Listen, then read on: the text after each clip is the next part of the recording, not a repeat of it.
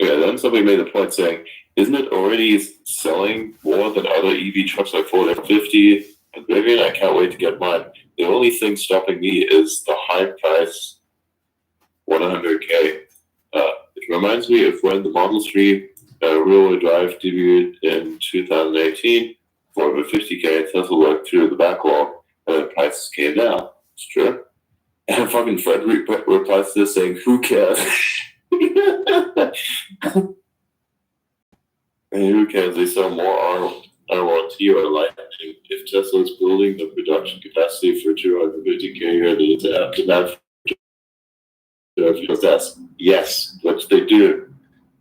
Oh my god. I can't believe that this guy genuinely gets paid to write stuff for companies. That's shit.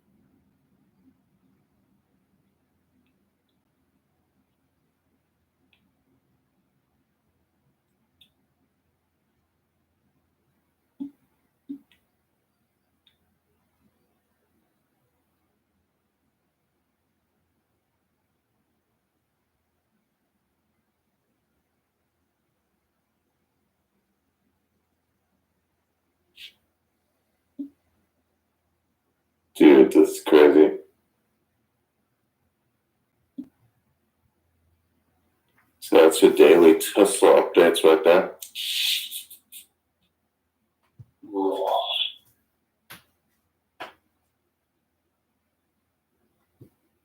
Kind of tired, but not tired at the same time. It's like a weird in-between zone. Excuse me. Between states. Yeah. Should Do you eat your burgers with or without the... What the fuck?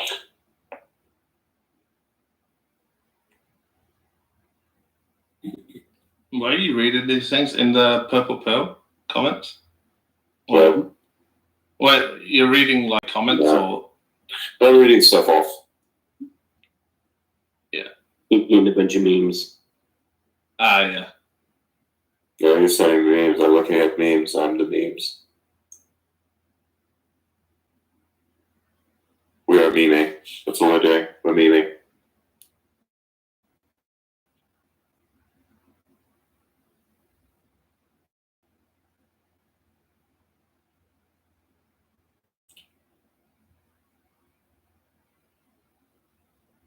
Ugh.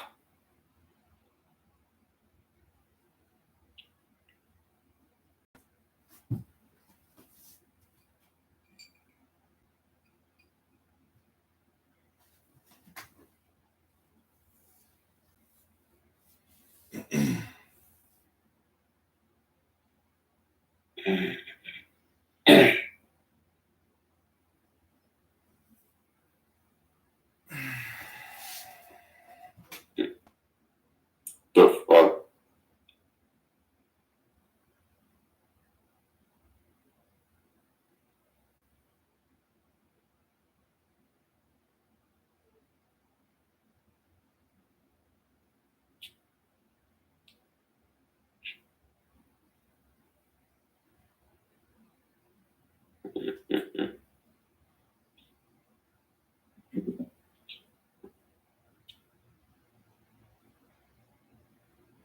Dude, what the fuck?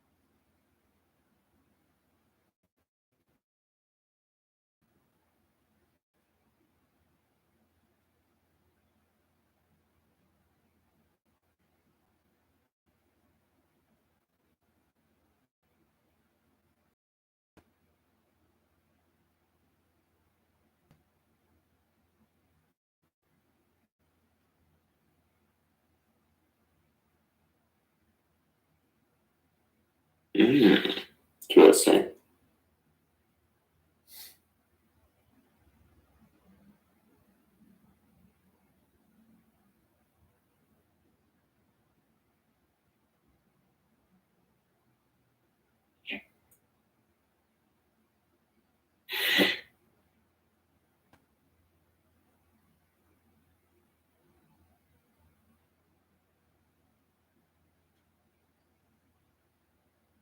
Okay, let's see. What else do we have here?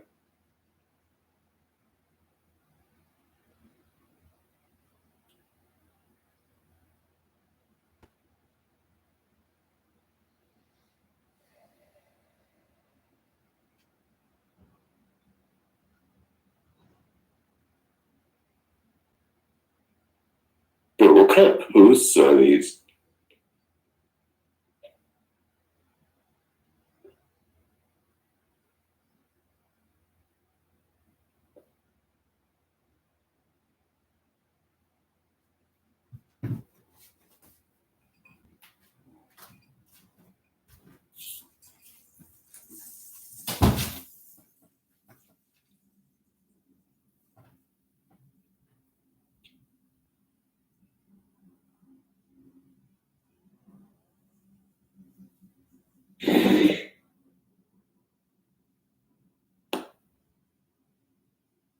Oh my god. This is crazy. I didn't know you could promote trends. That's interesting. You can do that?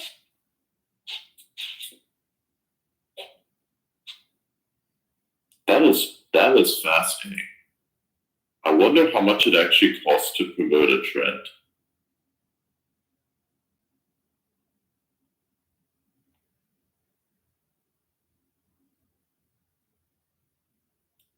I love how like the post. I love how like it's a selection of Trump on X promoted. Then there's fucking Ku Klux Klan. There's another instance of KKK, and Trump is back once again. Like the fuck is this trending, man? Jesus Christ! Oh well. Okay, what's going on? And next level confused.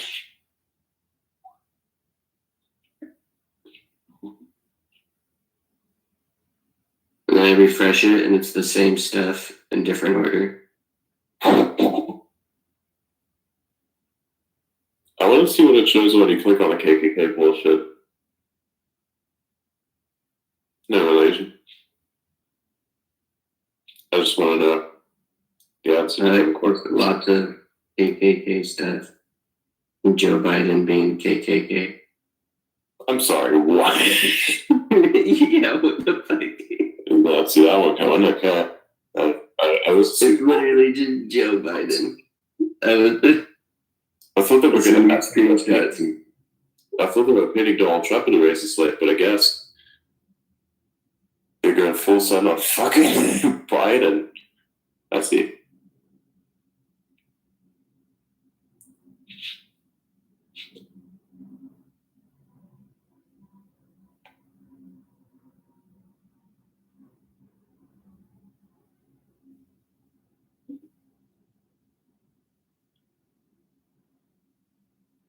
I saw Blas in here just a second ago. Yeah, he dropped. God damn it.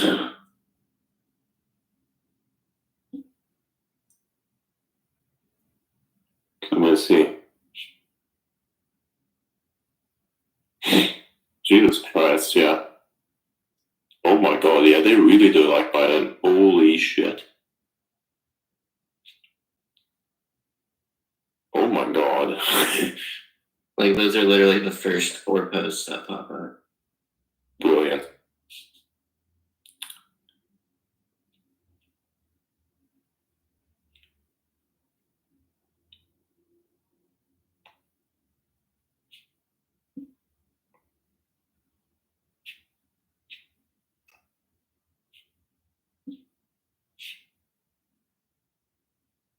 Is he still living in the White House? I saw something last week saying he won't leave. We can't get him out.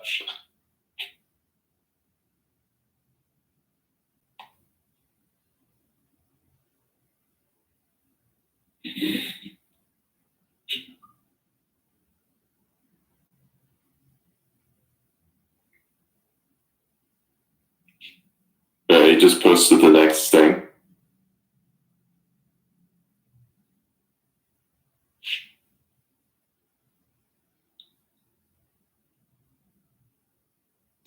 Yeah, he's posting actively. This is crazy. He just posted the thing fucking 6 minutes ago, and already has like 500k impressions on it. Then he posted another thing about 3 minutes ago with this fucking. Dude, this guy's active. He's back. He's welcome back. Yeah, I guess he liked his reach he got with that first post. And he said, "Oh, I'm taking advantage of this," and started posting away. Jesus Christ! I've never seen engagement like this. Like legit, the fucking post he put out an hour ago already has like 9 million impressions and fucking 220,000 likes. That's crack. The one he put out 7 minutes ago almost has 1 million on it. Oh wow. The one he put out fucking like 3 minutes ago already has like 200. This is just insane.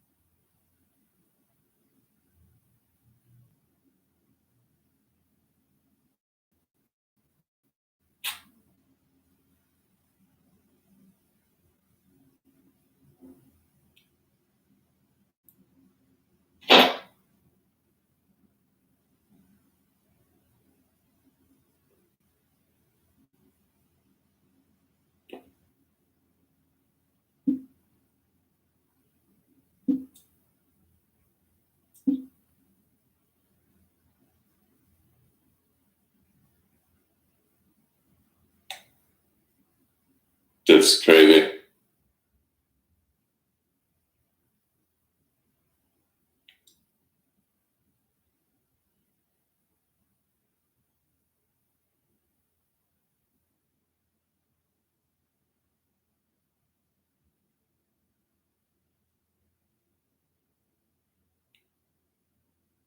Bryce is back. Nice.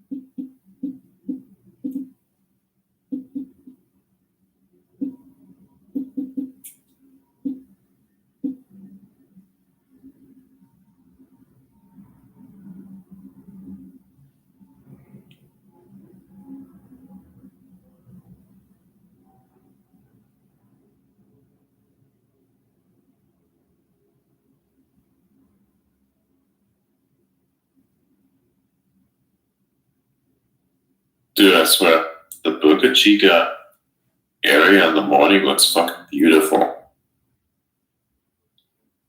Like, look at the sky, man. Shit. Yeah, it's beautiful out there. Yeah.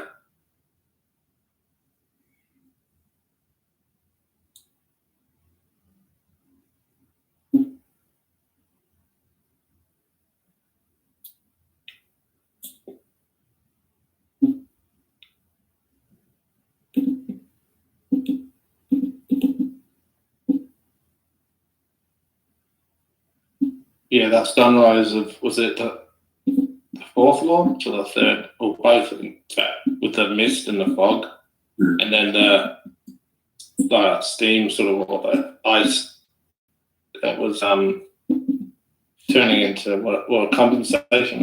And I don't know, that plume was like all the light flooding through it was literally a movie. And SpaceX, when they live stream, they don't do it by half measures, do they? They've got every angle covered. Yeah, they do. It's mad. And the drone shots as well. Like, yeah, that's sick. I assume they're drones, like there would be any other kind of aircraft, right?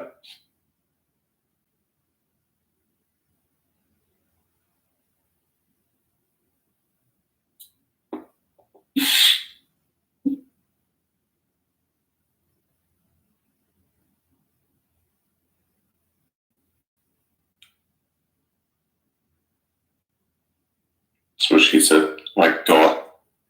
I really cultivated a nice audience of people who like to meme on everything. I'm proud of all of you.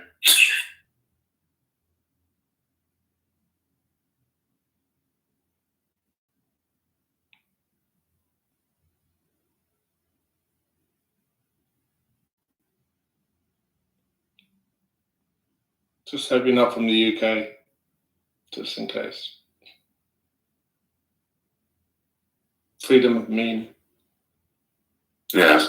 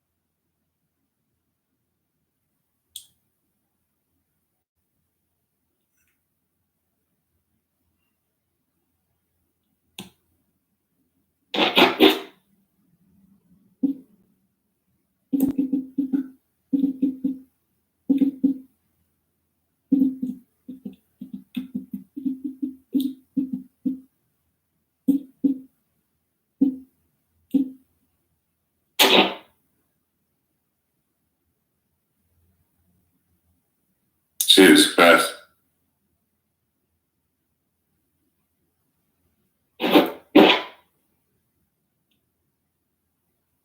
Yeah, he's just posting and posting and posting. He just made the last one like a couple seconds ago. Okay, he enabled his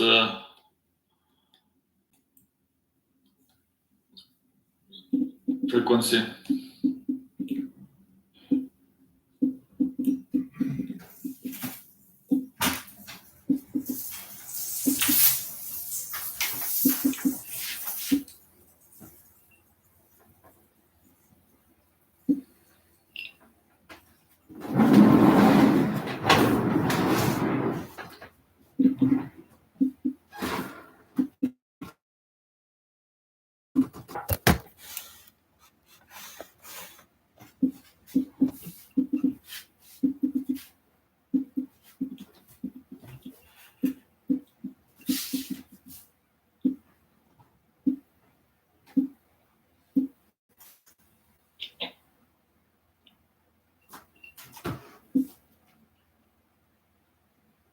Literally, he put this fucking thing out a minute ago.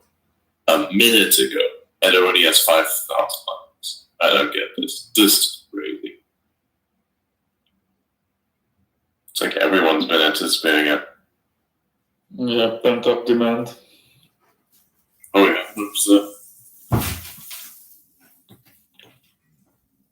Like this guy probably has more of a cult following than Elon has in some ways.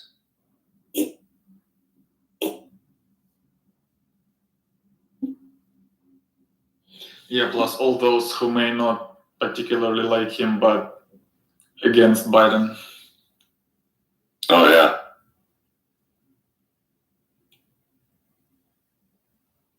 even then, it is only just beginning.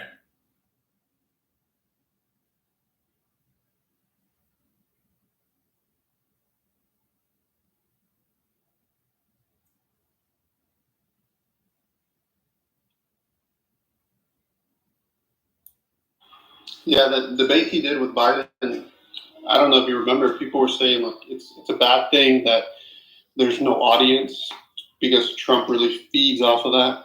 And so seeing these impressions or interactions he's seeing on the post, I'm sure it's giving him a lot of fuel, and hopefully we see a lot more of Trump.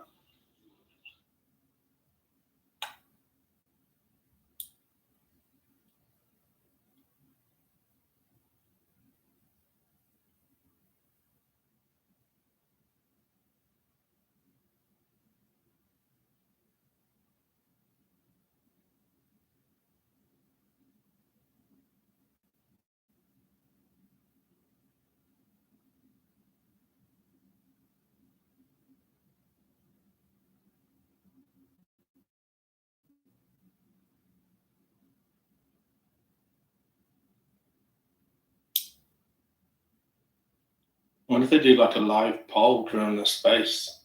That could be powerful to see that. I don't know. Just a simple yes or no thing. Do the listeners agree to something or another? I don't know. It could be an interesting metric, right?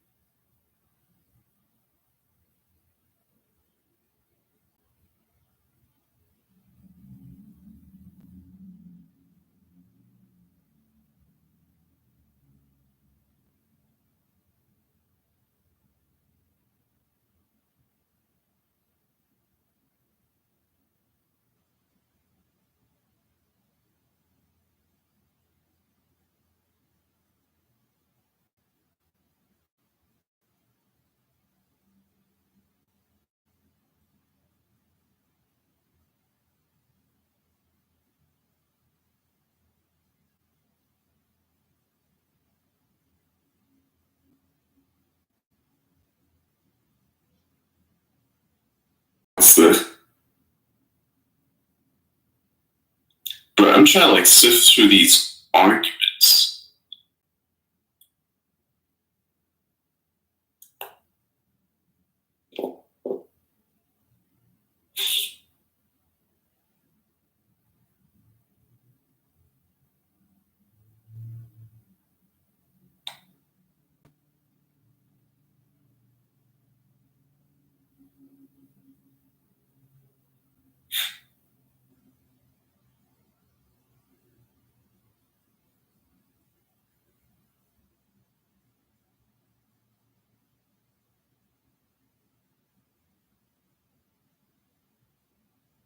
The fuck is this?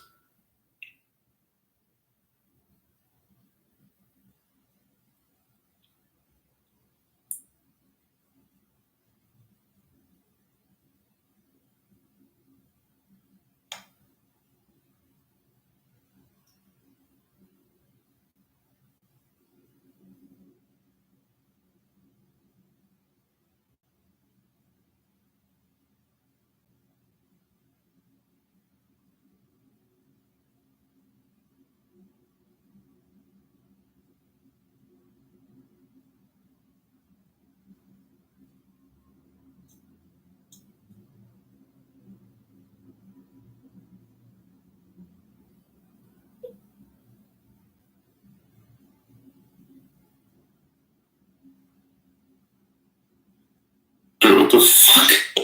I swear, my chats are crazy sometimes. I can read through the info.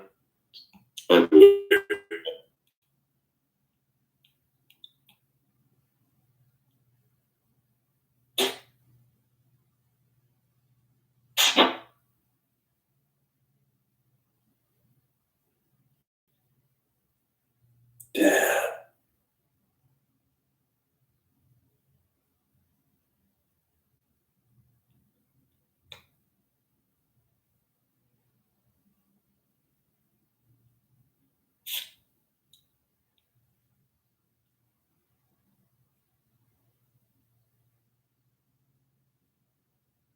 Dude, this is crazy. Do you see the impressions on this thing? 8 minutes up, 440.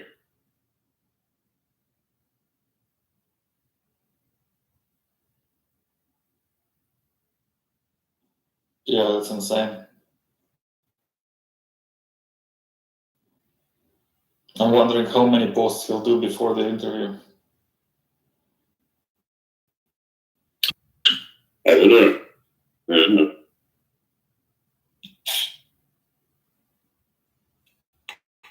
So if he won't be monetizable before his gray check mark, would he be able to collect? I mean, he won't be monetizable after getting the gray check mark. Would he be able to collect everything before that?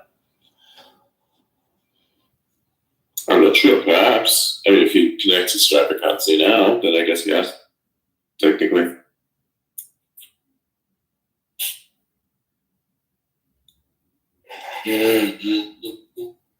Oh, sorry.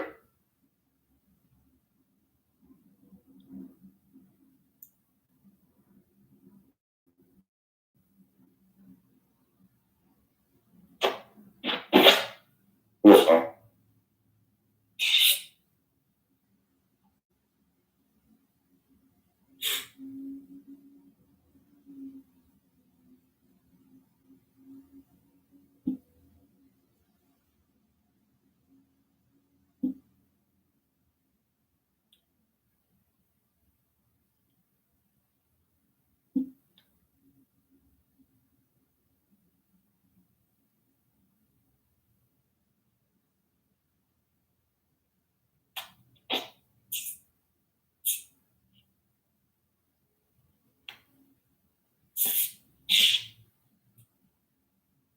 oh my god.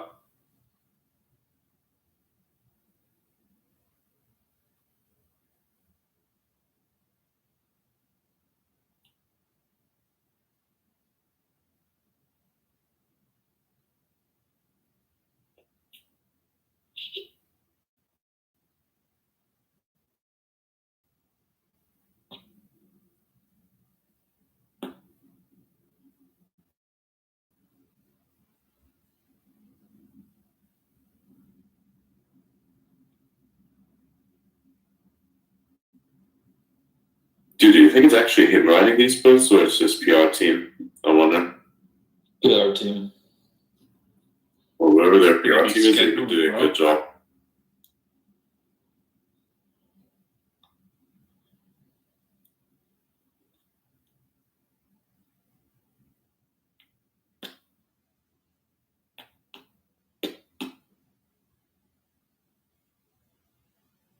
Yeah, I think Trump has bragged that he does his own posts, but yeah, these do seem like a campaign.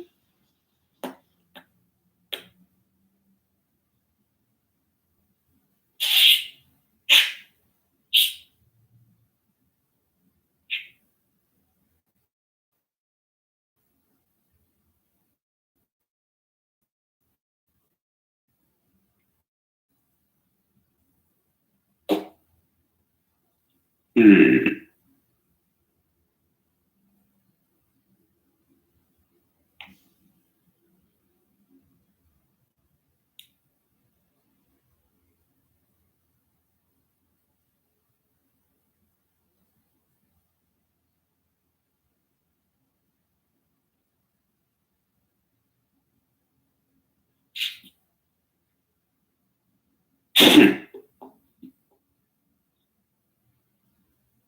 Dude, how much engagement do you think this guy's getting? Like, altogether? Do you think you can make like a chart?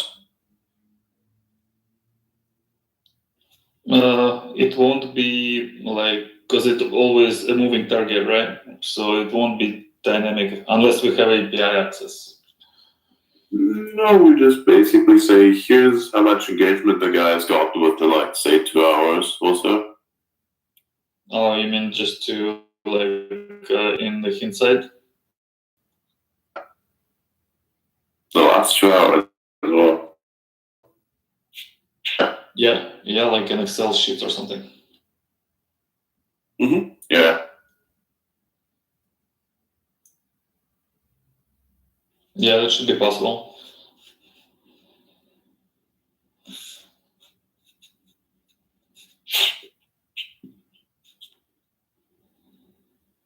Sure. Well, Yeah. so like the actual post.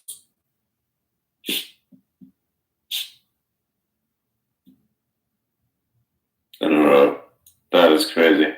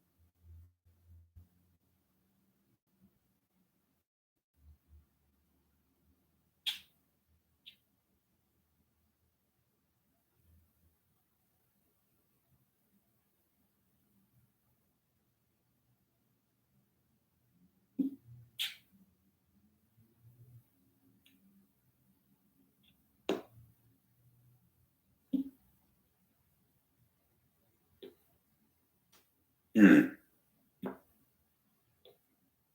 I can only imagine what his analytics looks like. It's going to be mad.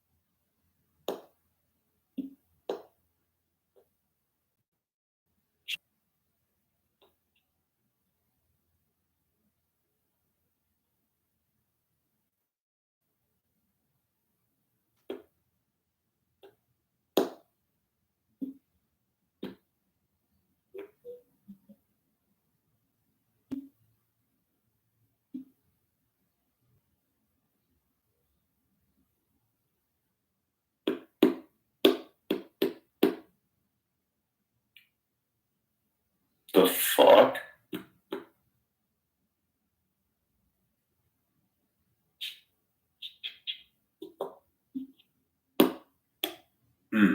Interesting. Who's this guy? Okay, let's take a look at some analytics.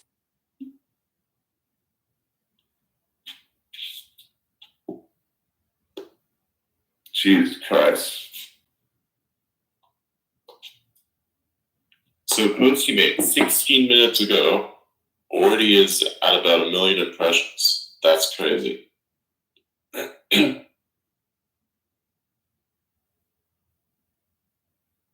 Wow.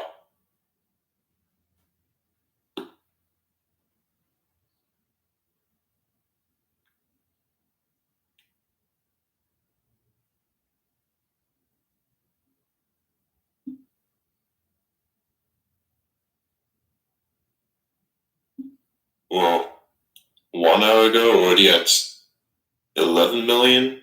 Jesus. That's crazy.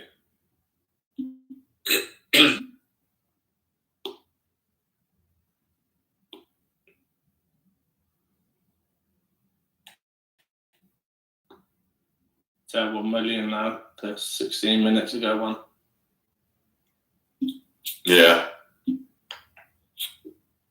And you can actually see the growth in real time, the way that it's currently happening. And you just wonder to yourself, holy shit, what the hell is going on here? Because this is just crazy. You've actually tracked that growth. Just put this on like a list and just analyze it. It's just wow. Absolutely wow. Thanks. Okay. it like refreshes. I wonder if the refresh rate of the metric is like timed every few seconds, or if it's. No. I've tested them before. Like I was watching it, like, and then it would suddenly just jump. I don't know. Every time I scroll down and scroll back, it would update the number. Anyway.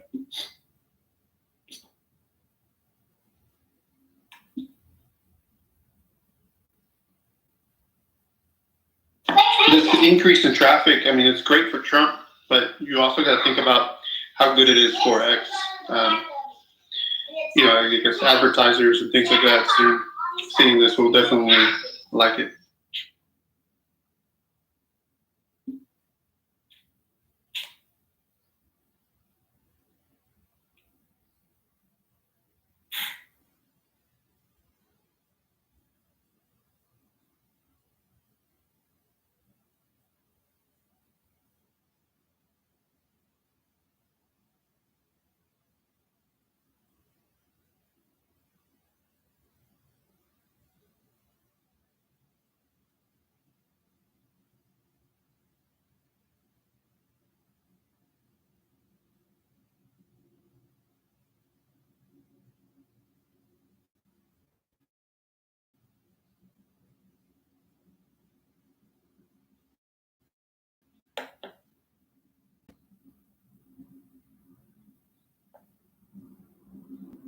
Yeah, that's why he's kept like really good forms, which tells us it's a PR team, because otherwise he would have just simply posted back bitches.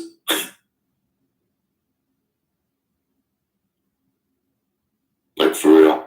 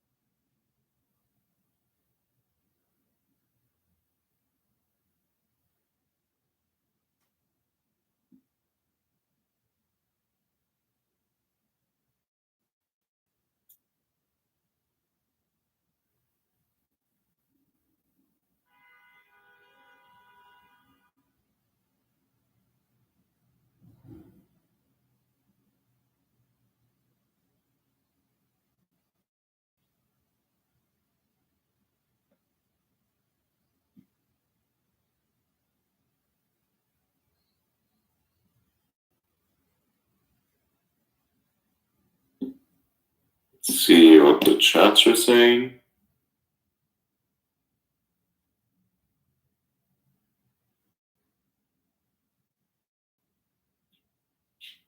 Crazy.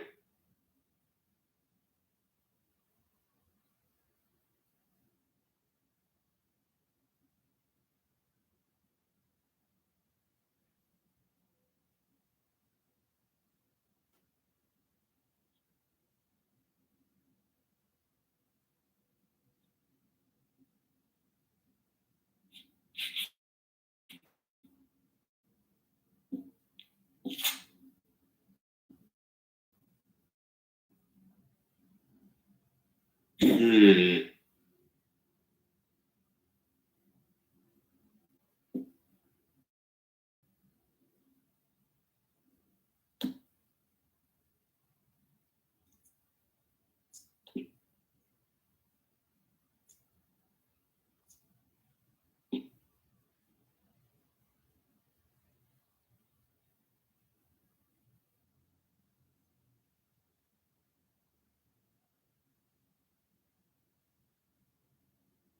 Dear God.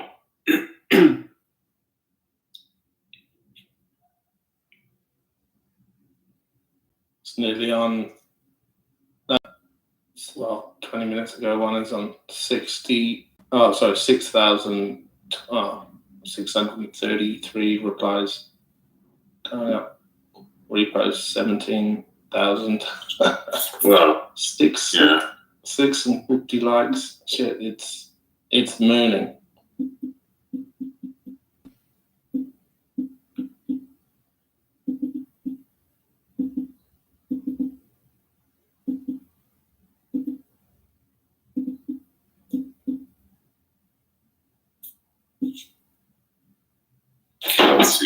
look like. Checking on that. Okay. Yeah.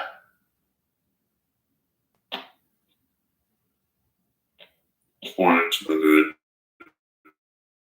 It's like crazy.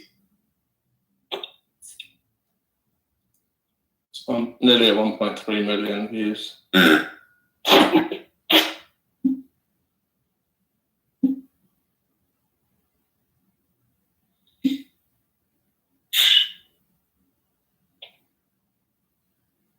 Be good to, I don't know, I think you can get it as your own account analytics, and you would like the people that have watched it from start to finish, and those sort of things, how people fade away generally after 45 seconds, or their attention disappears. But I don't know, on this one especially, I reckon people would be pretty keen to watch the whole thing through. Perhaps.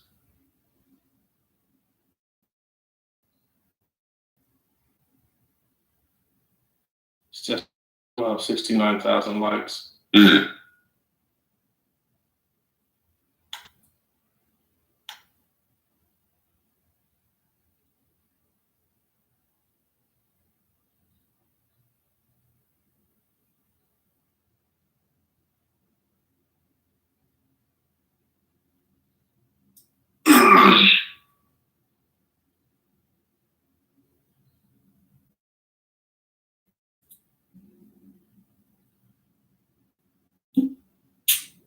I'm gonna check the list, see what else is happening.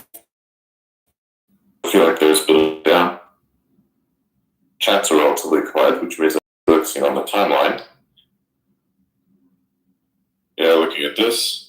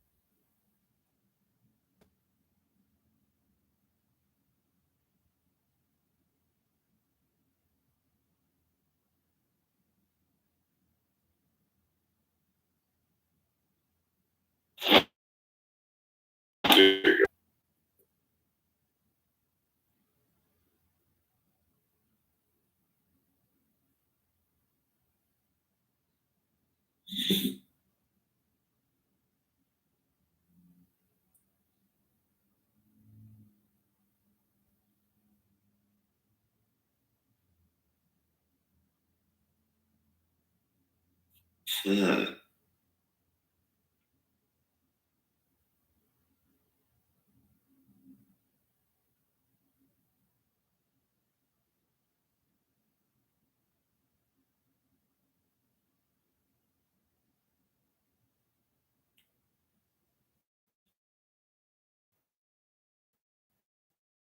I like shows. This is just funny. Good thing we started early. Like, super early.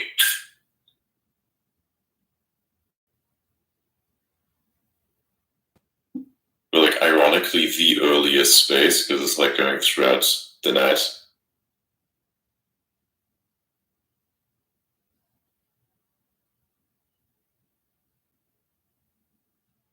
Damn.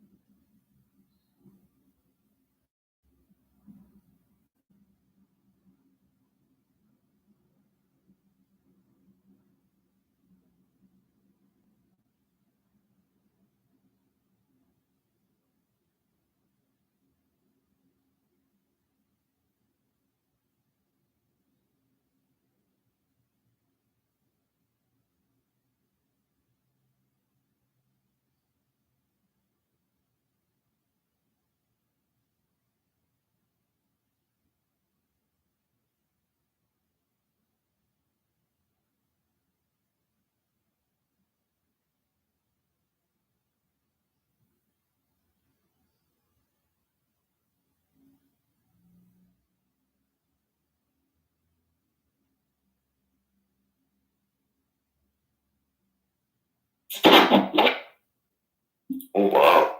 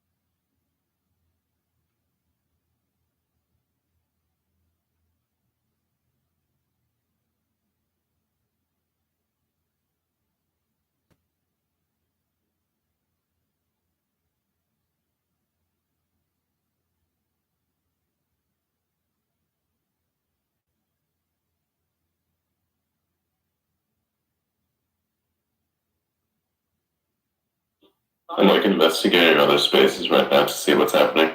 It's kind of interesting. And Trump just made another post.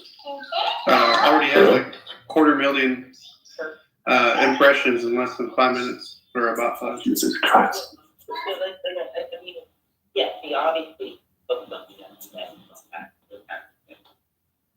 Jesus. I don't think that's a bad thing if you're for no tax. It's the same thing that Trump did with crypto, or that he was pro crypto. You want to make crypto, you want to make Bitcoin. Yeah, dude, he has so much engagement, it's insane. If you're pro crypto, celebrate that. And he's got millions in 30 minutes. What the fuck? I don't really see that as an argument. Well, but she voted against. She voted for different.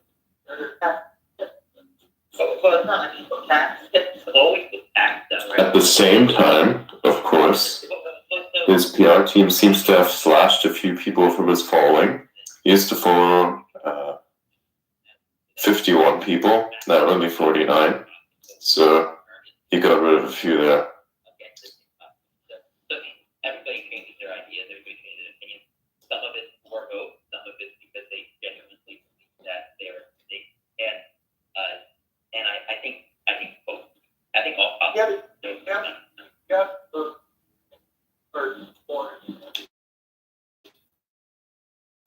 If you voted to uphold the current law, people or go to the IRS to uphold the current law, there's a difference between upholding laws and then changing them. And I think he's going to be focused on trying to get the laws changed. Whereas Ms. Gadsden enforced the laws because that's what her job. Yeah, I do like the for your effort. It does something that kind of similar. Equal voters behind the bill. There's so much work going on right now, it's crazy. 7 years ago, it's a little different than somebody who's still in office. And but I think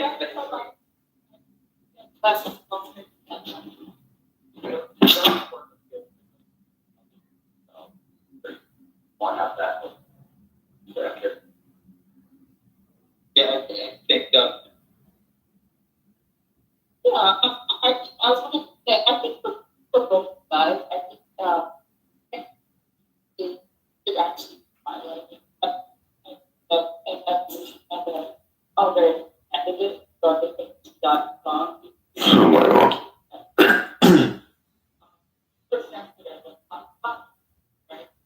Rather than pointing Yeah. it out as a negative side. So, I mean, let's be honest, everybody would love to do this for free, but to present it as an evidence in our goals is probably just hard to do. But I wanted to ask you guys, with my guy,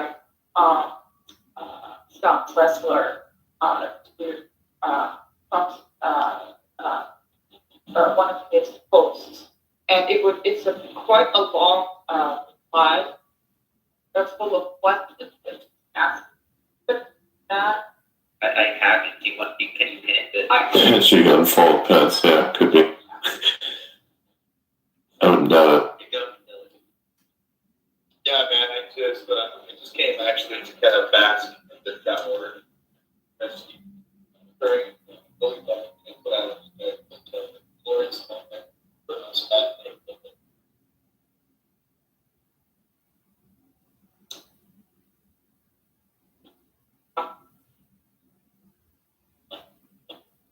So I missed that. Came this during this past, which again sounded like both that for those. So I was just kind of taking a moment, but I'm excited for that. Excited. Or I think we get into this the better. I'm not about.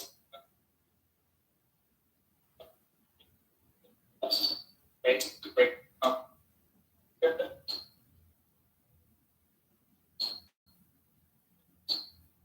The hell?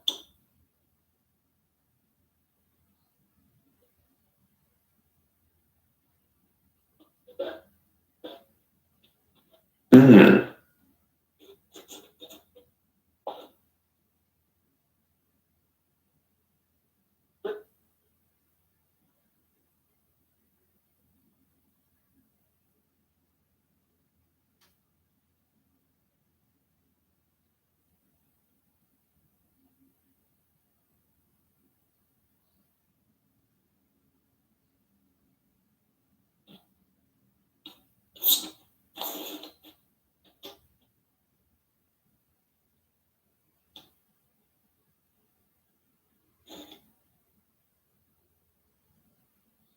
Interesting.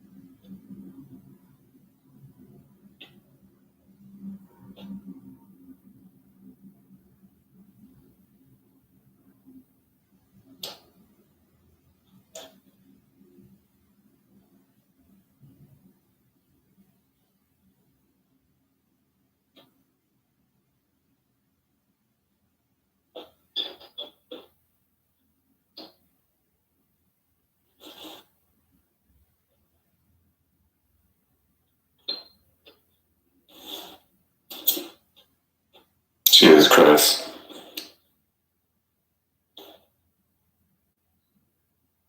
Already at 2 million? Wow.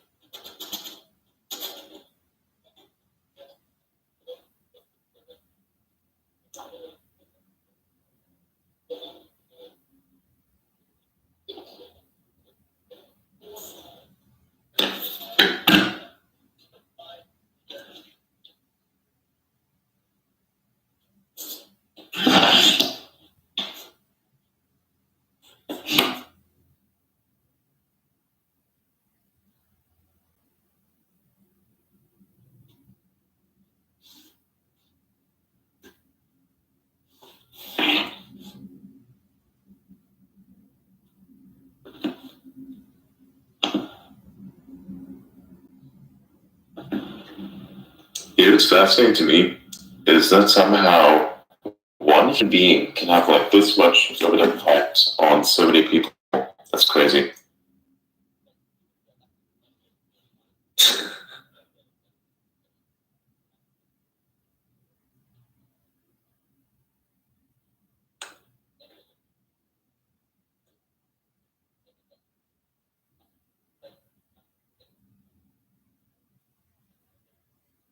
I'm trying to get Blue Eyes up. For some reason, it's not working.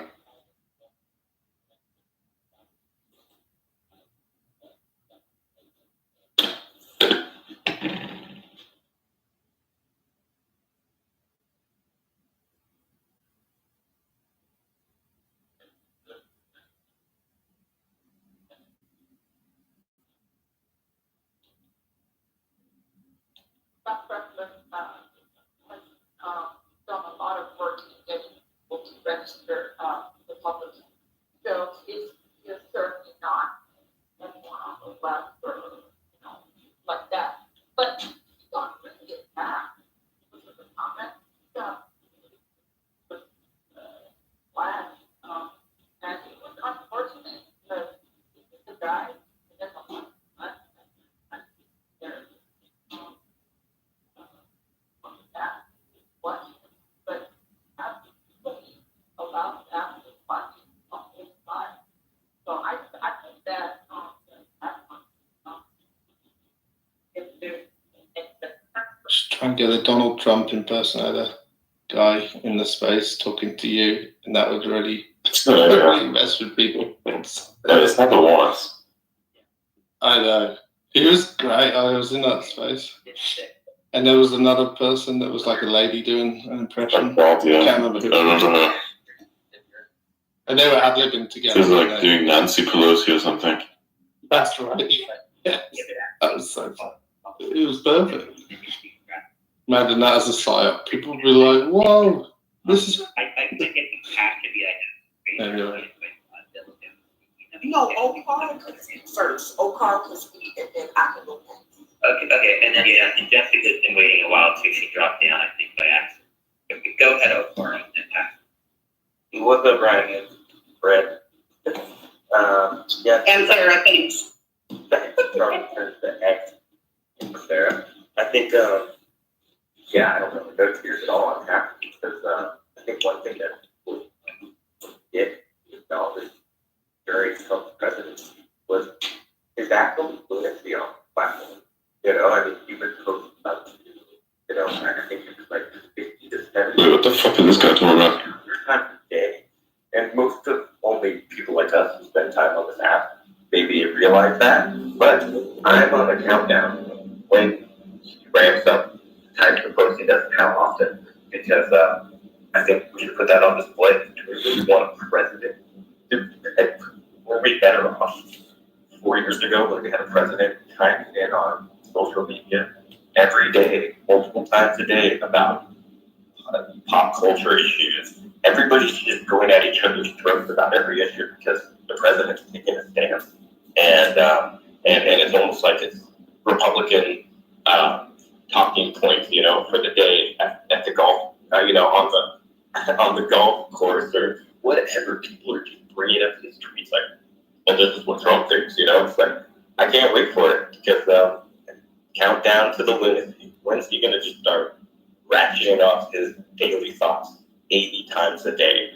And we should expose that because that's I don't know if he will. I don't know if he'll use that as that platform. I said earlier, he might just use it more for campaign-related posts, stuff that's approved by the campaign. If you look at Truth Social, he's made several posts on there this morning that are not posted on X.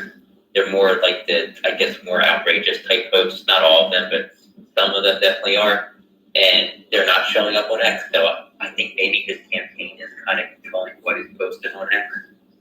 We'll have to wait and see. Pat, you know, that's I think your brother said somebody dropped down and worked yesterday. Did she want to say first? Yeah, I can talk. Hi, I've been following you guys for a while, so thank you for letting me speak. I kind of wanted to address the tips conversation that was happening, like as I entered, and just kind of quantify that the Inflation Reduction Act is just simplified, streamlined with the IRS. In other words, three metrics to like collect and oversee how many taxes, how many tips are collected with corporations and companies. And basically now we have one method. So it's saving taxpayer dollars because it streamlined the method on collecting that data. So I want to point that out. And also want to say too that I have mixed feelings about her kind of saying the rhetoric that Trump's been saying, because if she puts it forward, I'm all for it. If she puts stipulations in place that you have to make under a certain wage, because there are going to be ways for corporations and like wealthy people find ways to, but they pay their own taxes by reallocating their monies as tips instead of the funding that it previously was. I mean, they have the capability of to do that. So that makes me a little nervous. So as long as they're... That's funny. I just want to interject a little bit. Yeah. If that's what you're saying. I actually made a post, I think it was yesterday.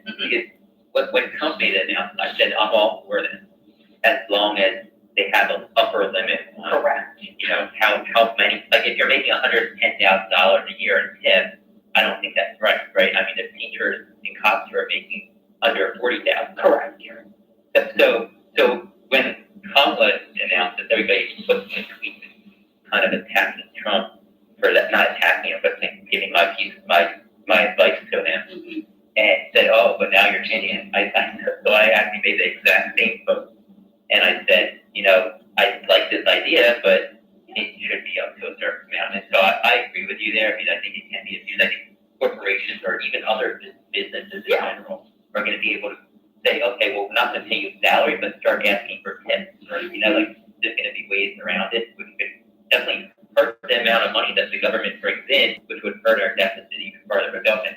Yeah, so that's exactly my point. And I'll be honest, I am far more under the perception that Harris would, you know, make sure that there were stipulations in place versus Trump, because I've seen his past, you know, financial policy, and he tends to lean towards corporates and millionaires and billionaires getting breaks. So that's just my 2 cents. I also just want to say I agree with God. I've watched the rallies. I know what kind of, you know, policy she's putting forth, like FMLA, universal child care, things that, you know, livable wages, addressing, you know, the housing issue. So, like, she clearly has policy, and I do agree that there's going to be something up that we can actually go view and go through in the next week or so, and I look forward to that.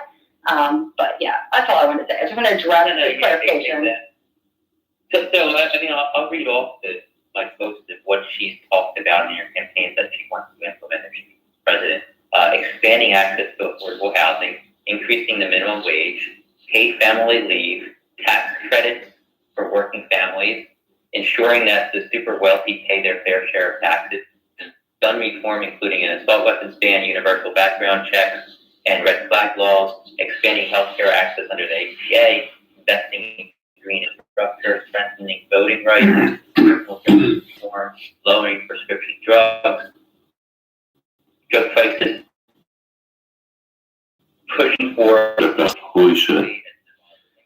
pushing for tribal self-determination, going after price gouging, stopping landlords from charging unfair rents, and getting a fire deal done in Gaza. There's also been others that I heard repeated.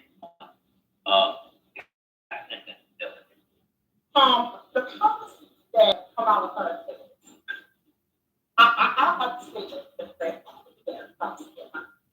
I like that policy that doesn't make sense. I'm not opposed. But what I do is I vote for the majority. I'm not voting just for me. I'm voting for everyone. I went to Iraq. I don't feel like the Democrats did enough for veterans. I don't feel like any party does enough for veterans. I don't feel like they do enough for active service members. I don't feel like anybody should be income shame that makes under in this country. And this is very controversial. In this country, you're not really making it because it depends on where you live. I live maybe 6 miles from Washington, D.C. My work is stop. I mean, it's so high. I mean, it's ridiculous. And so for me, I remember your post yesterday. We talked about taxes, and I said $110,000 is not a lot of money because when you factor in if you don't have benefits, don't have a. Is this person legit fucking talking? I can try to. I can go to the Department of Veterans Affairs. A person who makes $110,000 in tips, they can't do that. They have to rely. What do you mean legit? Public assistance, right? And then their jobs, I'm assuming because they make tips, that much tips, they are not getting the benefits that a federal government or a teacher or a police officer. So while I do have I fundamentally disagree with. I fundamentally disagree with this weird talking points that people use to say we have to make sure that the rich pay their fair. Motherfucker, they already are paying their fair share of taxes. The people who are not paying their fair share of taxes, if you want to put it this way, are the people who are using various types of tricks that are technically illegal to basically not pay taxes at all, and are then to basically make themselves look like people donating to various weird causes. I mean, you can also, that surplus money that's being donated,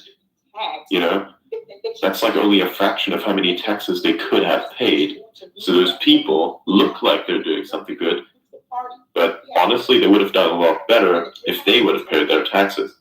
And like these many different foundations and such, and that I think is questionable in and of itself. But damn. I know there are. When people ask what Kamala Harris's policies are, I don't necessarily get into it with them because her policy is not an insurrection. Her policy is. Oh my God, these phone points are crazy. I don't want to see her for the rest of my life. I want to see somebody new and different. You feel me? Her policy is not to remove. Now, for me, I'm married to Jesus, and I had 5 children with my husband. It sounds like you need Jesus, honestly. But I do believe that people should have the right to fair and access to abortion, because abortion is not just. That's like literally the opposite. I think she's from the Bible Belt. You should not have to carry a baby that is sick. You should not have to carry a baby any day because it's none of my business for real. It's none of my business. He's like talking about abortion, you hear a child in the background. I'm fucking done. To this world that they don't want. It's just the bottom line. That's wild. The timing of that is just wild. The rapist baby, like a man will not know. Oh my God. You know what I'm saying? A female that's close to him. There's no way this is real. There's no way this is real. I think you're voicing the opinion of a lot of people on the left, and I think that there's a literal fucking child there while this person is talking about gay. Outrage last night, I think it's all. It's like at the old school I think radio a lot of people shows, it would add like no sound effects in the background to make the story. And with their own thoughts on what you have to say. So I think that's why I personally think it's like that. I was going to say, like, also I think There's no way this is real. I think a lot of people were exhausted from the 4 years of Trump when he would tweet 5 or 6 or 7 or 8 times a day. What's wrong with And that? when he was in here, I It's think so a lot of people have exhausting amnesia. They forget about how much that kind of caused a bunch of chaos, got them angry. I think him doing this before the election could fire the left up even more so than the right. We'll see though. Go ahead. So I just wanted to say there's a lot of people requesting to speak. I think there's 32 people right now. If you do want to leave a comment or a question, click on the little purple film bottom right. Sleep over me tweets. Do that already. And I think I said diligence next, right? Yes, you did. Before diligent goes, because Diligent, go. before diligent goes, I wanted to say really quickly regarding Donald Trump returns to X. In my opinion, Yeah, we're just gonna keep that one down for a sec. But like, god damn, that's just wild. The fucking child in the background as this person is talking about abortion. That's just, to me, that's just, I don't know how to deal with that. Like, well, what the fuck was even that? Wow, that just blew my mind, honestly. It's adding to her,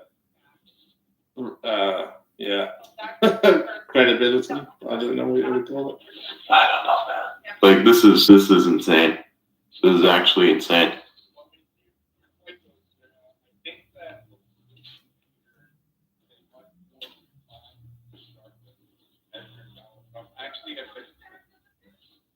I mean, it's not as fun, maybe, right? He still does.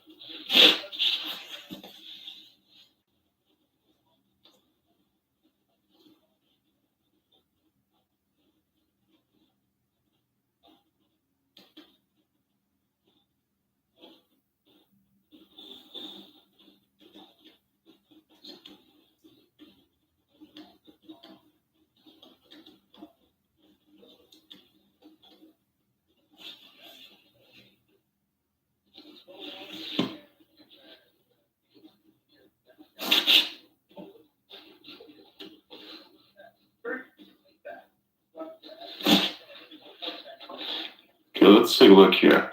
I mean, there's The one. problem with the crisis scenes is the fact that both of them sound so fucking the same that you can't tell which one of them is the moderator or which one of them is just basically speaking. Like, on point.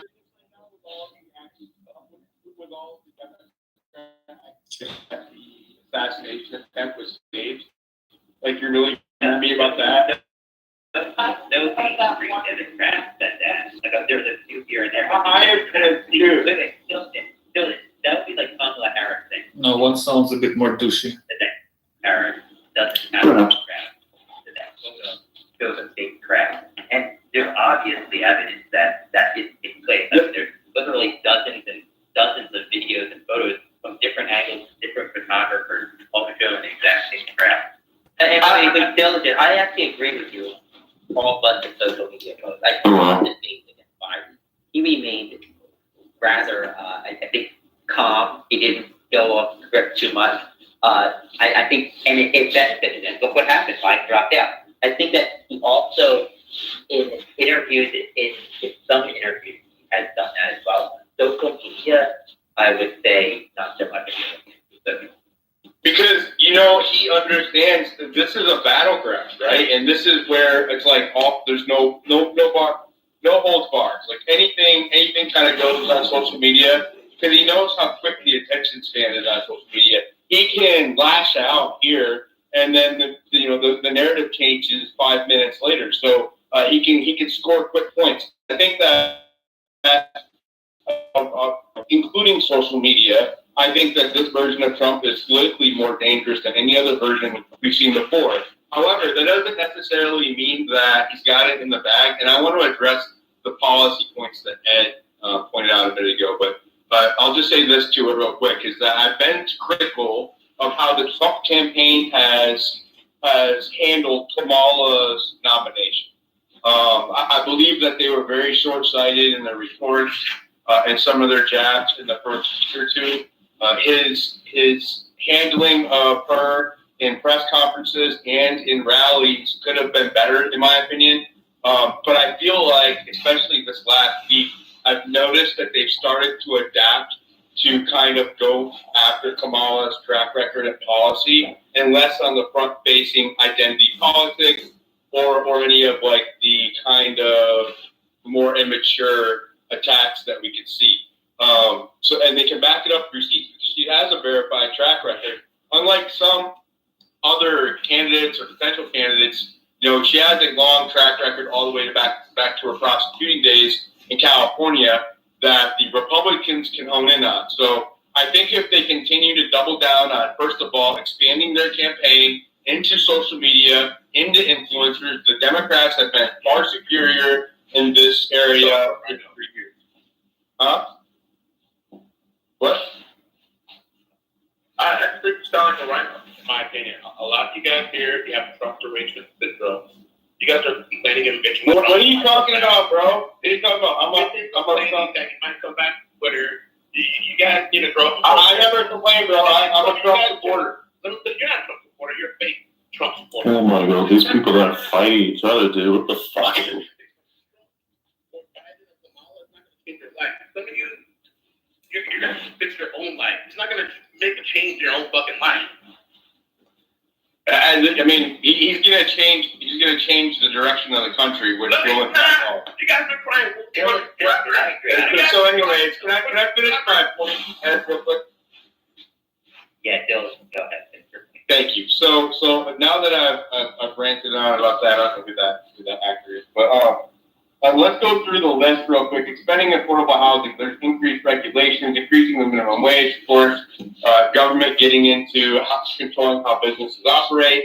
Paid family leave, tax credits for working families. That's good. I can't argue about that. Ensuring the super wealthy pay their fair share in taxes. That has a trickle-down effect. So more taxes. Gun reform. So there's an attack on our Second Amendment. Expanding health care access under the ACA. Yeah, we'll see Obamacare times 2. Investing in green infrastructure. Yeah, that's worked out so well so far with the broken up Green New Deal that Biden's implemented over the last 3 years. We have the highest record of debt ever seen, and a lot of those wind farms and crap don't work. Strengthening voting rights. What they mean is loosening voting security. Criminal justice reform. I actually don't have a problem with that, as long as it doesn't mean defunding the fleet, which is what it means from Kamala. You can verify that through her records. Lowering prescription drug costs. That's been the slogan of the Democrats for like 30 or 40 years now. Pushing more consumer protections, of course, regulation. Reestablishing Roe v. Wade. Okay, that's the centralization of power and trying to dictate federally what states can do on their own. We are a constitutional republic. Democracy is nowhere in our Constitution. Pushing the tribal. I'm almost done. Pushing for tribal self-determination. Like a nut. Sound like a liberal. Pushing for tribal self-determination. I'm not really sure what that means. Go after price gouging again. Big government trying to tell private business what to do. Stop landlords from charging unfair rents. That seems a little intrusive. And getting a ceasefire deal in Gaza. I will believe it when I see it. Thanks. That whole abortion issue with Roe v. Wade, the Republicans constantly are now saying everybody wanted it. Trump said that. He said everybody wanted it. But it was like, I think, 65 to 70% of those polls said they didn't want it to be overturned. But now MAGA is trying to make the claim that they're not really, it's not really right. All we're really trying to do is return the issue to the states. But when it comes to so many other issues, it's always about the federal government needs to do it. Like the federal government needs to ban transgender people from playing with sports. Why isn't that a state issue? The government needs it. How many things did Trump do on the federal level? Should all that stuff be returned I don't get that argument. It's just an easy argument that I feel like they're making. I mean, I just fundamentally on the constitutional level, I think that this is a position. This isn't something that the country gets to vote on. I think that there's nothing wrong with each locality handling it in their own way, much like the marijuana laws we see right now, right? So why can't individual work leagues handle the transgender issue there? I mean, that's because that's. I mean, You got to well, no, I mean, I guess I don't understand. I guess I don't understand the premise. Because what you're saying is like instead of the government forcing Title IX. How are these political debates happening now? Why this is not happening before? That's kind of something I'm wondering. Well, then I would harken you back to the civil rights movements in the 1950s and the 1960s. The reason why is because women have been, historically underprotected in the United States, along with black people, right? And so certain measures had carve-out protections for them because obviously, historically, they weren't before. And so those what we're seeing is a reversal, an inversion of those carve-outs to where now, in the sake of not hurting people's feelings, we're going to destroy those protections that were fought so hard for women as a protected class. Can I Go ahead, yes, please. Here, Dylan, here's my thought on this. I would be fine with these being whatever body is governing these laws, okay? Oh my God. Legislation decide how they want the public schools to operate, right? Any of the other connected affiliations, let them decide. And if they really want to have biological men beating up women in boxing, by all means, let them. However, make sure you know that that's what's happening, that they're allowing acceptance, inclusive, and then at least women aren't suddenly blindsided when they're in some sort of event, right? Where they expect to be fighting women who are biologically women, and then they're all of a sudden having to fight males, right? So I think the big thing is that people need to be informed, okay? And it's their own choice. So if they want to get in the ring with someone who might have a physical advantage over them, that's their prerogative. You move it to the state, let the state decide for their public education system, because that's on the state to deal with, okay? And let the parents find it out at the state level. And I think that's the most fair option that's still seen, because no one is ever going to 100% agree across the United States. Wait, is this the fucking person who the Omni liberal got pissed at? I 100% understand. It's not easy to move. No, but sure. if you disagree so significantly with This sounds exactly like the person who the fucking Omni liberal got pissed at. Find a place that you align with ideology. It is, actually. Has to be. I'm saying that wrong. I'm sure of it. Ideologically. Yeah. I'm sure you understand my point.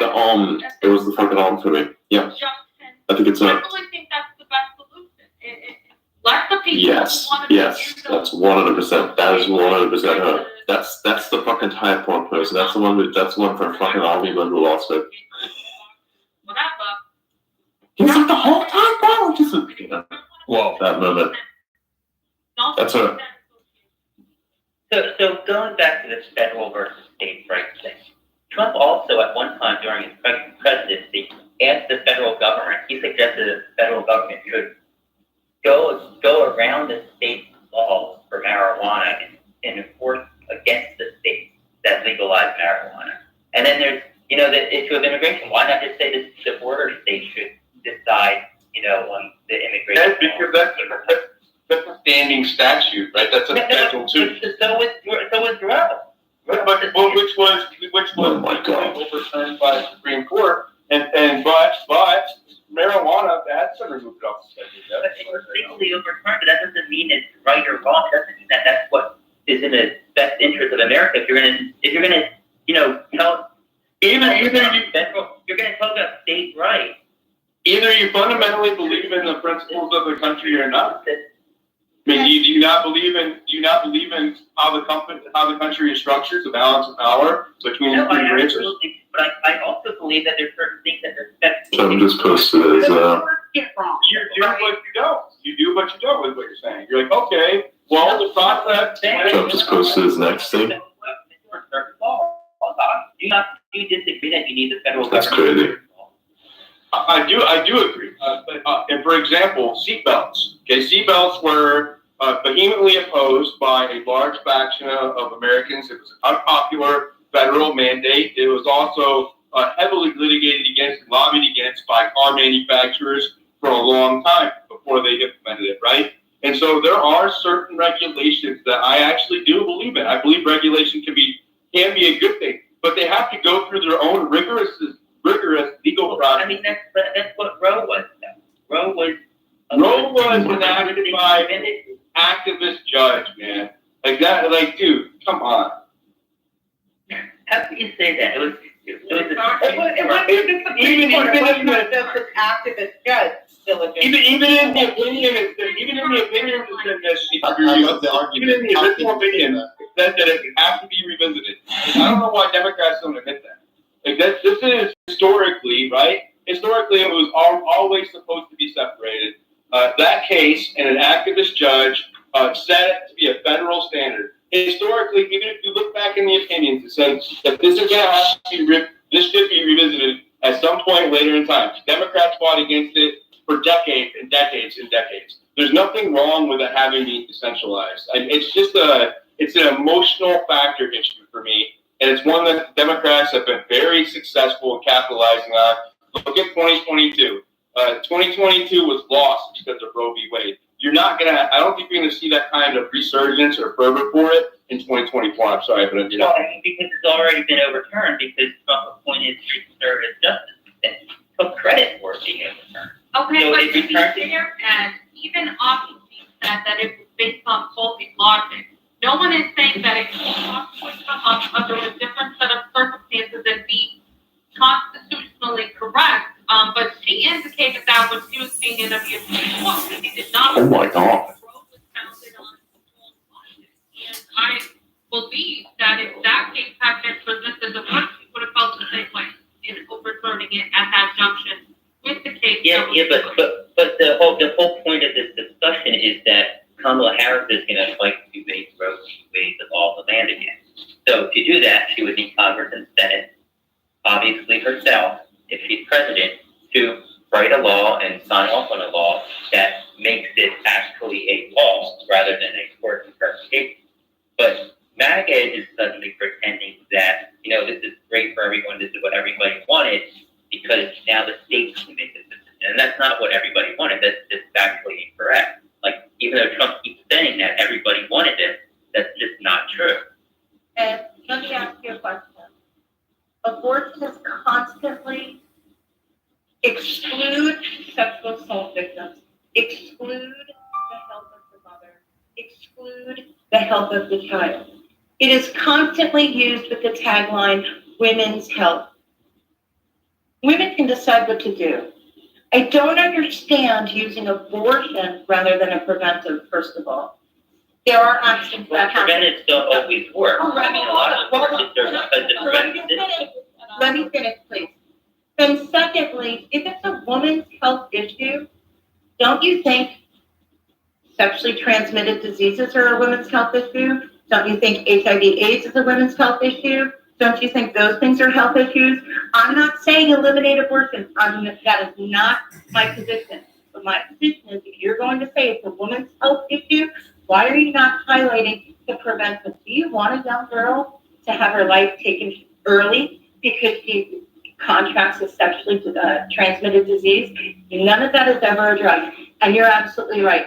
If a woman should love herself and her body enough to protect herself and to say no to a man who's not willing to do the same simultaneously. And a man should love himself enough to do the same thing. Okay, So I agree, those are women's health issues. No. Can I They're human health. These debates are interesting. It's like a conversation in somebody's head, like it's all like this is. It's interesting. But I'm not saying the government should make a law. Like you can map this whole dialogue tree out and predict its next outcome. If you're obsessed with them. Go ahead. Thank you. So the answer to your question is that both women and men can get STDs and suffer the consequences. However, men, at least thank God, not that I know of, can get pregnant, but I'll wait. I won't hold my breath here. But the fact is, the reason that abortion is a woman's health issue or pregnancy is because it is not just a means of ending a pregnancy, because prior to By the way, I'm gonna have to go real quick, so BRB. So can you guys run the show a little bit?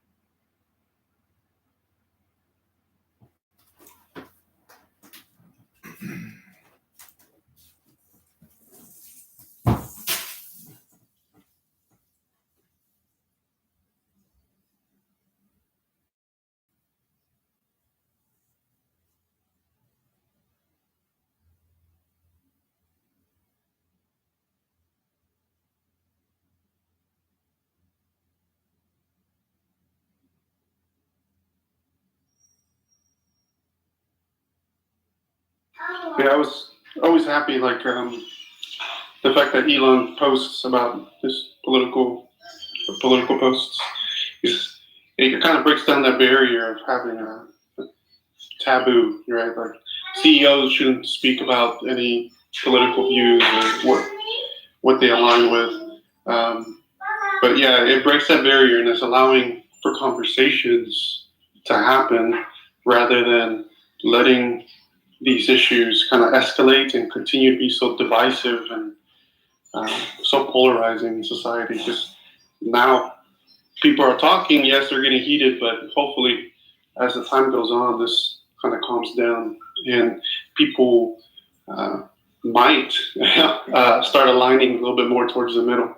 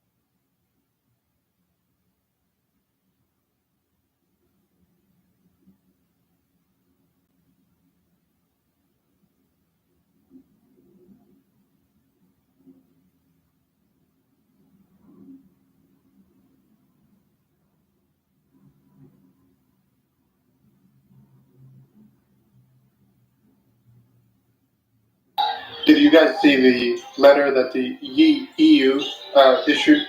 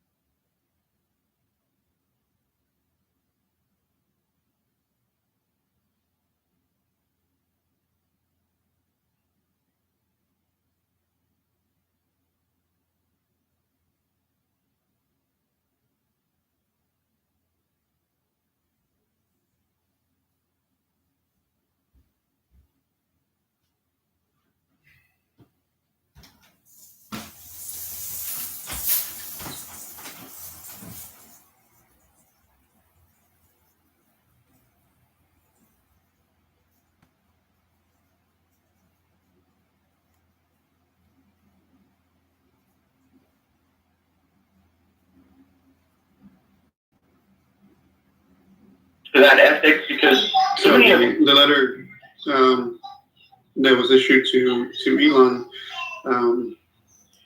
it says they claim this conversation could generate detrimental effects on civil discourse and public security. It could lead to public unrest in the EU. So it looks like they have a huge issue with the Trump and Elon space.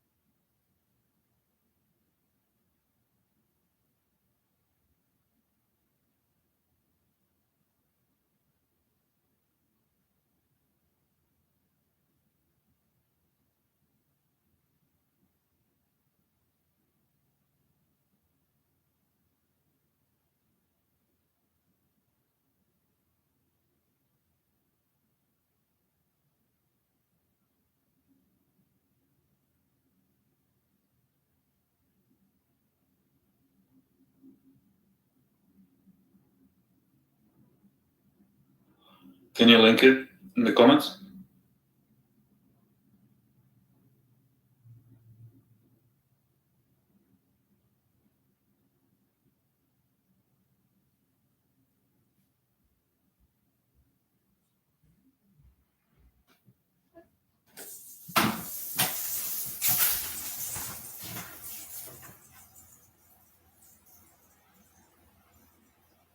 Yeah, I saw it through Mario's post, Mario Marful.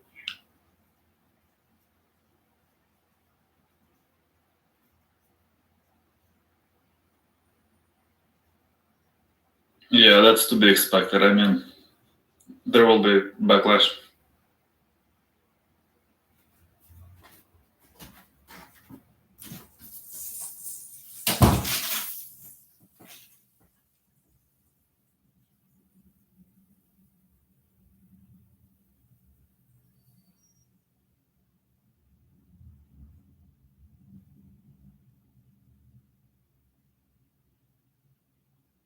I think it'll be wild, this thing escalates or continues to escalate, and they try to, censor X from the country as a whole, the same way Brazil or Venezuela tried.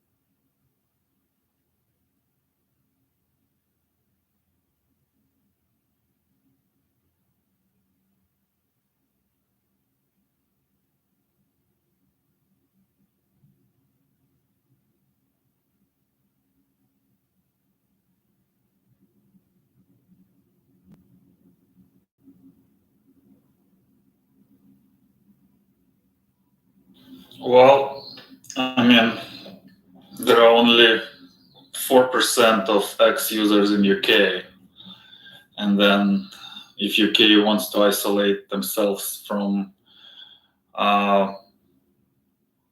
free speech platform, then perhaps they can use VPN.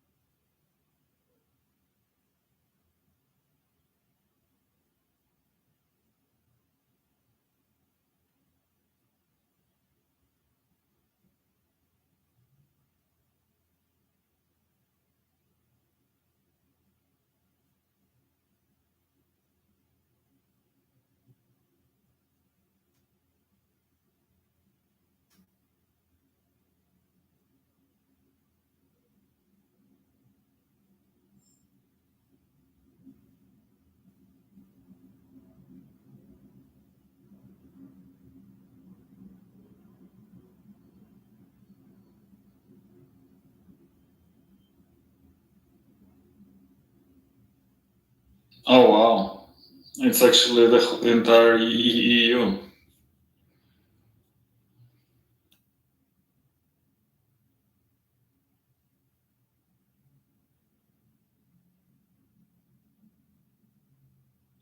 Like Europe, not just the UK.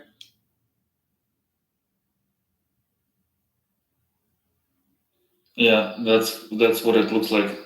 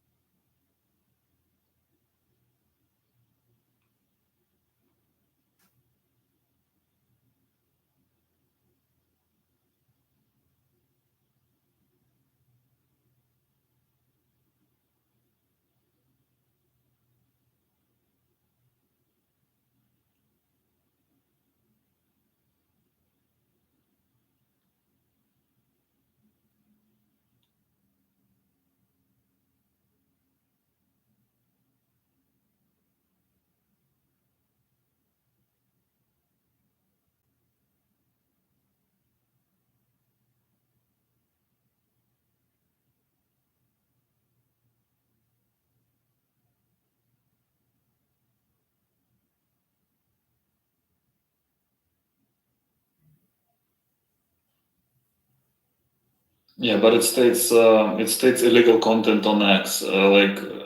It doesn't specify what it actually means, which could be attributed to ineffectiveness of the way which X applies to relevant provisioning of the DSA, may be relevant to context of the ongoing proceedings and the overall assessment of X compliance with EU law.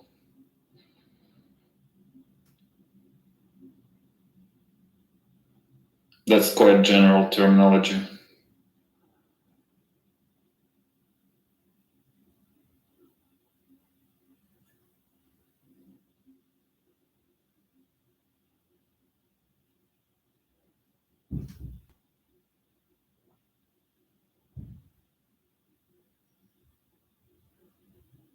Yeah, I think they're concerned that there could be like negative content. I mean, illegal content. So it's just they're just worried about that, and I think that it's it just they're basically asking to be cautious, but I don't see any ultimatum in the letter.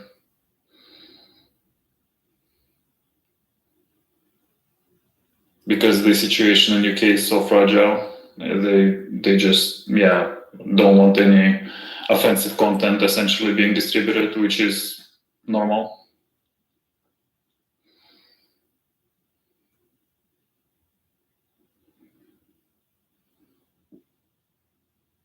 Mario is just trying to get like here it reads like an attention clickbait post. EU in full panic mode. I mean, it's just a letter to watch for hateful content, which is regulated by the local laws, and X conforms to the laws within each country. So I don't see it as a big issue.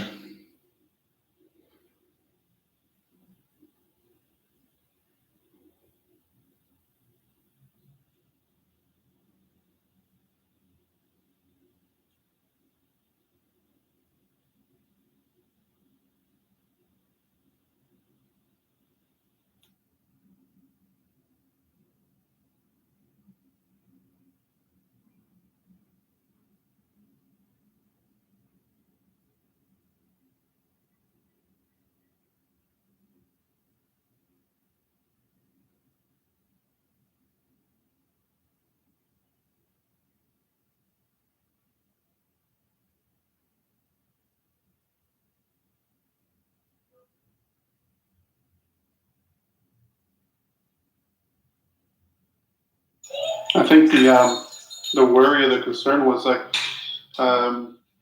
Elon's post with Europe is heading towards civil war was being seen as trying to incite hate towards a specific group of people or type of inciting violence, whichever way they want to try and form it.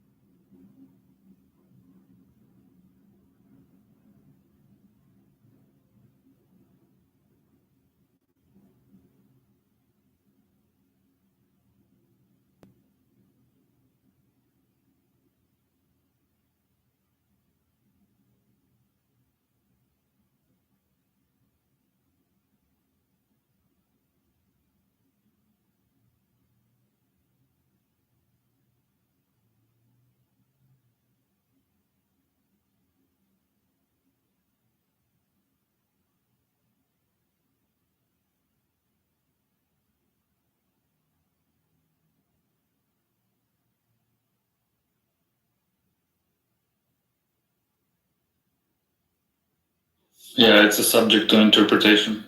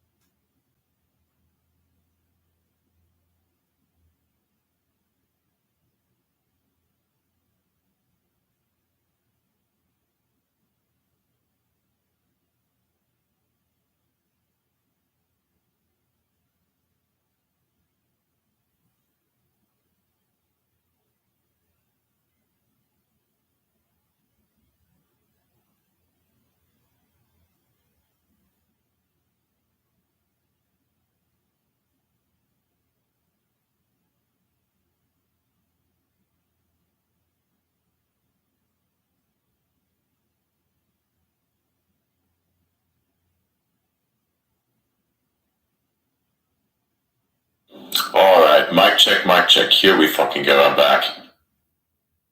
Yeah. How long was there dead silence for in this space, anyways? Not overly long. There was some snippets here and there. Cool. Alright, everything's back in force. I'm back. Let's have a show. Let's do this. There might be a chance I may join a space intermittently as well, because Alex Jones is going to be in a space, and I may be there. So that's something that may happen again. Remember when we had this little conversation yesterday, and we said, hey man, it would be funny if there was another incident where, Alex Jones were, we would have another conversation with Alex Jones. But yeah, that's coming. So it could be, another little Alex Jones thing that we might be doing, which could be fun. Yeah, so interesting stuff. The memes, of course, have been flourishing, as we all can see, by Elon's response to the European Union here, Theory Breton. With great audience comes greater responsibility, and I'm like, wow. Yeah. Honestly, I know it's often a bit of a buzzword that people like to say. It's kind of a buzzword when people refer to what Elon is doing and what this platform is doing, as in that it protects free speech and that the goal of it is to protect free speech. But really, this is not a buzzword. This is the actual goal itself, and this is actually what's happening. Because if there are certain entities that are coming after, that freedom right now, this way, as you can literally see, they're trying to come after that freedom and take it from you, take it from all of us. You can really tell that that's exactly what is happening, right? There is an actual fight for free speech, and there are two sides of this war. Those who want you to have it, and those who don't want you to have it, right? And so I always find it's interesting when people say it's an overused buzzword. Honestly, it's not overused yet because it still has a lot of merit to it, right? So until things like this no longer occur, then I think we can agree that it's overused. But at the moment, I don't think it's used enough. There's not enough emphasis given around this, right? But imagine such a drive to try and somehow get. I don't believe this, man. It's just crazy. It's unfortunate. It's really unfortunate because the European Union itself and the people within it, I always find it quite fascinating. I always like the organization, the potential good that it could do, but it really is unfortunate what they're doing now. The overregulation and the damage that they could cause. So I always find that to be very unfortunate, as opposed to doing the thing that I'd hoped they'd always do, right?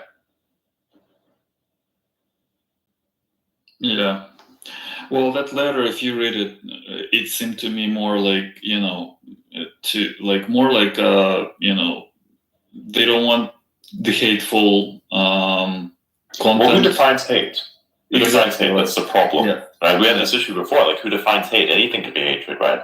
I think, honestly, look, if you're not mobilizing potentially entire groups of people against an individual online who is defenseless, there's probably something that you should do about that. There should probably be some consequences to you trying to harm a business, for instance. But I mean, defining something that's hatred in this sense, when you're clearly just reporting on the facts of something happening in a particular country, then that is something. Or what if you're voicing your opinion? At what point do you actually no longer have the option to voice your opinion? So, for instance, if you accrue a massive amount of influence, in the case of Elon Musk, right, and you were to voice your opinions publicly about a particular thing, you can now no longer do so because the very impact of you doing this can cause a mobilization of some sort, right? So you may as well just say nothing, which is the actual idea of this, is to basically say, please shut the fuck up. That is essentially what this letter means. Right? It's a sophisticated, drawn-out way of saying, please stop talking. That's literally what it is. That's all that this fucking letter is. And there's something interesting that the Omnula role has said to me, and this is a person who's quite far on the left, but I kind of respect him for what he said there, which is that he doesn't think that you shouldn't. He doesn't think that the response, for instance, of you saying something on the internet merits, say for instance, you say something on the internet that could be interpreted a certain way. You shouldn't lose your job over that, for instance. Something like that, you get cancelled online. It doesn't matter what side it is on. So I think that's kind of interesting, kind of insinuated towards that once we had a communication, which I thought was really cool, and which I kind of, admired in a sense. So even within that framework, I think it's important that you at least have the freedom to offend one another, and I think you should be able to offend one another. Otherwise, you can end up like various other people, such as, say, the example of Dan O'Dowd, where you sit in a space with a team of lawyers behind your microphone, whispering into your ear. As soon as like somebody says anything that's truly in your direction, that guy just says, "Libel, libel!" Fucking unbelievable pussy. Like that's not where that should go. That's like the opposite. This is like an example. That's an example of where it shouldn't go. And like I think an example of where it should go is where just basically you get to chew each other out with just merit alone. And that's perfectly fine, and it's awesome. That's great. And I think it should continue to happen. There should be more of it as well. So by all means, man, I don't really care. But it's important to have freedom, and especially freedom of speech on this platform for everyone to use it.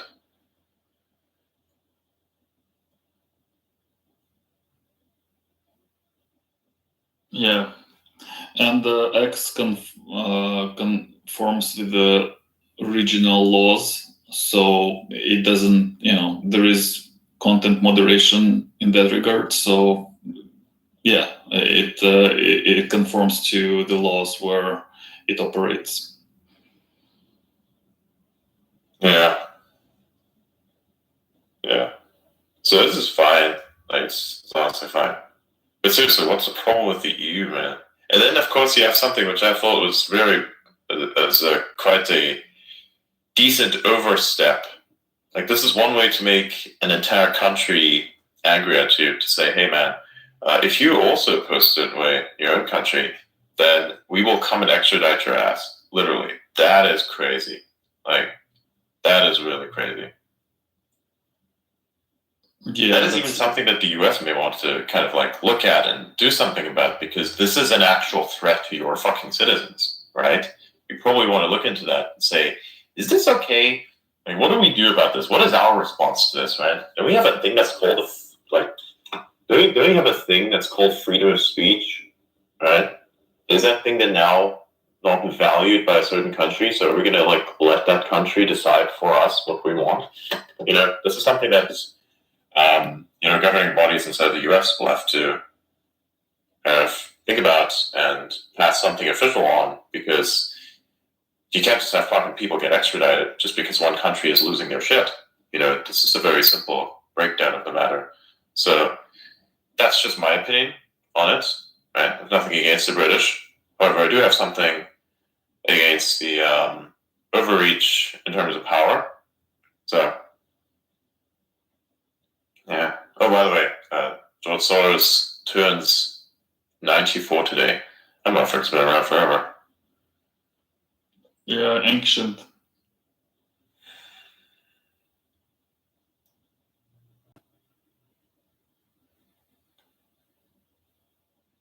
Oh my god. Dorsey's ghost still haunts ex-left-leaning media, hails ex-right-wing. What? What? That's some bullshit.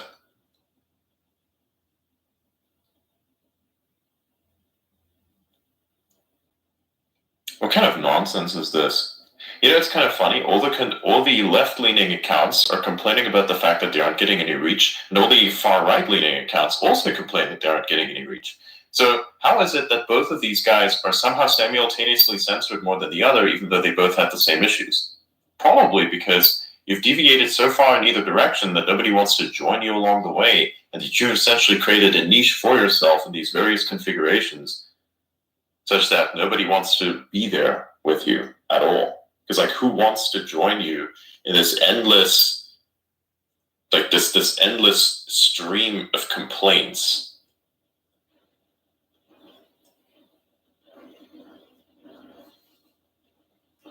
Yeah, it's like victimhood mentality. look at even say, so let's take two graphic examples.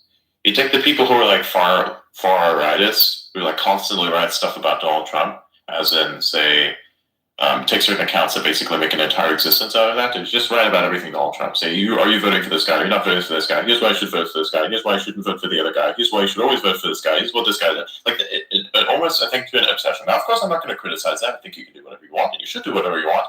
But then, of course, expect there to be certain outcomes. The same thing, of course, that applies to someone who's like on the right. Imagine so like the Krasensteins, who are like constantly trolling everyone's comment sections if they're leaning a particular direction just for the engagement, and they just like lean very far in that direction. Right? Both of those things, I personally would not want to really engage with because it's just boring. It doesn't make any sense for me personally. It doesn't make any sense. Like, why would I engage with this stuff? I don't understand that.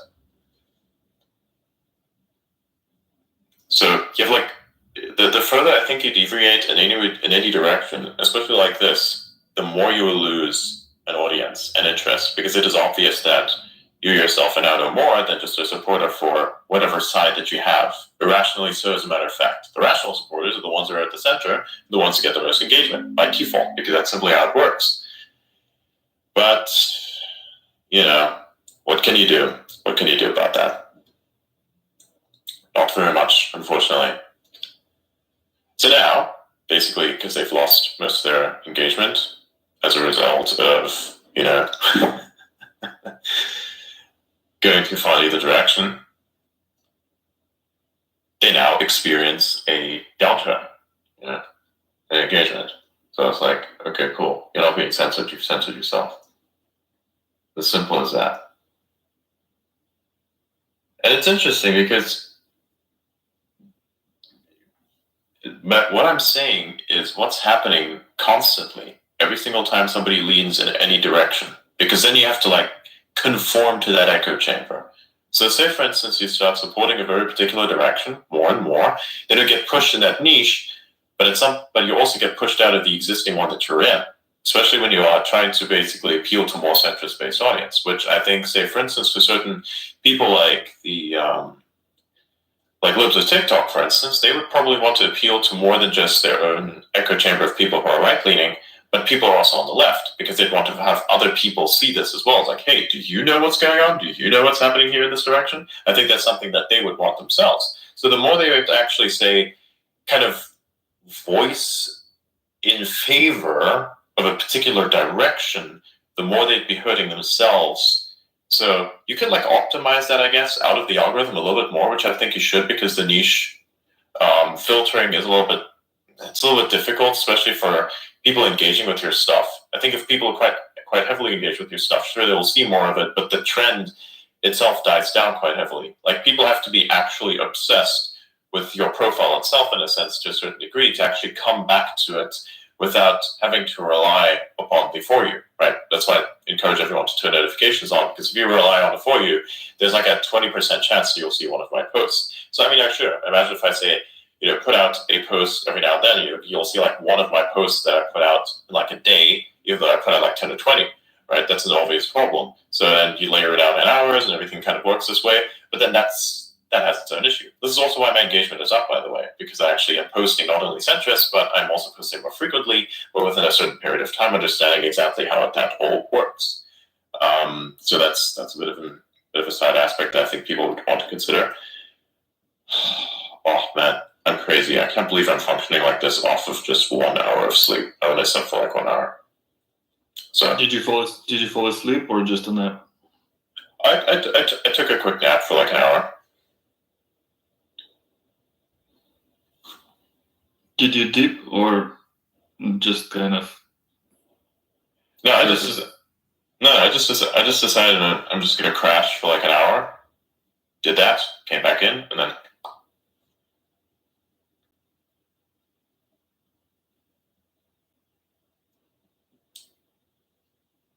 What is this? I realized. Man, fucking Donald Trump is just posting like a madman right now. He's like continually posting and posting and posting and posting. He just posted one more thing just now, 5 minutes ago. It was like almost an hour ago, an hour before that, 2 hours before that, 1 hour before that. Jesus Christ, man. This guy's been off the hook. His engagement is also very, very good. Like 13 million impressions and all of this stuff. That's crazy. 13 million impressions, fucking 100 to 200,000 likes on his stuff. For stuff that's barely even like a day old. Can you imagine what it looks like after a day? Wow. So he's like very actively campaigning, but he's also trying to basically take a lot of engagement that exists here on platform to off platform, because you can see that some of his posts actually contain links within it. So this is kind of like a negative thing that I see personally, but I don't think has too much of a. I don't think it's too much of something that people need to be concerned about. That's right. Yeah, could be annoying, but it is fine. What else do we have? Oh, that's nice. God, I can feel the energy inside of me. It's great. It's coming all back. It's all coming back to me now. Yeah. We'll probably get some people in as well, so if people have like what's the...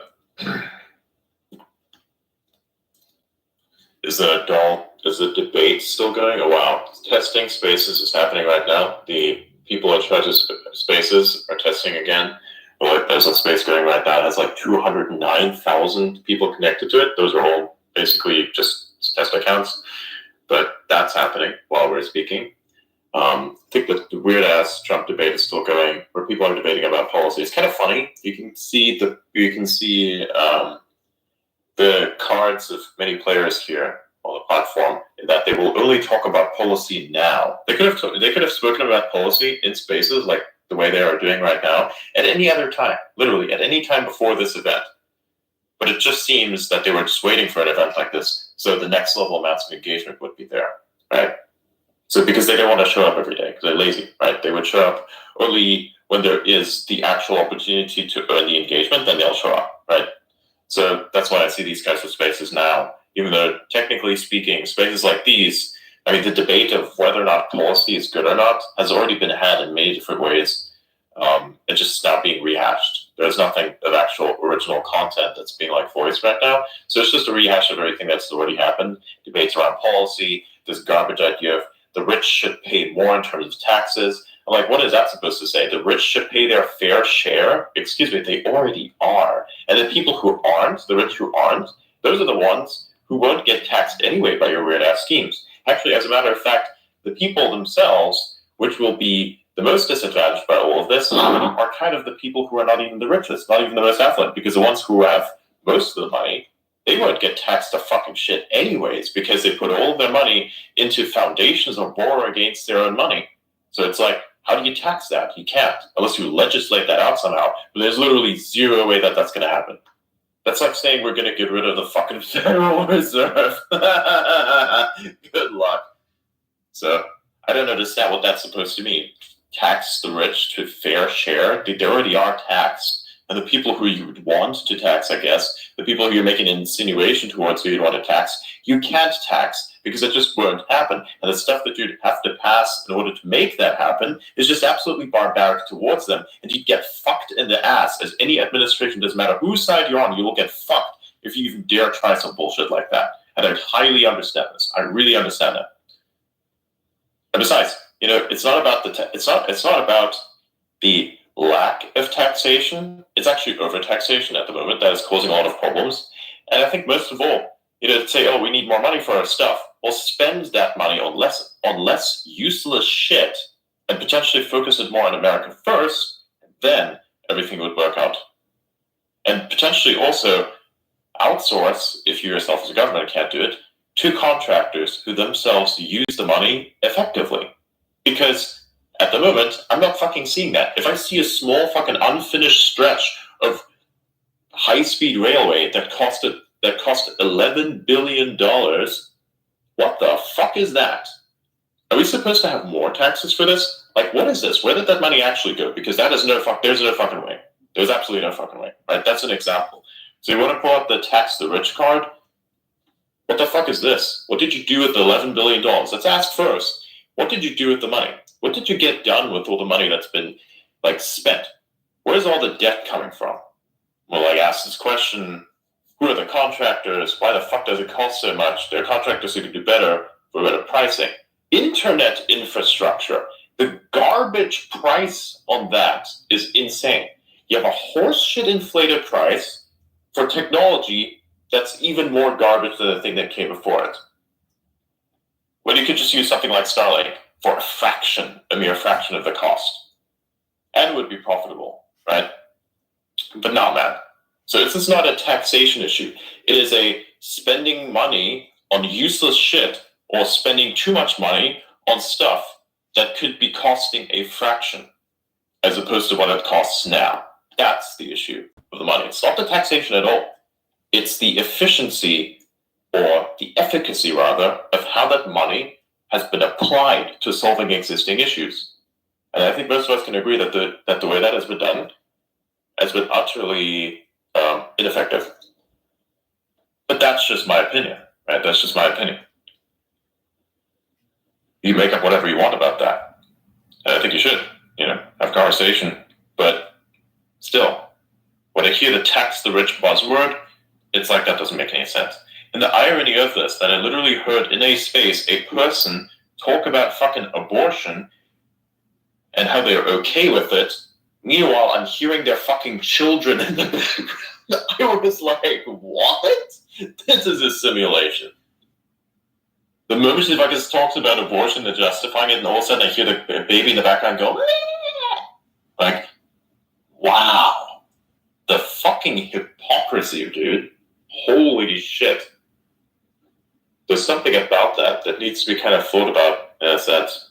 But yeah. Yeah, that was weird. Okay, finally let Fibonacci up. What's up, bro? I finally got in bed to pass out. Good job on the space. Thanks, man. Hey, by the way, thank you for providing all the little updates and things. That was nice. Very helpful. Pleasure. Making history here, man. Cool. What do you usually do? I mean, I see your profile. There's not much activity on it. There's like stuff from May that you reposted and such, and stuff from April and shit. Like, what do you usually do? Like, what's your thing? I leave you quietly in the corner while I make music all day. You make music? Yeah. I'm gonna. Is it metaphorical or actual? I've been up for 12 hours. Jesus Christ. I was up through all of your naps and everything. I wanted to say a couple things about Bitcoin, but I won't go there. Don't worry. You were ranting off about the ending the Fed and laughing about it, but I think we might get there one day. Perhaps one day, but I don't think that environment exists at the moment. It's way too strong, and there's way too much force that's fighting against it. I would rather say, again, instead of eradicating the Fed, I would say just coexist. I don't think there needs to be an actual eradication itself. It doesn't need to happen. I think that's completely unnecessary. I think that's also an unrealistic goal to have. I think that kind of a coexistence is possible, and eventually, like, imagine if one system is more effective than the other, then there is a shift itself, because if the control currency no longer has any control because it's devalued into nothing, then what's the power again? There you go. The unit so of account needs to change. Happens. Wait, what? Not the currency. The unit of account needs to change. Nixon took us off the gold standard in 71. Yeah, of course. Fuck this. Yeah, I agree. There should be gold standard once more. Potentially backed against something that's digital, like Bitcoin, would be quite nice, because natural resource like gold, while it is cool to have that, I think something like Bitcoin is potentially a bit better, because it is guaranteed to go up. Well, not always guaranteed to go up, because there's so much volatility at the moment, but over time, I think that volatility will largely stabilize and take on a trajectory that is reminiscent of actual gold. So that's just my opinion on Bitcoin. Almost right. Well, it's programmed. It's programmed to go up in dollar terms because the value doesn't change. Of course. Yep. I know. It's the only thing that humans know for a fact that won't change, which is pretty fucking crazy. Oh, yeah. Like, don't worry, man. I 100% understand the whole aspect of Bitcoin. I was in the Bitcoin scene for quite a while, understanding how all that works, just to kind of get a grip as to what the justification for its existence is. Outside of course, all the mysticism, and utility-wise, I would largely agree with a lot of the assessments. So yeah. And again, like I said, I don't think there's an actual ending of the Fed event that needs to exist in order for there to be Bitcoin integrated into our lives more than it already has. I think that kind of just happens on its own. Eventually, one day there might be a standard backing if more value of dollar go to shit. But I just don't see that happening at the moment. I'd rather say that the value of the dollar itself will go to shit and then be replaced by something like a CBDC long before it would be out of all replaced by something like BTC, and then who knows what that's going to look like.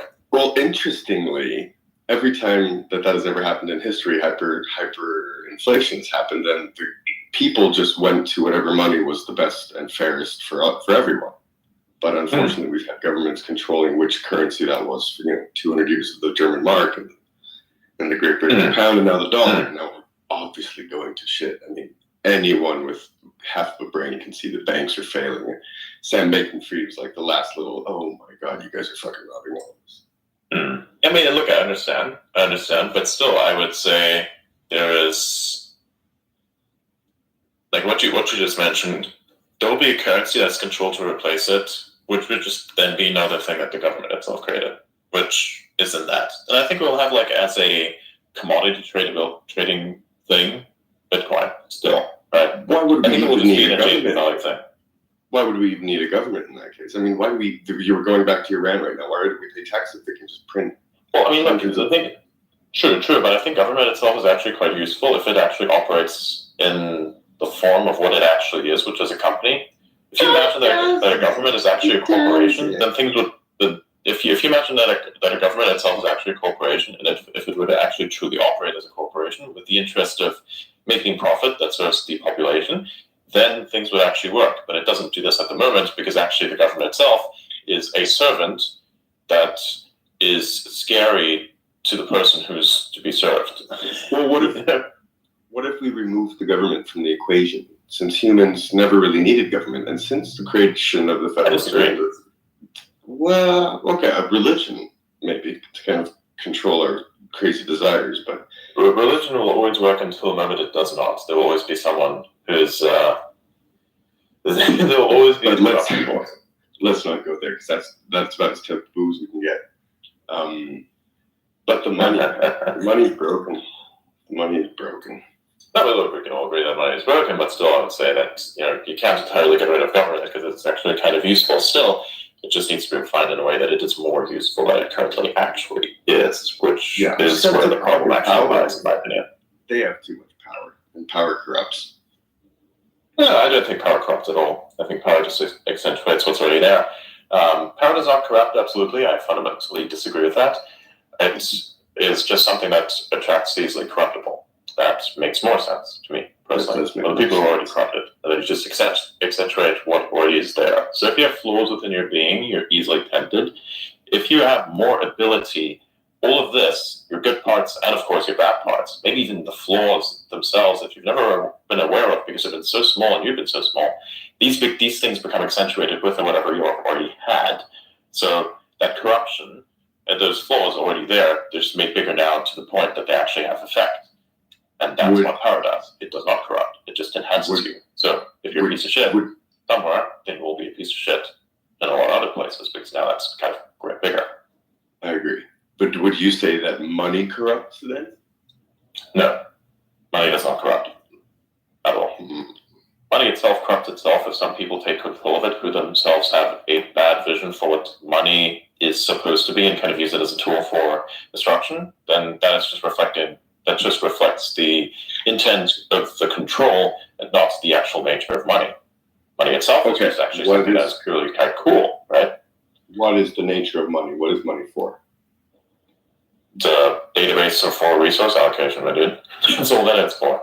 Now, of course, somebody takes that database under control and does some things with it that devalues this database and its effectiveness at distributing resources. Then, of course, you devalue the currency, which is what we know as inflation, and so on and so forth. Okay, but you just described the fiat system. Money is a store of value, and money is a medium of exchange. Money was never meant to be paper. Well, yeah, that's actually not entirely true. No, money itself, paper, has been brought out because everybody wants to walk around a lot of gold. Of course, you've separated now the thing that gives money its value, which is the gold itself. So now it's like you hold this piece of paper, and it's a less valuable promise that depreciates over time. You're just holding, it's a contract. All dollar bills, everything that you've ever held in your hand that is currency, that is just a fucking contract at the end of the day, right? It is one that you have in your hand for a promise of utility, and you say, fuck this, I'm going to get rid of this so I can have actual utility, right? The promise of utility is worth to be less than the utility itself. Always. It used to be a bearer instrument. It used to be redeemable in gold, and it's not anymore. Yes. And that's why money is going to shit. In this case, to fiat, right? So if we were to create backing for it once again, then they would actually be better to the promise. Then we would have to go back to a gold standard, but the gold industry is hijacked and has been for however long we've had the gold industry. Yes. So we need something that's Bitcoin exists, but then again, whatever that is. And potentially, if you want to have like a transactional currency, of course, you have something like yours that could act as that, which I think is actually one of what we already have the digital dollar. We already have every digital fiat currency in the world. We just need something digital that nobody can change and nobody can fuck with and nobody can turn off. And yes, we have it. That is Doge. And now we So need Bitcoin is education. Doge for sure. And they're just transactional. Bitcoin is the value sort of thing. Isn't it pronounced Elon? I don't know. Well, you should call whatever you want to call it. Elon is the average preferred term, I believe. Average understands what Elon is. Fibonacci, So I just want people to pronounce the name right. Sure. Just a question. All right. What else? I don't know. There's really not much else. We're just having a discussion here. Break out into the fiat discussion. I mean, I've had this conversation many times with other people in various configurations. So I mean, I kind of preferred it all. Me too, man. And then I came to the conclusion that there is no second best. I mean, it fixes everything. Tell me a problem that can't be fixed with money. Come again? Time. Tell me a problem that can't be fixed with money. Besides time and health, obviously the easy ones. But definitely, I don't believe so. I said with time and money, something that can't be solved with time and money. Well, something that can't be fixed with the money, besides obviously the God-given time and health. Well, it's not about the money; it's about the people, actually. So I think the one thing you need to fix, most of all, is educational system, so that the actual education itself for the people is better, such that the utility that they present is worth their actual soul, so to speak, right? That's that term we're using. So should we start by removing the Rothschild banking system, education system? Because I mean, I didn't go to school. I was homeschooled. Holy crap! I didn't go to school either. I think that's all stupid. I think that's already taking place. Like you have something like Adastra, for instance. I have high hopes that succeeds. It would be great if that's like hyperscale and you have a better type of education. Because I mean, look, education itself has not always been shit, right? People in the past have been very skilled individuals, especially when it comes to the educational system. Roughly about the 40s and 50s and 60s. There've been some very amazing examples that came out of that. As a matter of fact, if you wanted to understand math, you wanted to understand finance, there's like a fucking book from the 1960s on basic fucking accounting that teaches you more today in this one volume than it does when you read like 15 other books, which is garbage today. Everything's inflated. Everything is useless. They'll teach you ways to solve a particular problem on paper that make absolutely no sense whatsoever. I don't do math. You should do math. No. I let others do math. If you don't do math, you don't understand the structure of the universe. You have to understand math. Math is everything. The universe is math. The universe is a fucking fractal. Yeah. Everything is. The thing that you love, the blockchain, is all not just a result of math being understood. Blockchain is a marketing term. No. Blockchain is just a ledger. You will learn. You can call it blockchain. It's a very average term. You can use that as well. I think that's easier for people to understand. So use it as a medium. It's only one of the 15,000 components of the damn thing. Yes, but that's one of the 15,000 components that people will actually understand. You can't just go ahead and start talking about other components that no one has ever heard of, no one's going to parse. Ledger. It's another thing. We're talking about not just value transmission, but knowledge transmission. Everybody knows what a ledger is. Everybody who ever's done business or whatever knows what a ledger is. Yes, but blockchain is better understood. Yeah, blockchain is understood. It's a fancy way, but it works. Can we also call it a time chain, which is what it was actually supposed to be called within the context of Bitcoin? Because that's what Satoshi Nakamoto wrote into the original paper itself, which I read. It's very nice. He's quite a whatever team. I don't know. Whatever wrote that. Very intelligent. Conglomerate career being. 80 years of technology and internet computing and money and theory and 1,000 years of monetary history and Keynesian economics, all into one little thing that humans engineered for a better life.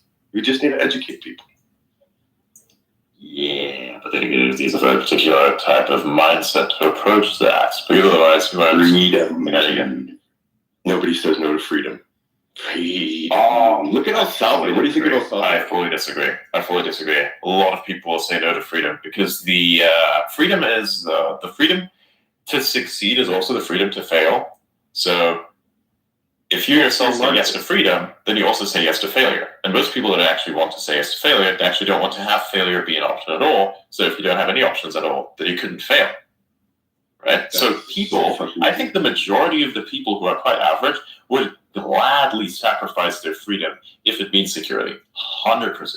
There's no I agree. Why do you think we are on the shit that we are today? Because it blindly just follow whatever order has been given that then basically leads to I don't have to worry about this because it's been taken care of for me. Like, how many orders have been given? How many orders have been followed blindly? And where does that lead? That is the average of everything that exists. This is why we are here, where we are today with these issues, because that is how it is. People will gladly sacrifice their freedom if the outcome is a nicer lifestyle. See, there is no failure if there's no choice that could lead to failure, only to the success that's been deemed for you. That is the world in which we live. So yes, people would instantly sacrifice their freedom for shit like that. Instantly, no question. But don't you think that if you could educate people about a completely different, basically like a different society, parallel economy, parallel society, parallel communities, everything. People are just saying, fuck this, I don't want to deal with your fiat call anymore. I'm going to go and buy a piece of land or whatever. And then here's the other thing. How do you even own land anymore? How do you own anything anymore? How do you own anything anymore? Your government. That's because everyone agrees that you actually own it. Huh? That's because everyone agrees that you actually own it, for which you need a system that is in place, which is a system that people want to tear down, not refine, which is a mistake. You ever ask, like, which one, how many of the people who are extremely stupid push for this idea of destroy system? That's like the dumbest idea in the universe. You have to refine an existing system, not destroy it, because a system that you are living in that enables you to have any freedom at all is the thing that you're threatening to destroy. They've watched too many movies. Well, actually, about the movies and about what freedom is, there is a great quote from the Matrix movie where Morpheus says, when you're inside, you look around, what do you see? Teachers, lawyers, carpenters, the very minds of the people we're trying to save. But until we do, these people are still a part of that system, and that makes them our enemy. You have to understand that most of these people are not ready to be unplugged, and many of them are so inured, so hopelessly dependent on the system, they will fight to protect it. The irony, in fact, of this entire movie is the fact that neither of the sides, except for the machines, truly understood what was happening, and were basically given a choice to people that wasn't actually a choice in and of itself. It was a purpose that was predefined as a error correction mechanism, which is what Neo was. If people only look at the surface of the movie and think that that's like the way it is, it's actually a very more complex, deep explanation of how people sacrifice their freedoms and how purpose itself just guides every choice, such that you effectively don't even have a choice, never do. You have purpose, right? And with that purpose comes whatever you need to do to achieve the fulfillment of that purpose. Everything else does not matter. This is literally how life works. And if you don't have that, then you have no purpose. And without purpose, you have no meaning, you have no choice, you have no nothing, you have no life. You actually have just an existence where just a little bit of dirt and carbon that's configured in various ways drifting through the universe wherever time blows you. And then that's just it. You're nothing. You're like just that. You're just dust. You've never brought any purpose to the dust of which you're made. Them stars died for nothing, basically. my point of that. Well, it's actually I found it like an expression of kind of like Zen Buddhism, actually, that it's all illusion and like. Well, of course, but that is still the point. If you wanted to make sense of that from your own perspective, I think you should have purpose. And if you say it's all just an illusion, you give up on purpose, then you have no meaning in life whatsoever. So it's a discarding of the meaning. You shouldn't do that either. I think you should take your purpose. You should take it seriously. You should try and fulfill it as much as you can, and find an honorable purpose worth fighting for and worth dying for. That is how life should work. Always. That is how the best outcomes for life have always worked. Question. Yeah. How can you find purpose in life if you're working 3 jobs? You Not can't, my case, but the case of a lot. except that you have like this. You can't in a conventional sense. You can't in a conventional sense. You can at least. You may work 3 jobs, but there will always be a little bit of time left somewhere to do something else. You find purpose in educating yourself in small areas and looking for an option for a way out, because there'll always be a way out somewhere. You'll actually find that the doors are all around you, but to walk through them is the actual choice, which you'll always struggle to make because you don't actually see it, because you don't look for the options. Luck is nothing more, I think, than a filter that you have, right? You look into the universe and you say, I want to succeed, but what is your definition of success? Where do you want to see yourself? What exactly do you think is something you would love to do? You set that as an actual filter and let the distribution curve take care of the rest of that. And then you get distributed and assigned to your position within the universe merely by seeking it. Because you seek out your purpose as much as it seeks you out as well. Because that's the first step. The door is shown, you're the one that has to walk through it by your own choice. Even though that choice itself may be very difficult. Many people themselves have come from those places of absolute struggle, coming from nothing, absolute fucking nothing, and have made a lot for themselves. Elon, of course, being an example of this, right? This is a person who had to basically come from what is essentially nothing, and nothing much but a bunch of books and a backpack and clothes, and turned himself into the man that he is today. Right? That's an example. So, like, how do you find purpose? You do crazy fucking stupid shit, and if it works, it gets you to where you need to be. You're 20 years old, right? What? You're 20 years old, 21, how old are you? Around that, yeah. Okay. Because I've done that. I achieved that. I got there. I was blessed and lucky, or whatever you want to call it, divine intervention. I was lucky enough to get to where exactly everything that you mentioned. And I had the time to find what it was that I needed. But I couldn't keep my fucking money safe from 7% inflation in the bank, and the this and the that, and the mortgage and the car payments and the this and the that. You can't keep it safe regardless of what you do. Yes, you can't keep it safe. Whatever you want to do, you can invest in like a fucking index fund, but then you'll have like come all crash and whatever the fuck you have. I mean, look, it's just the issue that I have with people like victimizing themselves and saying there's like a problem everywhere. Of course, there's a problem everywhere. How much of a buffer can you actually build up and kind of secure over a long term that actually allows you to counteract the potential negativity of the problem? Because at the end of the day, the same people that are causing the issues are themselves also the ones who have to live with those issues themselves, because otherwise they themselves could not keep control. So what are they doing? And how much you have $1 million in the suitcase? How do you keep that $1 million safe so that you can go out, find wife, and have kids, and by the time that kid is 18, you still have $1 million on that suitcase? No, you don't want to have $1 million by the time you grow up. You want to have more than $1 million, and you do that by finding something to put it into. It can be anything. It could be like a business that you built up that you think is going to be successful, and if it does in fact succeed, then it's going to rake in millions of dollars over terms that are much shorter than, say, years. Put it in a 10-year treasury bond that yields 2.5%, but inflation is 7%. You're being robbed 3 times more than what the top government bond. I said the opposite of that. No, I'm just saying. No, I'm not saying that you said that. I'm just giving an option. You do something. That's what a good financial advisor would tell you. Diversify. Financial advisors. So the people at Wall Street that fuck everyone. Why would you listen to them? Why would you listen to the people that have caused several crashes? Why would you listen to the people who fucking destroyed a bank? Why the fuck would you listen to the Kramer, except to the opposite of what they tell you? They're all the Kramer of the world. Those are the people who are telling you that Bitcoin is rat poison and that you should buy the ETH ETF. Do I listen to them? You have to point out at which point here we actually disagree. We don't. I don't understand what you're trying to make as a point. Yeah.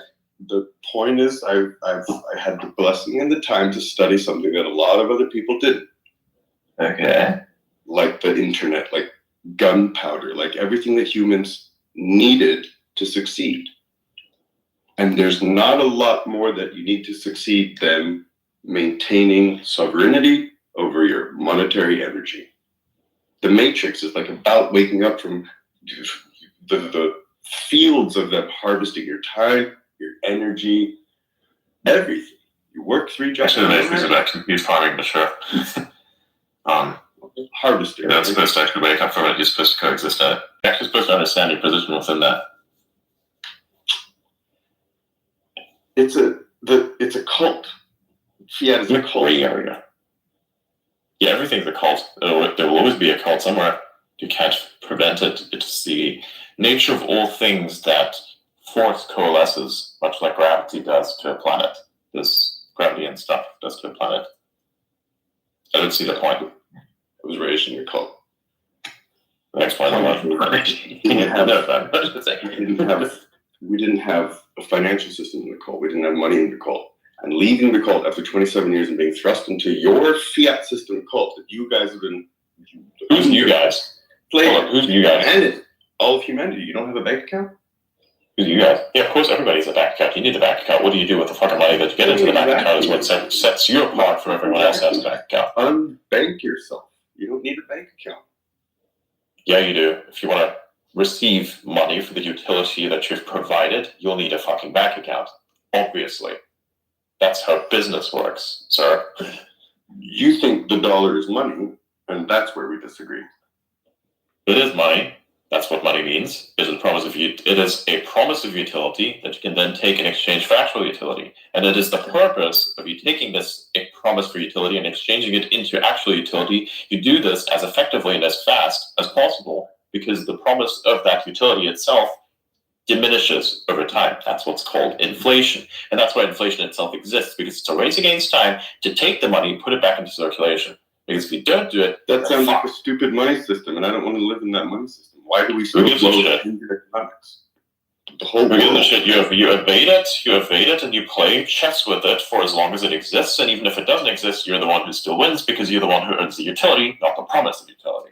I don't own promises of utility. I don't give a shit about the promise of utility. I give a shit about the actual utility. That is, say, a stock or a company or a company that I own. Then I have a question. What if humans engineered something like the internet, but of money? That is what money already is. It's just what money should be. Smarter, which is what it should be, because if it is any more transparent than it currently is, then there will be infringements upon your freedom in ways that you can never imagine. You think you're anonymized in various places, you're not. They killed him. They arrested him. That every attempt at sovereign money has been knocked down by every possible government in the world. We finally engineered a way to where these motherfuckers can't stop it. Okay. Well, you can't stand in your way with the adoption curve here. Let's be real, because that's not the way that you adopt anyone into a particular. Well, then, thing. But then look up really quick on Twitter anywhere if you can, or I'll find it for you and I'll share it. That's Twitter. Adoption curve of the internet X. There we go. I'm being precise. If you want to get precise, we'll be precise. I'm 100% precise. I focus on the details. Technically still called Twitter. It is not. Okay, then Bitcoin is technically just $1 with extra steps. That's the same. The dollar is not money. The dollar is currency. Gold is not a currency. Gold is money. Silver is not a currency. No, gold is actually commodity. Commodity. Money.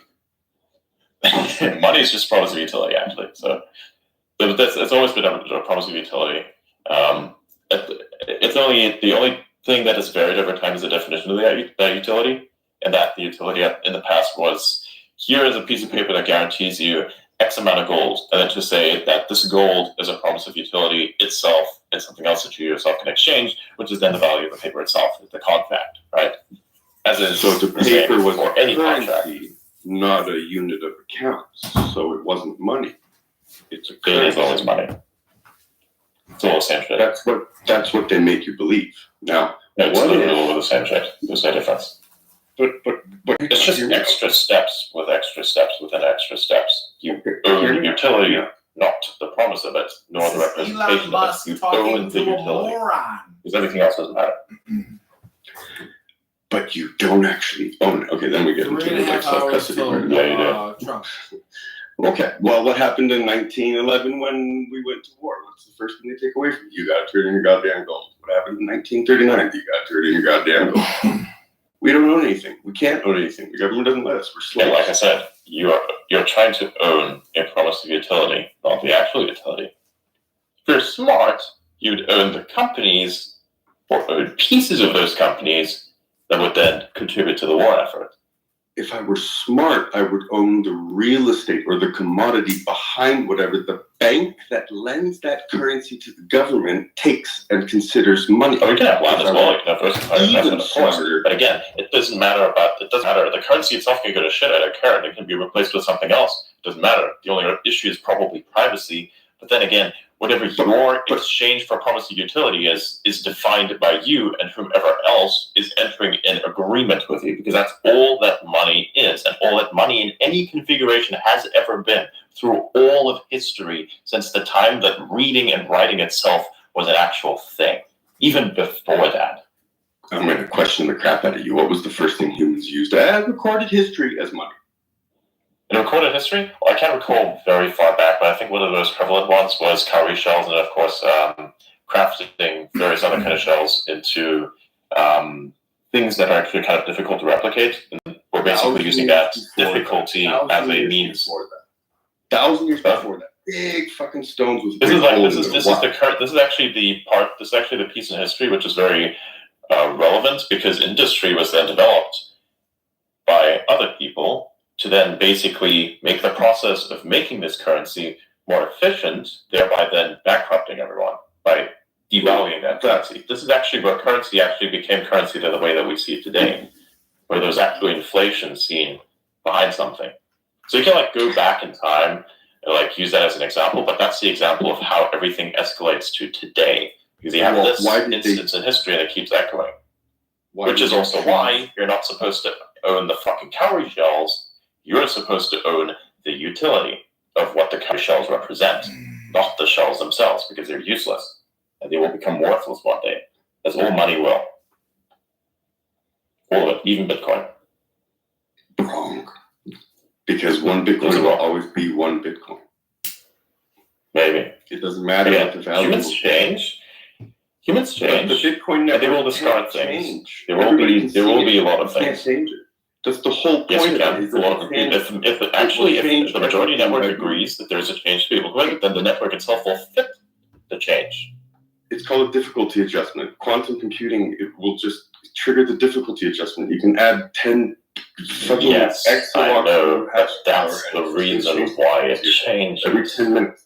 Yeah, it's programmed. It's never the same. And it shouldn't be. That's why I don't care. I won't hold value in this thing. I will hold value in utility. It's the only thing that matters. Own businesses or own fractions of those businesses.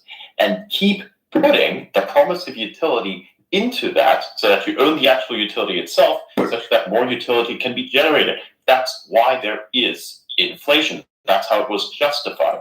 So that you have an actual pressure to spend the shit. That's horrible. That's the worst idea for money that humans could ever have invented. It is absolutely not. It creates pressure and force for you to take the value and put it back in the fucking market. As it should be. As it fucking should be. I want to own the unit of account of that company. I don't want to own the dollar value. Fuck the fucking dollar. I want to own the unit of account to which that company is priced in. Whatever the currency is, yuan, euro, whatever. It doesn't matter. To me, it doesn't matter. I want the unit of account. I want the fucking real estate. that house. You can have the real estate where you fucking all want, but still gonna you need something to buy that from someone or any kind of utility in exchange for that. Let's say, for instance, you have like an exchange of assets where you say, hey, for instance, I own fucking, let's say, take it as an example, I own this many shares in Tesla over here. This is how much they're worth at the current price. Here you go. Here's my shit. Take it. Or you say, here's the potential for its increase or whatever else. You can craft any agreement that you want because everything boils down to agreements and their enforcement. Everything else is irrelevant. I'll go through the list of problems in every single one of those scenarios. And the main problem will be This guy doesn't even know he's really talking to Elon Musk, which I think is the funniest thing. He thinks this is whatever a government 20-year-old kid agency that is sounds taking whatever stock. Doesn't matter, you agreed upon a price. Doesn't matter, you agreed upon a price. The contract itself that you agree upon, the agreement itself that you'd have to sign, is the thing that secures all things. That's why we have what is called stock options. For instance. Okay, so let's say $300 trillion in the stock market, right? That's that value. That's the value of the stock market. $300 trillion. Yeah, but who cares? But hang on. 1.3 This is like trillion Elon Musk on is the value of Clubhouse the now. Bitcoin network. Now, why would I want to put my money into MicroStrategy or Tesla or to any one of these stocks? If, for example, on the weekend, Iran attacks, knock on wood, Israel. What's the first thing that people are going to sell? The only thing that they're going to sell Bitcoin because they can. They can't sell anything on the stock market. They could do pre-orders or limit orders or whatever, or pre-market orders. But we need 24/7, unstoppable, very, very large amounts of liquidity. And this doesn't exist in the current financial system, in the fiat system. We've already fixed That's actually incorrect. There are ways to do this, many different ways, none of which I feel comfortable explaining. But there are many ways that is possible because everything revolves around agreements.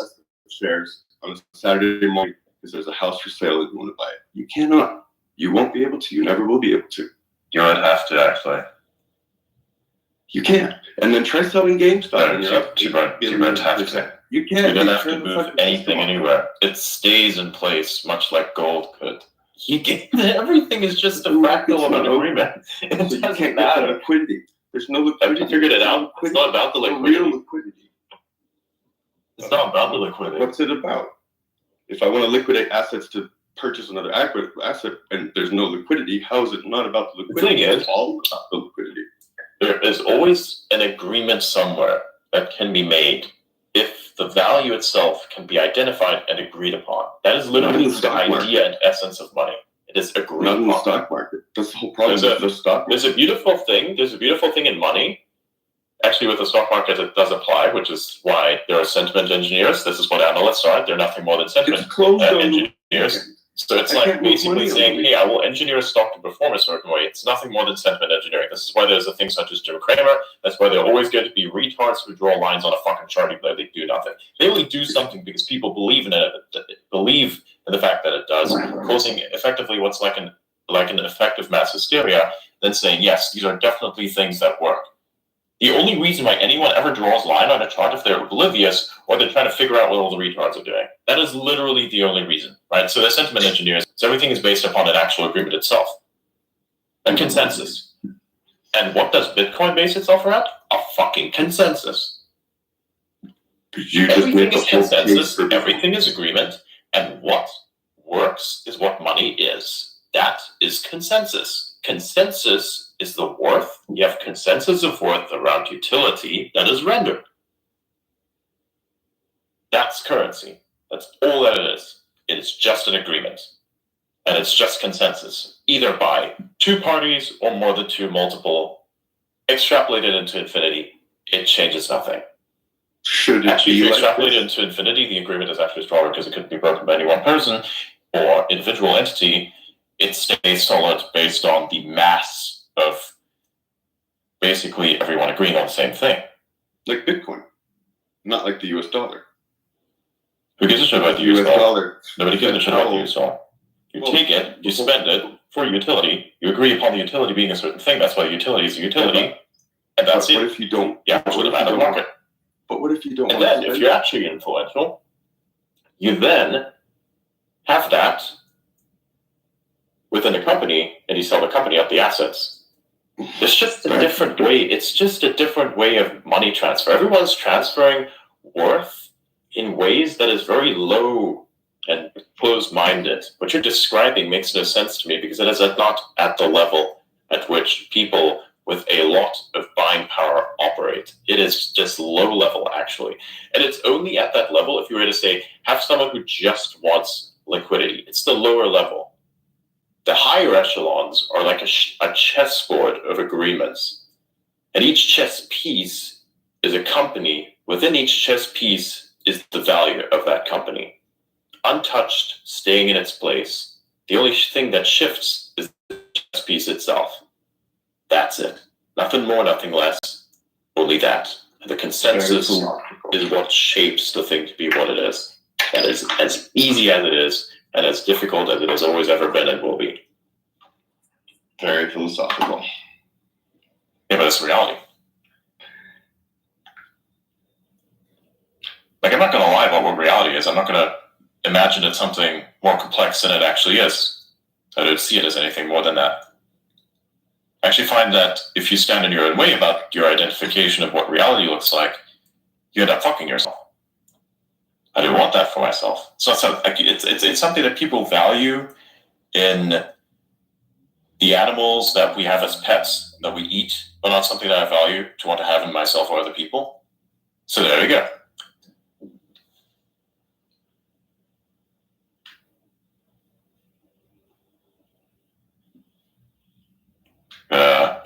I'm processing. I just don't want to interrupt. No, good. I think that'll do us a lot. What, spaces? No, I do public. No. Spaces. No, I do, not just space. I mean, I do spaces a lot as well. But general discussion around the concept of how things work, general research, study, and understanding of the world is very precious to me. Data is very precious to me. Information transmission and management systems are very valuable to me. That's why I'm here on X. It is a J system. It's a data storage and transmission system. It is money as a platform. I heard your story of how you got here, why you got here, when I think I was listening earlier on. I came around for the same reason. Kyle Rittenhouse got shot, and I was like, you guys, what the media was saying was literally the opposite of what was happening. And I was like, come on, there's got to be a place where I can get accurate, real-time information. And then the whole Twitter thing blew up. Elon bought Twitter, fucked everything up. That was crazy. Thank God saved democracy or constitutional republic. Yeah, what a journey, man. What a fucking journey. Oh, yeah. Yeah. I mean, that's why I don't disagree on that. I always seek to understand, will always seek to understand. It's nice, right?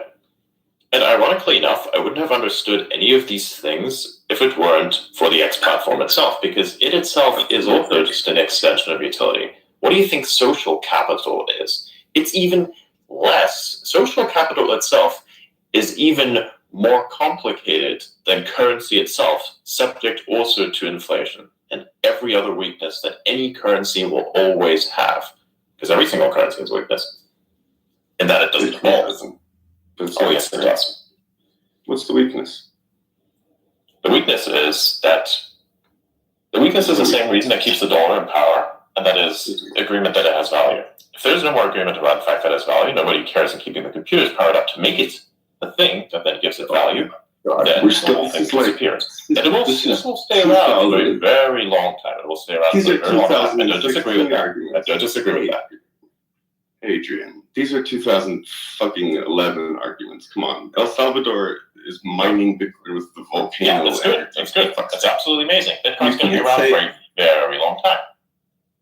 But as it goes, all things must die. The dollar will not be around for a very long time because they keep sending $65 billion to Ukraine every couple of weeks.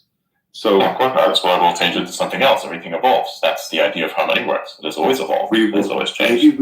But we don't need to change the currency. We need to change the unit of account that currency is priced in, because it used to be priced in gold until 1913, until 1971 when they took us off. The point is the money. Of course. Is not but the currency will be changed to accommodate for a correction that nobody sees coming. They made the world coin or whatever, the con coin, whatever. Not fucking car. I'm just thinking to do something else. Like a plan. Put CBDC CBDCs into place, but I don't know. We just need to go back to the goddamn standard of a fucking decent, Also, I humane mean, that would be unit much of better. care. It would be much better to go back to the gold standard, but here we are. You know, you you could say, oh, it would be ideal in would be, ideal in what is, and how to deal with what is, as opposed to what could be done. You can do the what coulds with whatever you want to. I'll leave that in your hands. If you can turn that into something, and the shoulds of the world can always occur. But for now, to be real about the situation, one needs to think about the what is of the world. The what is. For that, I encourage you to please, with an open mind. I've always open mind on that. Where you are now. I was once where you are now. As every other Bitcoin on his journey had to go through down the road. Gold Bitcoin, right?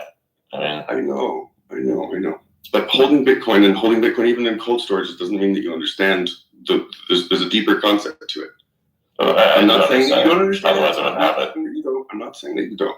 There's also a reason why I don't have any fucking ETH.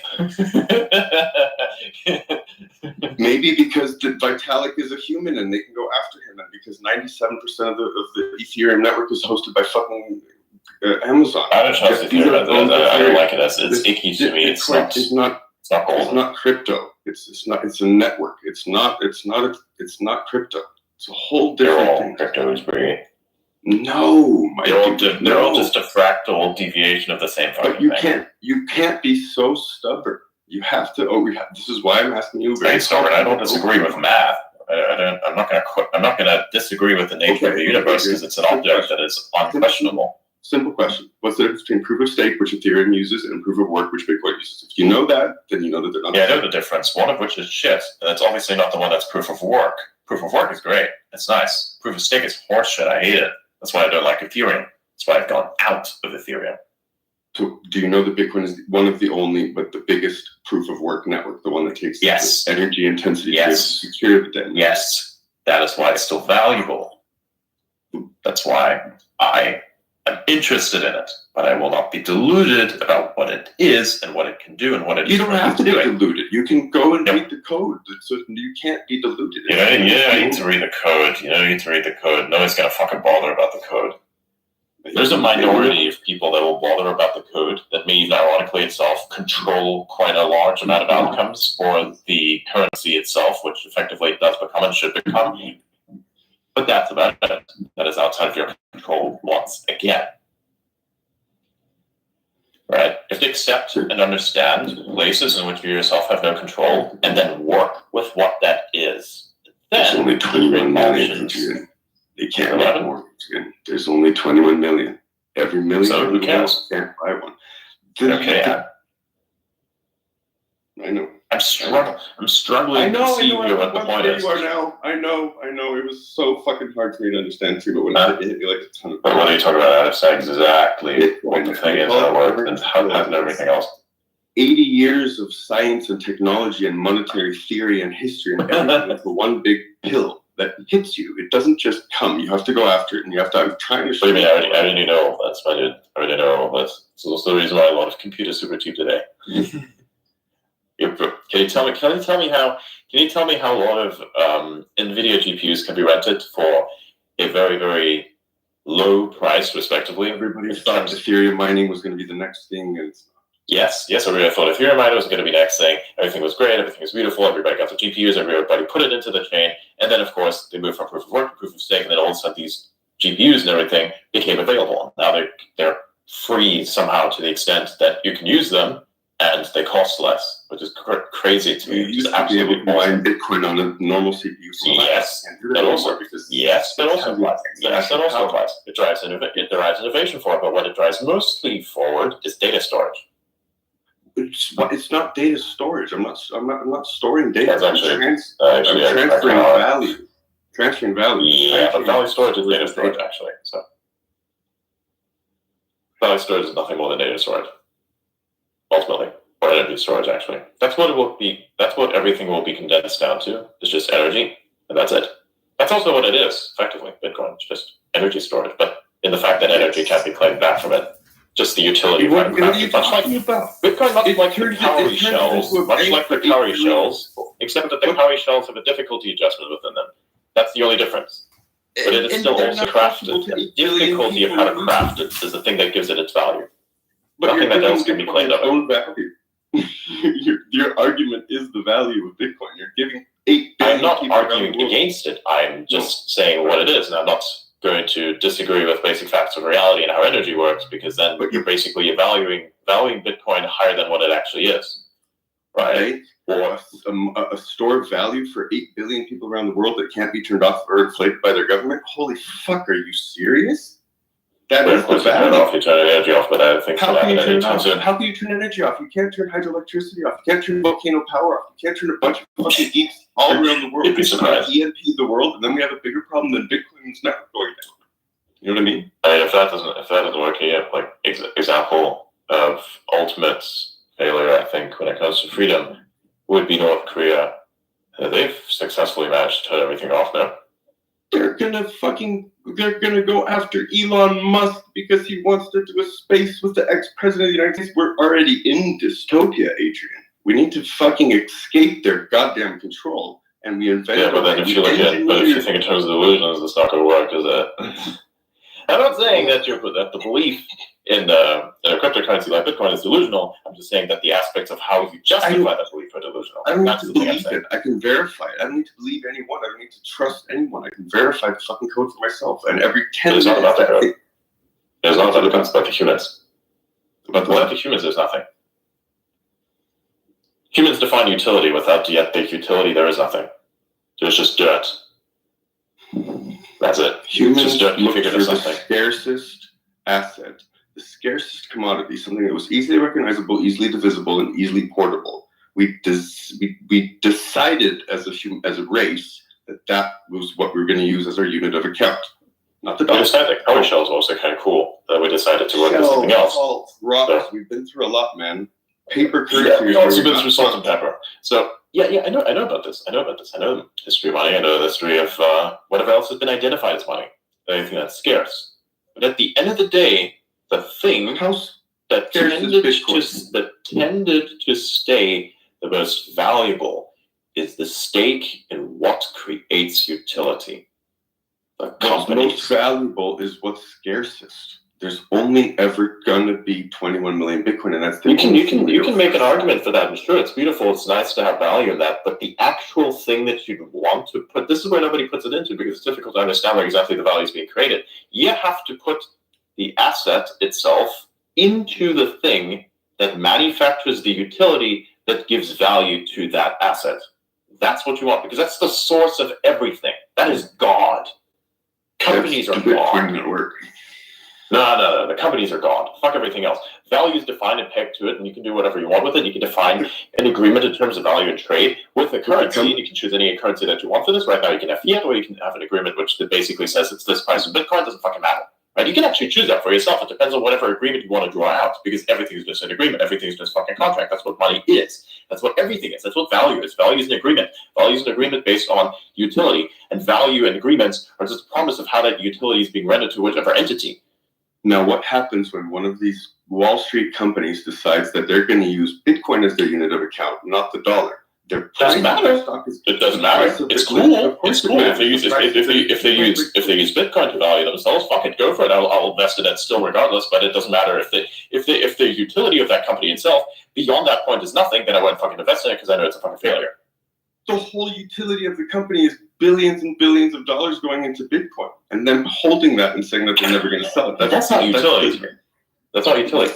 Utility is making things like cars. Utility is making things like rockets, satellites, fucking infrastructure for what essentially supports the creation of these things. Internet, information management systems like this place. People who work at those places who manufacture, say, code to make sure that the place itself works properly. Invest in that because it will literally control your fucking life, which it does already. But I don't want to invest in something that's going to give me returns in a failing currency. I want to invest in something that's... It's not going to give you returns of failing currency. It only gives you returns if that is something that you agree upon how to render. You can also just basically trade with the asset itself, not the rendering of what that asset could be into a different asset. You can use that asset itself. It's just agreements, my man. Your contract to say, like, hey, for instance, I have a fuck ton of shares that are under this fucking company over here. Let's not transfer those shares because that's not going to fucking work. I'm going to sell you the fucking company. It's still going to be valued in dollars, not in Bitcoin. Who gives a shit about what it's valued in? What matters is that thing that you're going to value it in is losing its purchasing power. It's losing the value of what it's worth. It's not. What do you mean? It doesn't matter. The numbers don't matter for anything. You can agree on saying, like, for instance, I will give you, actually, you can cut dollars out of the whole process entirely. You can use that as a decision-making factor, for sure, but you can cut that out entirely. You could say, hey, this piece of land here, at this point in time, is worth $3 million. That's like probably X amount of Tesla shares. Here's your Tesla shares. Give me your land. Finished. Unfortunately, it doesn't work like that. Or selling the fucking company that owns those Tesla shares instead. There was no transfer itself except for the ownership of the company itself, which is much better. You get it all wrong. Fuck the money. At the utility is what you want to trade. Trade utility. Fuck everything else. The exchange of utility or rendering of a service is then where the currency comes in for like smaller things, such as, say, for instance, why do you own a house? Hey, Mac, could have a cup of coffee. Here's some Doge for your cup of coffee. I take the Doge, I instantly fucking spend it on something. Why do you own a house? If you own a house, why do you own a fucking roof over my head. Also, the utility of that house is a roof over my head. What do I have to maintain this thing with? Probably with some materials that I buy with what? Right, currency. I have to liquidate something for like a currency to make that happen. Or even better still, if you have an economy that's a little bit more, advanced, then you could even say, here's some share return or whatever. It doesn't matter. It just does not matter. Oh, hey, hang on a second. I have an issue where, I need to pay, $50,000 for a surgery that I need that will save my fucking life. Where do I have that money stored? Not in a fucking bank account, in stocks. What if your surgery's on a Saturday and you can't liquidate your stocks on the Saturday? You don't need to. That's why you have the agreements for. You don't need to. That's why you have the agreement. That's why you have the agreements for. I know, but not everyone's in a fortunate enough country to have that. But anyways, I see your point. That is the issue, and that is the only problem that needs solving. I just ask that you approach the next couple of years with an open mind, because a lot of shit. But dude, I am the open mind. You don't understand. I see it. There is no issue. I consider all points of perspective in that one regard. That is, what does reality look like? What is reality defined by? How do you place yourself within it, and how does reality place you within what you want to be placed in? The NPCs are fun. There is no NPCs, my friend. They're all just players. They're all just characters, neither of which are aware of the other, all of which are main. Just parts of the stories that you can't understand. Have you ever done NPCs? Have you ever done a real dose of mushrooms, a good 4 grams on an empty stomach? I don't need to. Well, I highly recommend it. Potentially I will one day, but I have to consider the potential, issues that may cause. It helps.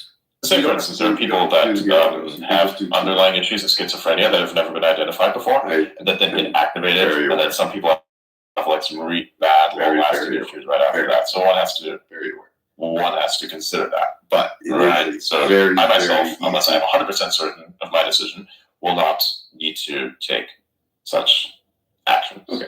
Well, I think potentially taking some ayahuasca would be kind of cool. Things like Texas, you don't need that, because ayahuasca is the spiritual part. You just need the reality part. Get connected with Mother Nature and the oneness of everything, and then you can grow to ayahuasca. I have done this many times. I know of what you speak. I know of what you speak more than you can imagine. Seeing what? Exactly. There's no seeing. There's nobody perceiving. Please do mushrooms, AJ. I encourage it. You don't understand. You see nothing. You only perceive. There you go. Okay. There is nothing. All right, I misspoke. Pardon my French. Good talk. You don't see the fucking mushroom highways. You perceive them because your brain is like a fucking antenna, and the range of how that antenna now receives signals has been wildly expanded to receive things that you otherwise would not have received. Look, I know how the science of it all works. The beauty in that is to literally that's the idea of the open mind. It's the literal manifestation of the mind opening. And you don't necessarily need psychedelics to accomplish this. You must simply just be aware of what is around you. That is its own connection, because you already are connected to everything. You're just not aware of it. That is the only issue. I think that's the issue with everyone. There's a low sense of awareness. That's why everything is going to shit. I would say I have a very high sense of our awareness. diets and because of our vaccines since like the 40s and 50s. That's besides the point, of course. I think that kind of plays into awareness, because you're not aware of certain things. You have not bothered to educate yourself Aluminum for buildup certain things, and of course you're fucking yourself, right? It's slowly how it works out. Aluminum buildup in the pineal gland. Yeah, I know what you mean. Fucking garbage that's like in tap water, why nobody does reverse osmosis, blah, blah, blah, blah, blah. I know a lot of the information. And the aluminium itself also comes from the fucking tap water that everyone encourages you to drink because it's fucking aluminium flocculation that is used in the treatment. I know about all this. Right, this is also the thing that causes increased rates of dementia, which is also interesting because it kind of tends to parallel out to reality to what's being experienced at the moment. And of course, all this weird stuff, the dietary things, like say this weird trend that everybody drinks fucking Diet Coke, which contains a fucking artificial sweetener called saccharin, which is also known as ACE, which is the thing that actually causes fucking cancer. Anyways, look, I know of all this stuff, right? I know of all this. Don't worry, I'm very, very aware. I'm more aware of such things as you can imagine. Okay, but you're probing me right now, and you're discovering it. So I'm not. Much to the entertainment of everyone else, why so many people are listening. I'm not probing. I just don't know you. Yes, you are. No, I would never do that. No, you are probing. I would never probe anyone. I only want answers. Yes, you are. It's a good thing. My dude, why are you interpreting the probing of the brain and the understanding of how the brain works as something that is bad? We're just probing one another right now. That is the concept of chess with game. Probe is very alien. Probe. What's the problem with the probe? Why does everybody have such a negative sentiment about probing each other's brains in a figurative manner? I don't understand. What's the issue with that? There's a negative association with the probe because they think it's like a thing that goes up your ass. But it really is not. Yeah, it's the negative intonation that it carries. I guess you're probing me. I guess it's just. Who the fucking cares? Why would you listen to a movie or some fucking interpretation of what an alien is? Apparently, I'd say that you have, taken, a hero's dose of psilocybin. I assume, right? Given that you are encouraging me to do the same, I assume that this is something that you have done. You have probably spoken to, or have perceived at least, these weird figures that you tend to universally meet when you're on such a trip. Nope. Never did enough. Did you? Oh, you never did a hero's dip? Just enough to see the vibrations. And then I was like, oh, okay, there you are. Okay, cool. Okay, cool. Okay, well, I guess he didn't talk to the people at Provia. The lizard people can stay where they are. I'm okay with them. Bro, you think that the fucking DMT entities are lizard people? Look, man, I'm raised from I'm from a country where that's it's weird, like frog. Look, I think that's really cool. I wanted to know that thing. They say it's what we get when a pump of that shit when we die. But there's frog chemicals in Brazil that do the same kind of thing. Okay. What the fucking dude? Yeah, I know. Yeah. I'm not disagreeing here. This is just fun. I'm just entertained by this outcome. This is the reason why anything is ever done. It's for entertainment. Purely. I don't know if I agree with that, but I'm too tired to process it. The end game. Wow, so am I. Look, literally, you're talking to a guy who's functioning off of 1 hour of sleep. Nothing makes sense here, okay? At the very end of the day, the end game is to have fun. Yeah. Yes. And be good to other people. The fucking limbic system defines everything for you. That defines value for everything you have to do is your limbic system. You're enslaved to it forever. That's not a negative thing. It's only a negative thing if you allow it to be. Just be good to the other people on your goddamn journey. You don't need to be an asshole. You don't need to wake up and be a cop. Just be nice. Just be nice. You know all this. I'm being nice to you. This is my idea of being nice. My idea of having a conversation. I like a conversation. I like probing. I'm talking about those people at the airport that stop in front of the escalator for no goddamn reason. I understand. Well, the people who fucking stop at the moment's sighting of a fucking yellow light for no reason, even though they could have crossed a long time ago. Yes, I know. Many such cases. Okay, now you're forced to be brave on. Last thing before I go to bed. Why is there a fucking chain on the foot of the Statue of Liberty? And why does that not look like a man? And why is it a Satanist cult? There are a lot of answers to that question, none of which I would want to air. I understand. Good night. Goodbye, and stay safe. No, be good to yourself. Be safe, you guys. The journey is the destination. It's a fun ride. I know. Very well. Goodbye, Elon. It's It's not Elon Musk, but sure. Goodbye. Is that the entire premise? Oh my god. Wait a minute. So that was that was the punchline. The punchline was Elon. Oh motherfucker. Wait, does this guy legitimately think that he just spoke to Elon? Oh fuck. Wow. I was just Okay, wait, let's be honest. If I was explaining to you the things I was explaining to you and the way that I was explaining them to you right now, the way that we were kind of like seeing the show play out, would you yourself believe that you're actually talking to Elon? No. No, give it away. Well, the fact that Elon has to run. No, but logically, I mean, that's that besides the point. No, in terms of knowledge, though, like play devil's advocate in the favor of the guy here, right? Aside from the sped up speech, you would almost assume that there is some similarity there in that sense, right? Absolutely. When it comes to the discussion point. Yeah, 100%. There you go. That is, I think, the only convincing factor that many people kind of hinge on, because who the fuck would talk about these kinds of things out of random? This is like out of pocket. There was no way that I was planning to discuss this. But I am fucking glad. I love it when people probe me on this kind of stuff, because it's something I always think about and I always want to talk about, because this is a beautiful thing. I love it when people probe my brain, because that is the only way that you can truly shine. You're like an endless well of potential. All that is needed is for you to be probed. It sounds wrong. I grant. It sounds wrong. I know it does. Talking about getting probed sounds wrong. I think everybody wants to get probed in a certain way, if you really know what I mean. At the end of the day, look, it's just you want to get prompted. You know, don't you probe the AI when you talk to it? Don't you like ask it questions? Are you not intrigued by this thing that's like a lot of data? Are you not intrigued by what governs it? In reality, you're not prompting the AI to understand its data. You're prompting it to understand its governance. As you do with playing any game with anyone. You want to understand the governance. You're probing AI. God, I hope fucking somebody recorded this space, because this was one hell of a good conversation. My God. I actually found that was a really nice conversation. I felt that was intellectually enriching to me. It was great.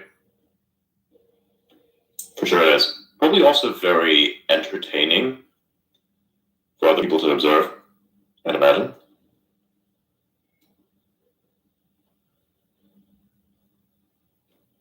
Always about the entertainment factor, it seems.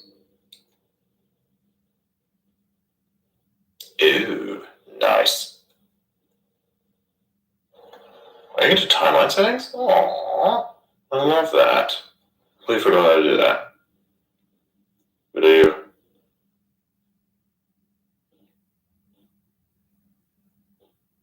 Bethany, you going what?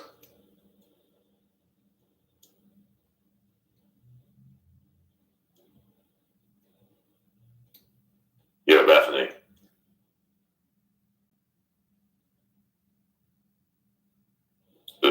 Is my mic still working, or is it nothing? Yeah, it works. I think she's mute. I'm giving you 30 seconds here. I have a type policy. Mic check, mic check. Yeah. Seems to be nothing, huh? Crickets. Rather unfortunate. Okay. There you go. I don't even know why I let them up. They were not even fucking following me. Okay, what else? Let's see. I'm feeling rather risk-take-ish today.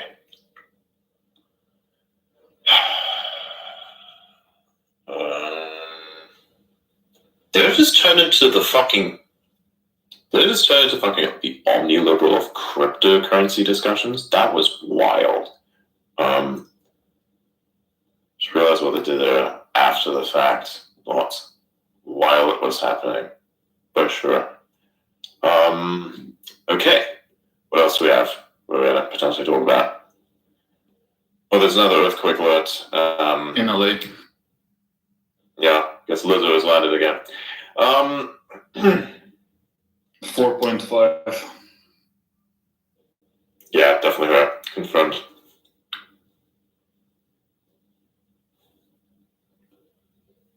Talk about probing, Josh. Hey, Josh. Thank you very much.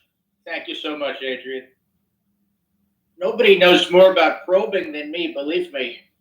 I've been probed with so many objects, it's unbelievable. Actually, last week, I was probed with Diet Coke. Can you believe that? I can't believe that. Put a little bit more raspiness in it. Needs to be a little bit more like this. Maybe more raspiness in the voice. You're looking for this version of Trump, right? There you go. We love Diet Coke. We love it so much. There you go. See, it sounds much better. Nobody loves colonoscopies character. more than me, believe me. Why do you like colonoscopies? Because you get probed, okay? You get big league probed. Just wait until you hear about Neuralink. Well, the Neuralink's really fantastic. You know, I've heard so many great things about it. I heard so many great things. Very nice. I like the character here. This is working out very well for you. The raspy. The car keys. Yeah, that's great. You know, sometimes though, That's pretty amazing. it changes though, because when he's speaking a lot, his voice does get raspy. But when he's got a fresh, there's no raspiness, so it alternates. Sure. It's a frog in his throat. Yeah. Well, I mean, look, it's when you speak a lot over like extended periods of time that you kind of like tend to deteriorate in terms of voice. Like your vocal cords have a bit of an issue. Like even with me, like if I speak for a very long period of time, like you'll start to realize I'm like that, you know. Oh yeah, it happens. You probably like heard me at the end of like a long 1 day session, like you sit down, you're like, oh, you know, it feels. We've been there one way or another. No, I get it. Sometimes it sounds like I've been smoking cigarettes or something, and I've never smoked a cigarette in my life. Never. What do you normally sound like? What do I normally sound? You don't think I sound like this? Yeah, I don't know. I'm just asking, is there like a default mode? I do have a default mode. You know, I have many variations. There's this variation, of course. There's the raspier variation. There's the high-pitched variation. You know, that one's really... That's my favorite one because it's a lot easier going high than low. And then there's this version. This is the default. Oh, yeah. The default setting. The default setting, yeah, there you go. You still sound like yourself. Yeah, now I'm on default. Pretty cool. Nice. You have to kind of actually get into it, eh? Well, you have to make the facial expressions too while you're doing it, even if no one can see your face. Interesting. Like with Trump, he squints a lot when he talks. Like he's always ready to do battle. If that makes sense. Like anytime he's going to like an interview, he's ready to fight. Yeah, and his lips are like ready to suck off the chrome off the bumper. That's right. What in the actual fuck? I'm sorry. What? Well, they're always so tight that he wants, like, it almost seems like, yeah, the chrome off the bumper. Bro, holy shit, that sounds like a fucking thing from Ferris Bueller's Day Off where he says that my dad's fucking ass is so fucking tight you can shove a burning coal up in that and it'll turn it into a diamond. Same energy. I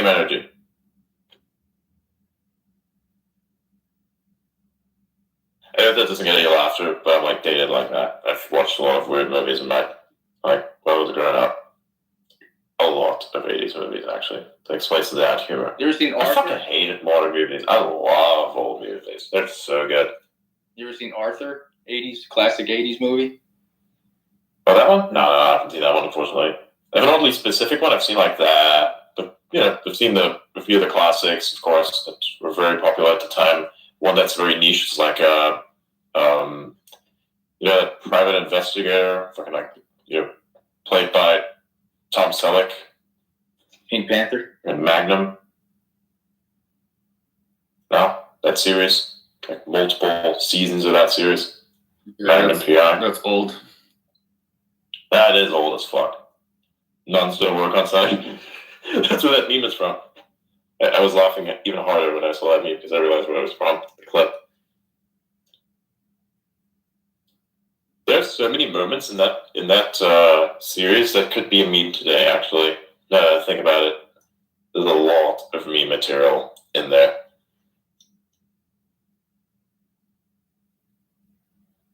Speaking of, is that fucking breaking news?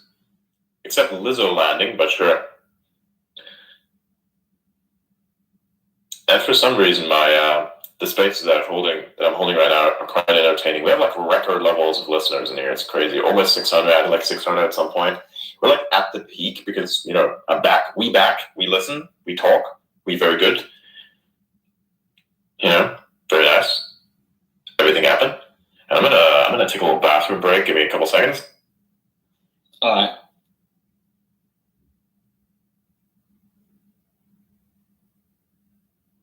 He's taking a pee-pee, okay? So you got a probe? We're gonna do it. Spot.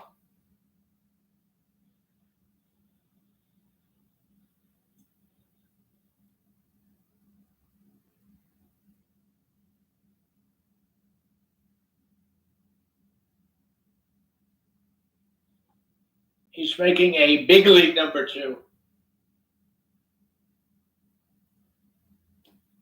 100%. If it's a number 2, what is a number 1? I would like a number 1 with a side of French fries and a Diet Coke.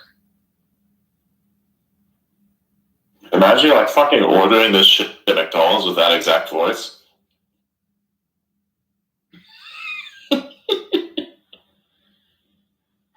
Yeah, Josh, I'm just saying. Like, you could legit just fucking record yourself going to like a drive-through, ordering in exactly that voice, a particular order, and then just appearing there and posting that on X and YouTube or wherever else. Very good short-form content material for that, for sure. I'm gonna do that maybe as early as tonight. Yeah, go for it, man. I'd like a number. Just don't do it close to a place that you frequent, otherwise, no bueno. Well, they know me. They know me at the drive-thrus.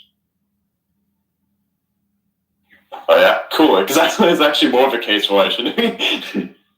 In fact, I ordered as Joe Biden just 2 days ago at Dairy Queen. Wonderful.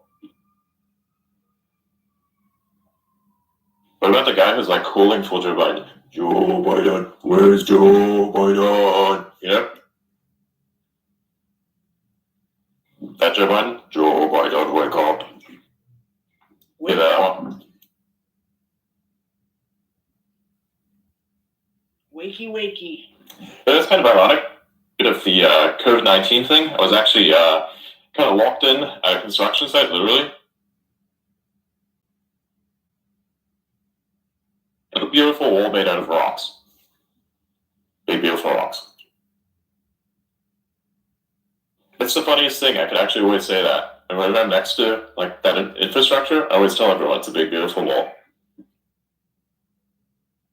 And everybody, like, on the inside of their brains kind of struggles with how to receive that info. Because, like, they know what it's a reference to, but they don't know if you're actually being serious about that. And there is a big, beautiful wall. So you kind of have a moment there. And you don't know whether to laugh, whether to be offended, or neither of those things, given that you're actually standing next to the wall of which I speak. And you can't disagree that it's big, beautiful, and a wall. It's a big, beautiful wall made of big, beautiful rocks. Just saying. Does that qualify as a good Trumpish, kind of like characterization of my info? Very sad for our country. I give it actually. I give it a C+. Sorry, I don't think it's C++. I'm just kidding. Terrible nerd joke, I must say, but, you know, it's what it is.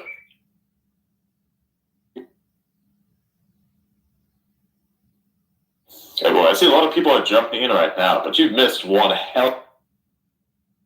You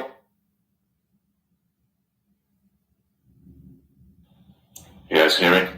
It's gonna invite a bunch of people up. Yeah. Did you actually hear that conversation that I had about monetary systems? No, I didn't. I was at the gym. Fuck, you missed out, man. Wiggle, tell him you fucking missed out. Yeah, missed out. That's not really telling me what it was about.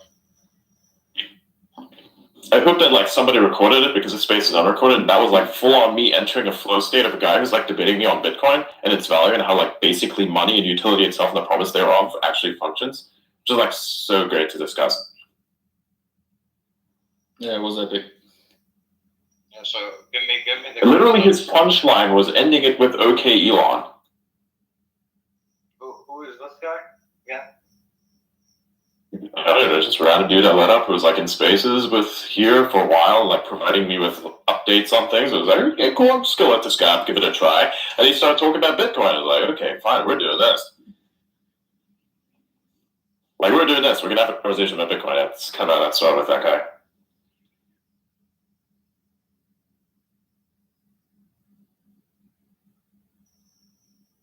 Definitely not disappointed. Definitely not disappointed. I was very impressed. It was a very nice conversation. Sure, there's a little bit of something in there somewhere, but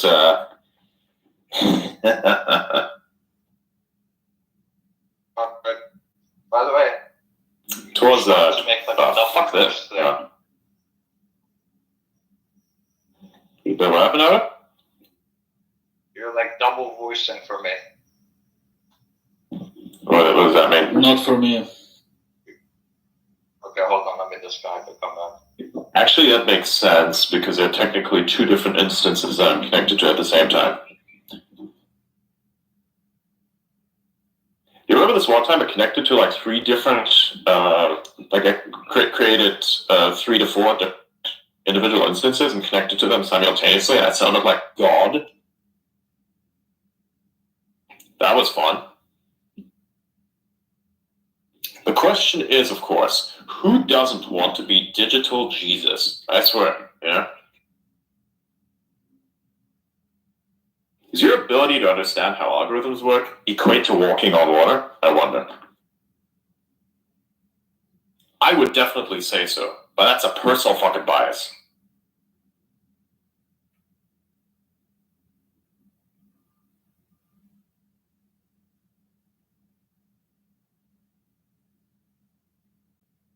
Also, FYI, that would he doesn't get that. Personal policy. Okay, here you are. All standards apply.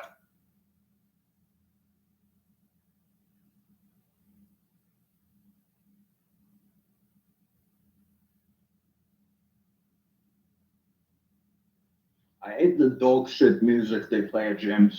It's fucked so bad.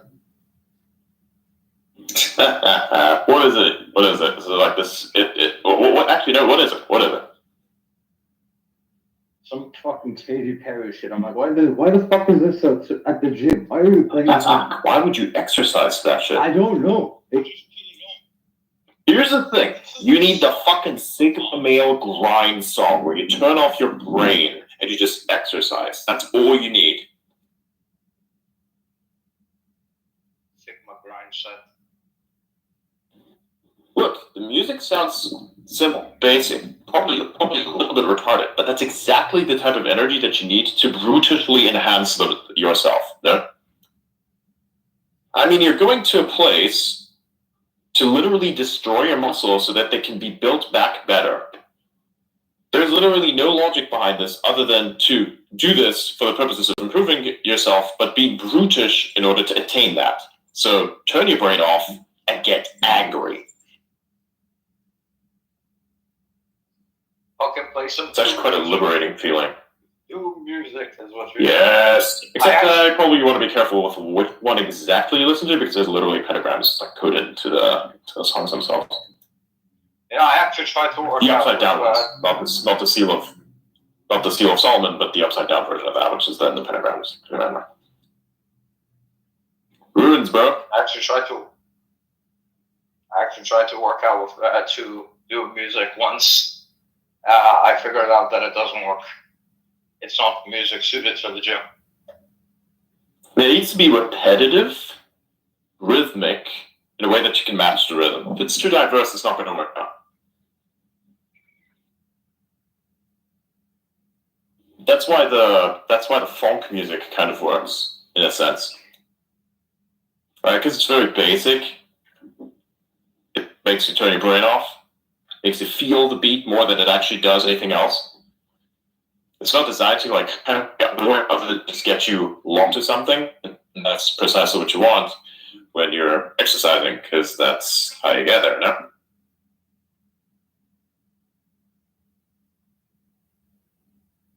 Man, what a fucking interesting idea. At what place? If time I was at, I only slept like 1 hour. I'm honestly fascinated by the fact I'm able to function the way I am. Actually, I slept, I woke up, and it felt like that 1 hour of sleep was the best hour of sleep that I've had in comparison to the 8 hours it made my brain hurt. That was crazy. Like, how does that work? Is that just like you enter this beautiful deep sleep that's the sleep that you actually need for your body, but you're completely fucking beat down? Like, is that the reason why it feels so good? I assume that is the case.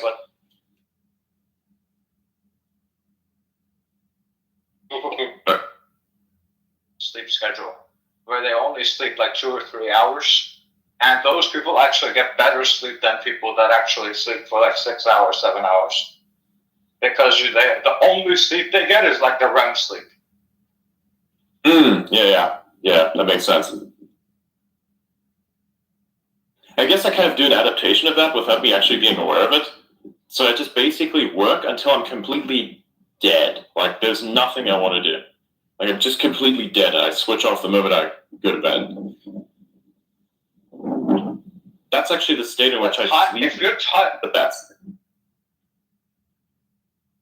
That is my preferred sleep method too. Tire the fuck out, where you're barely struggling to keep your eyes open, and then you go to sleep. You'll be refreshed as fuck when you wake up. Absolutely, yeah. You kind of like have somewhat of an instinct to sleep a little longer, but if you actually then stay awake, bro, you're gonna fucking feel epic.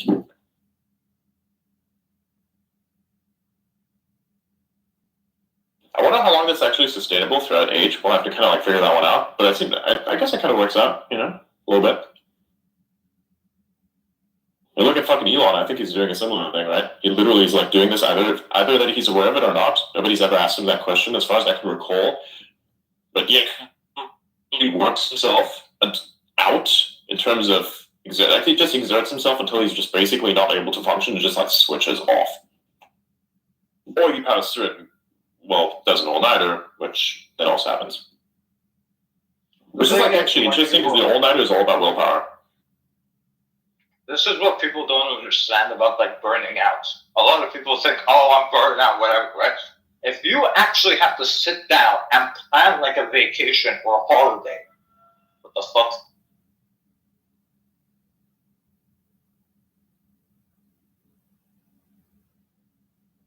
Yeah, for real, for real.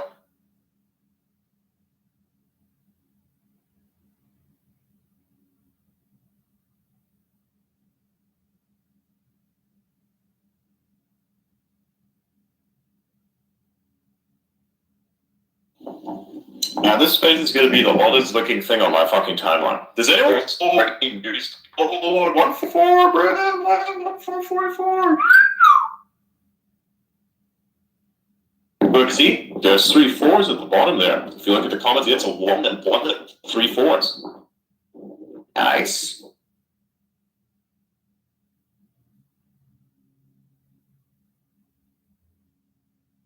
You could say it's quite wholesome.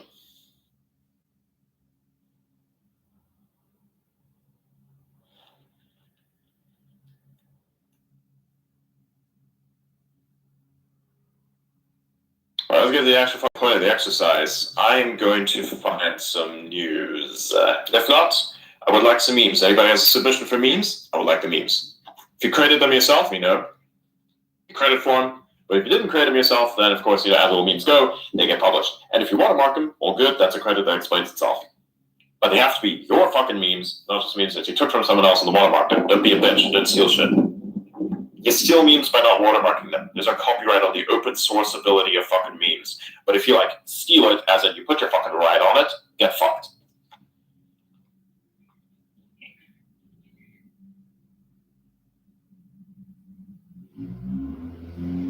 Why do you have such a rule plan on memes? It's hilarious. Strict meme policy. Meme policy. I have a policy on memes. Meme policy. Very nice.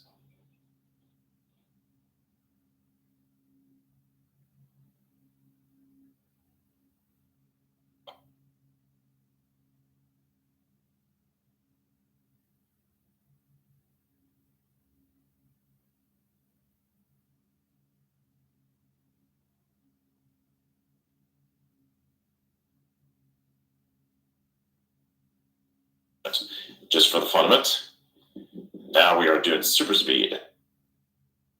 Super speed network.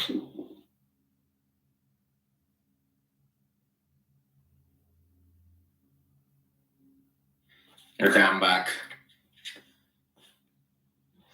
So, can you guys hear me? Yeah. Okay. What happened? I asked if you guys could hear me.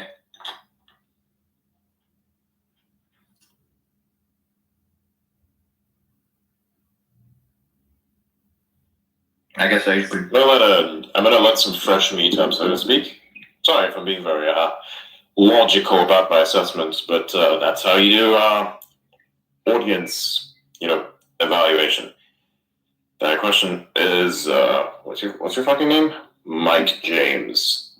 What's up, Matt? Welcome to the stage. First time I'm seeing you around. What brings you by? What's up? No shilling, of course. I just wanted to get up and see if you guys are real people. What do you mean? No, I'm actually a botnet. Not legit. What do you mean? Well, the whole conversation and the way you were spitting out words, when it came to Bitcoin and all that stuff, I was like, this guy's not real. How's that? This guy can't be real. I mean, he didn't breathe just one after the other. I was trying to breathe for you. Oh yeah, well I mean, that's just. I was like, holy shit. You know how Eminem. You know how Eminem raps? There's a very particular style of how you breathe, right? You maximize everything. Like every single time you take a word or a sentence or something, you actually breathe in between. You ever listen to do you ever listen to Marshall Mathers, how he fucking talks? It's actually, he speaks, and then when there's a pause somewhere, breathes in, and then continues talking, breathes in, continues talking, breathes in, talk. Also it picks how much storage you have for your breathing, your capacity of your lungs. Yeah. It's also very pretty insane. particular I'm not gonna lie. volume of speaking. So yeah. That was pretty insane. And then the cherry on the cake on top was the guy said, thanks, Elon. I about died laughing. I have to blow over for a second. I know. I was pretty good. like, whoa. I did not see that punchline. I was like, yes, But, that was good. Here's the thing. I know I sound like him. but I talk way fucking faster. I've just put so much experience into mastering the art of speaking, I guess, because I've been that socially awkward. So yeah. No, that shit was That motherfucker's not real. I don't know. Yeah, that's how I feel right now. I have fucking back really there have- ain't real. yeah. That's what I want to say. You know what I mean? But no, you're real. Sure. I mean, I had a lot of fun. It's like the flow state is activated. I've actually felt this kind of flow state come up only recently, where I've had these amazing discussions. Just happens randomly. I guess I've been able to tap into it a little bit more effectively. So when you tap into it, there's the flow state now. what do you feel as you tap it into it? Does your brain just open up and all the info is just there?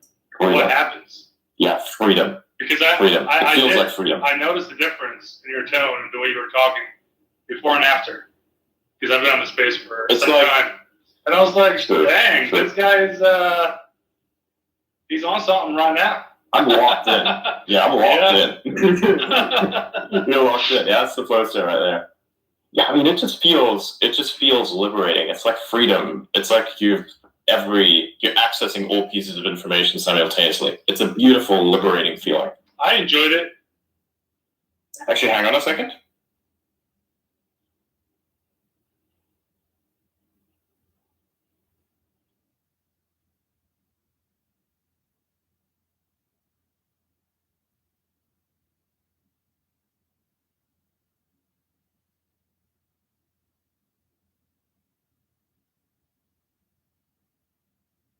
Sorry, sorry, I had to like take a call real quick. I do a lot of multitasking between. Did I miss something? No,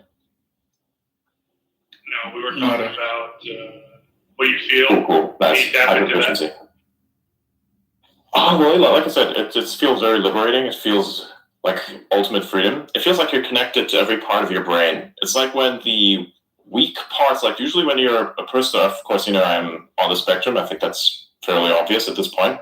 When you like tap into every part of your brain, like you have all the knowledge that is accessible to you, and you just in that flow state of accessing all of it and being able to output it at a rapid and accurate rate and an efficient rate, as a matter of fact, which is the most important part of all of that, then you just feel like you're whole, like you're one with everything. It's like I don't understand like how I can really explain that, but it feels like you're literally one and you're connected with everything. Like you feel yourself being actually you for the first time, Because I think every single time when you're not, say, in a flow state, you're not actually you.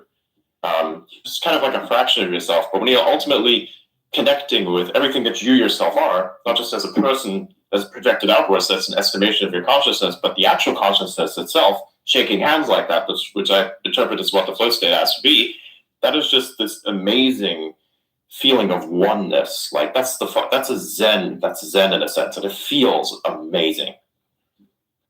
What's your preferred drug choice? I prefer caffeine above all. I don't like any of the other drugs. I've never really tried any other drugs except for like, caffeine and alcohol. And I hate alcohol. I really do. It's a shitty drug. It does the opposite of enlighten you. It depresses you. It's a depressant, not a stimulant. You want to have stimulants, right? This is the thing that kind of allows you to access the flow state, even that where it assists you along the way of doing so. Kind of like lubricates the machine, so to speak, because it puts your metabolism into overdrive, which is also the reason why you have to drink a lot of water because the body's trying to get rid of the poison, which is effectively the caffeine. And also why you get hungry as fuck afterwards, and why you're super weak because you actually need to eat a lot afterwards because you've been like exerting a lot of not just effort into getting the toxin out of your body, but usually also when you enter a flow state, you're exerting yourself mentally. Like right now, my fucking brain is not as hot as it used to be normally, so it's like a good amount of practice has gone in. But yeah, your brain is like a CPU that's been stressed to heat up. It kind of feels like that, or like your RAM. Almost, but it feels like the CPU eating up and the RAM itself being exhausted, which is like a context window. So yeah, the context window is I use a little metaphorical term for this, which is like similar to how AIs function. They have the thing that's called a context window, into which you then basically have a bunch of information, and beyond, say, a set amount of tokens. Like say, imagine your context window is 10,000 tokens, which is words, and you exceed 10,000 tokens, then all of a sudden the information itself exceeds the context window, and then if you have additional information that's important to what the AI is supposed to parse, it just is not able to parse it because it has exceeded the context window. If that makes sense. The tokens aren't necessarily equivalent to words, so. It's just that it's an oversimplification. Okay. I'm just saying it's an oversimplification. I can't just like go super detailed. But if you want to go detailed, we can do that too. Like my idea is here to make sense. If you are very curious into that, then you go deeper. That's what a metaphor is for, right? It's not to give you the exact understanding as how the individual parts function, but to give you an estimation of what it is. And if you are able to grasp that, then you can go deeper. Right? You have to understand what an iceberg is and how deep it potentially is in order to actually venture into it and actually understand how big it really is. Like you have the estimation for it. So not just at the tip, but you can understand what's underneath that. But you will only truly understand what it's made of and how much it weighs and what the physics of it are if you actually explore it more beyond that. But I'm just giving you the concept of iceberg. I got one random question for you, if you're ready for it. Sure. So let's say you got two cutting boards, right? Identical. Dimensions, size, everything is identical. One of them is under a light, and the other one in the shadows. If you measure it down to the nano, would the one with the light on it be thicker, or the one with the shadow? Or they be the same thickness? With the light That and another assumes layer. that one of them. The light technically would, because it kind of behaves, I think, as a force almost, right? As almost like particles and also wave at the same time. You can actually have force that comes out as a result of light.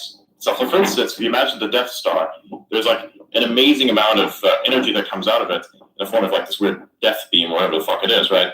Actually, the thing itself outputs so much force that you'd have to essentially thrust yourself against it because the beam itself would have recoil. You can actually measure in lasers, for instance, that there's actual force as a result of the beam. So maybe when you want to talk about it that way, there could be this object that's under the light that has a little bit more, quote, mass or density or whatever you want to identify, like more something being there. Is that correct assessment? Yeah. Just random shit that pops in my head. Nobody fucking asked me this before, so I really don't. That's the most random question I've ever heard before. No one has literally ever asked me this. I've looked into the concept of how like force comes out of light, and I've never thought I'd ever actually be able to talk about this. I'm telling you, literally in this moment, because this is 5 years been kind of like stored in the back there. You just like bring out this random ass fucking question. That's just great. I love it. I did tell you it was random, right? Yeah, it's perfect. I love it.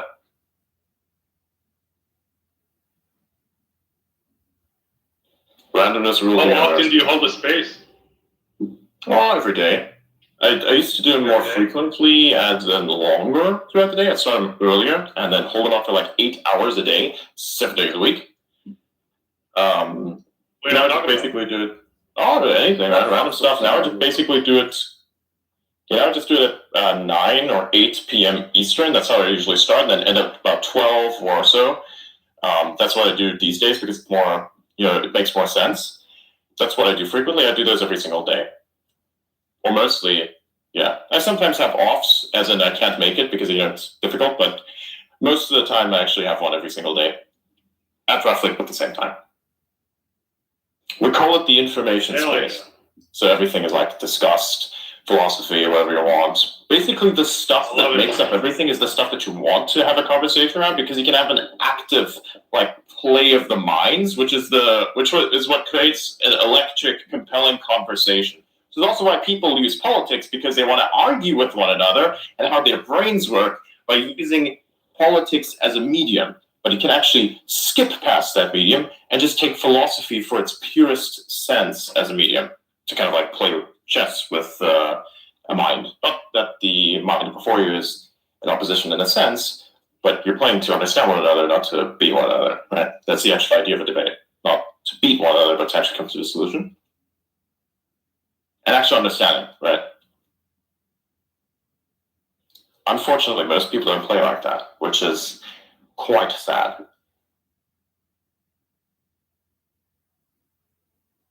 So what do you think the conversation between Elon and Trump going to be about? Just everything? Oh, everything, yeah. Absolutely everything. Well, according to him and what he stated, there should be no limits on topic, so no scripting, random. Basically like our information space, so that should be really interesting to listen to. Wiggle, how many hours is it out? About 6. Oh, it's still a long way to go. I've been pushing this space through literally all night. Isn't it 8 p.m. Eastern? Yes. Okay, so it would be around 2 hours. 2 hours then, yeah. Yeah, 2.5 hours. Which came up with 6, that's random. Yeah, I for some reason thought it's. I looked at the other time zone. Your own time. Your own time zone, yeah. Yeah, exactly. I'm in Eastern. That makes sense.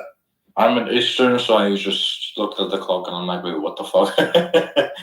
I know, I was like, wait a minute, that doesn't make any sense either. But yeah, 2 hours. Should be in about 2 or 3 hours, I think. No, well, 2.5. I bought this 80-pound weighted vest, and I'm wearing it right now. This shit is fucking killing me. Bruh. You get that after you reach your limits, not before. What? Saying, hell yeah, man, get after it. That's great. I feel like my idea of that's like walking around with a bunch of weights. I used to do that actually, like walk shit ton of distance with like weights and try to dynamically move with them. And you realize how difficult that actually becomes, and how much that actually stresses your body. Holy shit, your forearms become exercised as fuck. Yeah. That's how you beat the gaming thing. I'd like take a week off of gaming just to train the forearms, so I could do next level clicking. What games do you play? No. That's funny. Well, play Diablo. See, most people need to click a shit ton of things and need to click at a rapid speed, so they use macros to do it, but you get banned from macros. What you could also do is you can look at it a different way. You can become the macro by clicking like shit. It's crazy. Want to see a video? Sure. Hang on, let me find out. Maybe it's around. Video of what? I'm not going there with you. I'm not going there. Just a double check. Ah, fuck. I have to find it. It's like one of the communities I posted in. Ah, fuck. Where is it? How many people do you think gonna join the space? With Millions. Elon and Trump. Millions, right? I would You assume think hundreds millions. or just or tens? Millions, bro. Millions. Yeah, I can't wait. Oh, it should be. Yeah, I assume like anywhere between 1 to 2, maybe 3, 5, 4, 5 million, something like that. Anywhere between that, 1 to 4 or 5 million. But like The fact that that's happening on a social media platform. yeah, I just Wild. Within our lifetimes, man. Within our Right? Think lifetimes. about it. I just hope the space can hold up. Oh yeah. Yeah, that was my thing. I mean, look, this space You think here the space hasn't gonna hold? had. You know, I mean, look at this space. It has been less glitches than ever before. But like, Honestly. but I mean, a million synchronous connections is reflected. They've been testing it, man. They've been testing it. I'm pretty sure they have a lot of confidence in it.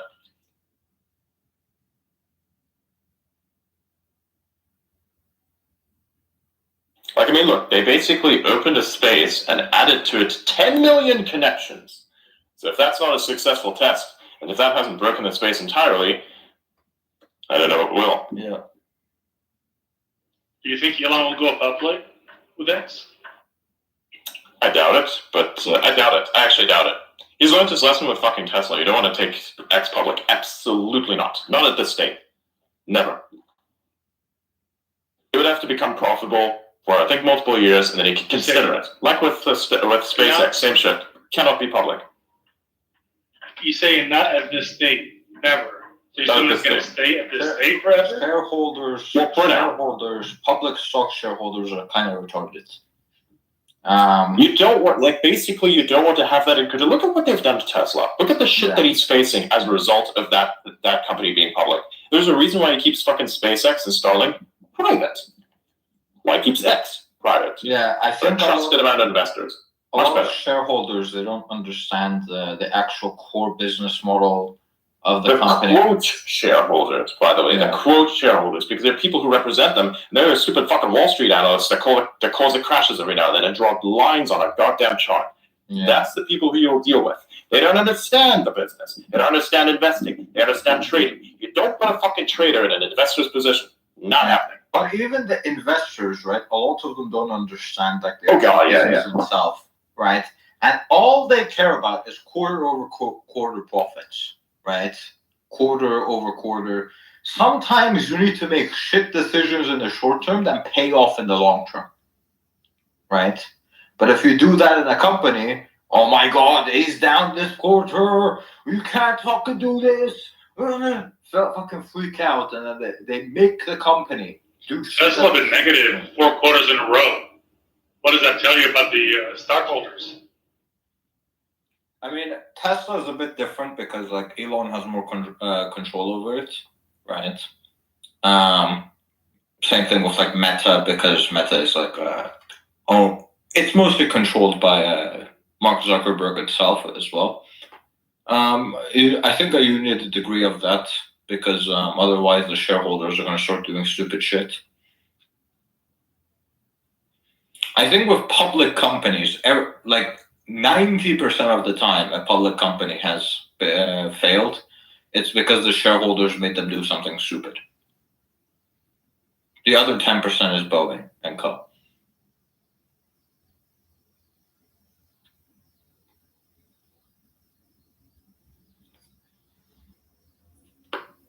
I also feel like if the shareholders are investing in the speculation of the price going up versus the actual tech. I feel like two different mindsets. I could be wrong. Well, I mean, that's what I feel like. Well, there's different types of investing. It's not just you put your money in stocks and that's the end of it, and every stock behaves the same way. You invest in dividend stocks if you have like a dividend strategy. You invest in like growth stocks if you think this company is going to continue to grow. All these companies are meant to fulfill different things. They're not all meant to be the same thing just because they're stocks.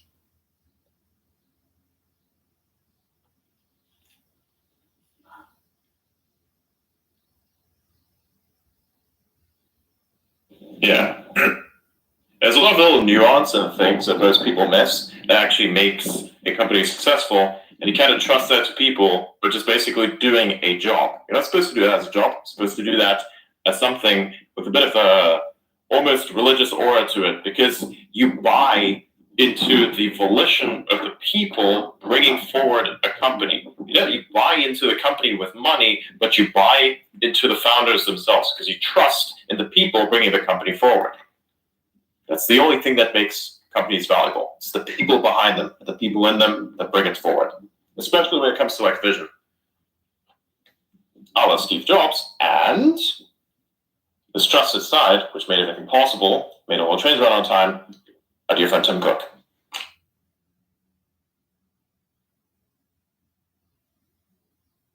Which is also why Apple doesn't innovate as much anymore, because Tim Cook. Well, I mean, it's you could argue it's a different type of innovation that Tim Cook is doing. It's just no longer slow, preservative. Well, no, I'm talking about with the actual manufacturing processes themselves. Right. Apple Vision Pro did not take off, now did it? Right. Well, I'm not just talking about the Apple Vision Pro. I'm also talking about the iPhones and iPads, and they basically standardize a bunch of the tech that's made the smartphone market what it is, right? It's just that they're not doing anything on the client side, the actual customer side. They're more doing it on because they want to meet a certain criteria of quality, right?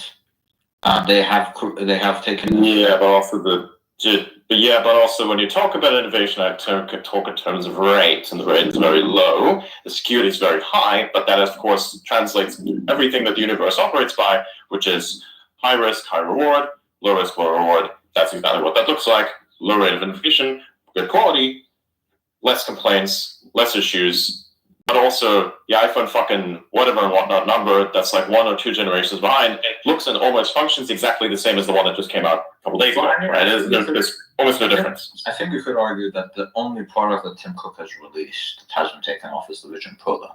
Right, every other product that Apple has taken. Yeah, every other product is just kind of driving it forward. What exactly already exists, but the reiteration is very low. That's what I'm saying. There's no innovation. There's no innovation, but definitely financially. Yeah, of course. No, I'm not denying this. I'm just saying that that's what it looks like. That's why when you look at companies and you look at what state they're in, right now for Apple, you don't actually need innovation. They're not dependent upon that. They can have like a slow rate of innovation that's good enough. It keeps the company relevant, but beyond that, you don't actually need much of anything.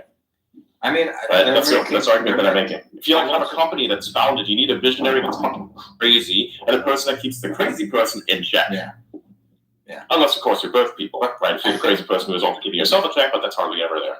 I think it's you also can't understate the contributions they've made to ARM itself, the actual chips that are now on every other phone. Well, yeah, of course, it's all interlinked. I'm just explaining how it is, what reality looks like. I'm saying Apple has moved from a company that innovates on the client side to a company that innovates in the back end. So it's not as. I would rather say it's different. It's a company that standardizes. Right. Yeah, that makes sense. It innovates in terms of standardization, which is a very slow, sluggish rate of innovation with a high sense of security in terms of value. It goes up. I mean, by small amounts, but up. Apple literally created Thunderbolt with Intel. They created all of the manufacturing processes that phones and computers now rely on. They made a lot of contributions to ARM, right? It's a low risk innovation. Yeah. Yeah, that's one thing. Like we keep repeating the same thing we're saying in different configurations, but sure.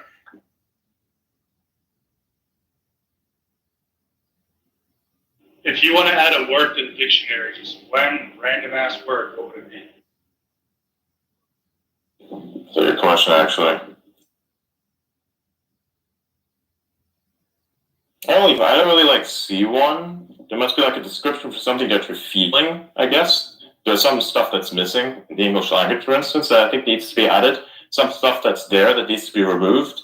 Some things that are just weirdly dependent upon context that don't make any sense that need to be potentially a little bit changed. But that's kind of like what I'd say. There's specific examples. These. I go like them nuts, but sure.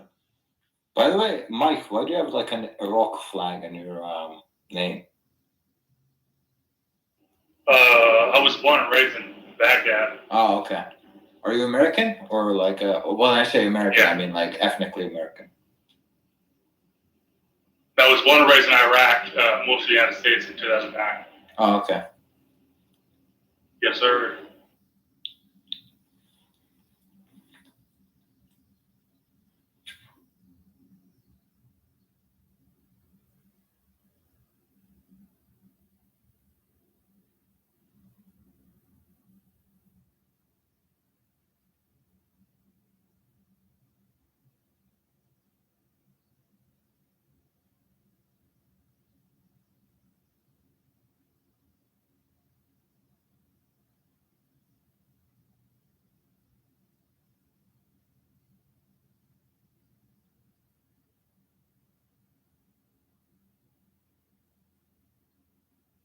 Oh, there we go.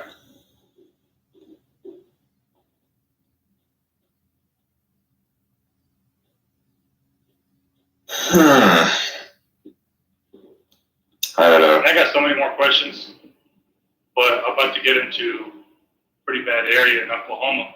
No service, so. But I want to ask a lot of questions. Just turn some gears. I mean, hopefully one day we're gonna have the T-Mobile partnership with the SpaceX rockets, satellites for Starlink, and then you won't have bad service anywhere in the world.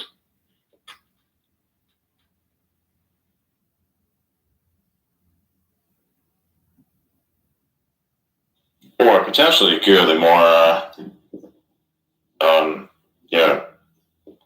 conquest-based route of let live and let die. So there is a question for Adrian. Go for it. From Gorlak Yellow Tooth. What's your thoughts on Rio? Wild. What are your thoughts on Rio Tinto in Argentina developing lithium deposits? Oh, the thing is BlackRock's buying, huh? I don't really want to talk about that. I saw that a lot of people who are in this area disapprove of it quite vehemently to the point that there are several protests and such. So I don't live there. I don't really have an opinion on that, and nor do I really want to voice one. Just positioning, I guess. So sorry if I gave you a little bit of a nothing burger there. I apologize. Another question from Iek. What do you think about a timer function on Spaces? Can customize it however you want, from 1 second to 99, etc. Dude, we need that 100%. That needs to happen 100%. There needs to be a fucking timer option that just instantly mutes a motherfucker. Like that needs to happen. I 100% say like please make that happen at some point, because when you have an actual debate of some kind, you have to then. I mean, you could kind of regulate it yourself personally by having like a kind of timer, and then you just put it out there. But I don't know. Realistically speaking, I think it's about tackling points, and you have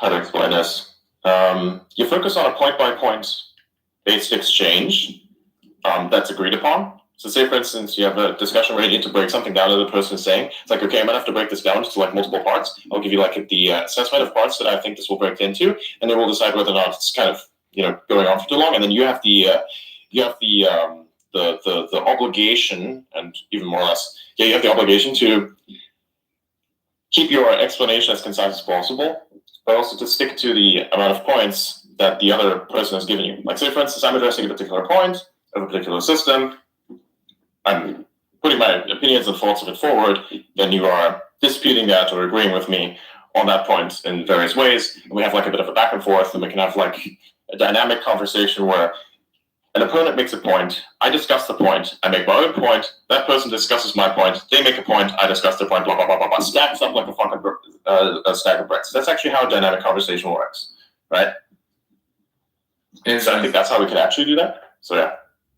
Adrian, I'm gonna send you something. I'm like 99% sure this is parody, but it's so like good rage bait.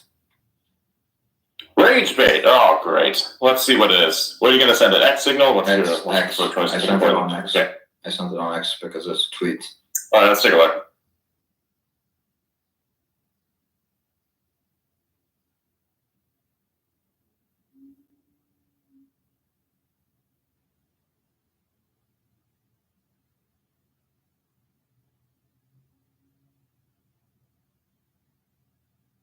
All right, I'm gonna look into this. Gender studies. First of all, your take is if you're a gender. Let's pick that apart more piece by piece here. Should I read this? Should I read this fucking garbage? I'll read this fucking garbage after all your brain cells and stuff as well with me. Wuxman power experts. Yeah, that's cool. Woman or Wuxman power expert, PhD in gender studies, call themselves she/her. Okay, cool. All right, we've accepted this. Now we're going to go into the basis of their argument. Trump being allowed on Twitter. Yes, I'm calling it Twitter specifically because I hate capitalist billionaires. Literally goes against everything about free speech. Free speech is free speech, and free speech is free speech. It should be allowed on here. However, hate speech isn't free speech. So someone who has a history of posting mean tweets that scare, hurt, and offend people is going against the concept of free speech and shouldn't be allowed on Twitter. I said it again. Weird smiley face. I should have the right to not get so upset from tweets that go against my views and cause me to smash things. Okay, well, there's a lot of things that we're going to pick apart here. First of all, we're going to start with the gender studies PhD thing. As a person who's apparently a woman power expert, whatever you want to call yourself, especially when it comes to PhD, and I know you're going to be misandrous towards me and say that I'm mansplaining, which is, of course, a misandrous term, and you know exactly what you're doing when you're voicing this. I'm going to say, first of all, stop dead naming a platform. I believe that someone who's an expert in gender studies would understand not to dead name people. That's kind of fucked up. I kind of would say that's a little bit concerning, and I would appreciate that you would respect the transition of the platform. Okay. Second of all, capitalistic billionaires are not an issue. They're the ones that create the platform upon which you complain. Second of all, hate itself is subjective, and meme posts are allowed to exist. I don't care what it is. If you get offended by that, that's entirely your problem. If it is something that directly attacks you, then you can have a conversation about that, and something can be done. Probably an apology and a remedy can be sought.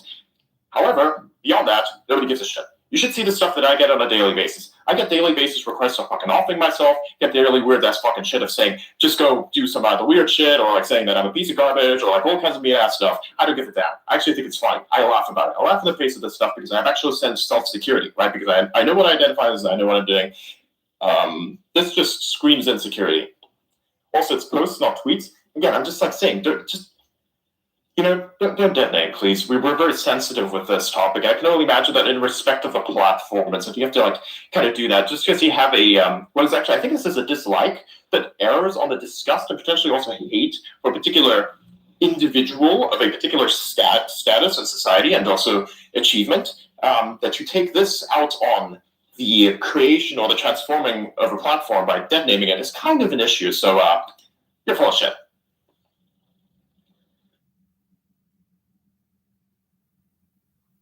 Holy fuck, I just broke that down with some eloquence, didn't I? The thing is, I'm pretty sure it's a parody. So, yeah. I mean, I don't know, man. I don't know. Maybe it's a parody. I don't know. But I'm just saying, like, I'm just eloquently going through this. Who do they follow, I wonder? Joined in July of 2023. Oh, wow. Yeah, dude. Yeah, this one's great. COVID response, too. Ooh, you got all the good ones. I should follow these accounts myself. Anyways, I have to be, like, conclusionary, right? Jill What's some Biden. stuff? A lot of far right Islamophobic stuff that we're posting about. God damn. I love how it's 100% rage bait. I mean, look at this. You have a quote from fucking Martin Luther King that says, "I look to a day when people will not be judged by the color of their skin, but by the content of their character." And then literally below that she says, "White folks, please consider." This is 100% this guy. I mean, either this is parody or rage bait. I can't tell which one it is, but it's just too easy. You know, it's got to be a bat of some kind. So toss it off to the side of irrelevancy. We're moving on. Good catch though, Anna. Thanks. She, her in bio is haram. I mean, I don't have a representation of that, but if that's your particular religion that you're feeling free to express, then I will not oppose it. It is what is it? The inclusion aspect of the D to my I and the E. Which I'm not fucking practice DEI and you're gonna hate me for it. But why? I'm just being diverse, and I'm being inclusive, and I'm being equitous with my ability to shit on people and concepts, or you can explain them. You can be equitous to me too. You can call me out on all kinds of stuff. I'm all here for it, man.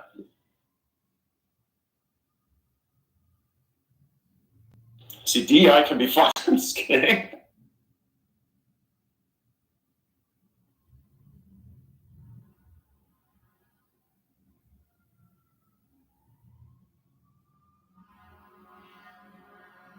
Friendly piece of advice. Do not identify as everything. Don't identify as something that is obviously intended to troll that could be misinterpreted as something that is not exactly constructive, because of course you know what you're doing. The trolling is not exactly constructive, although it could be constructive for character and security. I kind of feel like it is not going to be too constructive for the actual security of the character itself, given the insecurities that exist within that character. So, yeah, it's a bit of an issue here.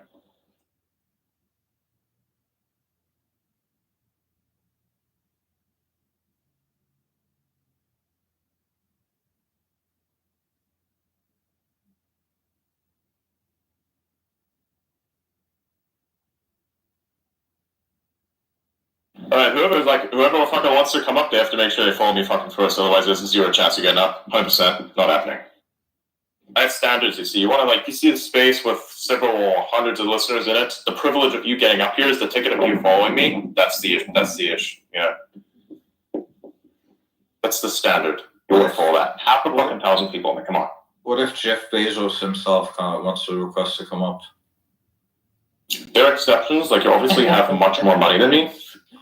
I'm just gonna be honest here. I'm a very capitalistic individual. If you have more fucking dough than me, I'm fucking letting you up to hear what you say. Because I mean, look, how many opportunities do you get to actually trash someone who's like much bigger than you, or potentially have a constructive conversation? It's like a huge opportunity.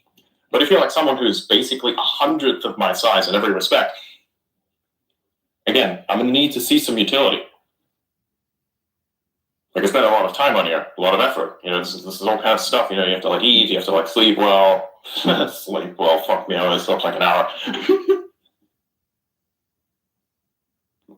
Oh, and you gotta take abuse too. Oh. I actually like Jeff. I think what he's done with Amazon is amazing. Yeah, I think so. Maybe Blue Origin. Yeah, of course. Oh, sorry. Yeah, of course. Yeah. Blue Origin is not as amazing, but ew, there's an unnecessary.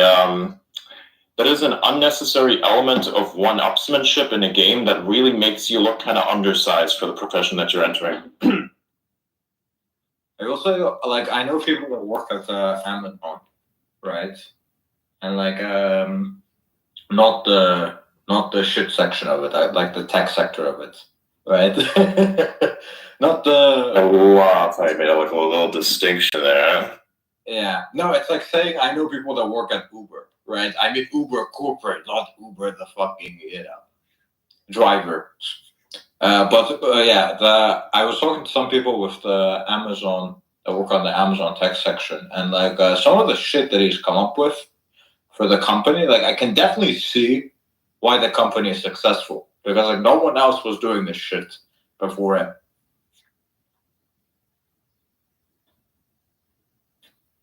Sure. Yeah. I'm gonna let some fresh meat up and see if we can have an interesting discussion. I'm not gonna rinse through this and see what happens. We're running a very dynamic show. It's great. Gotta take advantage of the situation.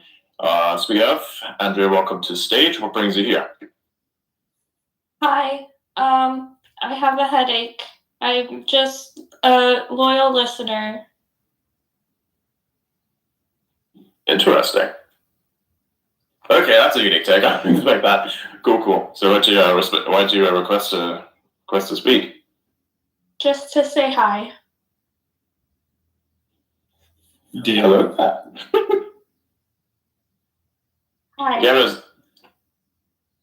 Awesome. I'm gonna move on to Yuzi real quick here. Yuzi, what's up? What brings you by? Nothing much. You're a freak right now. I always have a panic attack when I come on the speaker board, so working through. Oh man, I'm uncomfortable. You should look at the way that I operate this. You know, I only have like 1 year of experience. Come on, man, don't worry about it. I mean, I'm usually in Tesla Live, and if you say something dopey, you just get bounced. So, and it's about the same listeners, but you're sort of a force. Yes.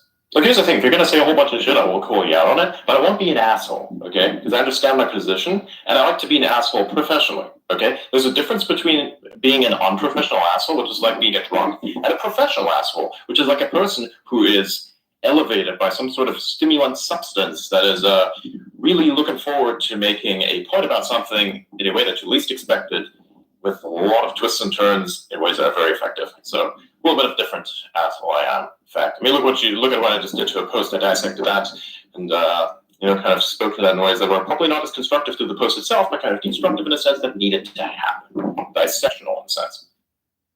You could be Eminem, like, even though you have the Elon voice. Yes, I've been told this many times. And I actually used to be able to, when I still remember the lyrics, sing the one with Shady's back. I'd actually be able to do the whole fucking thing. He's the real Slim Shady.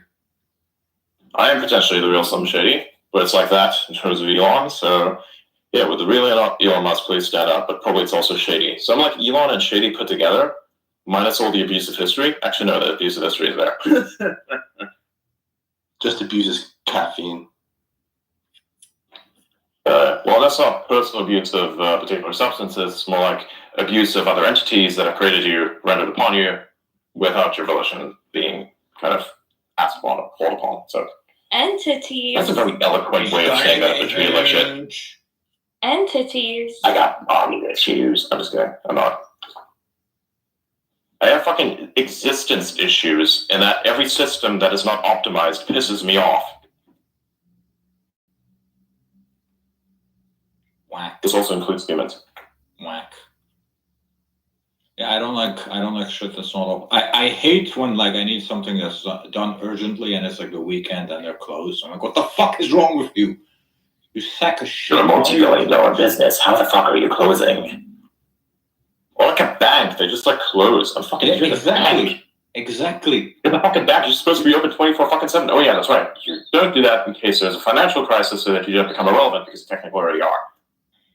You know, I never understand like the 9 to 5 for a lot of these businesses, right? I mean, Europe's the worst at this, but like it's also the same in America, right? So the situation is, let's say you need to go to the doctor, right? When is the most appropriate time to go to the doctor? The weekend, after work, before work? No, they're only open 9 to fucking 5 when you're supposed to be working.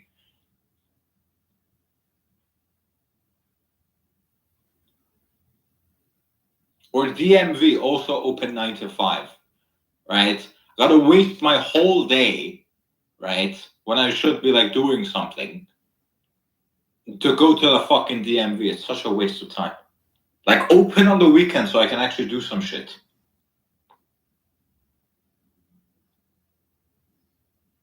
Wild. These are the topics. Oh, go ahead, Uzi. I haven't been to the DMV since I was like 19 or 18. Like, well, why are you going to the DMV? Because they're incompetent fucks. Oh, Adrian. Yo. That I recorded the Bitcoin rant and I posted it on the Blue Pill.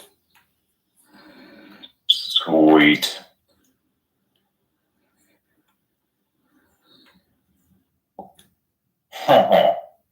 Yeah, Adrian, That's correct. I wanted to ask you who your favorite philosopher was, because I hear you talk about Hegel a decent amount. I learned the master's theory. Oh, sweet. That's awesome. Hegel is kind of cool. I like all manner of philosophers. I kind of like them for the individual takes that could be stitched together to create kind of like a general, very broad assessment of the universe that's quite accurate, as is how all truths are assessed. They're just statistical conclusions at the end of the day. So I kind of like all of them for the individual pieces of monumental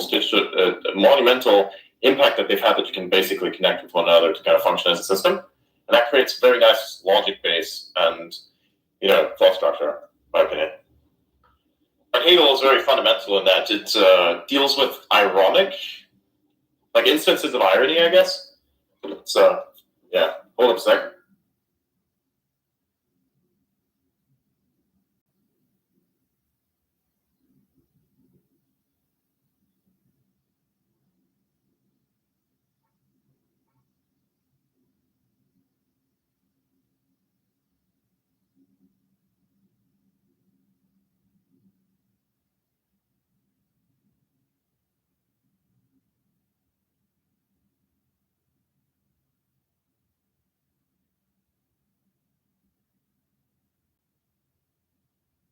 But if you guys are gonna hear me do some driving shit, actually.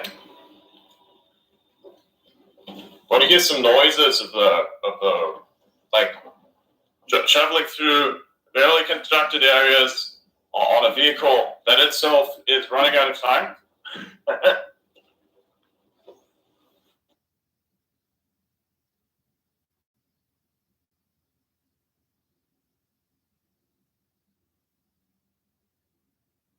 Does anyone know what the timer is set to? But may also even begin. I also love drifting because I'm weird. I've basically learned that because I was born and I watched a bunch of beautiful people. And then when I fucking woke up, I was just, hey, dude, let me do this shit one day. It's like that song from fucking Portal 2. Where it's like, it kind of reminds me of the part where it's like, one day they woke me up to live forever and blah, blah, blah, blah, something. It's like that, but in terms of skills. And I'm literally just fucking drifting back and forth. It's so fucking cool. And I'm not doing this one-handed, which is, I don't know what to make of that, but it works. It works.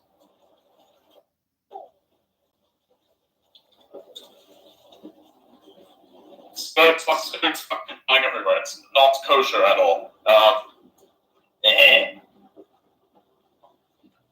Massive cloud of dust.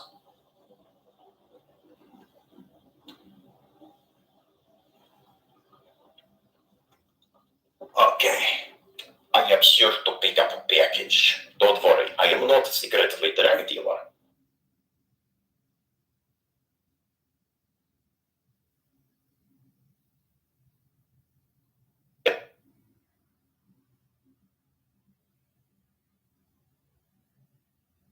Where's the package? It's a package only meant for Elon Musk.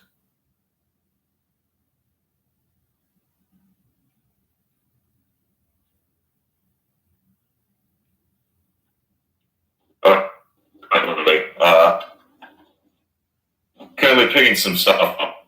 You guys know the I am Jeff meme? My name Jeff? You mean that one? My name Jeff! Yeah, that one isn't I am Jeff, it's my name Jeff. That's what I said. My name Jeff! Yeah, but you said that after I said it. No, I did not. But why are you looking around the club?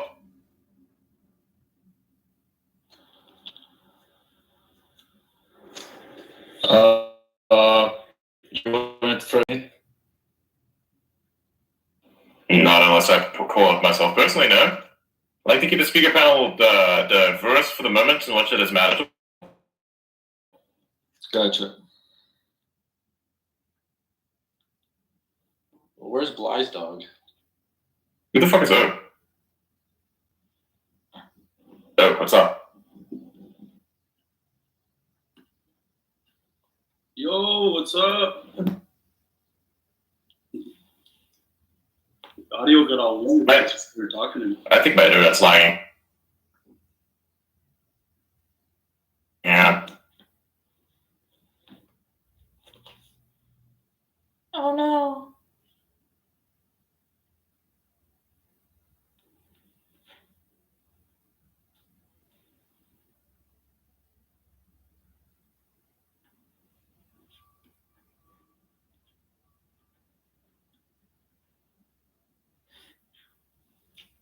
Well, thanks for letting me up wiggle. Get to cement myself in this 24-hour. Hold up, I'm back. What's happening? Oh, what's up, Adrian? Yeah, what brings you by? Just waiting for the Trump interview. Should be pretty important. Okay. Why'd you request? Well, get to cement myself up here in the 24-hour space, so that's pretty cool. Potentially, yeah. It's all unrecorded though, so there's not much cementation that's happening. Yeah, that's true. Unrecorded format, 100% is the way to go. Oh, for sure. Yeah, this is my debut, so a little nervous.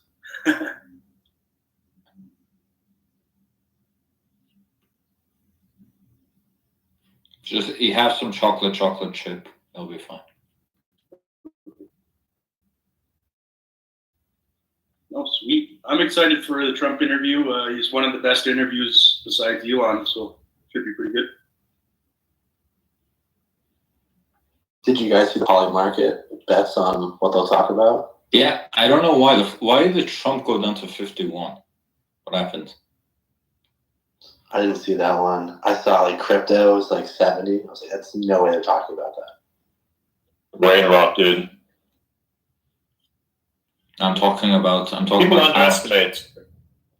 People underestimate how much the sentiment is being shifted in the favor of those of the younger generation, because you have to imagine that all these people with iPad kids are now old motherfuckers, or like older than mostly what they once were, and are now capable of making, quote, their own decisions, which then causes sentiment shifts of a very large kind, because those are the ones who like to get involved in everything, and are the most programmed generation in the entirety of all of history. And there's nothing you can do to change my fucking mind.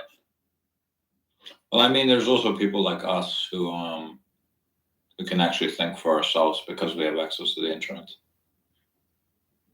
It's like we didn't have to. We looked at the Edge of the Abyss, which was the dopamine farming brain probing app, and we didn't blink. Said fuck this, went out. While others blinked at it, and said, "Oh my god, it feels so good. I need to keep watching this so I can get my dopamine high." Oh, you know. So that's the issue. That's what happened.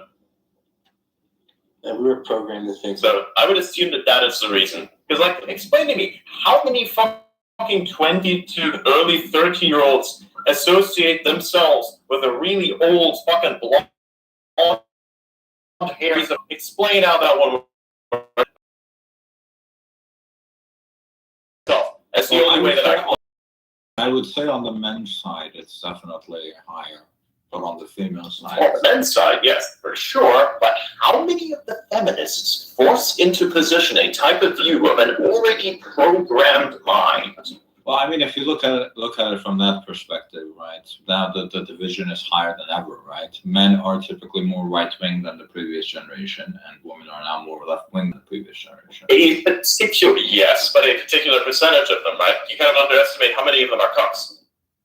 Yeah, but no, I would say more millennials. There's a gays. I would say the most. I would say the most noticeable example. More millennials are cocks. More millennials are cocks than people from our generation. Yes, I know, but that kind of is imprinted because, of course, that generation comes like from them, so it kind of errs towards that. I would assume. So it's actually likely in that sense. Makes more sense this way.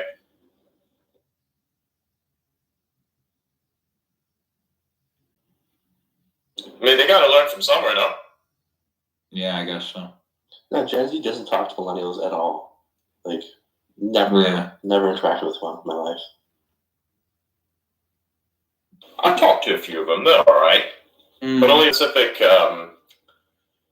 demographic of them who play the same games as I do, which kind of leads to the same type of thought process, roughly amounts. Except that when you talk to them for a certain amount of time, you may lead to discover some things beneath the surface that are less than conducive to a well-structured, stabilized connection in terms of mindsets. To kind of put fundamental materialistic and also mental disagreements into a metaphorical explanation. Blah, blah, blah, blah, blah. Oh my god, I want to float state with it. Holy shit. Yeah, you should never sleep again. You should pull what the YouTuber is doing, like, what was it, 2 weeks of no sleep? Absolutely. Fuck off, baby.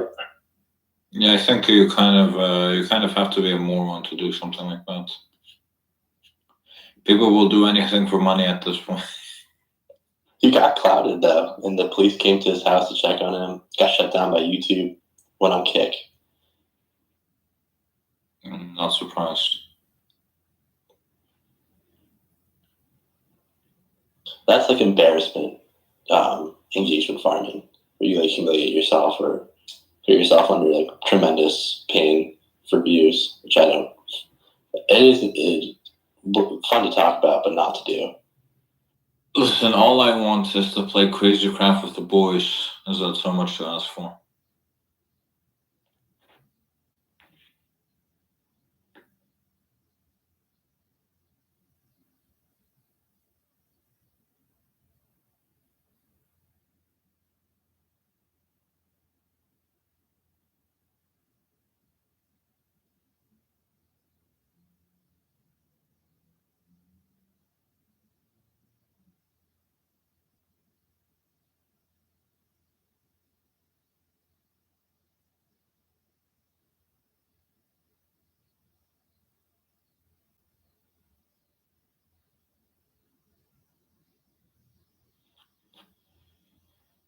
I'm loving these long pauses.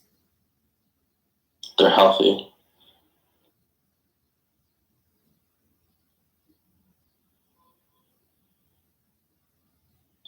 Yeah, The fuck is this? Go for it. Some weird ass person just followed me. What the fuck is this? What is this profile?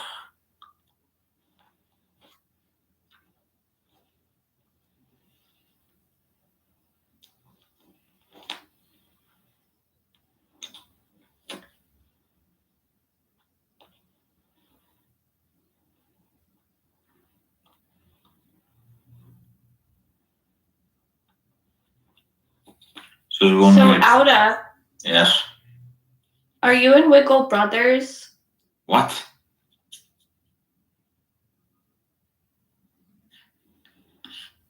Why do you think that? The Eastern European You accent. guys sound similar.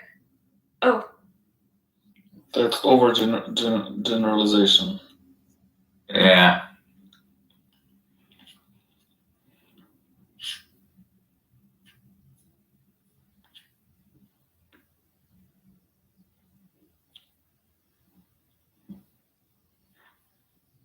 I mean, I don't really even know what wherever goes from. I don't think he's ever told me. Eastern Europe. Yeah, I know that much, but I don't know the specific.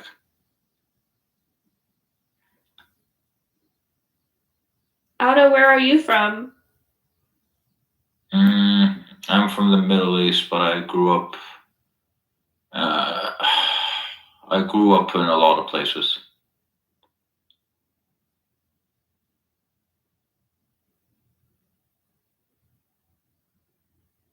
Yes, Eastern Europe is one of them. Specifically Turkey.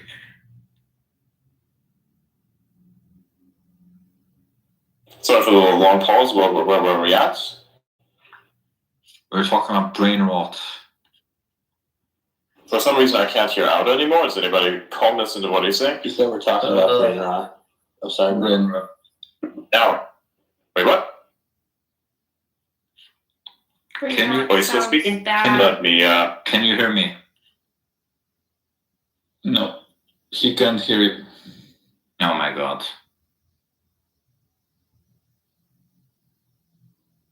I had that bug today too. Just drop from the speaker board. It is the bug that is connected to connection issues. If there's change in connection, after a certain amount of changes in connection, it just fucks up the whole experience. So that's something that still remains to be fixed. I'm not sure if they tested that one out, because it's not just the number of connections that make the space fucked up, it is also the connection of the space and your connection to it that fucks up every connection of you to everyone else up for you with everyone else. I fucking hate Periscope. I don't like the way it works. It's a shit function. I hate it. I don't like it at all. I really don't like it. Okay, because that's the things that are wrong with it, and that's the reason why it isn't anywhere anymore other than here for some reason. Like, for some reason, we're still using Periscope for all live features. All of them. How the fuck is this kinda gonna work fucked up. with Trump? How the fuck is this gonna work with Trump if it's like this buggy? Man, I really hope both of them are using Starlink. Because if they aren't, oh boy. But it's like a software issue, so yeah, it's a protocol issue. Live streams tend to be better from my experience. Yeah, give me a second. Yeah, the X live stream feature is actually pretty good. Didn't Jordan Peterson, Elon Musk have 5 million people? That one well? No idea. I think that was the total view count.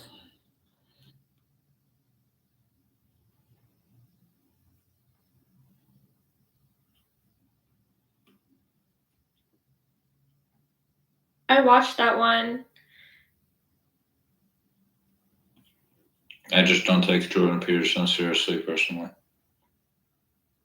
He wants to be a philosopher, but he's a religious studies major. He's sort of speaking out of his ass.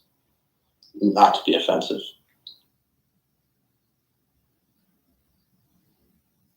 I like his custom suits. Yeah, suits are always nice.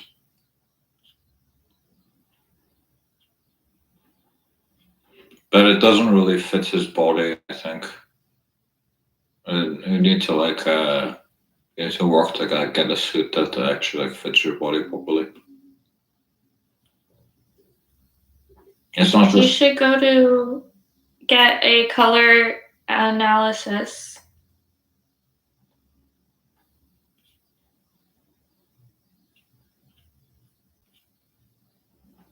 I mean, if you're 50 and above and you don't know what colors work with your outfit, then you're kind of chopped. But yeah, he used to get his clothes tailored, I guess. He's got a big platform.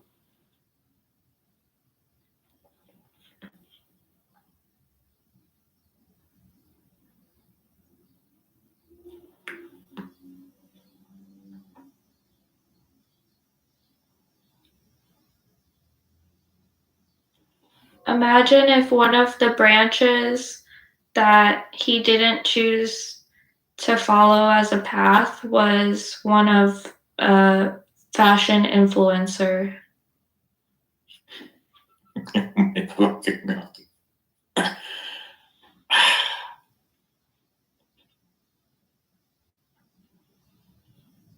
He's like talking about the Bible and about how fashion in the Bible was, you know. I think he says a lot of stupid shit. I don't like whenever he does the whole, what do you mean about this? What do you mean about that? We have to first this. Bro, we all know what the word what means. We don't need to fucking psychoanalyze. Fuck, I can't say the word. We don't need to analyze. Fuck. Oh my god. Analyze what the word what means, and I don't know, it doesn't. Analyze? Yeah, analyze, yes. I don't know why I had that brain fart there.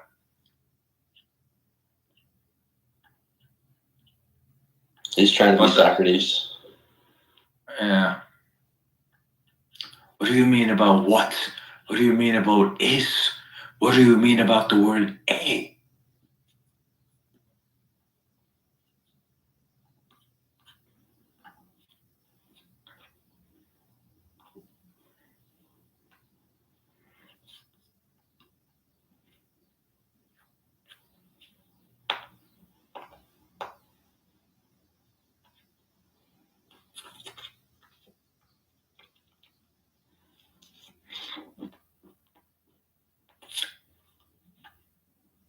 find it so funny when halfway through a sentence he's like, "What do you mean by this, man?" And I'm like breaking sort of the tone of being serious. He's like, "Dude." Yeah, I don't know. I don't like what he does, and I don't think his life is reflective of anything he says. He says a lot of things that are like correct, but then like he doesn't do any of them.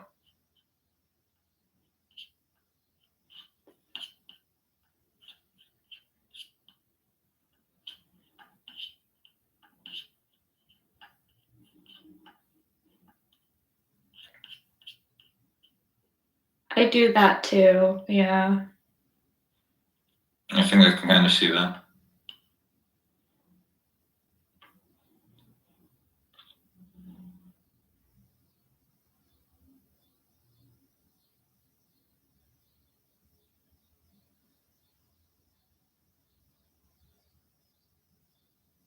I feel like we all do to some extent.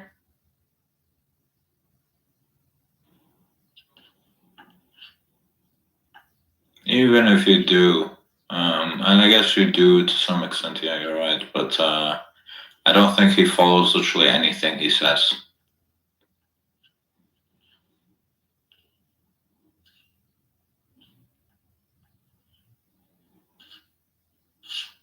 How do you blow up again? Just like 5 years ago? He was some professor at some university, and then like he said something. He was supposed to do something as a professor, and then he said no, and he blew up because of that. I remember, and he got like disbarred. He's sort of like Godsod, sort of similar figures, but I guess I don't look at Godsod's work as more entertainment, but Godsod's funnier in my opinion. I get the impression that he tries to pretend to be an intellectual when he's not. Whenever he says something.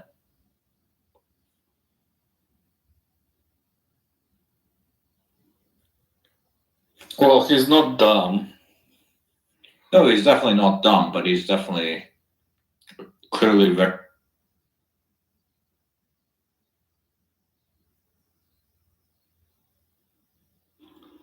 Oh, You wow. just cut out. Yeah, he dropped.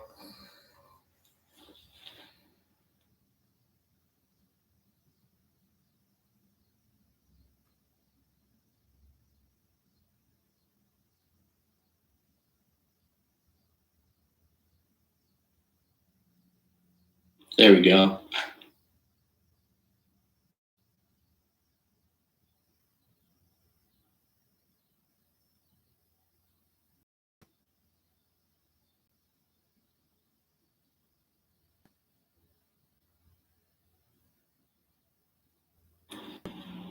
I think this is probably from the stress test they're doing. My app fucking crashed. I'm guessing there's some sort of issue with stress tests.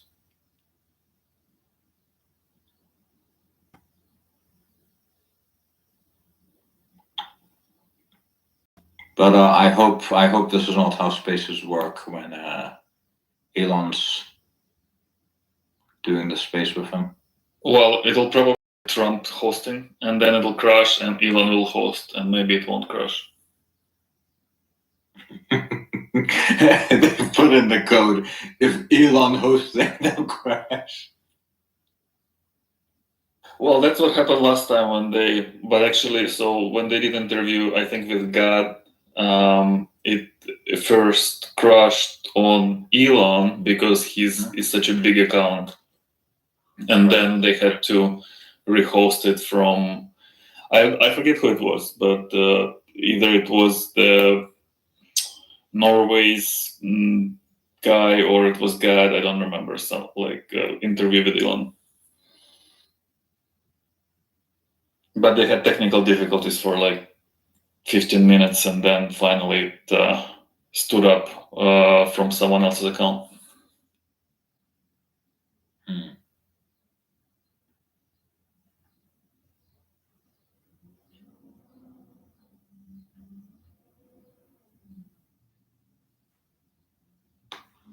Well, let's see how it goes. I hope nothing fucks up. Yeah, I mean they both large accounts. Maybe they'll have to host it from a smaller account or something. I don't know.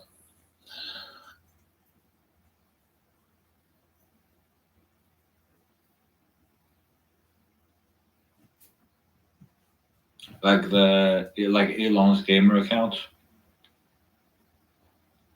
Or maybe some like Trump's entourage account, like maybe some like his son or something. I don't know. But Elon's gamer would work. That would be the irony. I think Donald Trump Jr. has run on Spaces before. I've seen him a few times.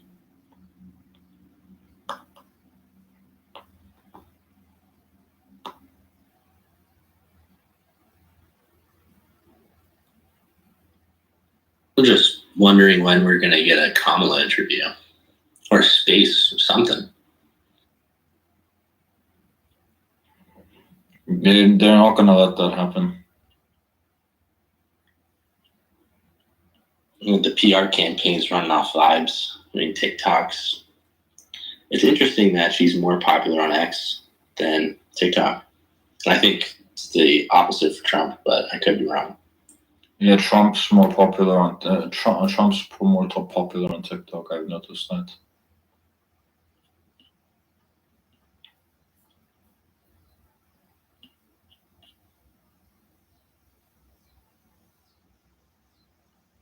Every now and then I get like an edit of Trump that has like 10 million views or something like that, with like 1 million likes, 2 million likes, something like that. This is on TikTok? Yeah, on TikTok. Okay. I was considering getting one just to farm content and put it up here, but I'm morally opposed to it. So I don't know if I want to do that. He's like officially on TikTok. His official account is on TikTok. Is he actually doing TikToks? Like, you remember the Joe Biden one with ice cream? Is he doing stuff like that? No, it's not like that. It's more like I am your like lead or something like that. It's like those types of videos. Like more motivational type shit.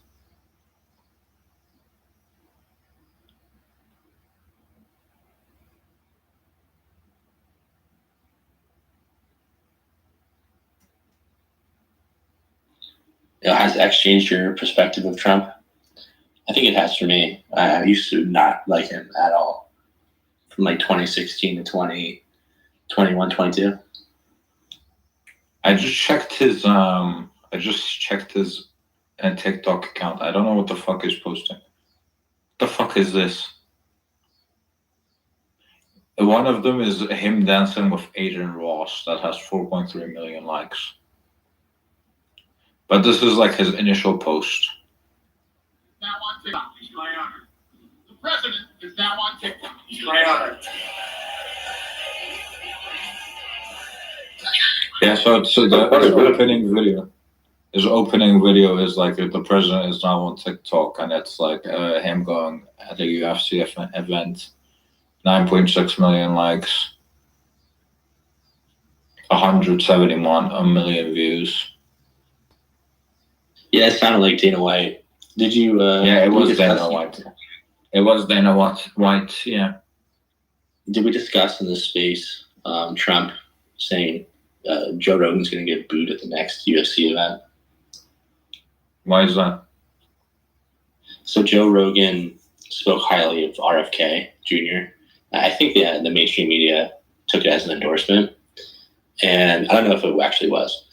And then Joe walked it back, said something like Trump getting shot in the ear was one of the most badass moments, and that it wasn't an endorsement. And then Trump, apparently knowing all this, a couple hours later said Joe Rogan's going to get booed at the UFC.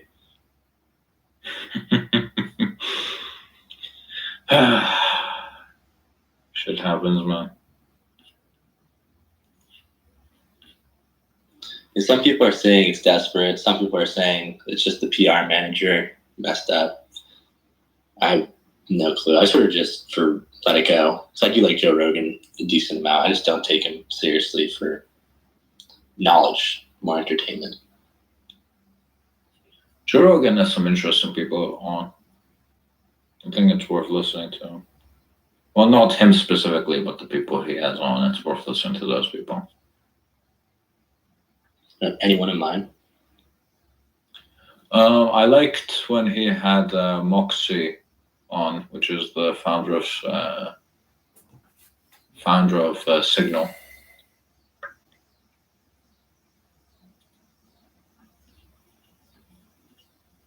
I did not see that one. He has some of like carnivores coming on.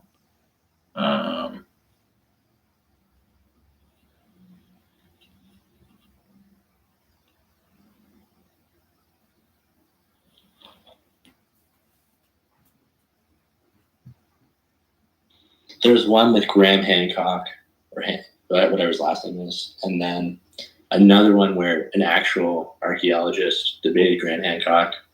That was entertaining. But I don't really know. Do you know Graham Hancock, the guy who's like a Egyptologist, sort of conspiracy theorist?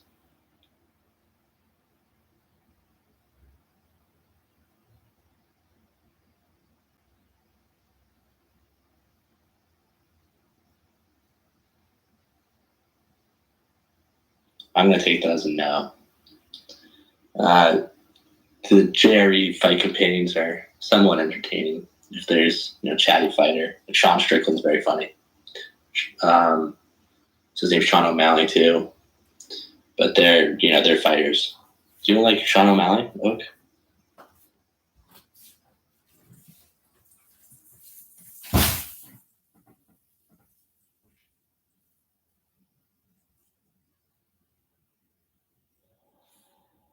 Nope.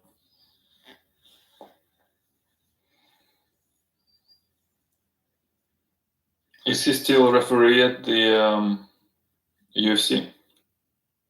Joe's an announcer. He like play by. He's more the color guy.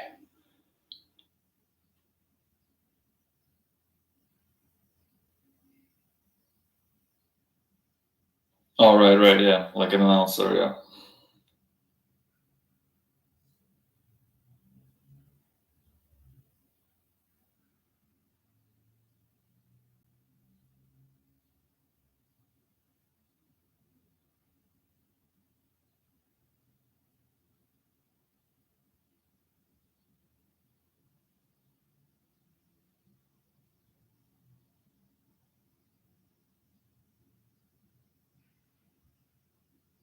And did you see I don't know what the term is, the European Commission saying the Trump broadcast can't be there, and then Elon responded with a tropic thunder meme.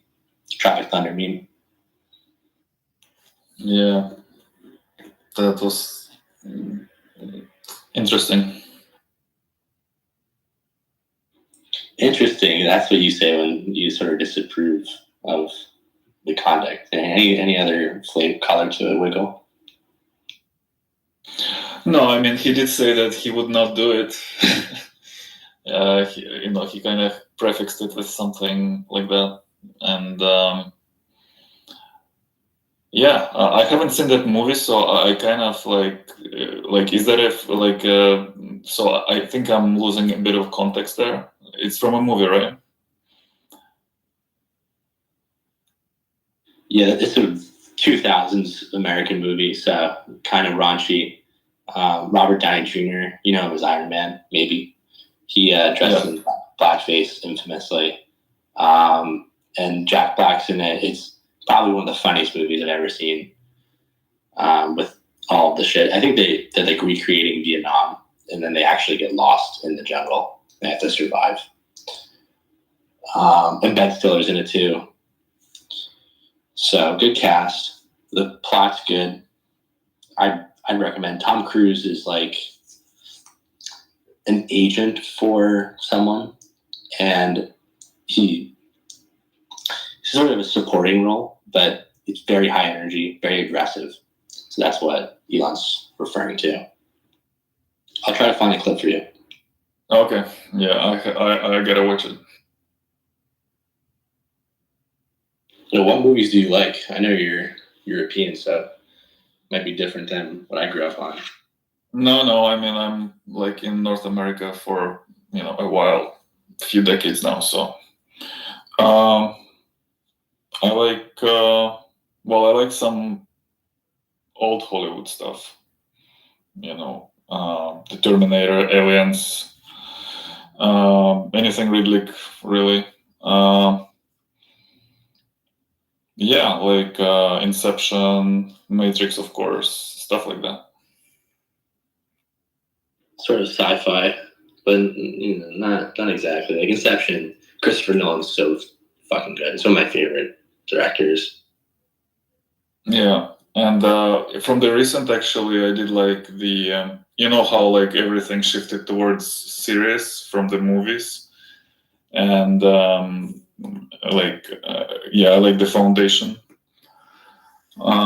It's kind of I like Asimov. I've read a lot of Asimov as a kid, so it's definitely, even though it's very loosely based on the stories, and in fact, like they try to aggregate everything in one Foundation, but like the Foundation series is actually a number of different stories loosely related, but they kind of try to put it all under one with different concepts, which is fine for movie production. I like the grandiose Apple unlimited funding of the series, and it captures the big concepts like love, betrayal, life and death, and deep space. And that was it was a great series. I don't watch shows at all. It's kind of my sin. I play too many video games, and I'm on X too much. Yeah, I don't watch. Like I never can get except maybe of course Breaking Bad and Better Call Saul. Those are the only like shows I liked, and not even for the plot. Well, for plot as well, but more even for like describing the true kind of American problems in the Middle Age. Like each character has its own very interesting, depiction, and you can kind of see who struggles with what. And I like that, like a really precise observation of every character, and that was captivating to me. And of course, the cinematography, the camera moves, everything around it was great. And then I lost interest. I tried a few shows. I couldn't watch anything since those two. And then the Foundation came out. I gave it a try, and I really liked it. So yeah. But then I tried watching some other stuff, and I couldn't just attach myself to it. So like quite often you can see that actors are just playing. You can't immerse, and that was kind of what I felt with a lot of shows. But Foundation, I kind of was able to immerse. Which is like when the actors are doing really great and convince you that it is in fact real, that's when I get attached. So you like ensemble shows, from what I'm hearing. Like, have you seen Mad Men? No. And that's somewhat. I watched that at the same time as very close to Breaking Bad, so I associate them. But that one's like about like marketing executives in like I guess the 60s or 70s. That's a really good one. Game of Thrones I watched last year. Yeah. I really tried to love it, and I tried starting it many times, and I just couldn't attach for some reason. Like I guess it's because everything happens in the kind of how it's like it's a little bit out there in terms of mysticism. It's a little bit too far from reality, I think. Like with sci-fi, you can see how we could arrive there, but with like magic and it kind of bends the physical limits.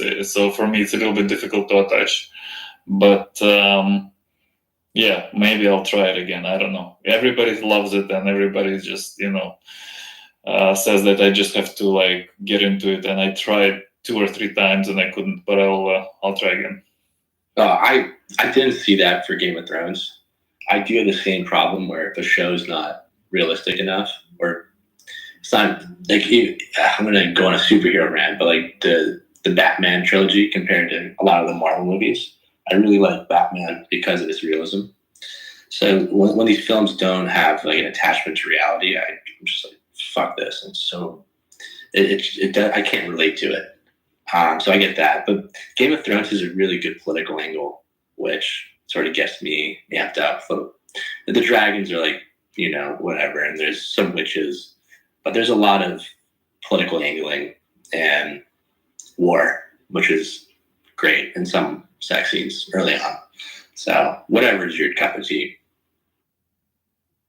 Yeah, I gotta give it another go. I guess I'll try. How far did you get?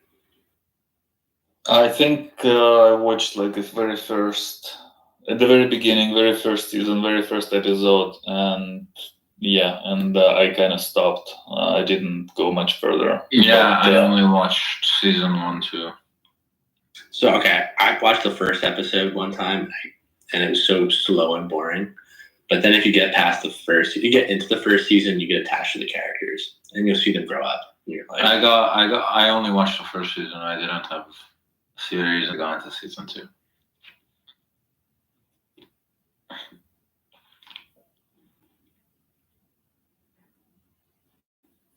Once the dad died, I don't know his name. I forgot his name. It's been a while since I watched it. But once he died, I just he was the only character I liked. All the other characters were shit.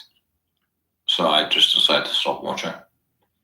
No, once the dad died, though, then you see like the fall of the Stark family, and the rest of it is sort of building up the building blocks. Yeah, but I just don't care. He was like the only guy I liked, and he's dead. So like, why would?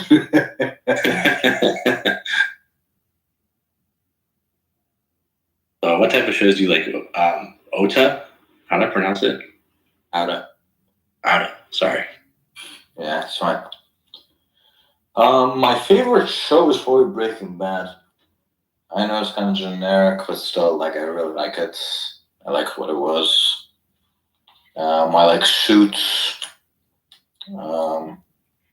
Yeah, those are shows I like.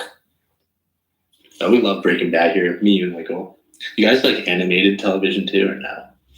I liked. Fuck, why am I forgetting the name?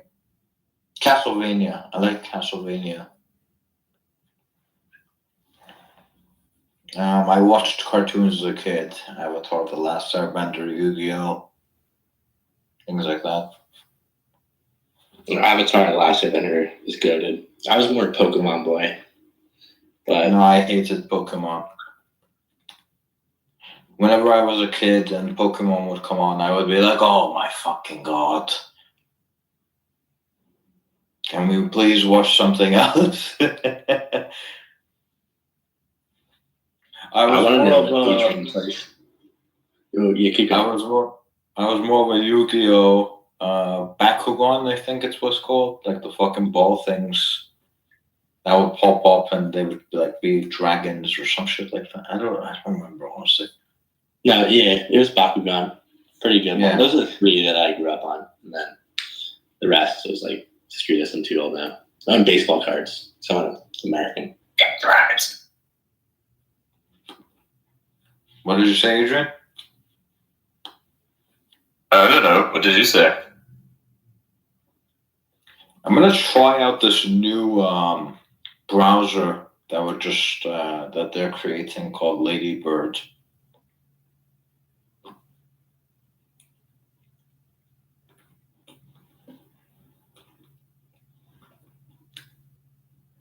Yeah. Stupid fucking name, but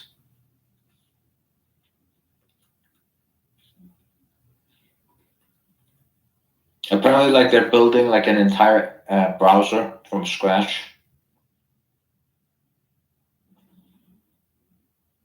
Which, for people that don't know, building like an entire browser from scratch is like one of the most difficult things you can do. because it's got to be compliant with like the web. So it's got to be like it's got to meet like the requirements for like this fucking foundation that sets web standards, and it's like 150 million words of standards, and they also got to make sure it's like secure and doesn't get fucked. So I'm gonna try it out and see. Yeah, it's a monumental task. Yeah. But they're building this new one that's not dependent on Chromium or anything. That they're building one from scratch.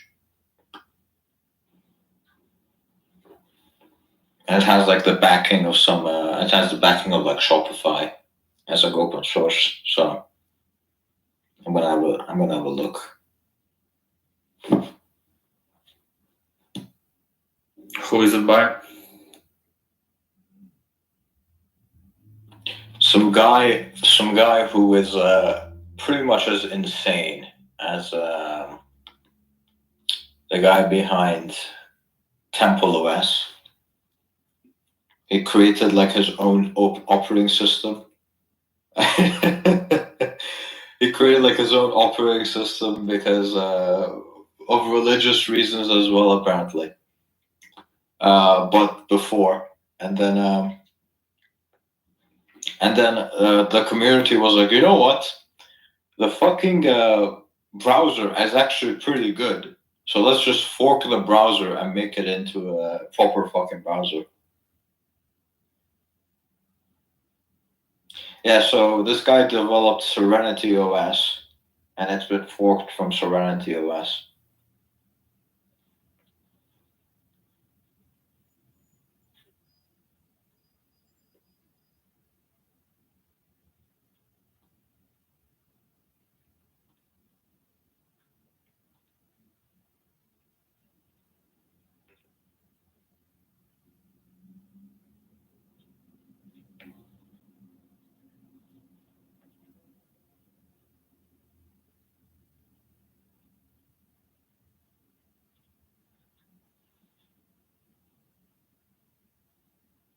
It's also being funded by the co-founder of GitHub.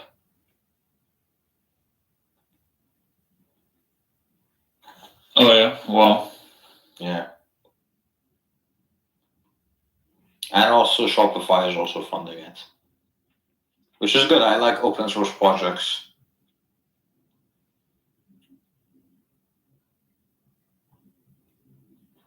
Yeah, me too. Although they're aiming for like a alpha release for like 2026. But it's like already functioning, but they haven't released like a proper method. So like I have to compile it from source myself. And compiling a browser from source is not fun. Well, there's a makefile, right? I don't know. I don't think so. I'm making it with like an automated tool called Paru.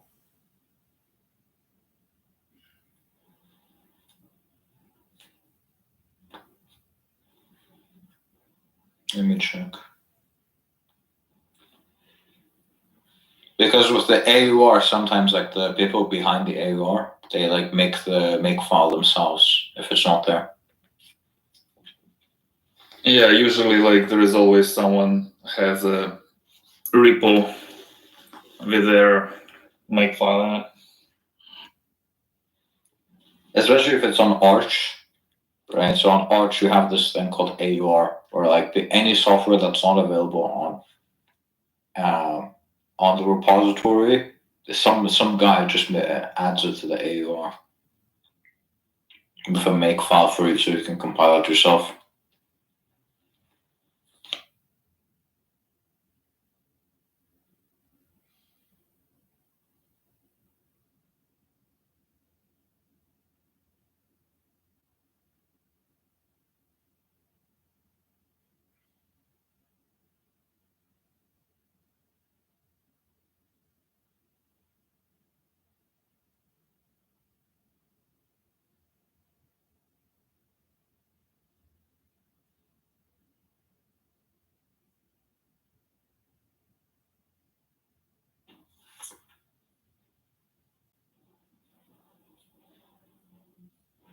Yeah, I don't see a make file in the official one. So I assume whoever's put it on AUR made the make file themselves.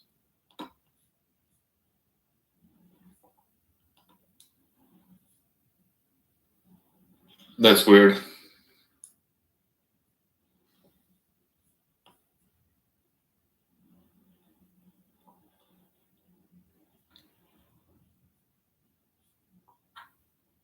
Yeah, because it's not meant for use right now. They're aiming for like a release on 2026. They're just building it for now. Yeah, but any open source team, like they like you want to automate the build, right? Yeah, but they haven't gone through the effort of even like putting any built versions of it either. I mean the dev build. Yeah, they've put in instructions on how to build it. But there's no like make file. That sounds like a good project for for someone to get like some presence experience on Git. Oh, okay. Do a make file for this, and boom, that's a nice line on your resume. Contributed to Ladybug, the next gen. Exactly. Yeah. Bend the truth to your best abilities. But it's good because of like so I use like Firefox as my default browser, right? And it's there's like this issue now where Google just lost like a court case, so they can't pay like companies money anymore to be a default search engine. Obviously, they're gonna try to go to court and say reverse it, appeal it.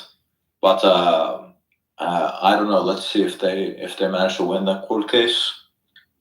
But if that's the case, that means that Firefox isn't going to be funded anymore. So something like this could be useful, perhaps. But if you search in Safari, doesn't it still use Google?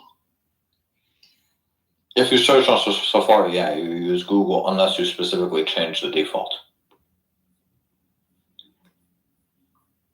But I guess it's going forward. Right? Going forward. No, so Google's going to appeal it, right? Obviously, but if they lose their appeal, probably what's going to happen is that when you first start up your browser, it's going to tell you which search engine do you want to use.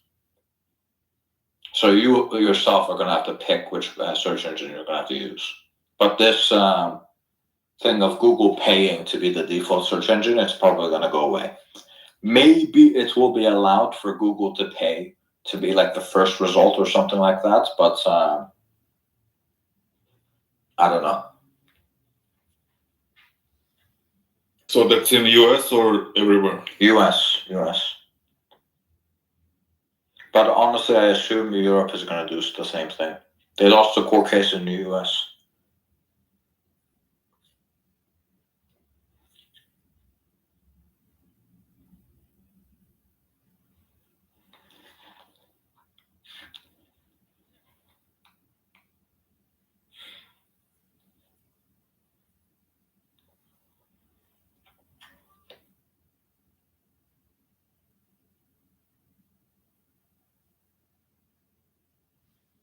Wow, the interview is in less than an hour.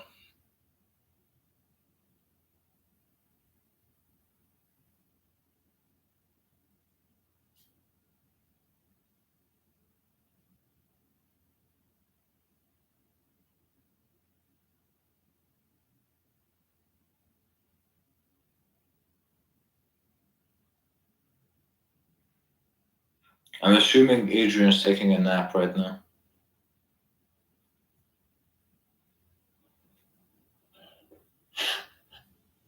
Disconnect.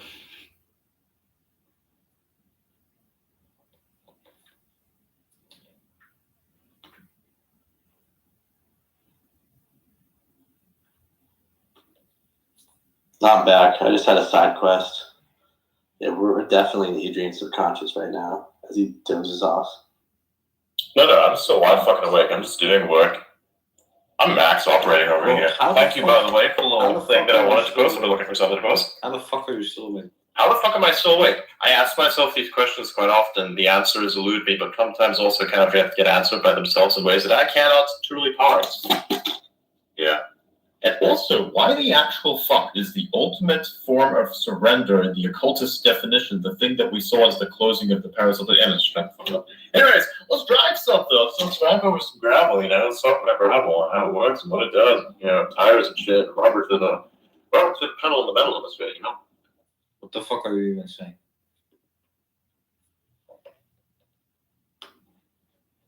That ain't the problem. You know what I'm saying? Can everybody still hear me? Can I still hear you? I want to say something. Hello. Good. Wiggle, say something. Yeah. Beautiful, yes. Everyone's loud and clear. Reception is beautiful. Ladies and gentlemen, it's a beautiful day out here. You got me on the road. I don't know what I'm doing half the time, but goddamn, it feels like sometimes if you don't sleep enough and you haven't taken at least an hour nap to take the edge off, you will feel like walking through water. Pour that one from the Winamp thing. Winamp, it really kicks the llama's ass.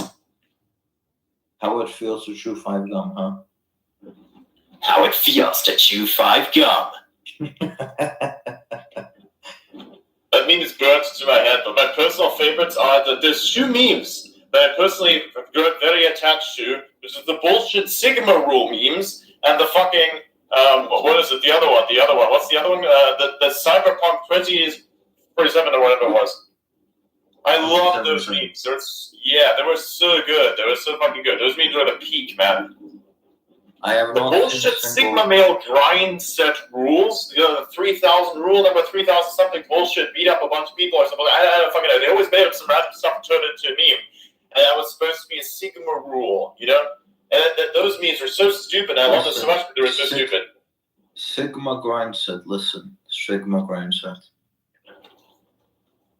Blow yourself up with a bunch of enemies to win. Rule number 355. Sorry, that was 300,055. I can't tell the difference sometimes. My bad. Didn't buy into the psyop early enough. You know, born early enough to understand what a Sigma is. Born late enough to understand what the meme was.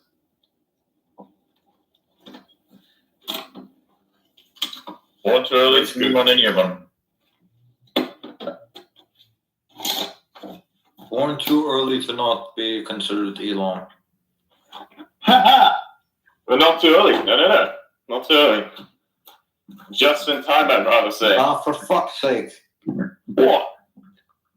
What's the matter? They're using QT. I'm disappointed. Who the fuck is using QT? You're using the alternative browser that you were considering, of which you're doing a bunch of research on another browser? Yes. It's kind of ironic. I am cheating and not being loyal to my browser of choice, which is Firefox. You naughty bastard. Anyway, they're using Qt for their fucking GUI, which I don't like.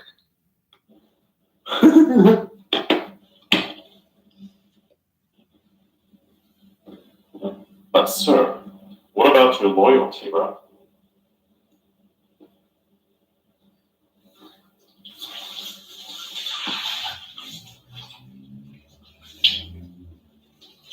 Oh yeah. I want to sleep, but at the same time also don't want to. I feel myself being awake enough to like don't go to sleep. But yeah. Great shit. Ironically, it's better to basically sleep for an hour after one nighter than to do an actual all-nighter. Yeah. Like, doing it without that is just brutal. It's not doable. I mean, you can do it, but it's brutal. Not a good idea.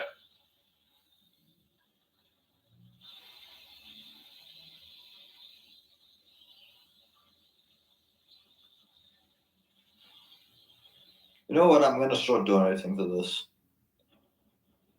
Donate. Okay.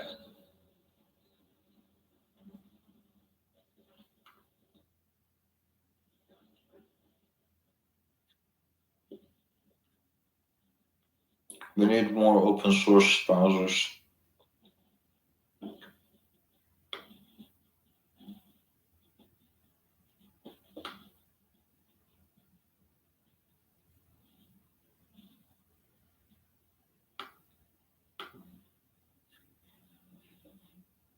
Why don't we have a scheduled space? I've been like looking for a scheduled space. It does not exist, it seems.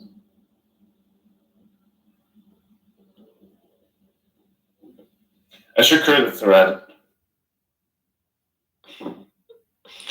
So hold on, when this space happens, are we gonna go inside of the space, or are you gonna do like a space where you're like listening to it through, like, what are you gonna do? I'm gonna actually join in there, and we can kind of like beam it back here. I may also go into another space with fucking what's his face, our dear friend Alex Jones afterwards. So that's something. I'm gonna keep this space open, however. Joins. We're gonna have to be real clear. This guy's definitely not Elon Musk. Some shit like that. Can only imagine it's like the most abrasive voice in my head that somehow works out. It does its thing. Web browsers written in Rust. Let's see.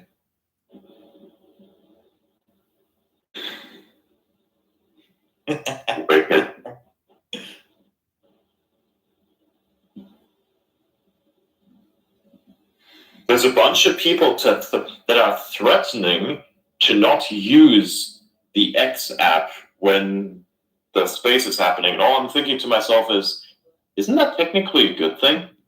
Yes. Like, you think that's sabotage, but it's really not.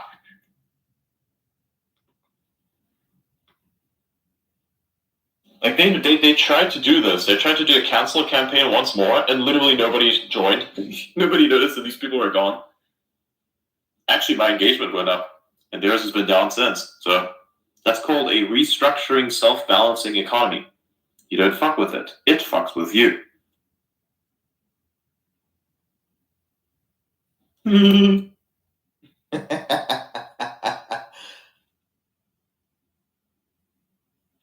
they named it something remarkably stupid. They called it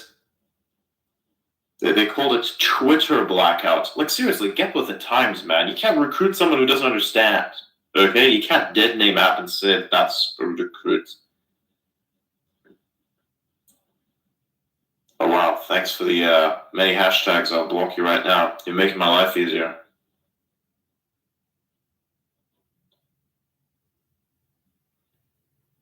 Gay damn shoe her. Z-Zem.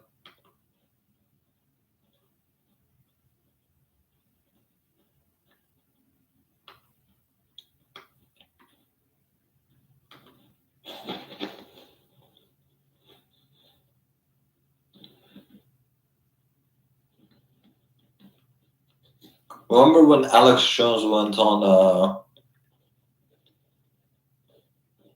Joe Rogan and he's like, listen, I'm a little bit retarded. Yeah.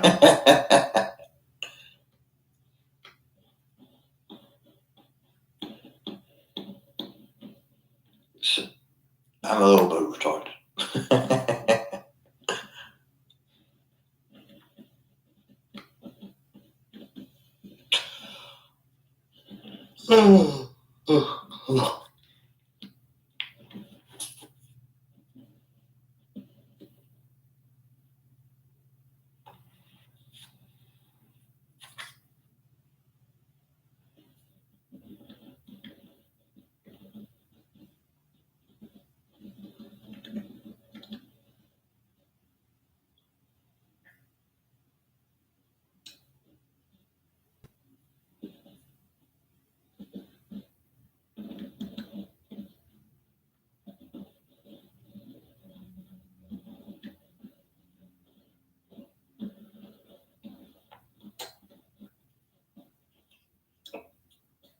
Damn, look at that data, bro. Holy shit.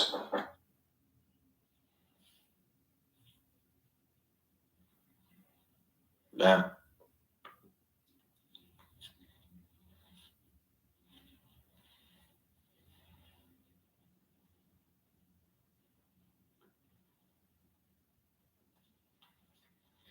What the fuck is Yassine doing?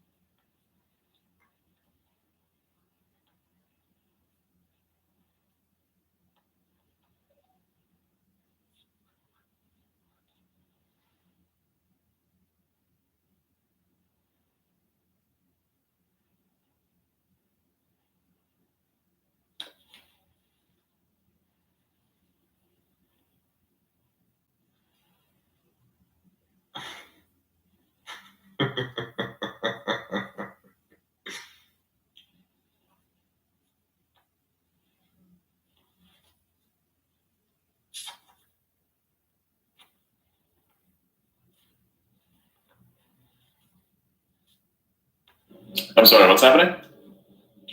Yassine is like being like a bipolar. Wonderful. Wonderful, actually. Yesterday he tweeted out Islam is a terrible religion. I know, I read all this shit. I was like, what the hell is that? And then today he posted Islam is a great religion. I'm like, what the fuck is going on? Yeah, I know. He's cracked. I mean, I guess he was kind of trying to prove a point, I suppose, but there are probably better ways to do that, in my opinion, of course, right? Then again, I'm not shitposting like that. Actually, I'm not shitposting at all, right? Because I don't want to, I don't see the value in it. Sometimes it's funny, I guess, but it really just doesn't appeal to me, right? Maybe I'll start with that at some point, and I'll understand the irony of these words myself, but right now I'm just not really into that, especially on that level, right? I mean, holy shit, what kind of security have you got to not be afraid of that type of consequence? That's wicked. Like, let's be real. That exudes a confidence, bruh. He loves debate.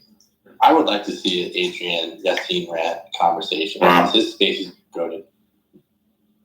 Oh yeah, Yassine Adrian space would be crazy. Oh, I would like that. Yeah. Somebody needs to comment that some independent dude needs to comment that on or something. Yeah. Who wants to do it? Who wants to make a comment and say exactly that? And at Adrian admin at 18 space would be crazy. Anyone who's doing it? Who wants to do it? Alright, fuck it, I'll do it. I'll do it too. But you got Who's gonna do it? I already got it.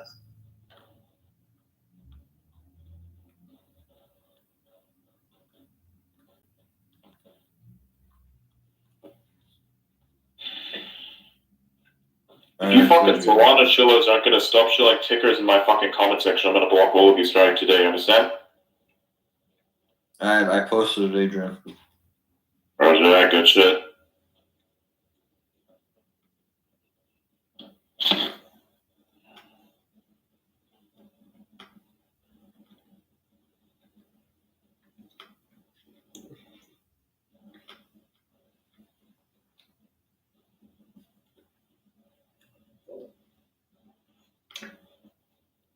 Ding ball. That's it. Okay, pin it at the top. Oh, me? Okay. Yeah. Did everybody comment to this? I'm too lazy to fucking search at this point. Not my fault. Actually, it's directly my fault. Whoa, that's wicked. Okay. Did you pin it? Yeah, I pinned it. Alright, everybody please go and like this. Everybody go like this shit.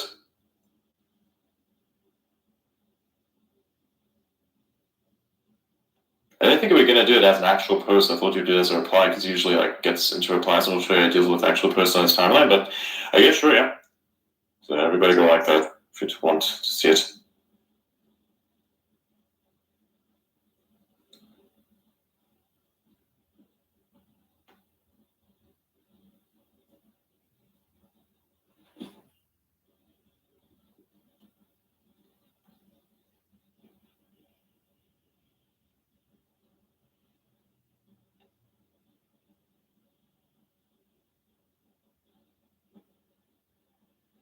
Yeah, you got it. What happens? Why does this have more likes than views? Don't ask questions. Hey guys, I'm back finally. How's it going? Welcome back for more. It's good. Thanks. What up? Chilling.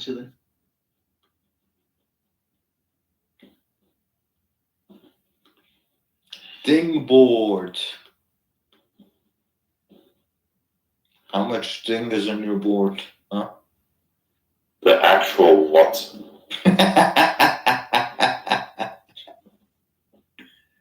Do you use it? Dingboard? Imagine if he actually responds to that and we get a space. That would be quite legendary. Yeah. Somebody would be asking, who the fuck actually is this guy? Actually, what does one answer when I get that question? Like, what do I answer with that? Who is this guy? Someone who could be ironically entertaining, I guess. Yes, ironically entertaining outcome. Yeah, there we go. Actually, I was thinking the exact thing. An ironically entertaining outcome. All right, what is this? Ooh. Sweet ass, bro. Hold on, let me read the whole thing, actually.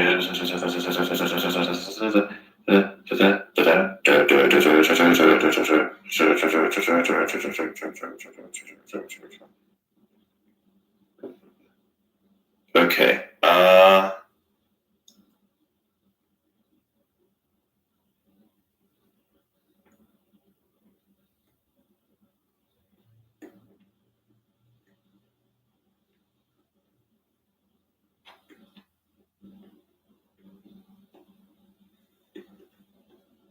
My Linux system is gonna blow the fuck up. How's that? Because I'm building the fucking browser. That is indeed quite fucking crazy.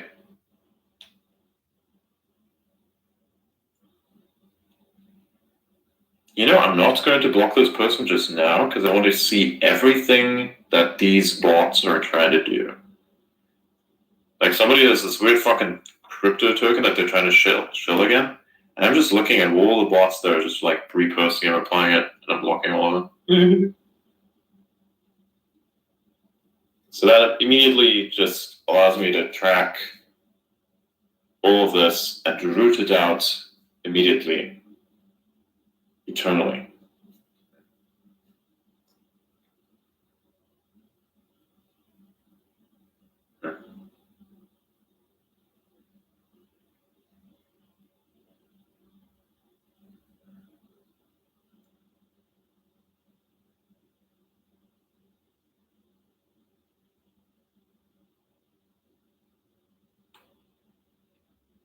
This is wild.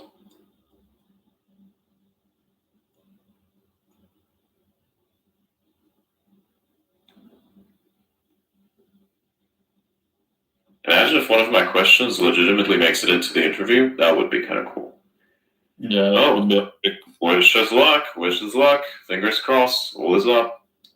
Actually, which is one of the... Here are the two questions that we posed, actually.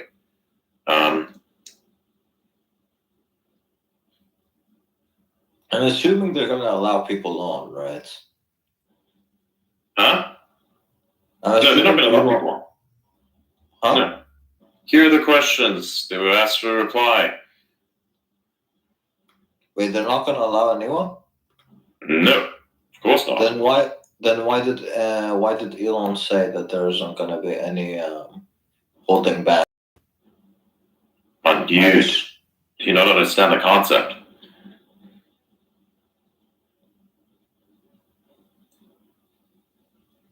You can't just let everyone up. It's not how it works. I didn't say let everyone up, but let some people on to ask like questions, right? Not like that. No? I didn't even try for sure, but I deal out. But here's one of my questions. Put those up there. If you like this, if that's what you want to see.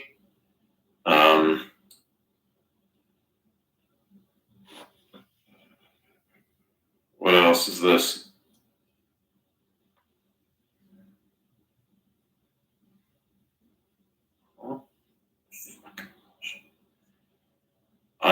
literally fucking walk all over you fucking idiots.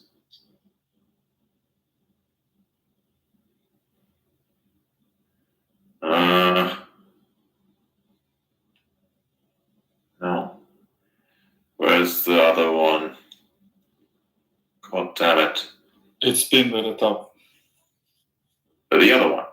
Did you find the other one? Yeah, they're both pinned. You just have to like scroll. But pin them up sequentially, is that correct? They're sequential, yeah. Okay, because right now I'm seeing only the one that I pinned. Actually, those are already pinned, yes. Hang on, let me remove the old other ones.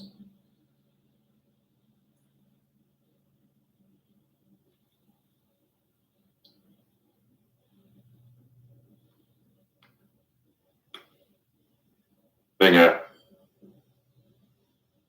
Those are the two questions. The other ones are pinned. Ding board. What's any random spam, bro?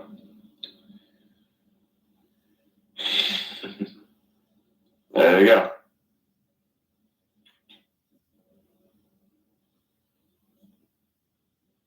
Brilliant. I pinned two.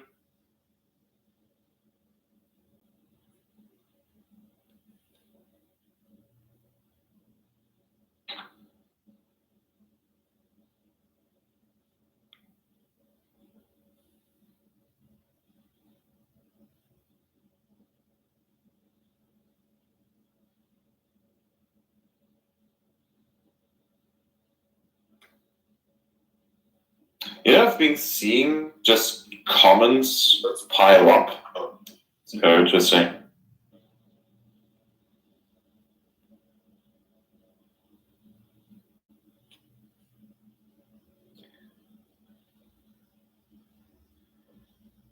Here we go again. Yeah, man. So the countdown is the beginning. It's gonna be crazy.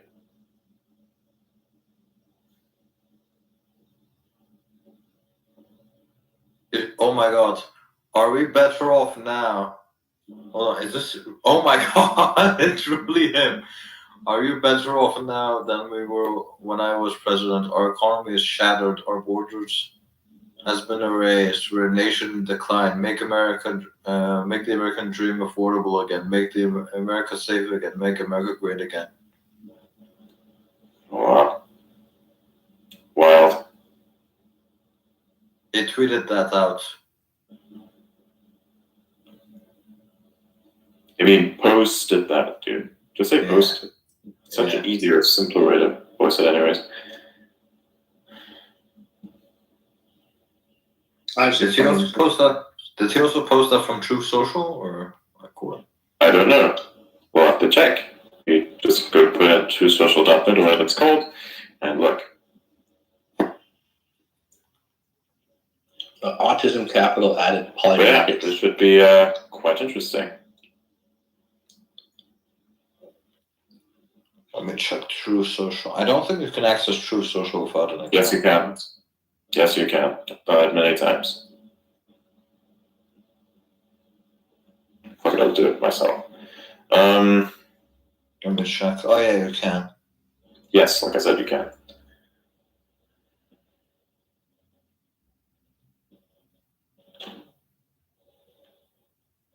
I believe Poly Markets making like betting odds for if the space crashes. Someone just added them, and they replied to the tweet about it.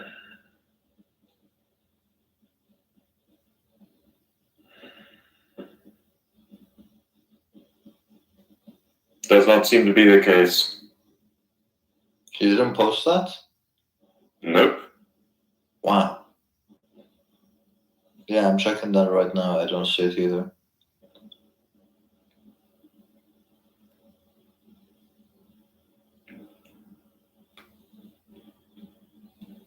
I don't even think that contract applies anymore. That obligation. Well, I mean, the contract will allow some exceptions for campaigning purposes. Yeah, this is for campaign purposes. Yeah. Should do well.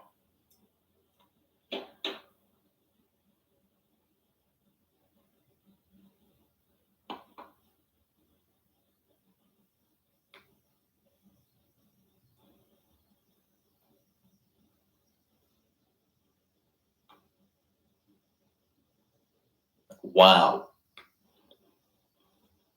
The financials of this company are awful.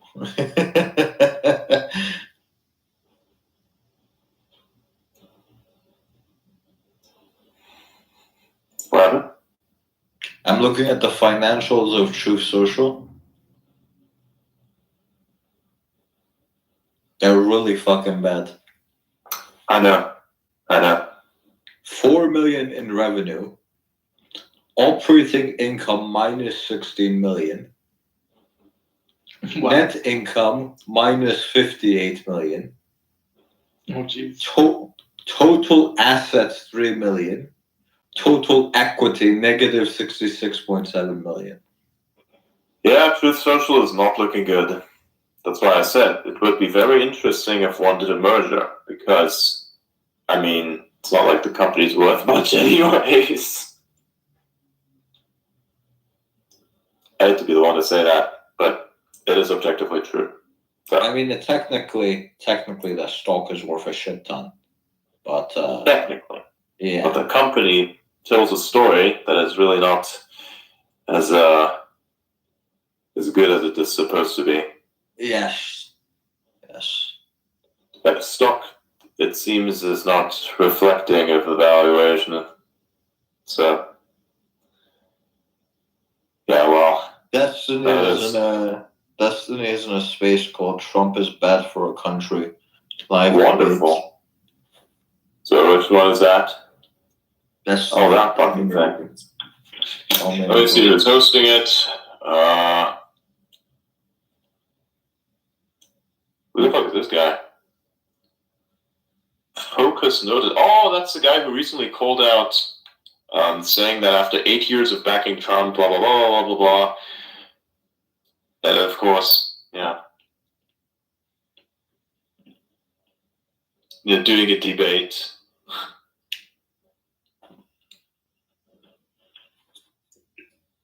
Interesting stuff. Yes.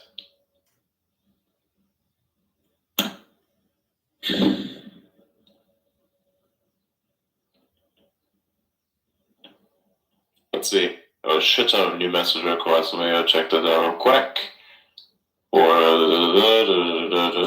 Okay.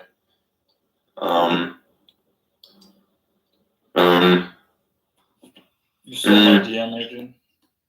No. So my DMs are just like, oh yeah, it's alright. All good. Fuck. What else do I want? What was this thing? Fuck, this guy's saying me memes. Baga.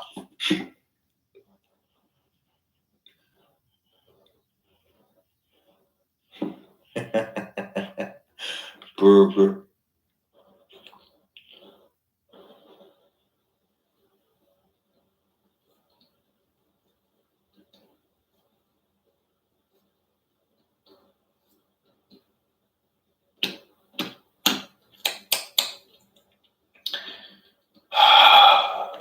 Oh my god.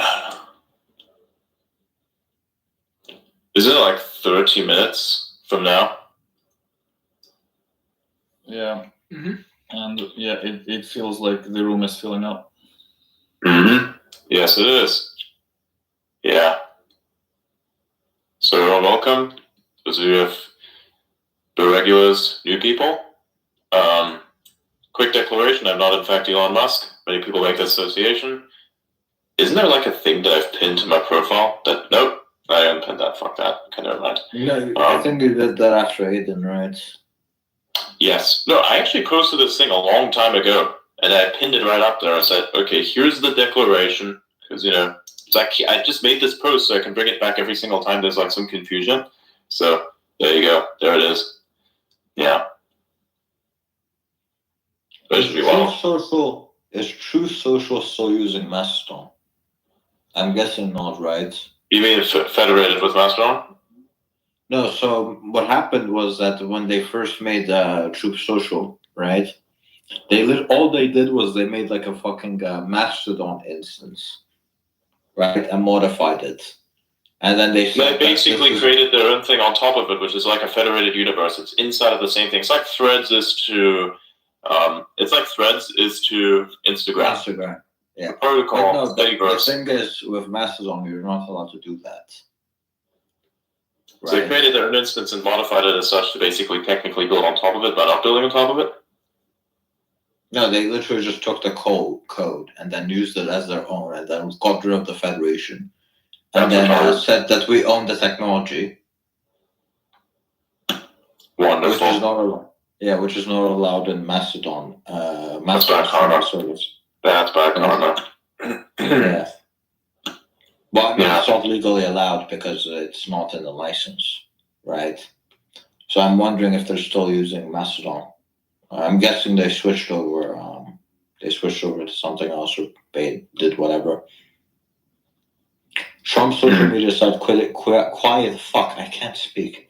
Trump's social media site quietly admits it's based on Mastodon. Mastodon. Do you think that that's going to be a legal issue at some point in the future? Most likely, I guess. I guess Mastodon can take them to court, and they would probably win. If that's the case. Trump's True Social site now features a dedicated section labeled Open Source, which contains a zip archive to Mastodon source code. It's funny. Open source. Yep. You're just admitting it, yeah, man. We took it from there. It's all just a copy. The cake is a lie. We've all been told this. Now we have to believe it. That is how it goes. Yeah. Yeah, so I don't know if that's legally going to get them out of a lawsuit. I don't know. I assume it's going to be fine, though, now that they've admitted that they're building it. Which X are we pressing for most to doubt? Can anyone hear me? Yes. Yes. Yeah.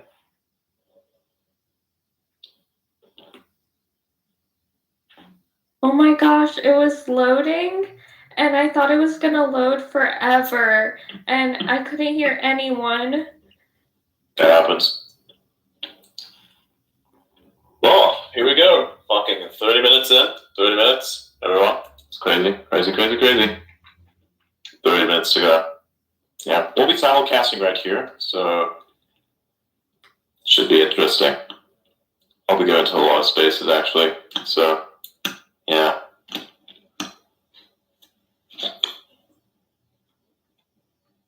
It's crazy, bro. Wow.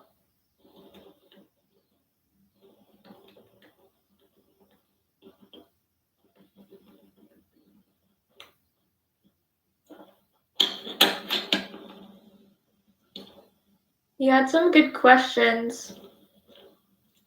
Yeah, I hope they get answered.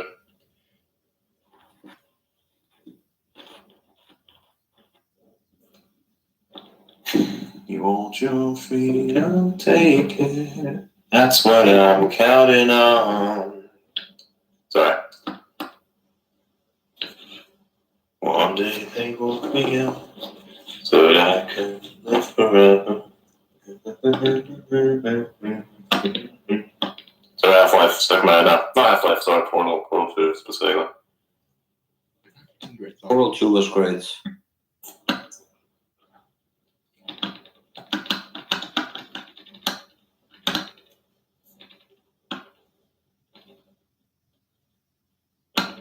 Yeah, Portal 2 is great. In fact, they even portaled technically to the moon, and yeah, it was crazy. More directly. Oh, and then they left the core for what his name was in space,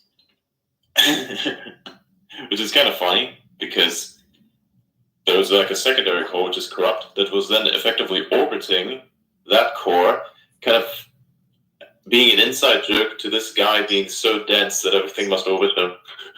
I found it was nice little. I found it was a nice little addition in the game. They have the Wheatley. That was the one. Wheatley in the small little corrupt core.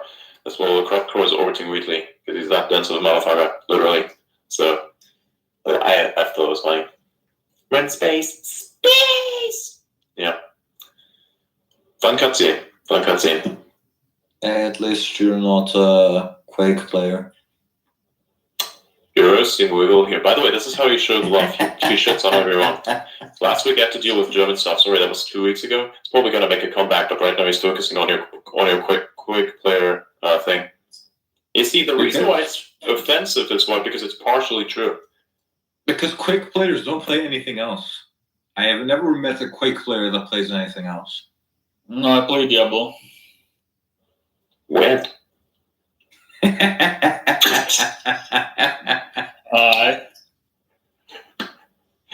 got you there. We got you there. All fun and games, of course. All good fun. Yeah, it's coming. I got an Xbox, so it'll come. It's coming? That's what she said. Nice. I ordered. Come on! You didn't really think I was going to take that opening, did you? Come on.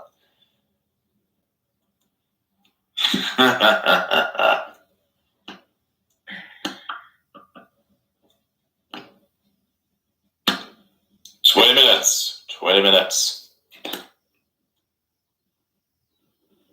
Listen here, fella. I don't want no trouble. How many people do you think are gonna show up? I don't know. I guess we'll see. Probably millions. Highly bet. Oh my god. But there is. You also have to consider that there's probably going to be people that are listening to it through like other websites as well. So there's like people that are streaming like this space on other platforms. That's a really good point. Yeah.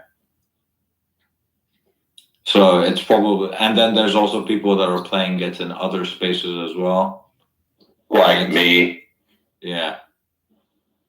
But I assume that, well, I see like a few more people. Nick is hosting one. Everybody wants one. You're going to get a space, Yeah. and you're going to get a space, and everybody's going to get a fucking space. Literally. So, man, this space has been absolutely fucking awesome. It has been up, for those of you who are just joining in, it has been up for more than 24 hours. Actually, I think roughly about 24 hours, because we did the Tesla Weekly yesterday, and we blended it into this space, and we then kept going for that amount of time. I haven't slept at all except for 1 hour that I took off and came back and went back into the show. So this space has been going on for that fucking long, and it's been an absolute fucking bomb.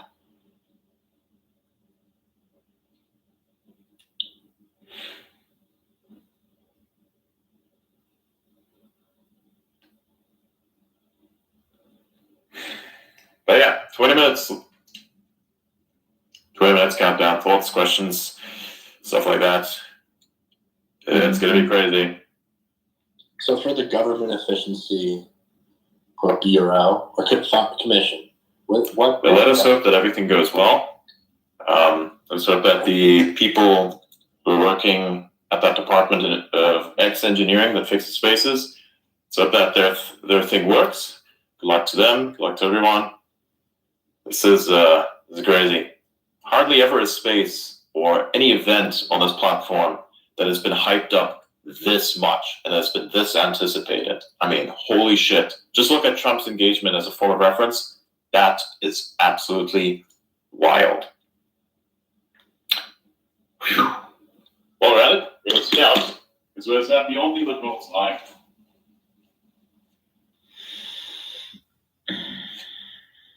So having 2 places at the same time. Can always be 3 as well. I may even decide to do it directly on the computer. Yeah, I'm going to do it directly on the computer, I think. Yes. Yeah. Firstly, I'm going to go into the, what is this? Oh, wow. What was that? 800. This is great. Really great. Then I'm going to join another space as well with Alex Jones later. So that's coming. I'm going to listen to the Omniliberal loses shit.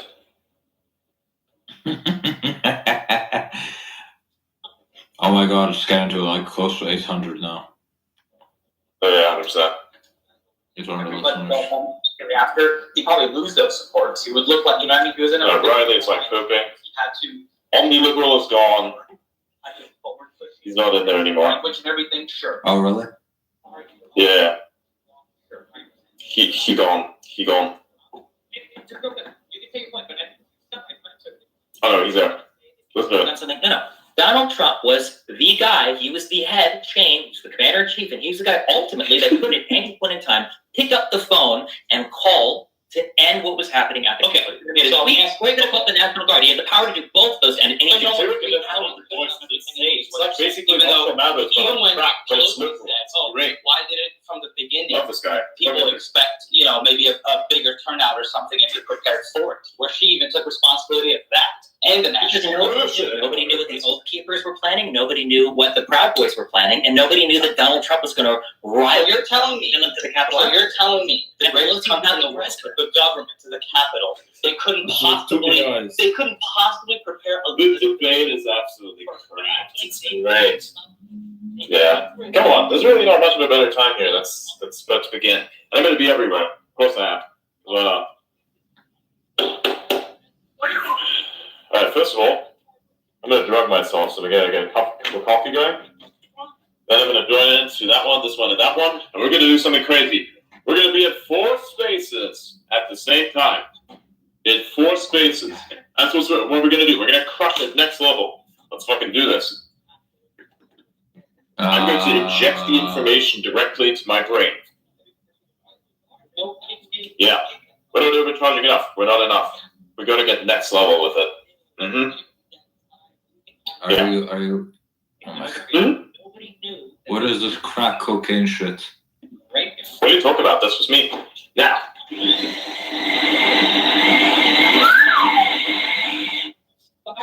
What is that?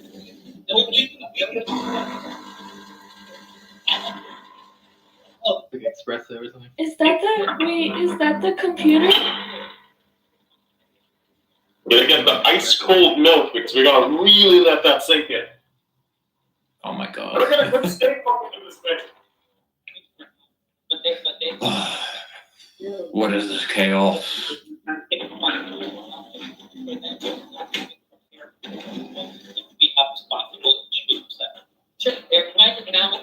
Beautiful. Who the fuck is this guy? Okay, now some people do care about what democracy looks like and what voting looks like in this country. And the idea of having the National Guard there standing. This guy's like still going on about the National Guard. This must be a really tough topic. Tough customer. Frankly, what it obviously, in retrospect, that, yeah, I know.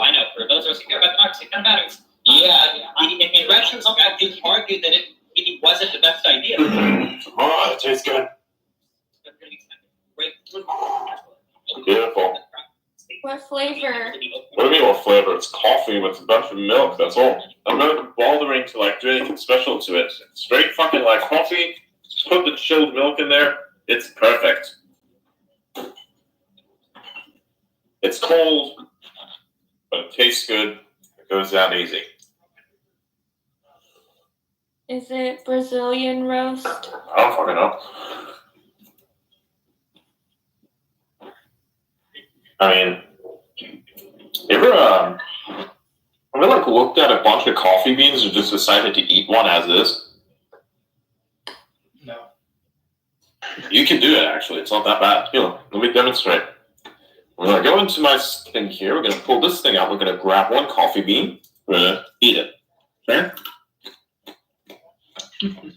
I'm legit eating a fucking coffee bean. If you think this is a scam, go fuck yourself. I'm serious about this. I'm actually eating a coffee bean.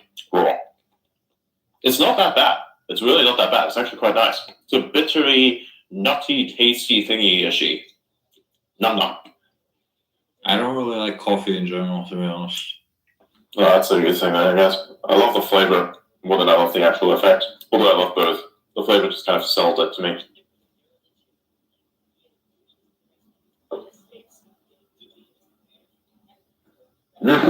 Delicious. All right. I'm actually very surprised that no one pulled the Rick and Morty Commander and Queef joke yet, but sure.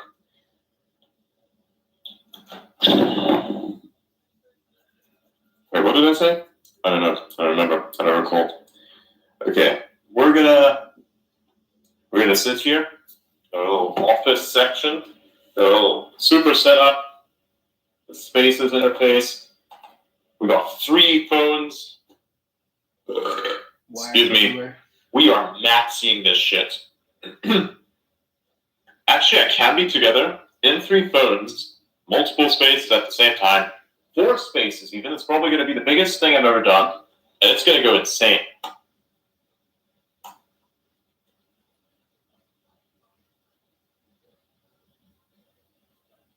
Hard in the motherfucking paint. Nice.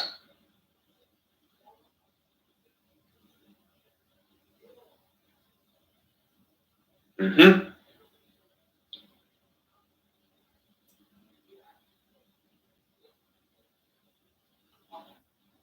Okay, I don't know if anybody could see my hand was up, but I can't wait any longer. I just have to say something. Actually, Trump's space is now up.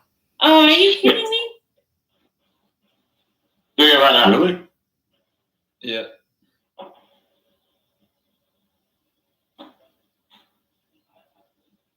How good? Donald J. happened? Trump space. Where? Oh my god, X is crashing for me. What the fuck? Well, I don't see the space. I see it. I know. see it, Burns. Oh my god. Oh my god. 86,000 people. Details not available. Oh my fucking god. It's Yeah, a full-on I'm telling DDoS you. attack. Oh my Fuck. god. Oh my god. Yeah, it's not letting me join or anything. Oh, Yeah. no. Neither is it letting me. It's not letting me either. It's too many people at the same time. You know, I think maybe they didn't account for the fact that the space itself would be carrying connections from different locations, which makes things, I grant you, infinitely worse. I'm seeing 85,000 at this moment. X is in for some reason. No idea how that works. Yeah, let me try something. It doesn't work for me anymore. Yeah, let me try it on this device. Yeah, let me try it on my Android. Yeah, no. It doesn't work on the web, it doesn't work anywhere. What the fuck?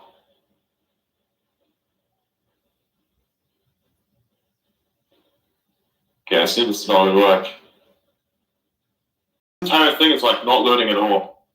It doesn't track. I think I'm getting it to load on my Android. It's still said no. Still showing nothing. His space is broken. Fucking hell, that.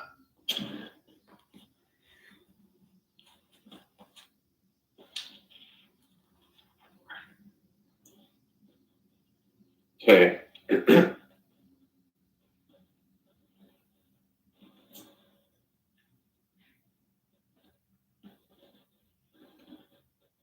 Yeah, they probably should have stress tested better. No, they should have stress tested from multiple locations, man. Yeah. Because that's how the connection is actually registered. So, yeah. Well, either way.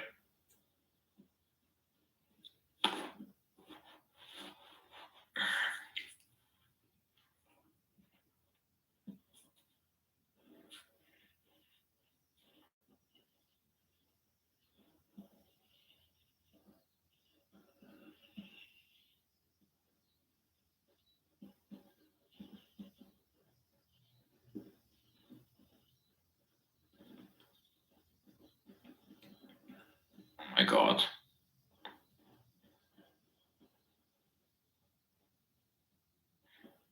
I don't think anyone's managing to get in. 90,000 listeners now.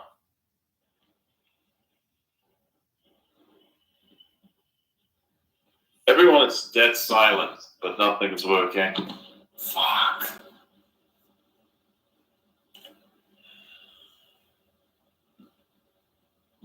Well, I'm asking my questions, shooting my shots. Both space interfaces are unavailable. Jesus H. Christ, bro. Jesus fucking H. Christ. Okay, we're gonna try something.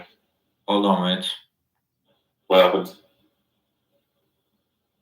I think I can get it on my iOS, but I'm on my iOS right now. So hold on, I gotta wait. Let me try this. Interesting. It says LOSP. What if it's wash? Ah, interesting.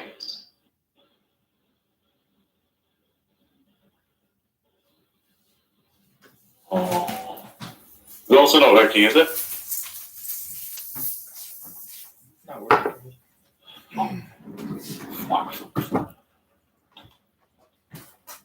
That's bad. This is really bad. This is bad. What does slash peak mean? It's interesting.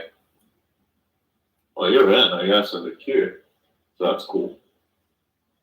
However, I did not get so lucky. Wait a minute. What is actually the issue here? Hold up.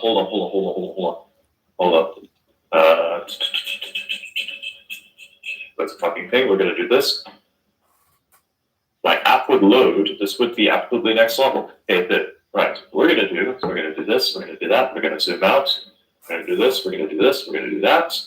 And we're gonna bounce the thing from this to that. We're gonna put this thing over here. We're gonna hope for Jesus Christ that don't fucking hate me this time. Oh, I don't think it does. Or if it is network, if it's not. Okay, we're gonna take that down. Do this. Do this. Do this. Do this. Still not working, is it? No.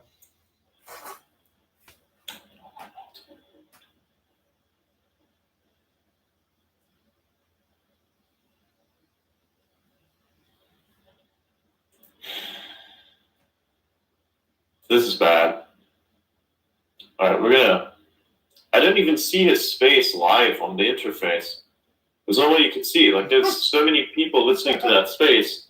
There's no way. He's in on iOS, but web is not working, so it only works for iOS. Fucking hell. That's shitty as hell. Google's blocking. So it seems that... Interesting. Very interesting. Oh my god.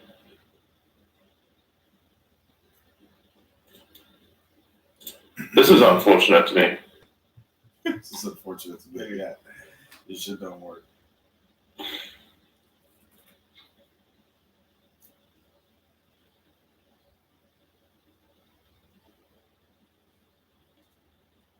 So it seems maybe they just shut out any connection that comes from like the web. It doesn't even load. Like it just doesn't load at all.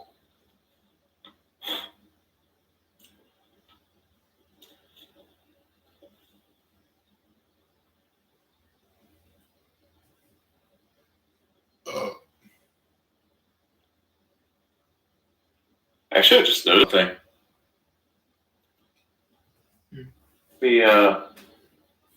Let me try this one.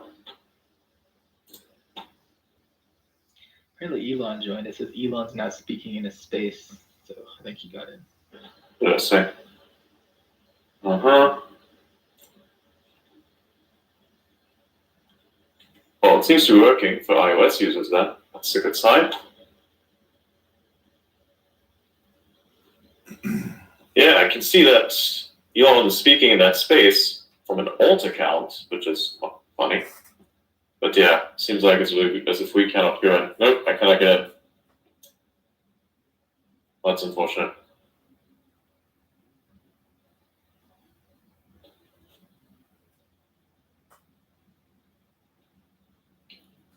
Is it because you're already in this base?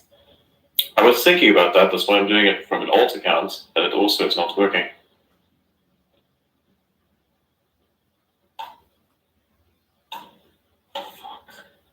Well, it does it for me.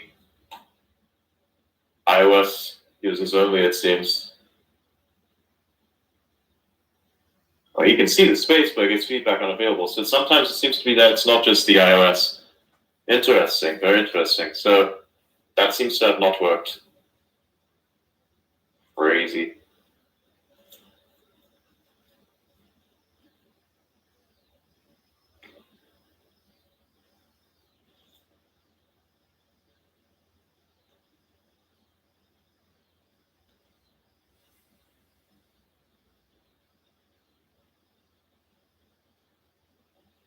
Yeah, it's not working. It doesn't seem. Sorry, what did you say, Adrian? That doesn't work. Oh man, what did you guys do? Yeah, they said he was gonna break the internet. I guess. Oh, they were right. They were right. Well, at least it works for Elon. That's great. Yeah. Doesn't work for us. Yeah, when I try from the web, I just get, you know how the background gets tinted when Yeah. you get a preview. It's because the slash peak doesn't go beyond the peak. Interestingly, Yeah. I'm going to hop back onto my main.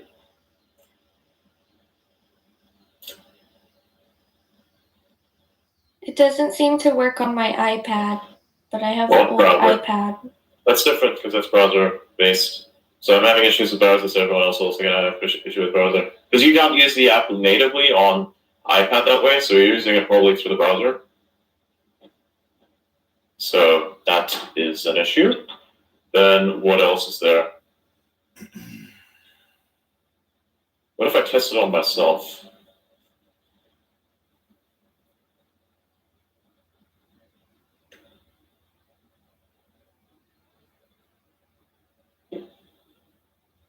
Yeah, many people are having the same issue. They're all reporting. I have some people who are iOS users. They all say they can't join it.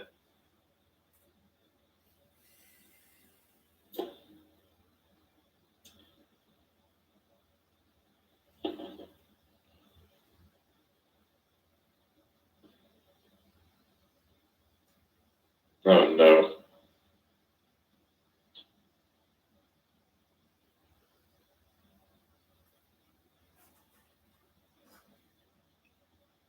Is this space going to be recorded? No. The one between Elon and Trump?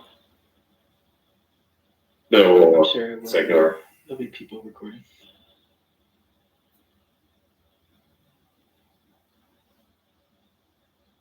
Yeah, lots of people are complaining that they can't connect.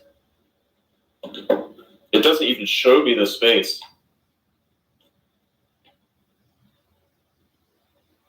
It can't be the. It doesn't even show, Adrian. If you check some old spaces on your timeline, it just gray boxes. It doesn't even render those. Yeah, I just tried to join one of your spaces, Adrian, on my Yeah, it doesn't work. computer, and now Holy it's shit! What did gray. they do? I'm not sure this is planned. This cannot be. No, that's just it just. I think it's the capacity. Like it just doesn't scale to. Dude, I saw fucking 3 million connections yesterday. There's something else going on.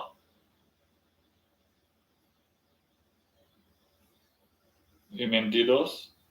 I'm assuming so. There's no way that this happens at scale.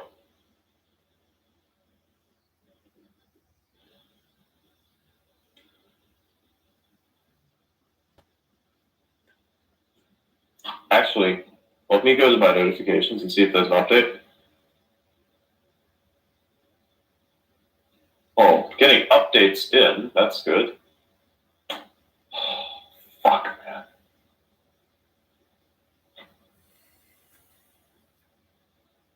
Yeah, people are getting in. But why aren't we in? These are all good questions we need to ask. Here's what I'm going to do. Maybe because we're in another space already or something. I don't know. Yeah, I know I'm in this space. Yeah, that's possible.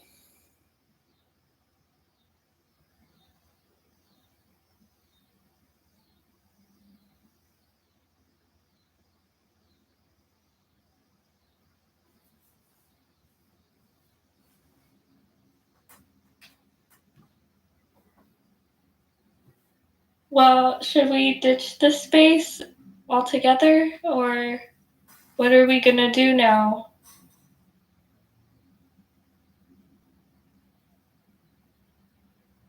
Oh shit.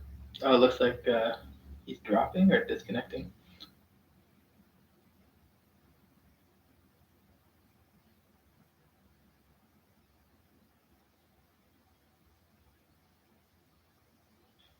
If we get disconnected, go check the Trump space and see if you can join in.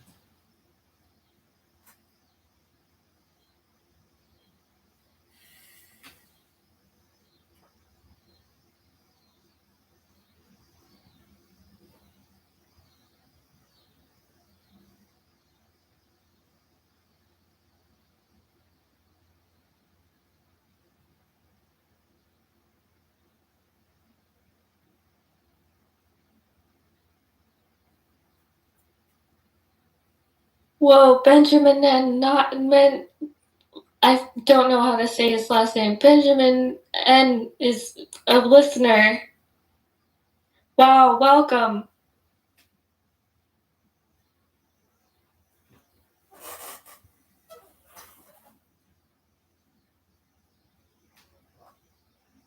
That's fake.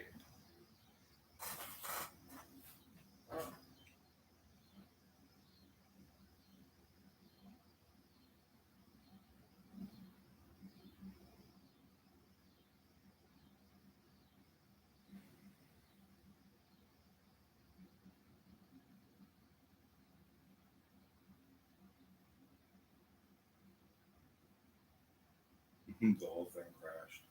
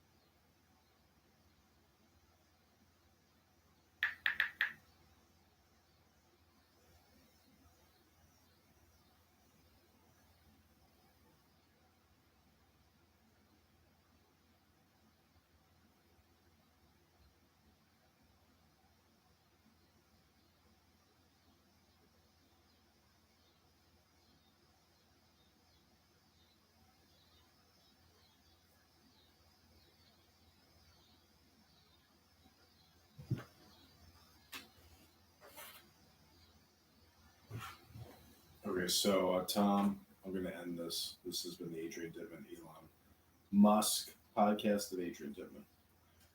follow Adrian Dittman on Twitter. Thanks so much. Bye-bye.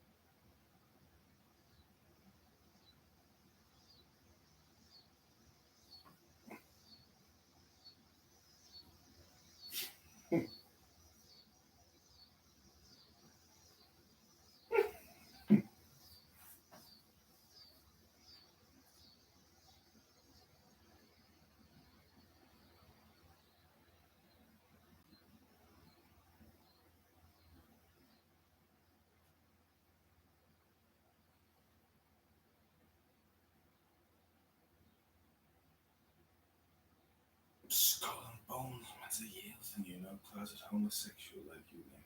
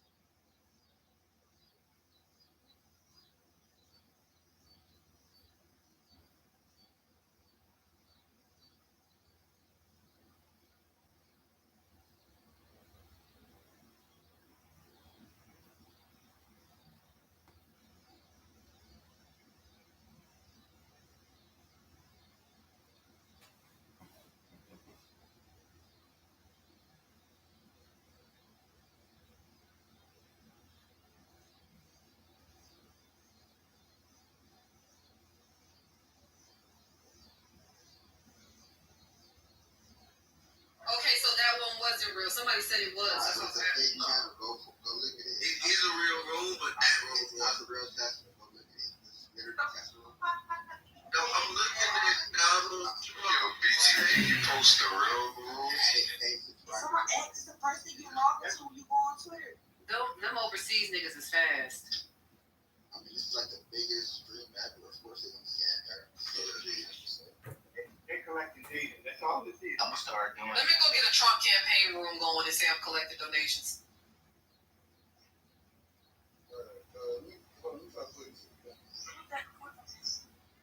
I was in the room. Let's go sell offer virtual refreshments. Well, it looked like they closed the room down, bro. Really? Let's check. See if they got the replays. They can play the replay. Yeah, I'm playing. Are you sure? Don't. I mean, that didn't really happen to play the replay. They're calling. So was anybody in the official room? What did they say? No, the room crashed. This is Adrian Dittman, aka Elon Musk. The room crashed, and I've been up for 24 hours. I've gotten 1 hour of sleep, and the engineers at X fucked up. So the space is canceled. God bless.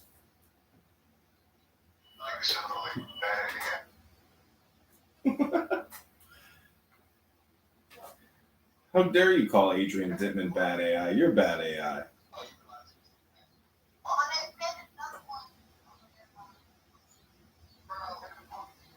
Not only do we have an immigration problem on the ground, we do have an immigration problem on the internet. I ain't gonna lie. I just had to change the password to my Instagram. They've been trying to hack all types of shit. I know y'all get a data breach, emails, everything. I know y'all are. Like, we have a serious immigration problem all over. It was that. Are you here? Yeah, you didn't. Cash App and Zelly are giving out $2,500 payouts in a class action lawsuit.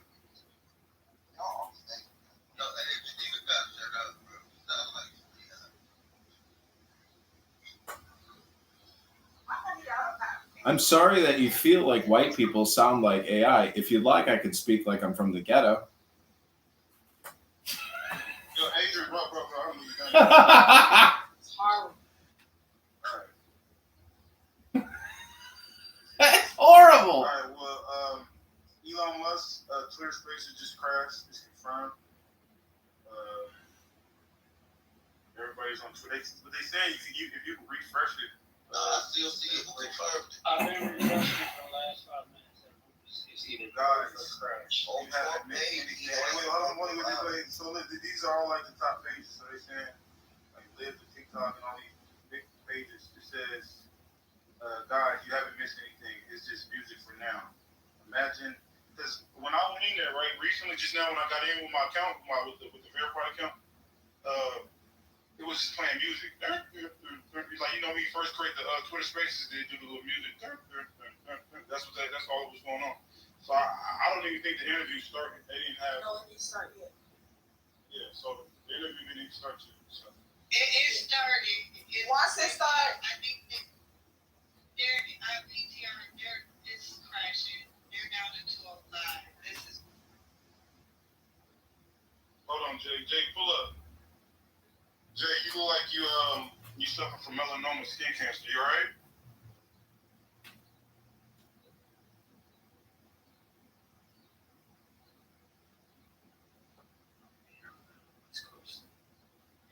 The trial goal was 70% of my time, but when I'm in Canada, it's. Yeah, I'm from the trial. Yo, Bingo, I got a non-profit organization that you might want to look into. I started chocolate fun issue. Yeah, I'd be happy to hear from anybody that we've had conversation with on here for sure. No problem. So, what you call it? I got this brother that I know. His name is Q Butter. Might not be the most, what you call it, professional name. It's not relevant in the business world, whatever the case may be, but he's doing honorable work. So, science, technology, engineering, mathematics, he felt as though representation amongst the African American community was lagging in that department. And so he runs a nonprofit essentially out of his home where a bunch of kids come there to learn audio engineering. So like all of these kids, well not all of them, but quite a few of them ended up, going on to become producers. They got their own studios now. And many of the other kids, they basically just go there for their education. Right? So he tutors them from I think he teaches from first grade to high school. He helps kids get their GED. It's a small town thing, but it's like an official non-profit. Like they have that not sure what it's called, but there's some number associated with every nonprofit. It's official. You can look it up. It's called XYAYX. 501c3. Yeah, I did a ton of volunteering here, and you know, I don't know. It just seems like philanthropy.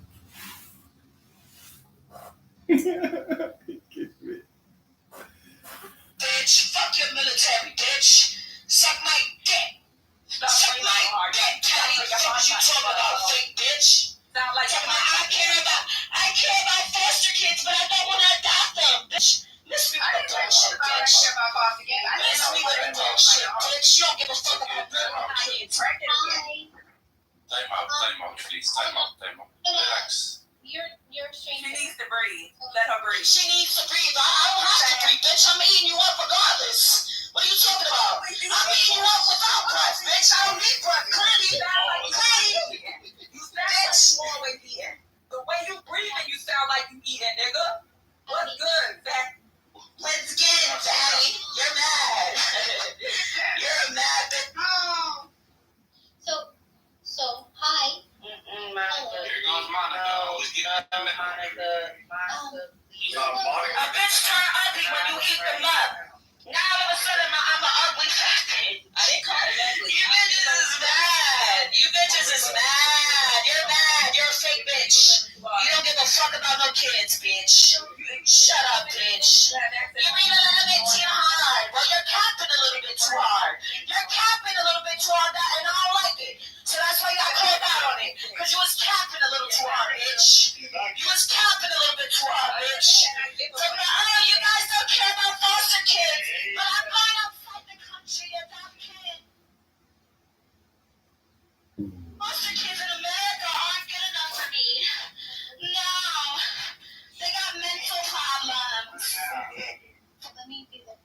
So, Shy, I promise to give you my time, but I really do need you to tell me, like, what's going on, because I like both you and Patty. I'm interfering with the showdown, and I know that's dangerous, because usually they attack the person that's trying to make peace, but I'm willing to risk it because I like Patty so much.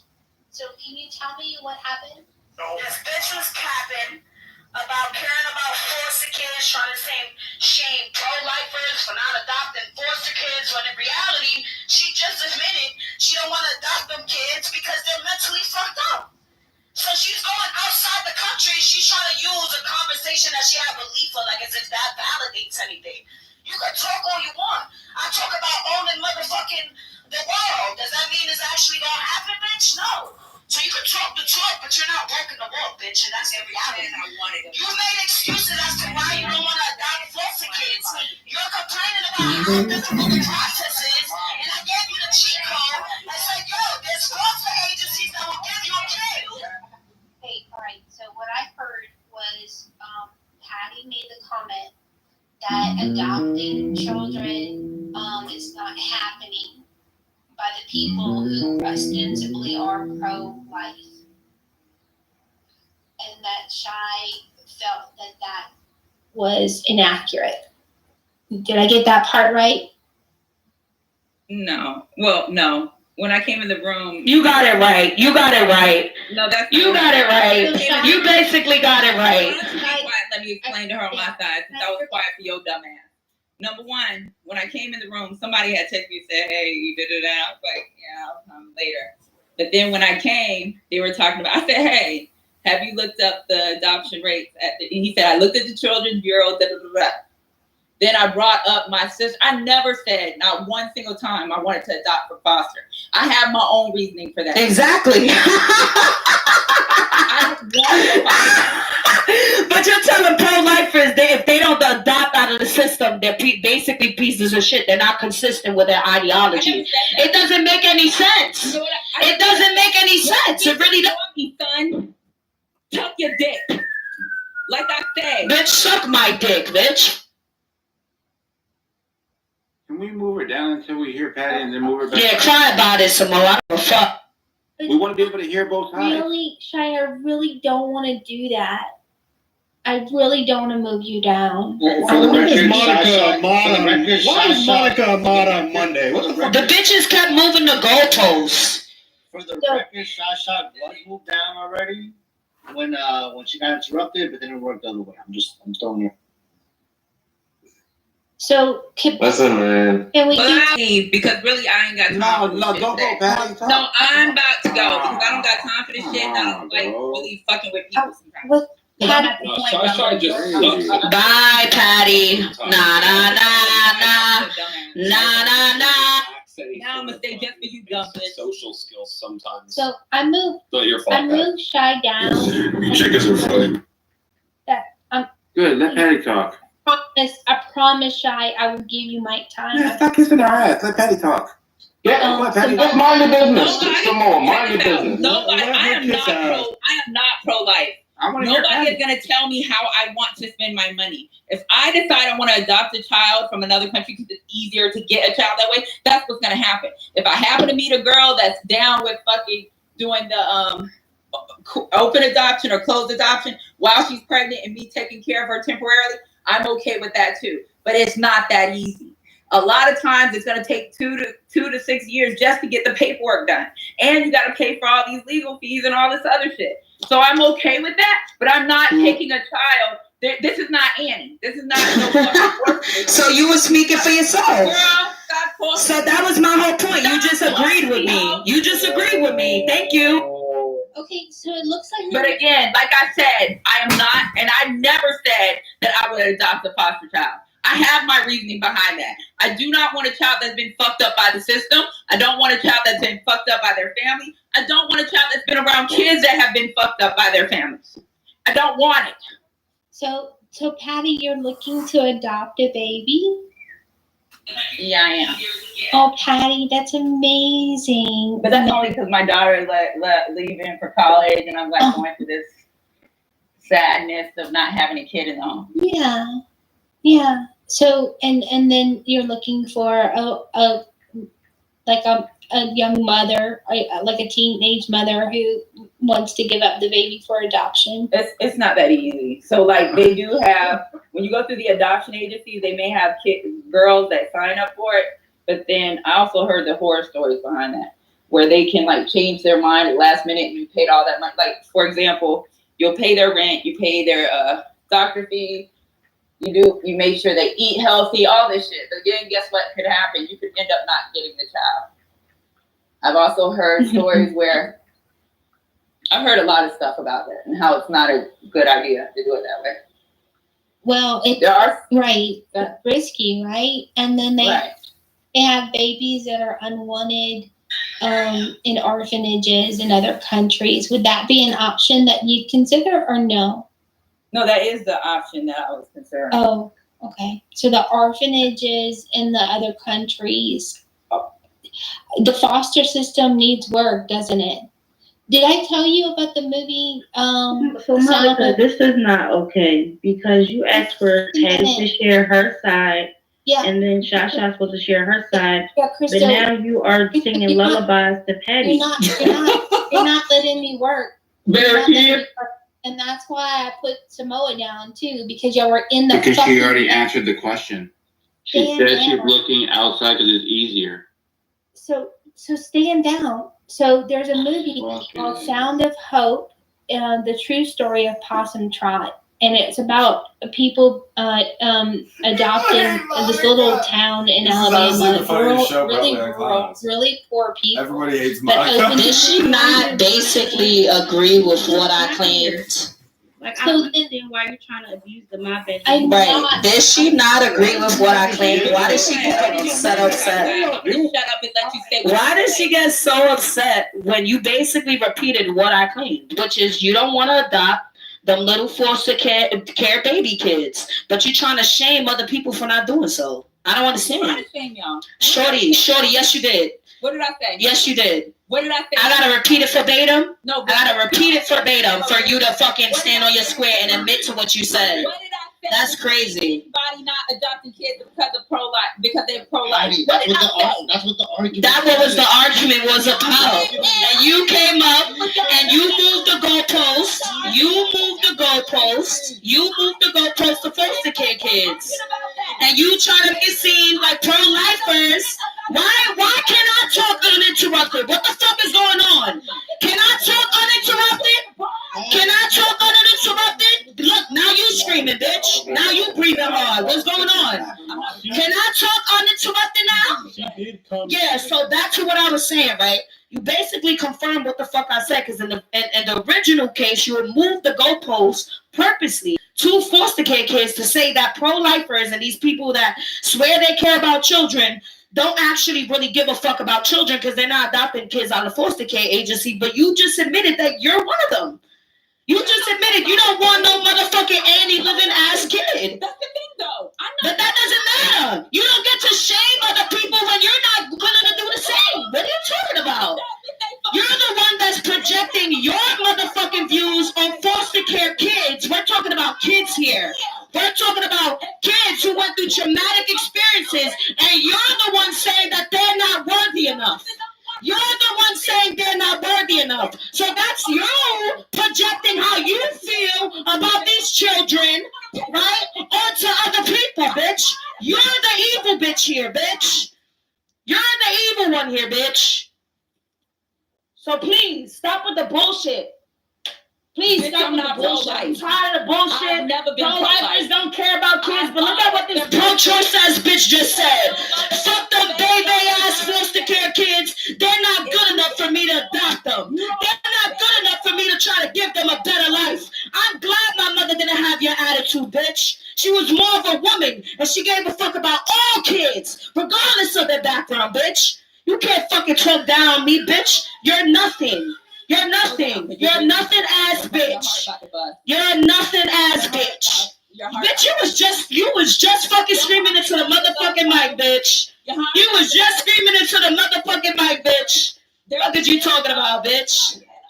3:30:12. You should try that. Try what? Try this dick in your mouth, bitch. You're mad. You're mad. You're mad. You basically agreed with me, bitch. What the fuck you so uptight for? What you so uptight for? What you so uptight for? By the way, Annie was awesome. But not everybody. Stop trolling, Shy. Hey, look. Nobody's trolling. I'm just tired of the cap. I'm tired of y'all bitches standing on moral high grounds that y'all have no place to stand on. You don't give a fuck about kids, bitch. So stop capping. Stop capping. Fuck the army, bitch. Fuck the army. I don't give a fuck about you being in the army, bitch. I don't give a fuck about you being in the army, bitch.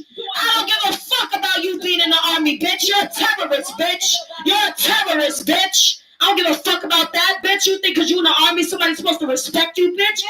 Good, bitch. I spit on you, bitch. You know what you talking about, bitch? When I want to be in the army, dumb hoe. Stupid bitch. Yeah. For the conversation of adoption, did y'all talk about house sponsoring and then working to adopt the child that you're house sponsoring, so that way at least the child's in the home getting familiar with you? No, so Mrs. Clark, the way the whole thing started was we were talking about issues or problems with adopting newborns. And the whole category of the argument was that there's no existing category for adopting newborns. That was not how the argument started. That is how it started. It was That's legitimately how it started. We're not about to gaslight niggas. How are you going to tell me how my argument started? My argument was it was my argument. What do you mean? Patty came in the middle of my argument. My argument was that nowhere in the United States does there exist an epidemic or an underrated finding of people trying to adopt a newborn kid, newborn babies. Because this is my argument. My argument. No, she no.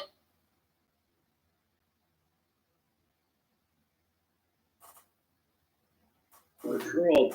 You guys chill. Look, here's what I'm doing. Since the conversation is like moving away from what Benjamin was trying to raise with Rascal, since we're paying you attention, right? Can you please try to be succinct? Because I don't think I ever heard it. Hold on. So wait, I want to understand Rascal's argument. Rascal, what is it you make of this? It's an internal critique. Well, yeah, that was the other. I'll be ridiculous. Okay, so. Is saying Roger talking Penrose about, is saying QM can move information, and relativity is saying I don't know anything about that. Information. I don't know. I'm not a fucking physicist. One of the hottest parts of science. Well, it's an interesting conversation. Yeah, I mean, I just don't know enough about it. I would prefer that conversation to the one that World is trying to have. Yeah, that's fine. I just don't know much about it. Well, I'll send you the link that I was talking about. Don't send me nothing. Don't send me. I will send you We're not anyways. interested. Don't send me we're not nothing. interested in talking about what. Don't send me nothing, Ben. I'm not interested in your shit too. Okay. I know. Don't send Okay. me Well nothing. then, thankfully, I'm not interested in your stuff either. I'm not interested. Don't talk to me, bro.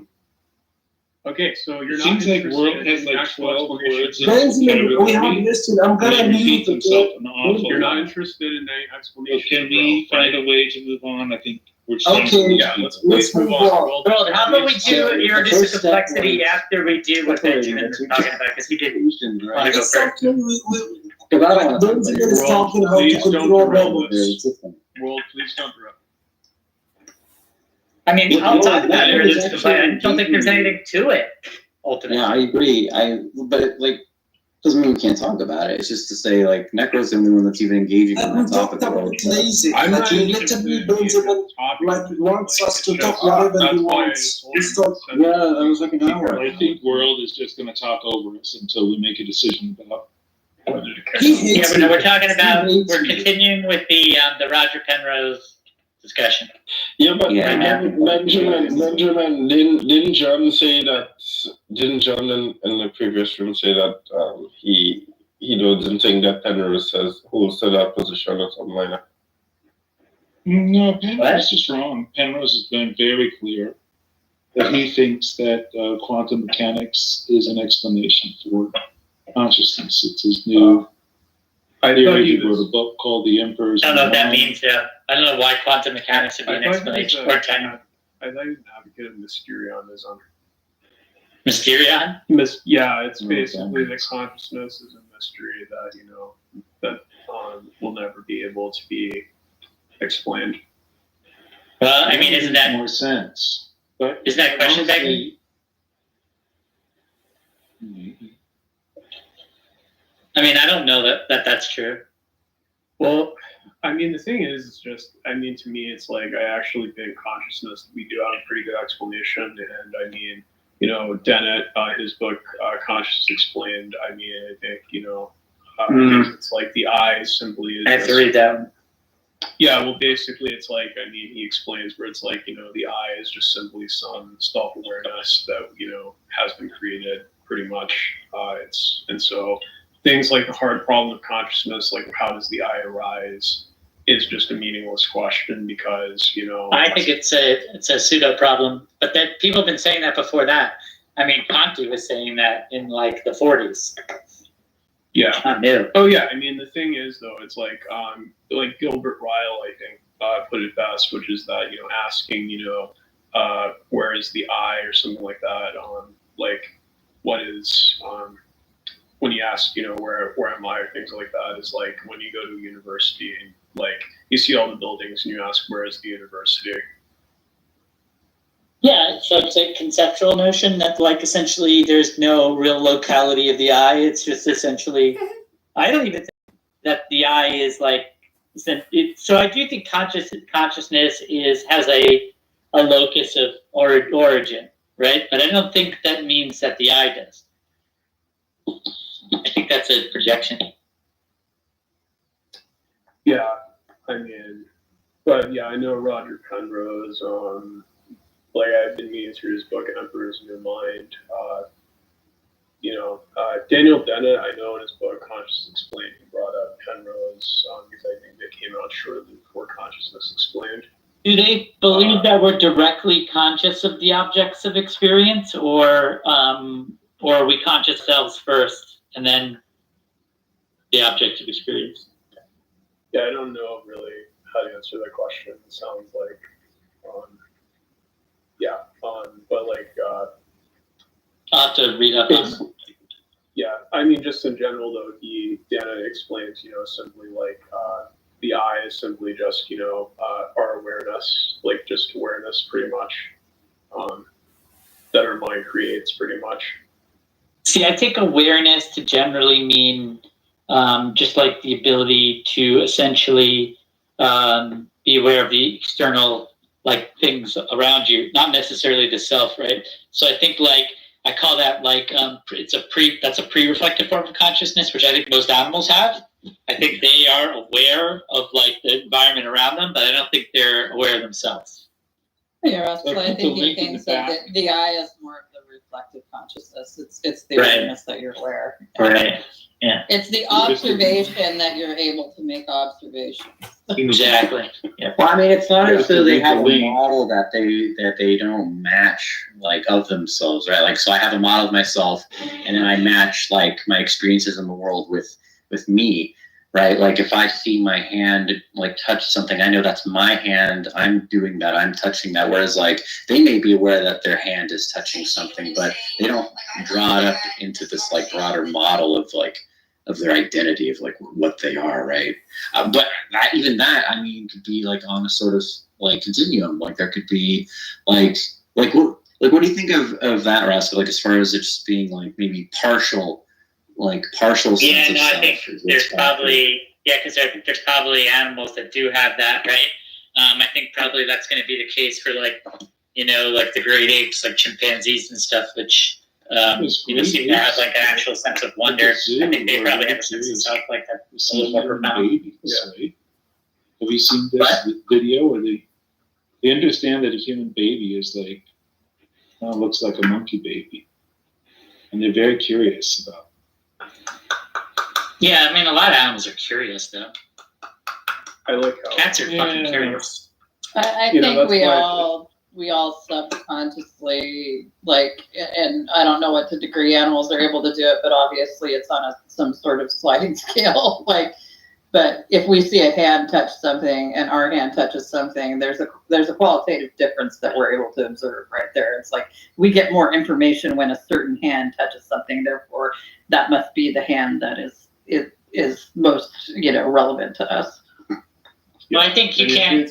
I don't think you experience like the parts of your body the same way that you experience like external objects, right? So it's a lived-in experience. You can I put the link in the chat. I just want to call attention to the quote part, which says Penrose hypothesizes that quantum mechanics plays an essential role in the understanding of human consciousness.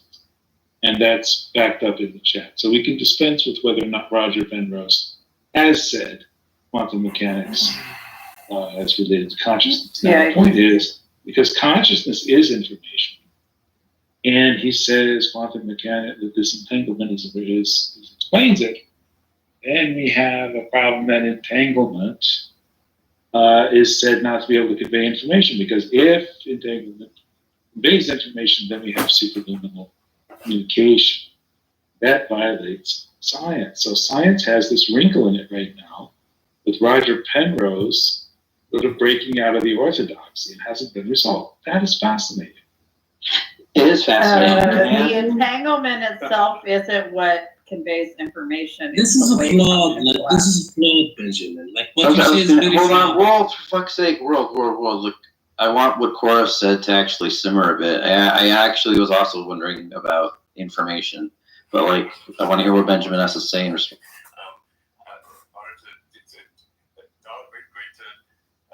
To speak. We had a great conversation yesterday. As you mentioned yesterday, if we could just record that conversation and post it, it would have been excellent. I hope we can have something like that today. Well, I think we will. I'm pretty sure we will. And congratulations, because I see you broke every record. So many millions of people, and it's an honor. We view that as an honor. And then you do want silencing of certain voices. Usually those are voices that have something to say that are constructive oftentimes constructive. And so we have to consider it an honor. But congratulations on breaking every record in the book tonight. That's great. Well, thank you. Well, maybe we could start off with, the assassination attempt, which was an incredible thing. And I have to say that, your actions after that assassination attempt were inspiring.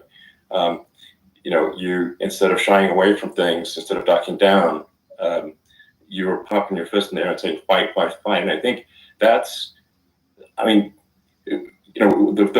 president of the United States represents America, and I think that is America. That is strength under fire, and so that's a big part of the reason why I was excited to endorse you as the president of the United States for having enough time here.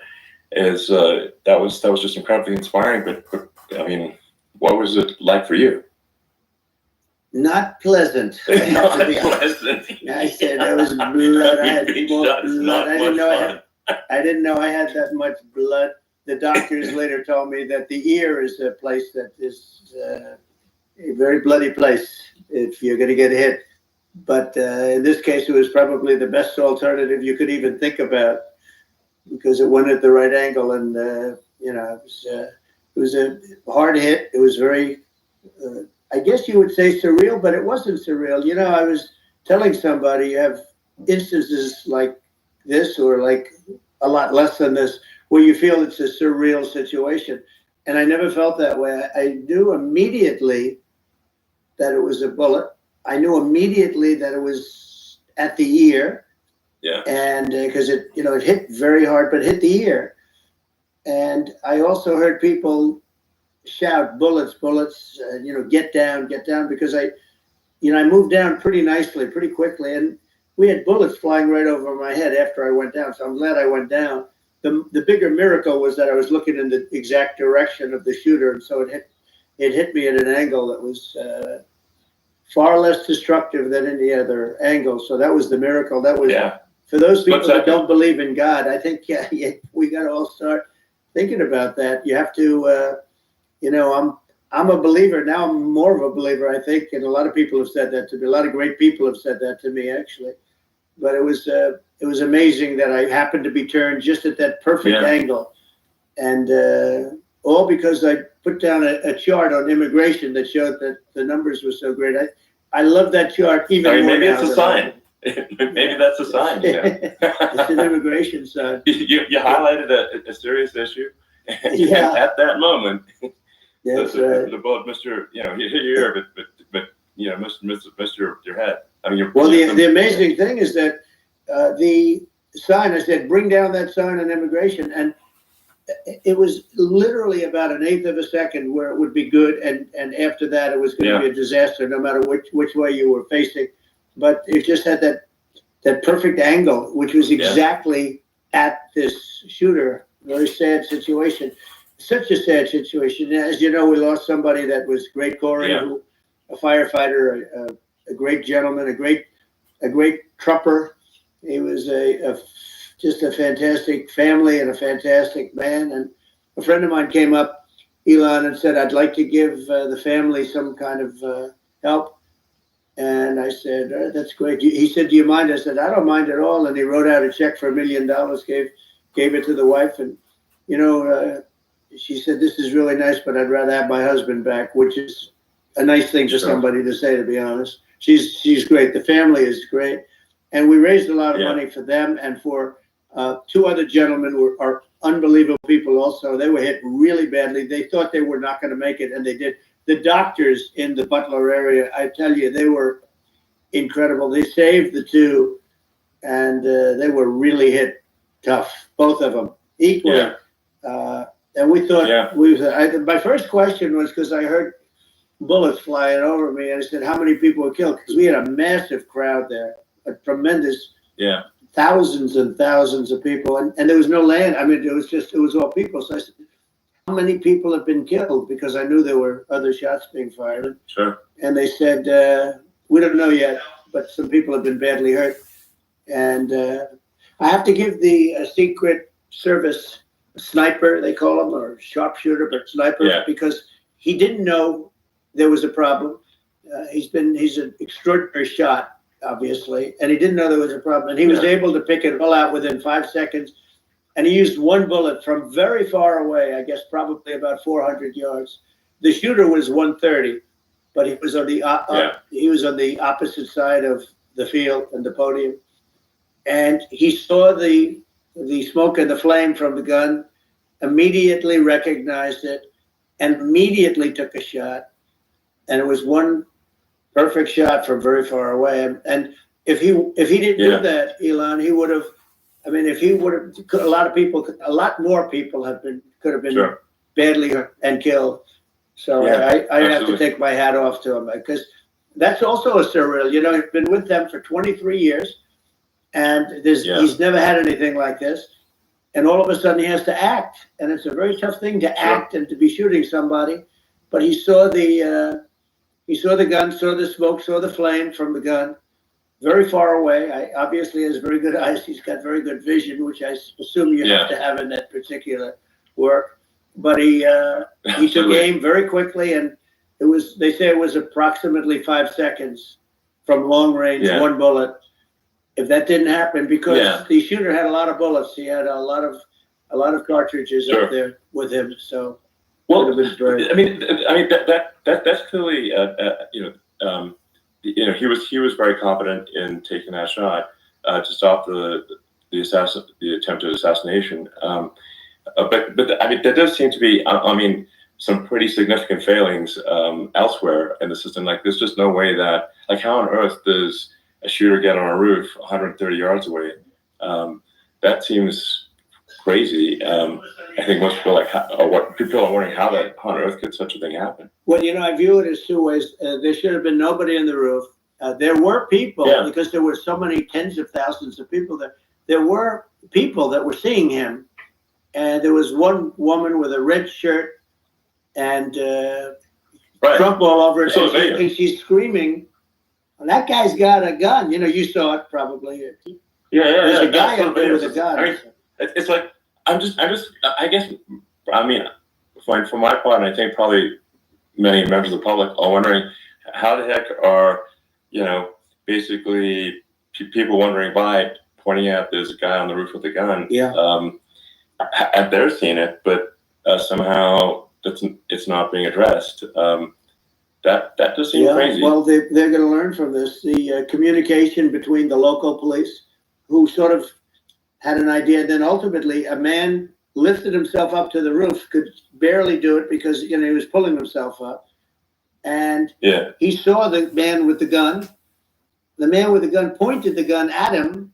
He thought he was probably going to get shot, but he was like pulling himself up, and because of that, he couldn't get to his gun. And he fell down, actually very badly hurt his leg, his ankle. I hear very badly, but he fell down. And he did, from what I understand, he did say there's a guy up there with a gun. And the shooting started very quickly after that. I think it forced the shooter to go maybe quicker. He was supposed to be a very good shot. My sons, Don and Eric, they can't believe what happened, but they said from 130 yards, a bad shot would hit that target almost every time. They said it's like in golf, thinking a 2-foot putt.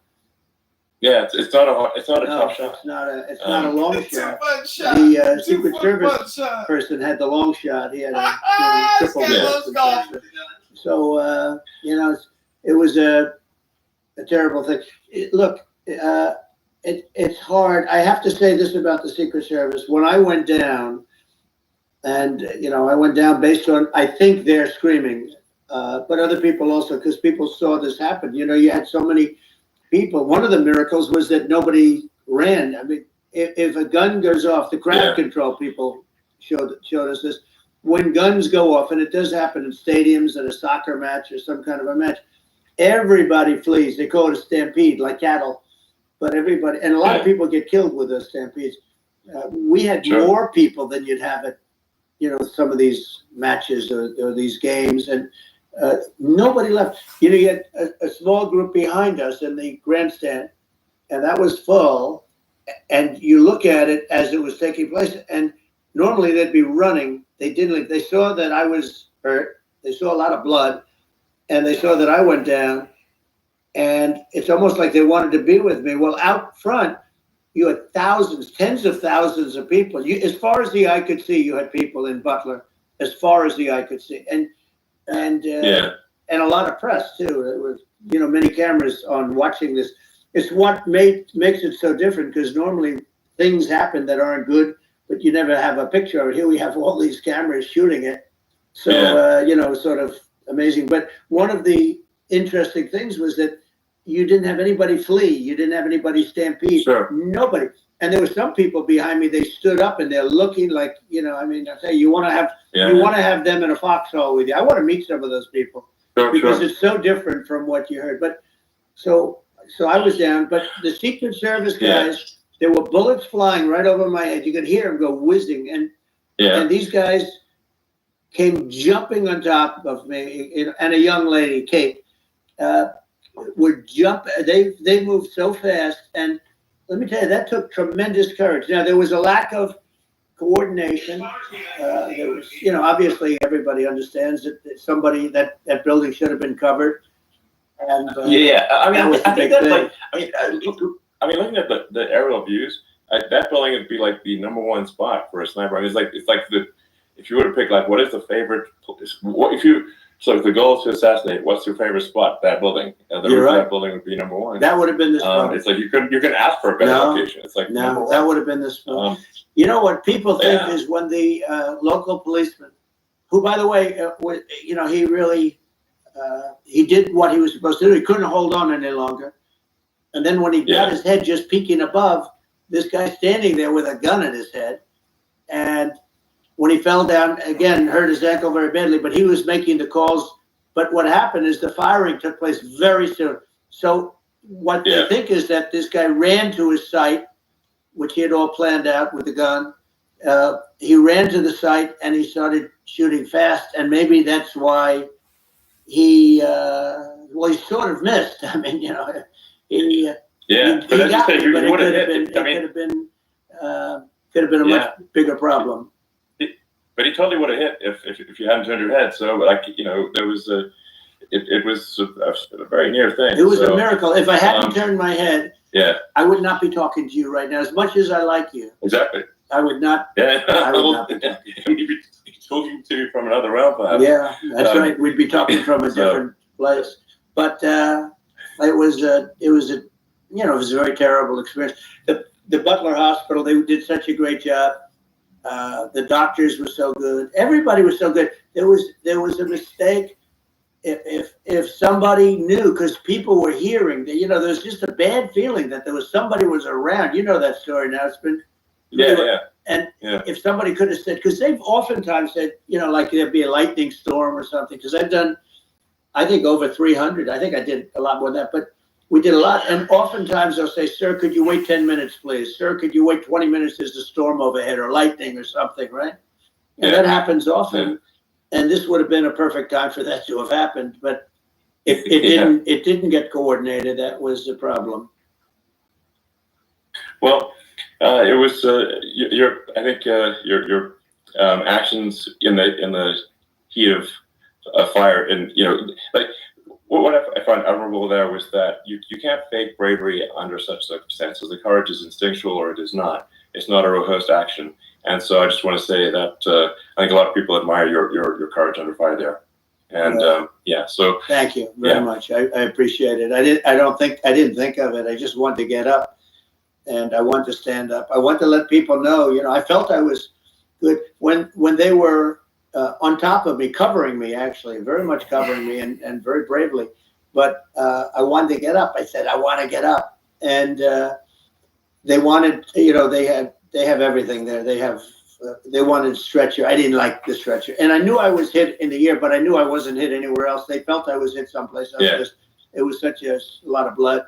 And they were sure that I was hit someplace else. And they were saying, "Sir, what you were hit more than the ear." I said, "Nope, I was hit in the ear. I want to get up." let me get up. And so I got up, and the crowd didn't know what to think. I mean, this was so many people, and you could see they were confused. They didn't know what to think. And I wanted to let them know I was okay. It was very important for me to let them know that. And they went wild. You've seen the after. They didn't go wild when I got up because they didn't know, was I alive? You really couldn't tell. When I stood up before the hand, before the the fist in the air, they didn't know if I was alive. Nobody did. And when I put the fist up, they were just relieved and happy and thrilled, and the place went crazy. It was pretty amazing. Yeah. It was a terrible thing, but it was incredibly moving. Yeah. Well, and I mean, speaking of the sort of slide that got you to turn that saved your life, really, was the illegal immigration slide. Maybe this it's worth talking about that. It was that slide says you're saved right. your life. No, the illegal immigration saved my life. You're right, but it had to be at the exact angle. I mean, that's a good one. saved by illegal immigration. You know, the incredible thing though, when you talk about the odds, you had to be exactly at that angle. But the incredible thing is that the chart, I used it less than 20% of the time. It was just a moment. Yeah. It's always on my left, never my right, and it's always at the end of the speech. So here we have it. It's on the right, not the left. It's at the beginning, not the end. And even the people that put it up, they were unprepared, and they did a great job. They got it up immediately, fortunately. But I looked to the right, and the bullet came whizzing by, hitting my ear. So it was amazing. But when you think of the odds of that, and you know that normally you wouldn't use it. Normally I wouldn't have the thing, and then it would have been a very different story. It's very much, I say, an act of God. It's a miracle that it happened, and I'm honored by it. I'm honored by it. Well, what were you about to say about illegal immigration before you were rudely interrupted? Well, I was going to say how good the numbers were. By the way, we're going back to Butler, and we're going to go back in October. We're all set up, and the people are fantastic in Butler. It's a great area. Great. These are incredible people. Like the three that, in the case of Corey killed, and the other two, the families I got to know them a little bit, and the families are great. But we're going back to Butler, and I think I'll probably start by saying, as I was saying, prior to being so horribly interrupted, but. Yeah, so rudely interrupted by an assassination attempt. No, but the chart. Some people have no matter. Elon, the chart was just a chart that in my last week we had the best illegal immigration numbers, meaning stopping. It was at the lowest. You've seen the chart. It's become quite a famous chart. But that was the lowest point ever recorded. It was a really, I mean, I was very proud of those numbers. And then you see what happened with these people. Kamala and Joe, you see what happened. They just let it go. I had remain in Mexico policies. I had all these different policies that was so good. Guys like Tom Homan and Brandon Judd from Border Patrol. These are all people that they've been on television. They says the best numbers we've ever had. We had so many different checks, catch and release in Mexico, not the United States. We had catch and release in the United States. We had it in Mexico. We had so many things. We had things where many people come in there, they have contagious diseases. We had everything passed. If you have a contagious disease, I'm sorry, but we cannot allow you into the country.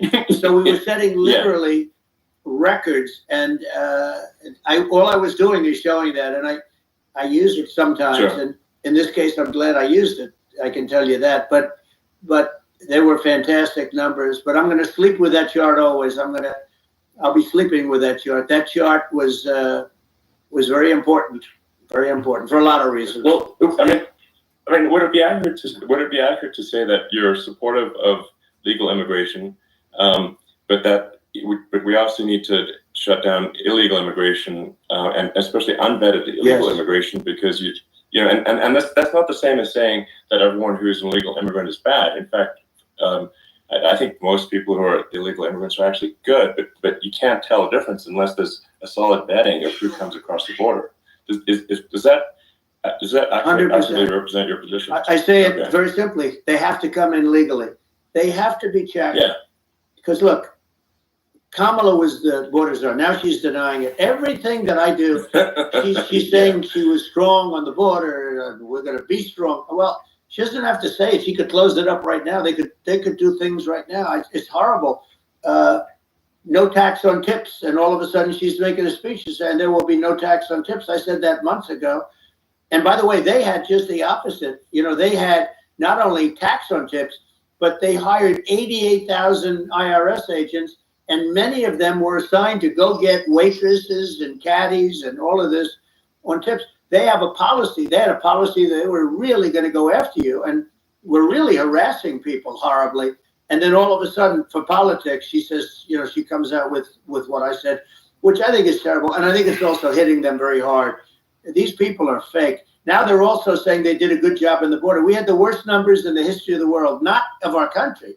There's never been a country in history that has had a catastrophe like this. We've had, I believe, and I think you believe this too, you know, you hear 12 million, 13, I believe it's over 20 million people came into our country, many coming from jails, from prisons, from mental institutions, or a bigger version of that is insane asylums, and many are terrorists. And I'll tell you what, they're coming not just from South America, they're coming from Africa, they're coming from all over the world. They're coming from Asia, they're coming from the Middle East, they're coming from countries that are stupidly and horribly bombing Israel October 7th. They're coming from all over the world. And you know, you look at, it's so sad, October 7th, because it should have never happened. It's so sad when you look at Ukraine. It should have never happened. We have a defective government. These are defective people, and they're not people that should be running it. But where you see it the best is the border, because you have millions of people coming in a month, and then she gets up and she tries to pretend like she's going to do something. She had 3.5 years. And by the way, they have another 5 months that they can do something, but they won't do anything. It's all talk. She's incompetent and he's incompetent. And frankly, I think that she's more incompetent than he is. And that's saying something, because he's not too good. Yeah, no, I think it is essential to have a secure border. I mean, you're really not a country unless you have a secure border, and secure elections. You know, absolutely secure elections, and so it's just essential to have a real border, or we can't function as a country, and our services, you know, our essential services are being overwhelmed in a lot of cities. But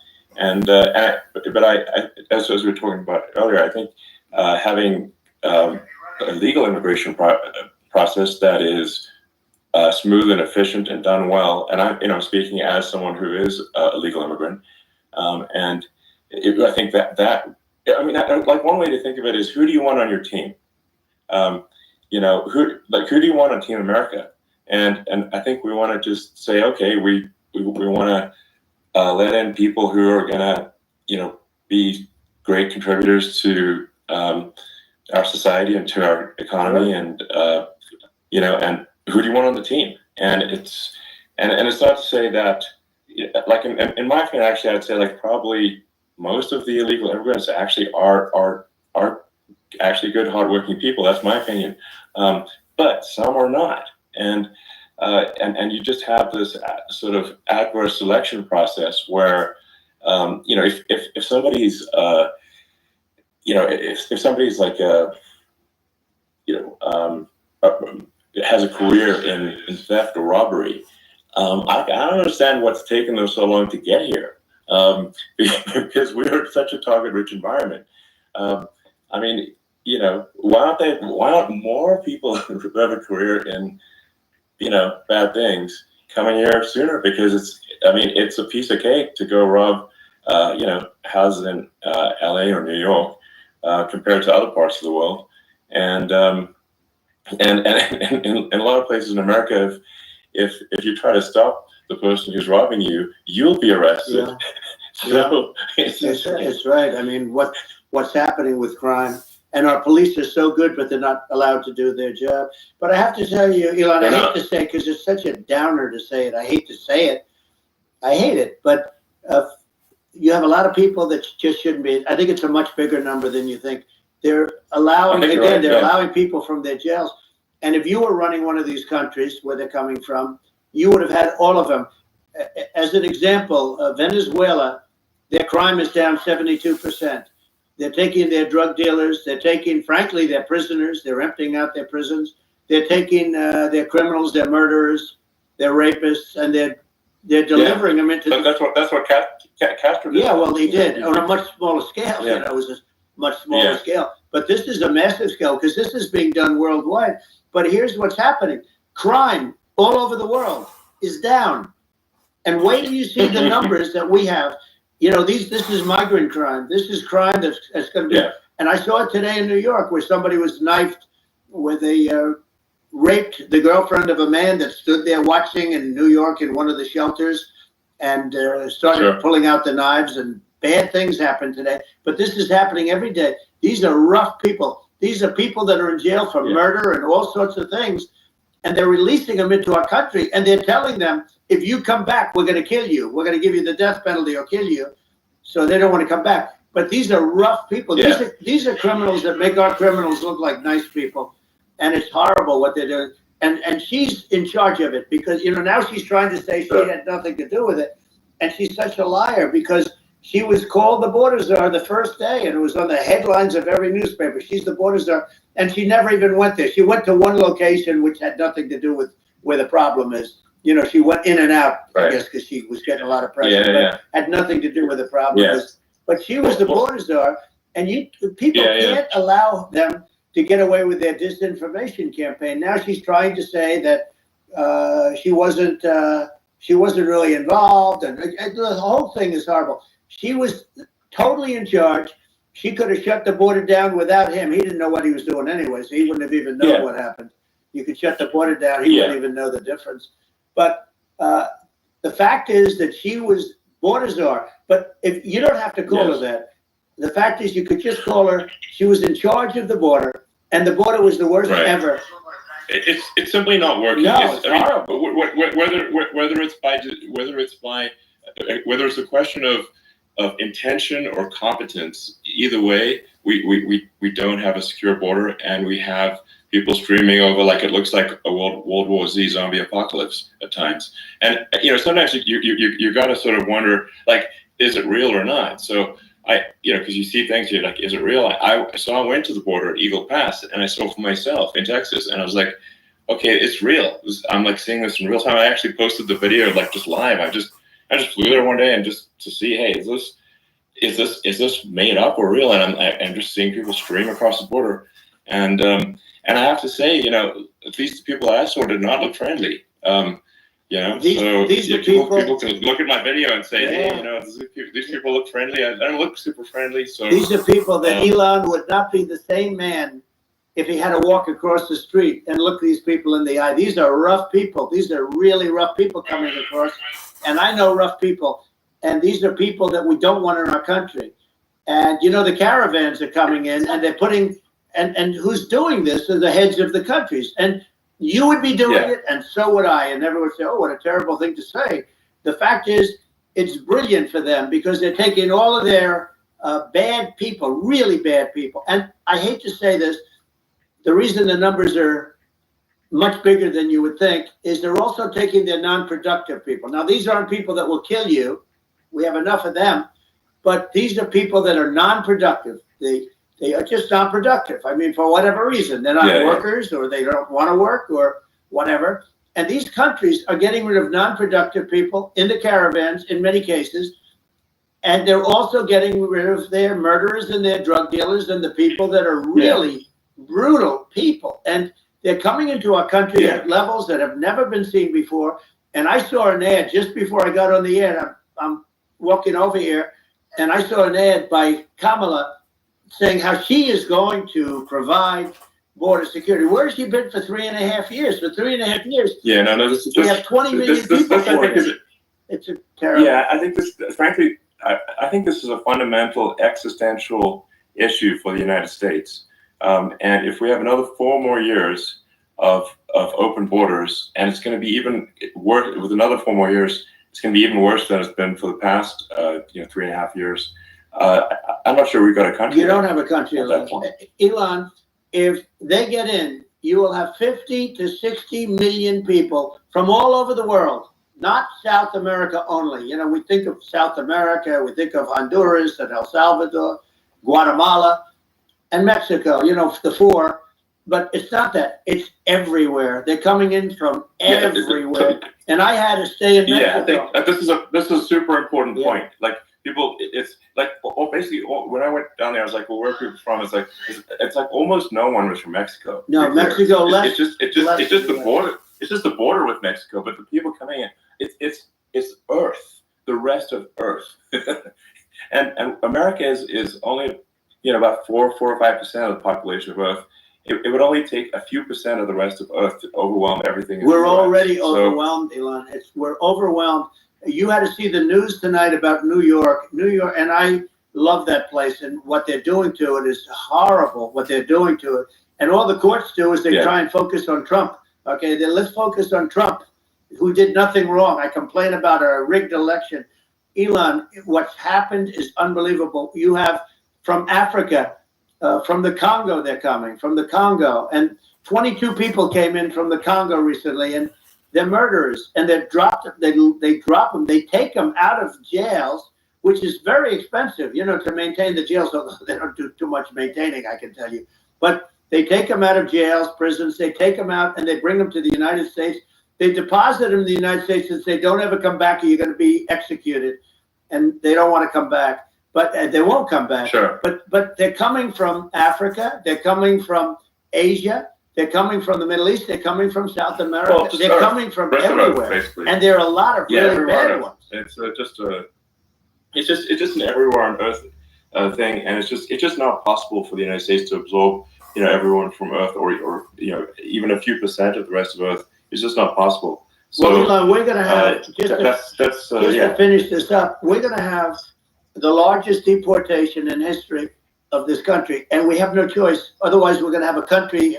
What they've done to our country. Think of it. With in Venezuela and in some of these other countries, crime is down 50, 60, 70, 80%. And you would be the same. You would have. Yeah. I'll tell you what. Venezuela has not gotten rid of all of them. They've gotten rid of about 70% of their really bad people. Their jails are about 50%. Put into the United States. The same with other countries. Sure. Some are at 30%, some are at 50%. They're all different. But the bottom line is they're all going to be at 100%. Why wouldn't you put 100% of it? And they're doing it right now while this third-rate phony candidate. Don't forget, I beat Biden. He failed in the debate miserably. And, some people said, oh, gee, it's too bad. It's too bad he did so badly, or I did well in the debate. The first night they said, wow, one of the people at CNN said that was the greatest debate performance I've ever witnessed. And then 2 days later, they didn't talk about that. They just said he was bad. But that's okay. That's the way I get treated, and I don't mind that at all. What I can tell you is this. We cannot have a Democrat. We cannot have her. She's incompetent. She's as bad as Biden in a different... Look, she hasn't done an interview since this whole scam started. And say what you want. This was a coup. This was a coup of a president of the United States. He didn't want to leave, and they said, we can do it the nice way, or we can do it the hard way. Yeah, they just took him out back behind the shed and basically shot him. What they did with this guy, and I'm no fan of his, and he was a horrible president, the worst president in history. And one of the reasons he was so bad, first of all, the Israeli attack would have never happened. Russia would never have attacked Ukraine, and we'd have no inflation. And we wouldn't have had the Afghanistan mess, if you think of it. And we wouldn't have had Afghanistan. But we think of it. You take a few of those events away, and we have a different world. We would also have inflation was caused by oil. Yeah. No. I think you're making an excellent point here, which is that when other countries can, that are thinking about invading or doing bad things, when they're thinking about that, they're thinking about, okay, what's the American president going to do? And do they fear the American president, or is there someone they do not respect and do not fear? And I think they would that rightfully be. I mean, you know, look at that the footage of the assassination. They're like, okay, you know, President Trump is like, don't mess with me. I mean, that's like, whereas I think people are not going to be, and they obviously have not been at all intimidated by Biden, and they certainly will not be intimidated by Kamala. And you have to really think about it in the context of global security. That if the American president is someone that, like, you know, evil dictators are scared of, that makes a huge difference to the security of the world. So I had a good relationship with Putin, despite the Russia hoax that lasted for over 2 years. Just a hoax created by Hillary Clinton and Adam Schiff, some just bad people, you know, just sick people, frankly. I mean, Schiff is a sick person. He's going to end up probably being a senator. It's hard to believe. The whole thing is hard to believe. But, you know, they put our country in danger with that stuff, too. They actually, when they make up stories, and you have to fight your way out of it for a long time. But I know Putin very well. I got along with him very well. He respected me, and it's just one of those things. And we would talk a lot about Ukraine. It was the apple of his eye. But I said, don't ever do it. Don't ever do it. You know, I shut down Nord Stream 2. That was the big oil pipeline, the biggest, I think, the biggest pipeline in the world going all over Europe. I shut it down. Biden came, and then they say, I loved Russia. I was a friend of Putin, and I loved Russia. No, he actually said to me one time, he said, if you're my friend, I'd hate to see you as an enemy. I shut down his pipeline, the biggest pipeline. They were looking at that fund, and this pathetic president gets in there. And the first thing he did, one of the early things he did, is he shut down Keystone XL pipeline, which is our pipeline that would have employed 48,000 people, pipeline workers. Shuts it down. That was, a massive job that Obama refused to allow. Yeah. I allowed it in my first week because it was jobs and it moved oil. And by the way, in a much more environmentally friendly way. It's underground. It's not a truck that catches on fire or a train that catches on fire. But think of it. He shut down the XL pipeline, the Keystone XL pipeline. Yeah. He shuts that down, and he approves the Russian pipeline. Yeah, it doesn't make any sense. It's inconsistent. Certainly, but I mean, I think it's just worth emphasizing, to listeners, the immense importance of whether the United States president is intimidating or not intimidating, and how much that matters to global security. Because there's some real tough characters out there, and if they don't think the American president is tough, they will do what they want to do. I know every one of them. And that puts the whole world in danger. Elon, I know every one of them, and I know them well. I know Putin, I know President Xi, I know Kim Jong-un of North Korea. I know every one of them. And let me tell you, people say, oh, this is terrible. He said, I'm not saying anything good or bad. They're at the top of their game. They're tough, they're smart, they're vicious, and they're going to protect their country, whether they love their country. They probably do. It's just a different form of love, but they're going to protect their country. But these are tough people at the top of their game. And when they see a Kamala or when they see Biden, Sleepy Joe, they can't even believe it. They can't believe this happened. All the stuff that you're seeing now, all the horror that you look at Israel, they're all waiting for an attack from Iran. Iran would not be attacking, believe me. When I was there, and I say it with respect, because I think we would have been good with Iran. I don't want to do anything bad to Iran, but they knew not to mess around. Iran was broke because they told China, if you buy from Iran oil, it's all about the oil. That's where the money is. But if you buy oil from Iran, you're not going to do any business with the United States. And I meant it. And they said, we'll pass. Yeah. They didn't buy oil. Other countries likewise. Sure. If you want to buy, you're not doing business with the United States. And they were at a point where they had no money for Hamas. They had no money for Hezbollah. They had no money for any of these instruments of terror. And it was amazing. In fact, there were articles when I was leaving, which is hard to believe, actually, especially when you look at what's happened to our country. Our country is so bad right now. It's such a different place. We were respected. Think of it. 4 years ago, we were so respected to a point where when I said don't buy oil, they didn't buy oil. But they had no money, and Israel would have never been attacked. Zero chance. And again, I said to Vladimir Putin, I said, don't do it. You can't do it, Vladimir. You do it, it's going to be a bad day. You cannot do it. And I told him things that what I do, and he said, no way. And I said, way. And it's the last time we ever had the conversation. He would never have done. I got along well with him. I hope to get along well with him again. Getting along well with them is a good thing, not a bad thing. I got along well with Kim Jong-un. When I met with President Obama just before entering, it's a sort of a ritual. And I sat down with him and we talked. It was supposed to be for a very short period of time. It turned out to be a long period of time. I said, what's the biggest problem? He said, North Korea. I had that problem worked out very quickly. It was nasty at the beginning with Rocket Man and, all the different things. Yeah. But all of a sudden I got a call. Those were some epic tweets, by the way. Yeah, they were epic everything. He said that he has a red button on his desk. I said, I have a red button on my desk too, but my red button is much bigger and my red button works. And then I called him Little Rocket Man of Little Rocket Man. Anyway, here's the bottom line. All of a sudden I got a call from him and they said they want to meet. They want to meet me. And we met, as you remember, we met in Singapore. We met also in Vietnam. And I got along with him great. We were in no danger. But President Obama thought we were going to end up in a war, a nuclear war with him. And let me tell you, he's got a lot of nuclear stuff. Exactly. He's got plenty of nuclear. He can do plenty of damage. So yes, I mean it's because people like Kim Jong-un, they respond to strength, not weakness. Well, and he and I had a good relation. Remember I met him and we walked onto his land. Nobody ever walked onto his land before. I walked onto. I wouldn't say let's bring up Secret Service again. I wouldn't say they were thrilled when I did that. I walked onto his land, and it was an amazing period. But we were not in danger with him because of me.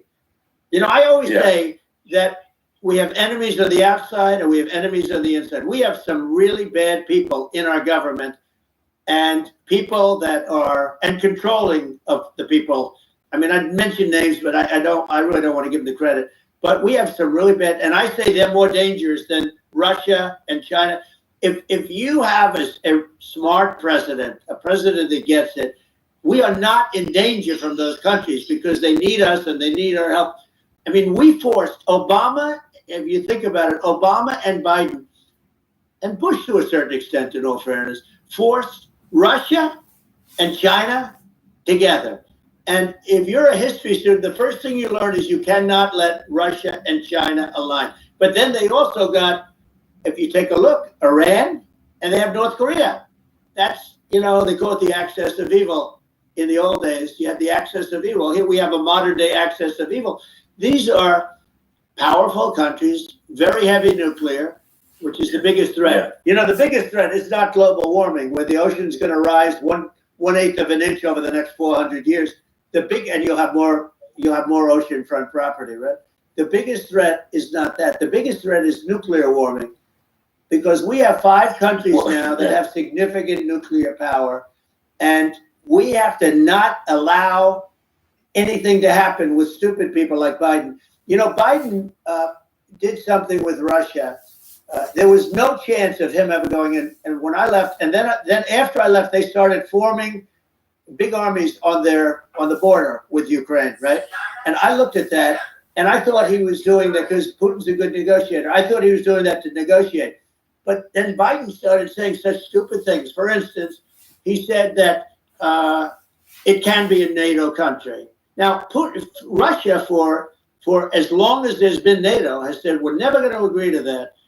And we go right up front and say that. And we did things and said things through this president with a low IQ, very low IQ. He had a low IQ 30 years ago, by the way, but now he might not even have a IQ at all. There's nothing on the board that goes this low. He said things that were so stupid that war had zero chance of happening if I were there. Zero chance. He was saying everything the opposite. Everything the opposite. And it's so sad because many more people have been killed in Ukraine than you read about. You don't read about how bloody it is and how disaster. Sure. Hey, look, just in the 2 armies, you lost 500,000 people.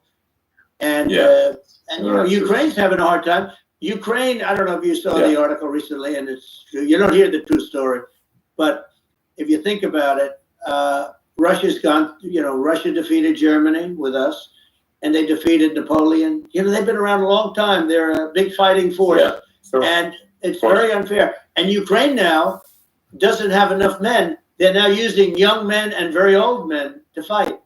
And we're in a very bad position. And I'm not going to blame exclusively, but I can tell you I could have stopped that. And a smart president could have stopped that. It wouldn't have happened. But we had a man that actually made it more prevalent. It was so bad. The words that he was using, the stupid threats coming from a stupid face that he was using. I said, this guy's going to cause us a war. He's going to cause us. And let me tell you, it can lead to World War III. That can lead to World War III. The Middle East can lead to. We have numerous places that could end up in a World War III right now for no reason whatsoever. Okay. I think you're right. I think people underrate the risk of World War III, and it's just when you're looking at the risk of global thermonuclear warfare, it's game over for humanity, and it's something that people have. I think after the end of the Cold War, people have become complacent about, but they actually have forgotten that there are currently a lot of nuclear missiles that have targeting parameters for the United States from other 100%. countries. And one of the things we're going to do is we're going to build an Iron Dome over us. Israel has it.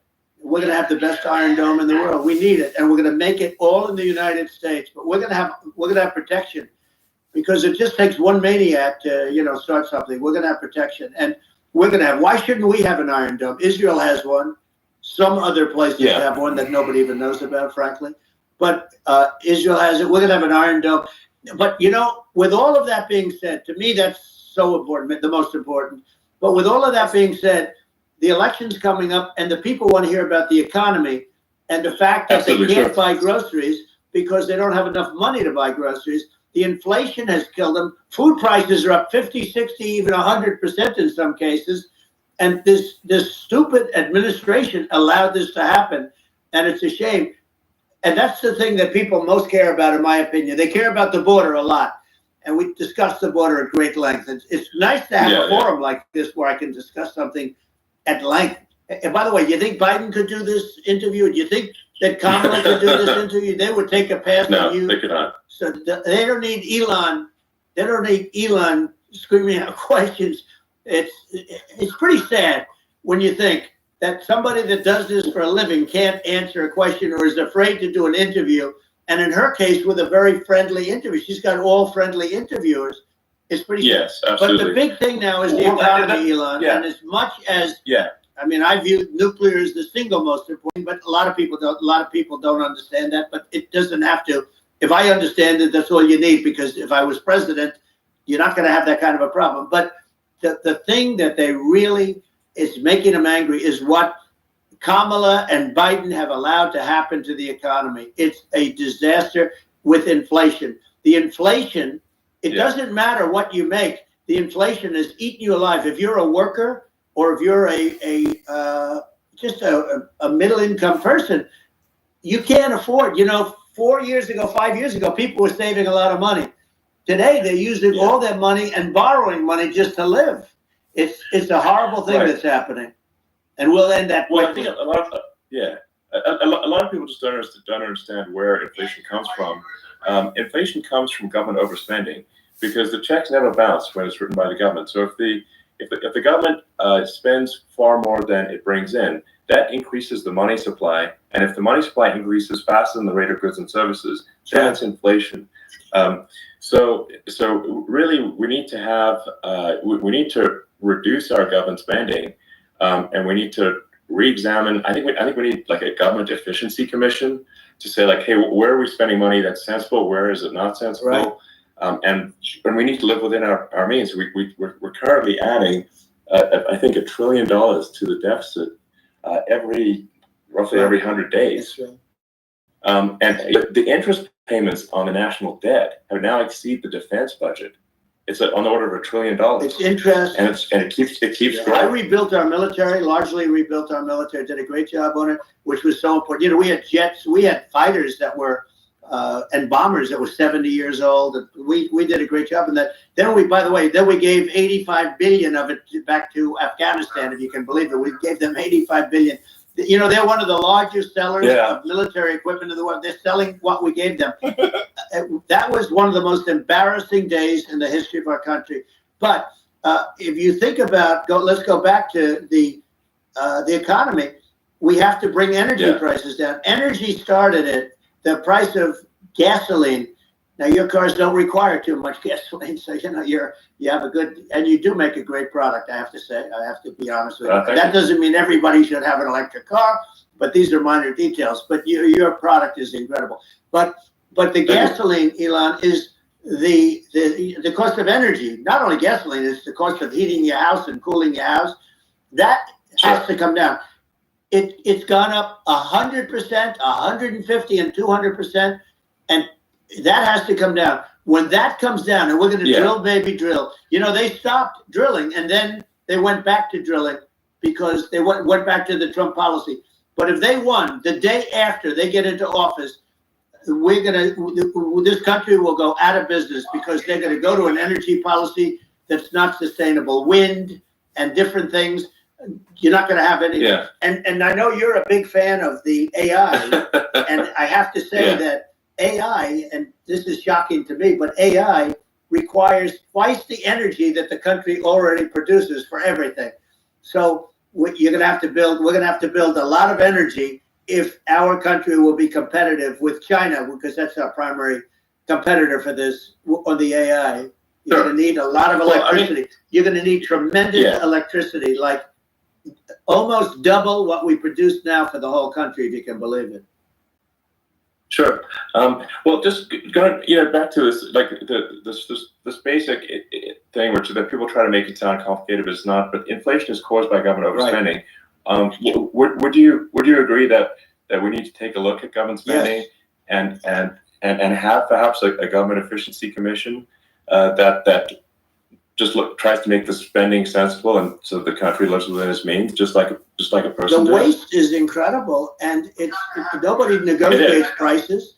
You used to have a lot of people making jets, and you end up with two companies, and they'll probably try and merge at some point. I mean, I went through it, like Air Force, just a thing like Air Force One. One of the first documents they asked me to sign, a general said, "Sir, will you please sign this document?" And what is it? Air Force One. That's with Boeing, which is basically two planes, two 747s. And the price was $5.7 billion for two planes. Now they're highly sophisticated. They're even nicer than your plane, okay? But much more sophisticated. They're very, I won't say what's on it, but they got a lot of stuff on it. Anyway, but it's 5.7. That's a crazy number. It's a crazy number. But I said, I'm not going to pay 5.7. I'm not going to do it. I said, who made the deal? Obama and his people. I said, well, then I know the deal's good. I'm not going to do it. And over a course of about 4 weeks, by my saying I'm not going to do it, I got the price reduced by $1.6 billion for the exact same plane, other than we had a nicer paint job, if you want to know the truth. But for the exact same plane, I saved for it. And I said to Boeing, man, you guys must make a lot of money if you can reduce the price by that. But now what I do hear is that they're going to the Biden administration and wanting big cost overruns, because they see these dopey suckers in there, and they'll end up getting some of the money back. But I saved it by $1.6 billion for the exact same plane. And you can now take that and multiply that out times thousands of other items. Multiply it by the numbers are astronomical. I agree with you. Well, I mean, I think it would be great to just have a government efficiency commission that takes a look at these things and just ensures that the taxpayer money, the taxpayers' hard-earned money, is spent in a good way. And I'd be happy to help out on such a commission. I'd love it if it were formed. Well, you're the greatest cutter. I mean, I look at what you do. You walk in and you just say, "You want to quit?" They go on strike. I won't mention the name of the company, but they go on strike, and you say, "That's okay. You're all gone. You're all gone." So every one of you is gone, and you are the greatest. You would be very good. Oh, you would love it. But if you look at Arjun, well, I'd be happy to help by the way, out. congratulations. I just looked at the number of people that are listening to you and I chat. We'll call it a chat, but congratulations. This is very good. I mean, it's great. And you're an interesting character. You know, the new head of a place called Argentina, and he's a big, Well, you know, he's great, and Yeah. he's a big MAGA fan. You know that he ran on MAGA, and he took it to an extreme too. He ran on MAGA, and I hear he's doing really a terrific job. It's called Make Argentina Great Again. It worked out perfectly. He came in, he bought a lot of hats, he brought over, but he's doing a big job. He really cut. And I'm hearing they're starting to do pretty well. Inflation's getting down. You know, they had like 2,000%. And they had inflation like not normal inflation. They had the real deal. But we're going to have that pretty soon. We have, I think we have the worst inflation we've had in 100 years. They say it's 48 years. I don't believe it. I think we have the worst. They don't include a lot of the items that should be included, you know. Yeah. Well, it's just from government overspending and not spending taxpayer money effectively, and having, you know, just like so many departments you can't even name them all. And what Milei is doing is, you know, he's cutting government spending. He's simplifying things. He's putting in regulations that make sense. And Argentina overnight is experiencing a giant improvement in prosperity, but it's also a lesson for the United States, which is that Argentina used to be one of the most prosperous countries in the world. You know, in the 30s, 40s, and because of bad government policy, it ruined the country. And if you take Venezuela, for example, Venezuela should be incredibly prosperous. They have, you know, phenomenal reserves of everything, oil, everything, and it should be prosperous. But if the government's wrong, it impoverishes the people. And so I think we should not be complacent in the United States in thinking that and taking our prosperity for granted, because if with bad government policy, we can run the country into the ground. And that's just something people should bear in mind. Don't take prosperity for granted. Well, think of education. So we're ranked at the bottom of every list of the top 40. We're ranked number 40, number 38. Norway, Switzerland, Sweden, different countries are ranked good. Actually, China's pretty close to the top. They're a top 6 or 7. But we're ranked at the bottom, almost at the bottom, 38, 39, 40. In other words, horrible. And yet we spend more per pupil than any other country in the world. So we spend more. And what I'm going to do, one of the first acts, and this is where I need an Elon Musk. I need someone that has a lot of strength and courage and smarts. I want to close up Department of Education, move education back to the states, where states like Iowa, where states like Idaho, you know, not every state will do great, because states that basically aren't doing good now, you look at Gavin Newsom, the governor of California, he's terrible. He does a terrible job. So he's not going to do great with education. But of the 50, I would bet that 35 would do great. And 15 of them, or, you know, 20 of them will be as good as Norway. You know, Norway is considered great. You can name them. I mean, they're so good. Some of these countries are so good. But if you go into some of these really well-run states, you know, we have states that don't know what debt is. We have states that have low taxes, no debt, everybody working. You know, they're really well-run. Sure. And maybe they have certain advantages in terms of location, in terms of, you know, the land or the sun and the water and the whole thing. You know, there are a lot of advantages to some people. But if you moved education back to the 50, you'll have some that won't do well, but they'll actually be forced to do better, because it'll be a pretty bad situation. But if you think about it, you'll have some of these states. I'll bet you'd have 30, 35 states. It'll be much better. And you know what it'll cost? Less than half what it is in Washington. And these people don't care about the students in these, you know, faraway states. And it would be, it'd be unbelievable. Yeah. I think you're making a good point in that if the states have to if each state has to compete against other states, then people will naturally move to states where it's better. Well, like California, you know, as we said, it's a badly run state. I could go through. I got so many friends that are in those states, even if they're Democrats. I hate to mention certain states, but Illinois is badly run with Pritzker. He's a real loser. But some of these places are just badly run. But it's almost going to force them to run better, and they won't do it good initially. But you're not going to do worse than you're doing right now. And I would say that the cost, you would cut your cost by 50 or 60%. And you'd have a little monitor. You want to make sure they're teaching English as an example. Give us a little English, right? Sure. Right? Yeah. No. I mean, too much. I mean, some of these governors are doing so badly. I mean, they got so many people moving out of their state. They should get U-Haul Salesman of the Year award because they're driving so much U-Haul. It's actually amazing. People moving out. Isn't it amazing to you as a businessman that they can even survive? Like Illinois. So many people are leaving, and you wonder, how do they survive? I mean, how do they survive? I saw where you left California, and you moved to Texas. Texas does a great job. But, I mean, I just wonder, how do these states survive when big businesses, a big oil company just left California, as you know, and they moved to Texas. How do these big states survive when they lose so many businesses? And their taxes are already really high. The taxes are among the highest taxes. You almost wonder, how do they continue on? And in many cases, the governors don't do a good job in their crime-ridden places. You wonder, how do they continue to just go on? It's not a good situation. I think the only thing that's going to force some of these states to change is if they risk bankruptcy and they're not getting bailed out by the federal government. Right. Well. That's the only thing that's going to get them change. You remember the area in California where they had that, where I guess somebody had sticky fingers and they stole a lot of money, and they went into a form of chapter, and it was very nasty for a period of time. But now it's probably the most popular place in all of California. So at some point, something like that may have to happen.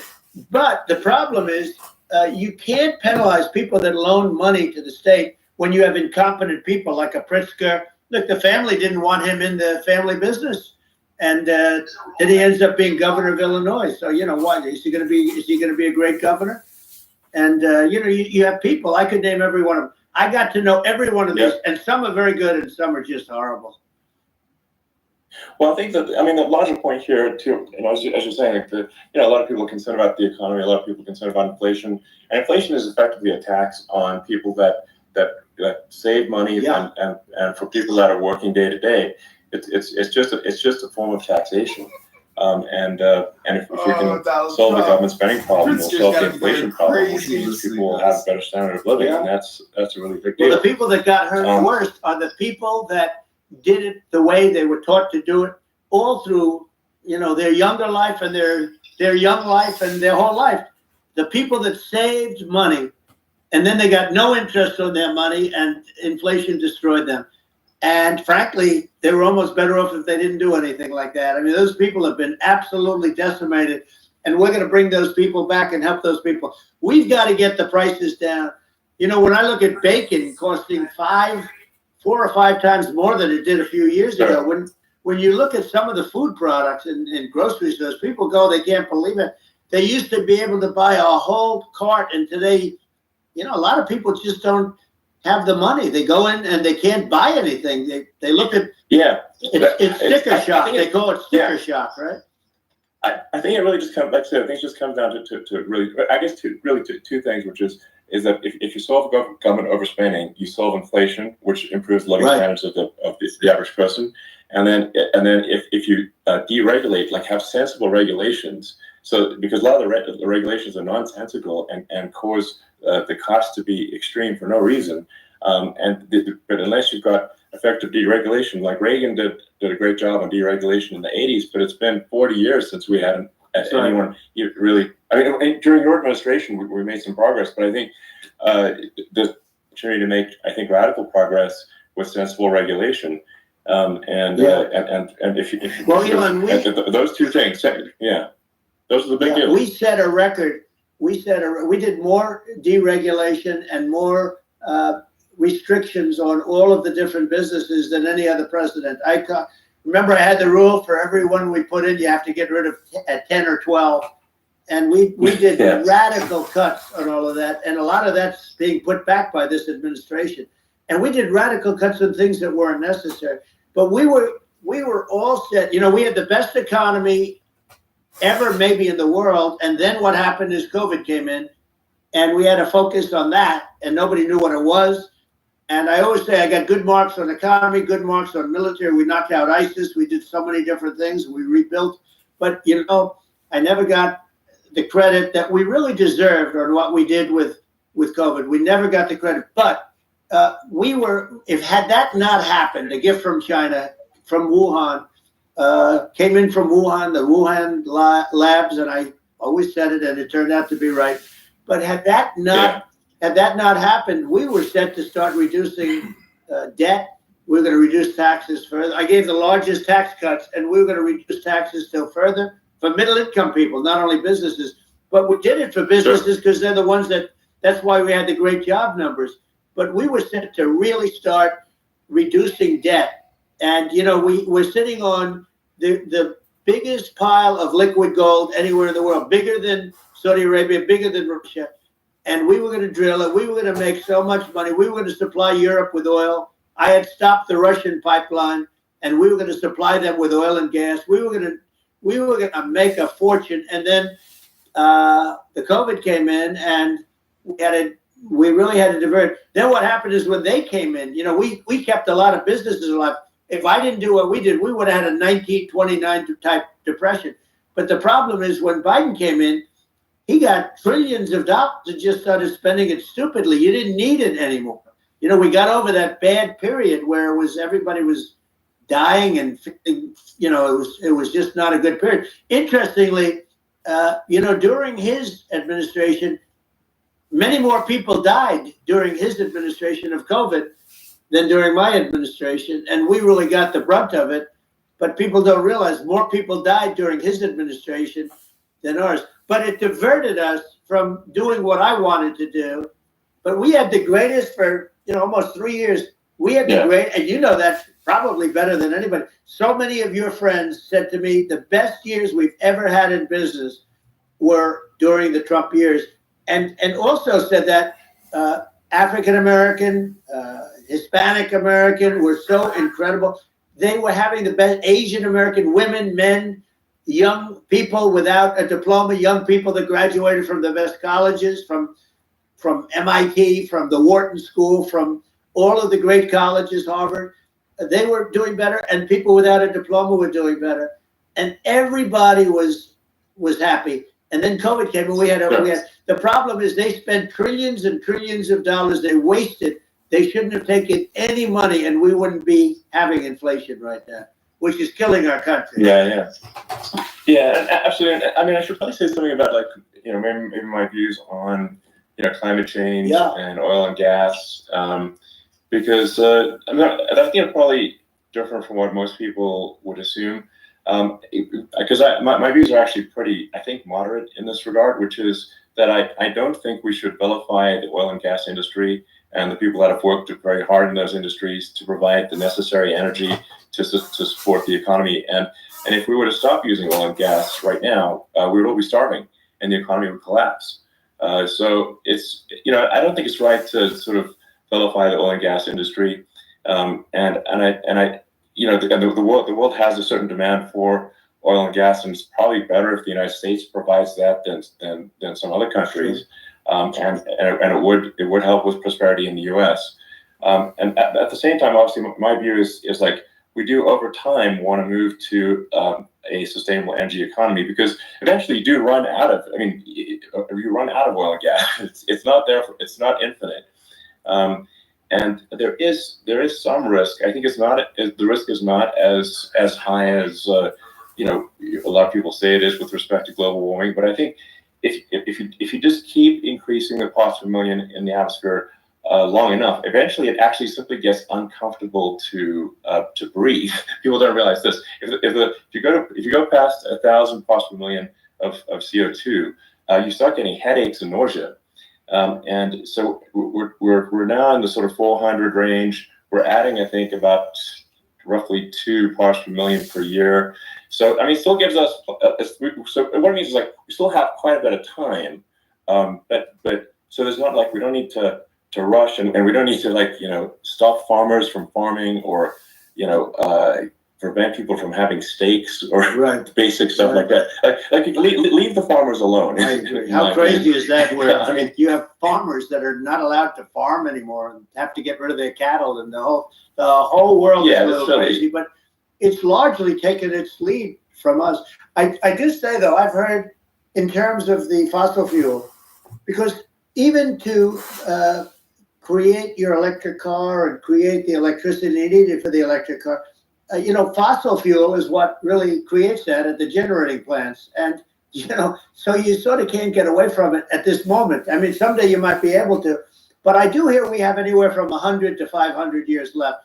Much of it hasn't even been found yet. Yeah. But there are tremendous, like Anwar. I got Anwar in Alaska approved. Ronald Reagan couldn't do it. Nobody could do it. Everybody tried. Nobody could do it. I got it approved. The first thing that Biden did was unimprove it, to get rid of it. He ended it. His secretary went in and she ended it. And what a disgrace. That's Anwar. That's bigger, or they think it could be bigger than Saudi Arabia in Alaska.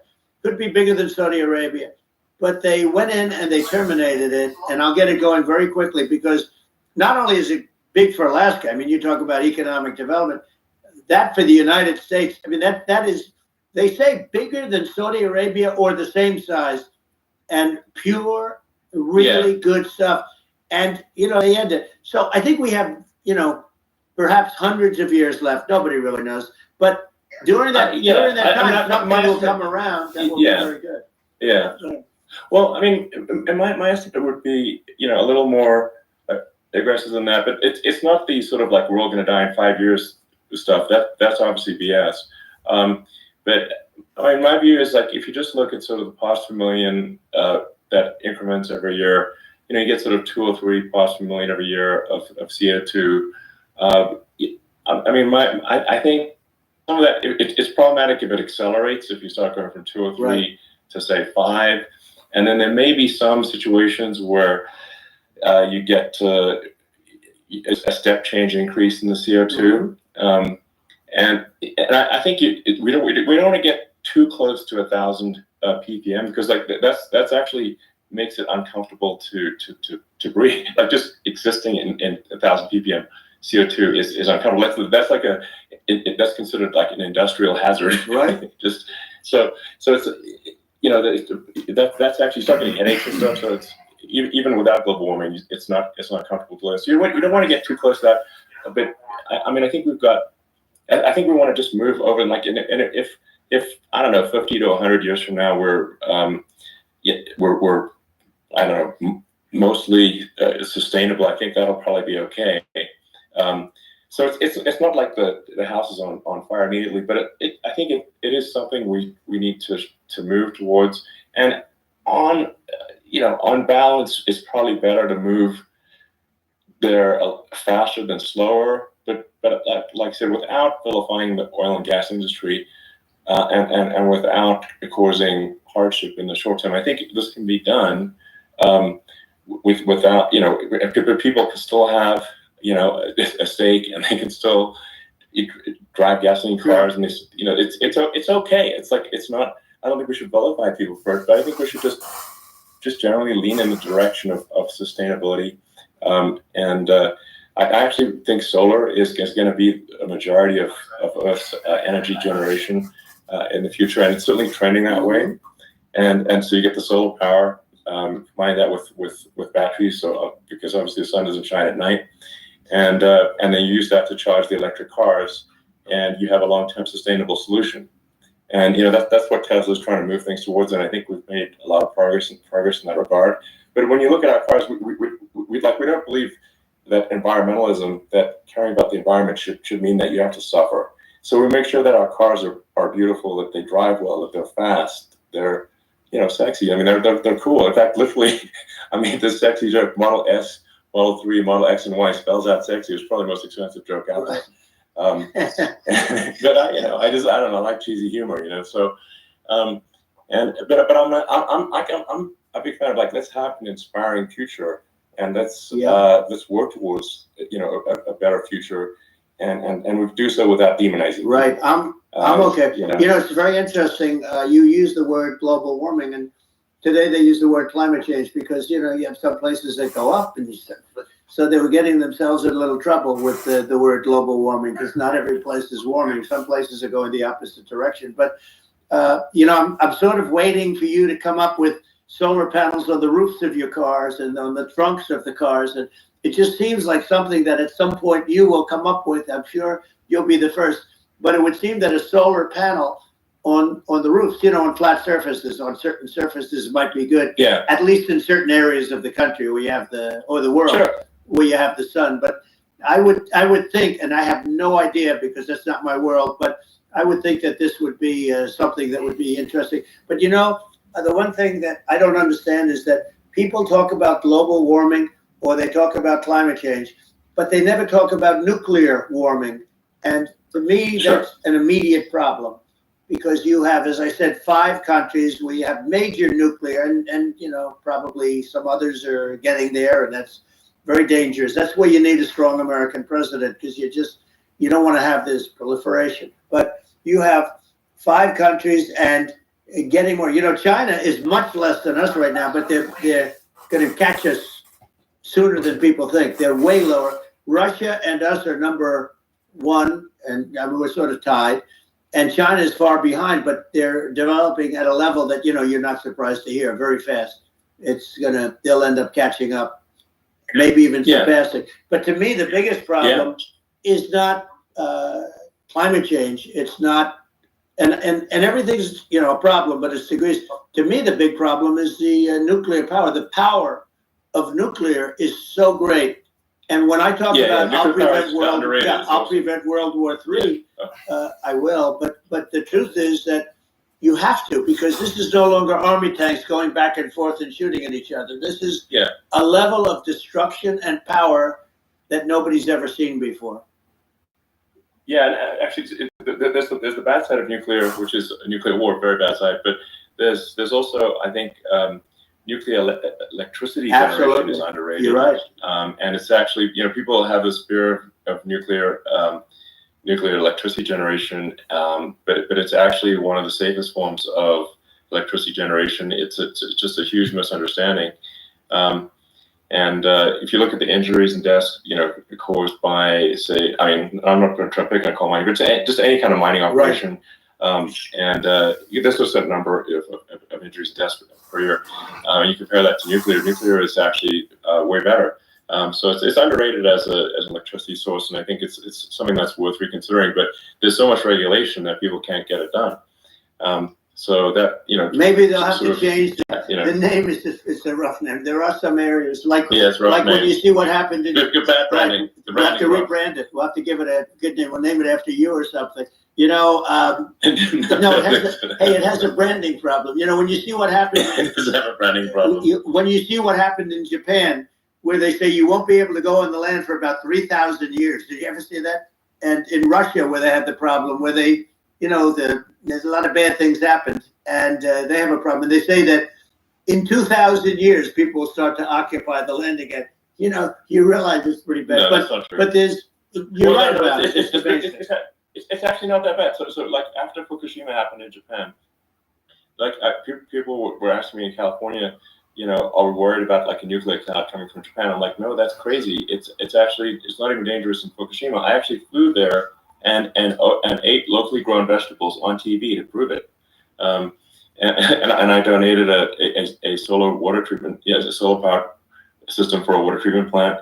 And but you haven't been feeling so well lately, and I'm worried about it. No, but I'm only kidding. It's fine. It's like Hiroshima and Nagasaki were bombed, but now they're like full cities again. So it's really not something that That's So it's not as scary as people think, basically. Yeah.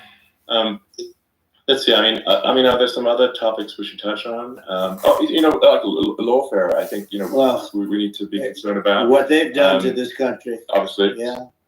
Yeah. Well, we just won the big case in Florida. This was a Biden administration did something that's never been done in this country, and that's go after their political opponent, me, with this nonsense and just nonsense. In the big case in Florida, we won, but they always pick a judge and a jury, and they use the local DAs, they use the local attorney generals, like Fani, Fani, spelled Fani, Fani, and it's all a big hoax, and it's all run from there. Like in Manhattan, one of the top people from the Justice Department went in, ran Manhattan, ran the state. The Letitia James deal was run by a person from the Department of Justice, Biden.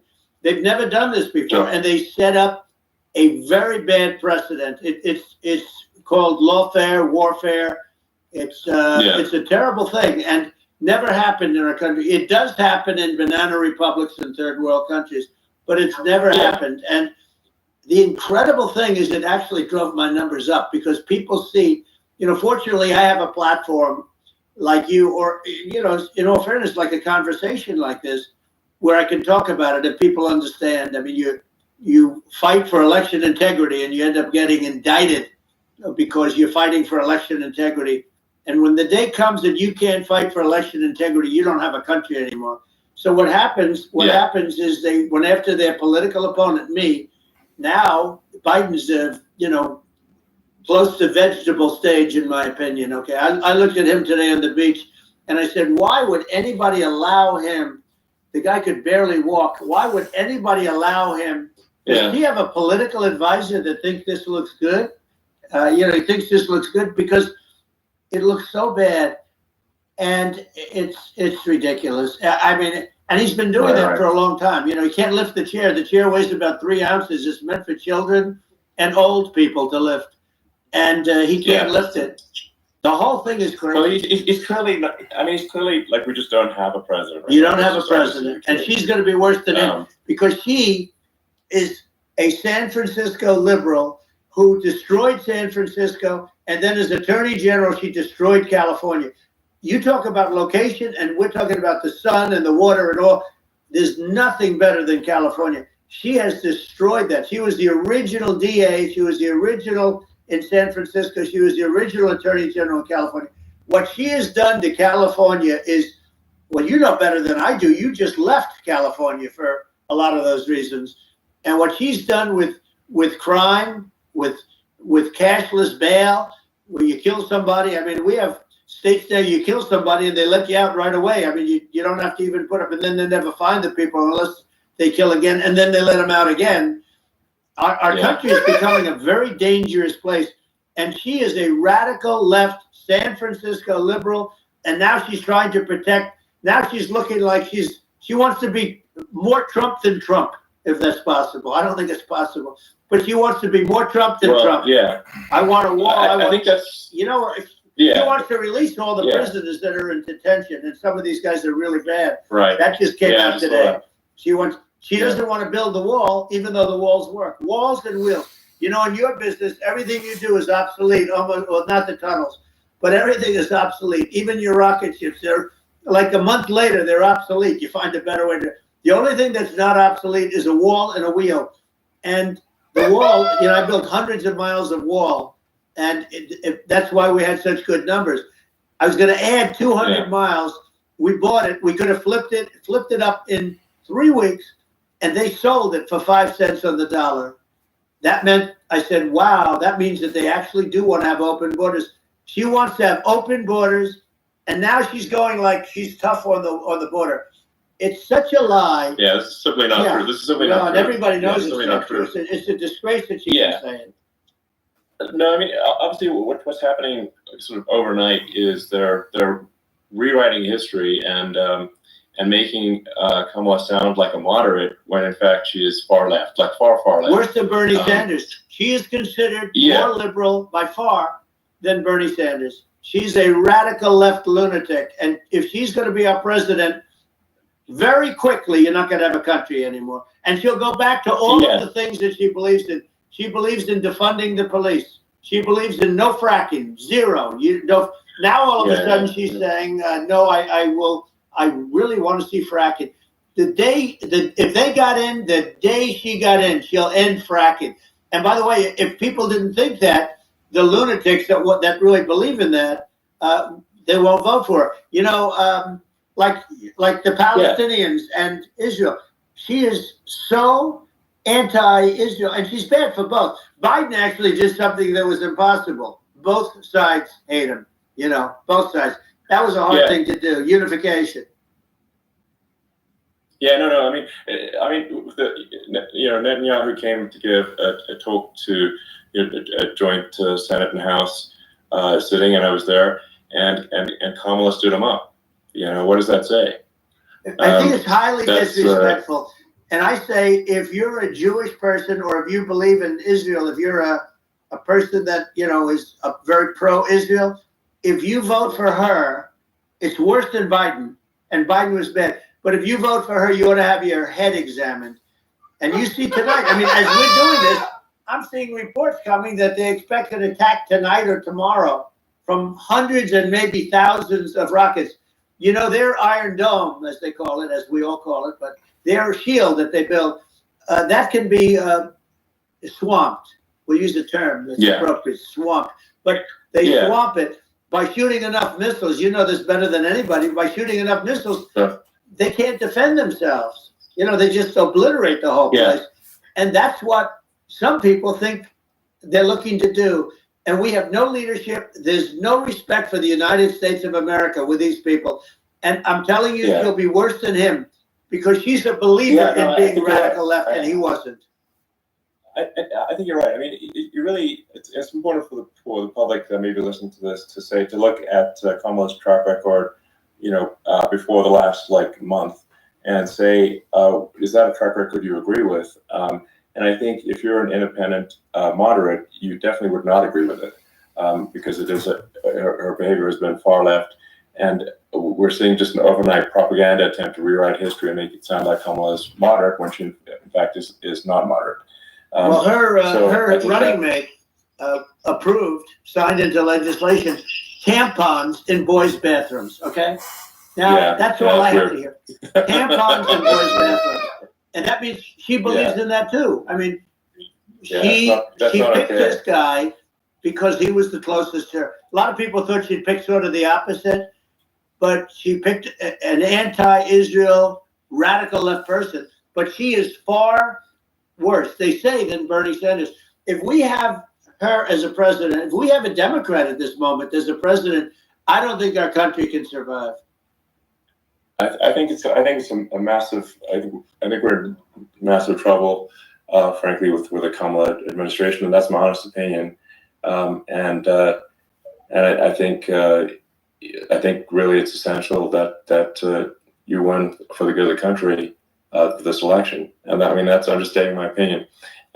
Now, you may have seen this, but I got a letter from the EU Commission, saying, to not have disinformation on during this discussion that we're having, and there's a lot of attempts to do censorship and to force censorship even on Americans from other countries, and what do you think about that? Well, I know the European Union very well. They take great advantage of the United States in trade, as you know. We, through a different forum, NATO, we protect them. And yet, if you build a car in the United States, you can't sell it in Europe. You just can't sell it. It's impossible. The same thing with our farmers. Our farmers find it very difficult to do business. We have a deficit with them of $250 billion, which people don't know. It sounds so nice, the European Union, but let me tell you, they're not as tough as China, but they're bad. And I let them know it. And that's probably why they notified you. No, they don't treat our country well. We defend them, with Ukraine. So we're in for $250 billion, and they're in for about $71 billion, and they have the same size. If you add up the European nations that, in terms of an economy, it's about the same size when you say as us. And they're in, and they're in much greater risk. They're right there. We have an ocean separating us from, in this case, the enemy would be Russia. It used to be for the Soviet Union, but let's assume they're close enough. And what happens is they're in for 70 something million. I think even less than that, billion, and we're in for about 250 billion, and it could be a lot higher than that.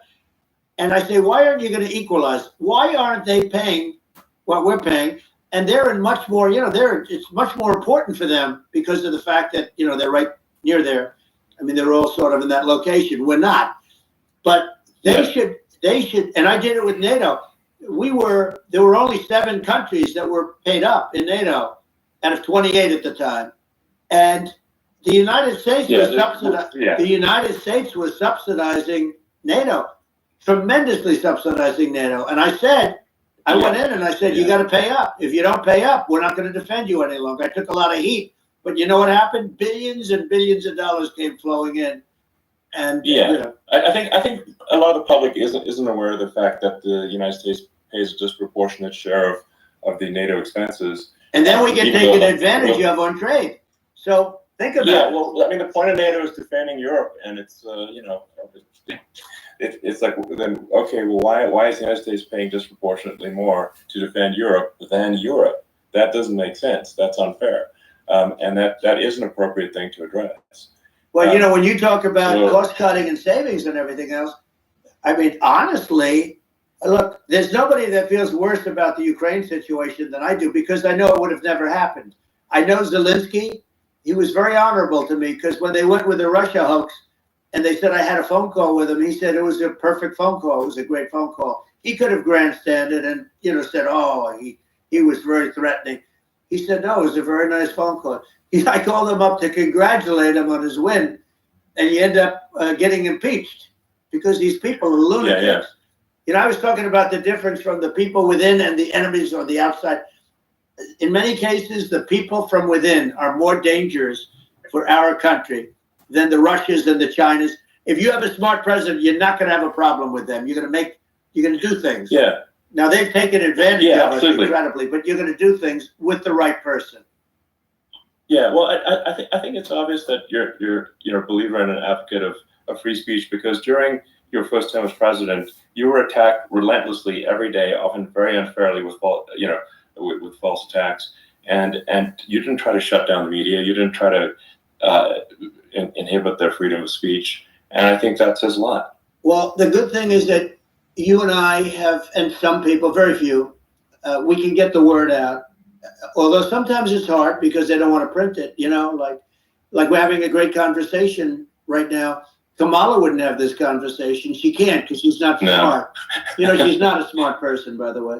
She can't have this conversation. And Biden, we don't even have to talk about it. I mean, he couldn't have this conversation. He would have given up on the first half of a question. He would have walked out. He would have said, where am I? Where am I going? So anyway, but no, he wouldn't have this. That's true. Not a lot of people would have this conversation, but we cover a lot of territory. But the beauty is that we can have a conversation, and I'm able to get it out without, because I get treated unfairly. This is a really big point. You can actually have a conversation with you. Yeah, it's nice, isn't it? And you can't have a conversation with Biden or Kamala. It's like it's not possible. Yes. So this is like talking to an NPC. Wow. So it's just impossible. Well, but think of it. We need a man or person who's unbelievably sharp in order to stop all the nuclear danger and all the dangers that I'm talking about. And I got along with all these. I got along with Kim Jong-un. We had dinner. We had everything. And he really liked me, and I got along with him really well. By the way, he's the absolute boss over there. A lot of people said, oh, do you think he will? That's Let for me tell you, I saw things that you don't want to know about. He is the boss. But we had a good relationship. And he doesn't like Biden. He considers him a stupid man, he said. He's a stupid man. Well, at least he speaks his mind. But, in this country, you're not sort of allowed to say it, but I guess you are. You should be allowed to say it. Yeah. It's true. But we need smart people, and we need people that have an ability to lead. And she doesn't have that ability. Can you imagine? Now, Chairman Xi very well. Can you imagine her and him negotiating, or even standing together? It is, the whole concept is ridiculous. She is terrible. She's terrible. But she's getting a free ride. I saw a picture of her on Time Magazine today. She looks like the most beautiful actress ever to live. It was a drawing. And actually, she looked very much like our great First Lady, Melania. She didn't look Yeah. She didn't look like Camilla. That's right. But of course, she's a beautiful woman, so we'll leave it at that, right? Yeah. Well, maybe like I think part of what people in America want to, people in America want to feel excited and inspired about the future. They want to feel like the future is going to be better than the past, and that America is going to do things that are greater than we've done in the past, reach new heights that make you proud to be an American and excited about the future. They want the American dream back. They want the American dream back. More important than anything else. It's like you don't have that today because the people, they've been just sucked. They see incompetent people. The Biden thing is very interesting. People just found him to be incompetent. And when I debated him, I was like, is this for real?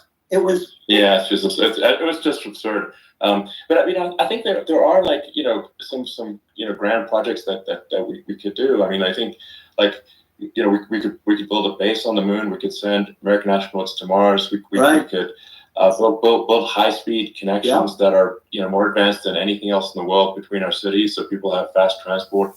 It's possible to solve traffic with tunnels. We already made great progress in Vegas doing that, and and just do things that are exciting and inspiring and make the future feel like it's better than the past. Well, I saw what you did in Vegas, and I'll tell you, it was amazing. I got to see. I took a big glimpse at it, and it's incredible. It's incredible, and you could do that all over.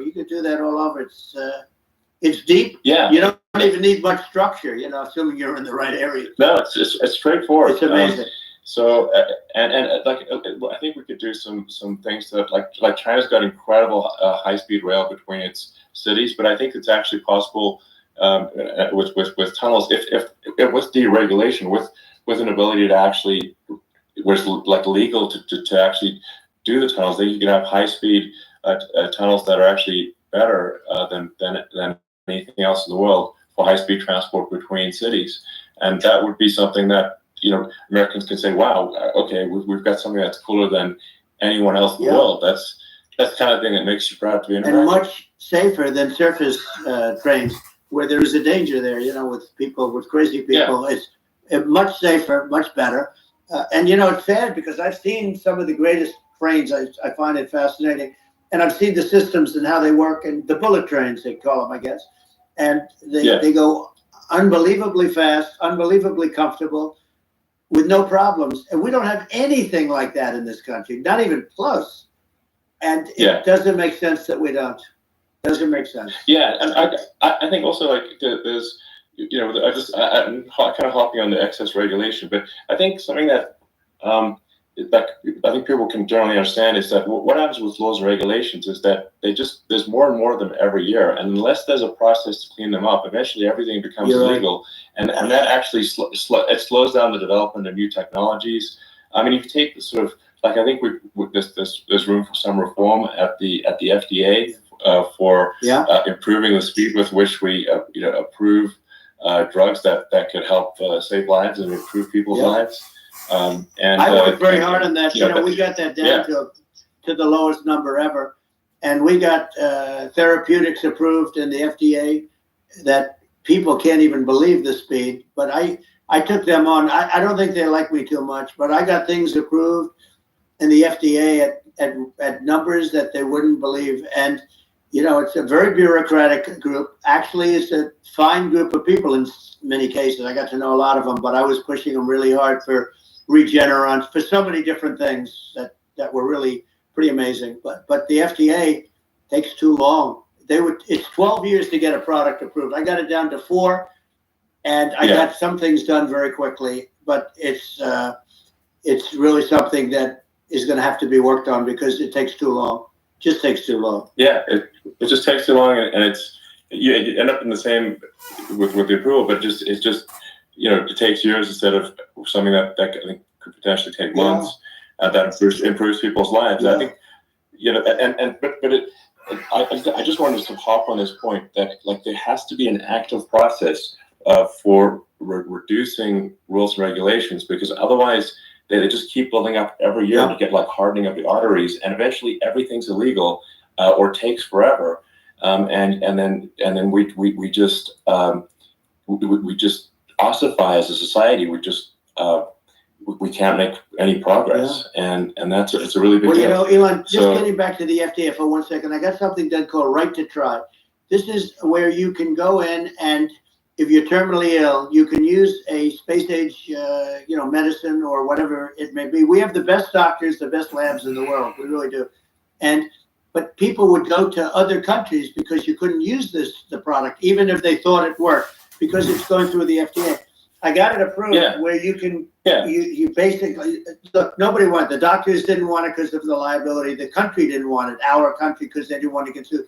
These are people terminally ill. The insurance companies didn't want it, and the pharmaceutical companies, nobody wanted it. I got everybody into a room, and we came up with an agreement that you won't get sued.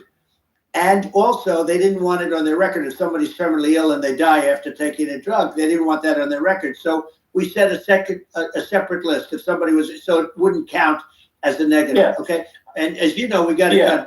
We have saved Right to Try. They've been trying to get this done for 58 years, and it sounds simple, but it wasn't, because of, the insurance companies, nobody wanted it, but we got it done. Somebody signs, you sign a document that you're not going to sue the insurance companies, the country, you're not going to sue anybody.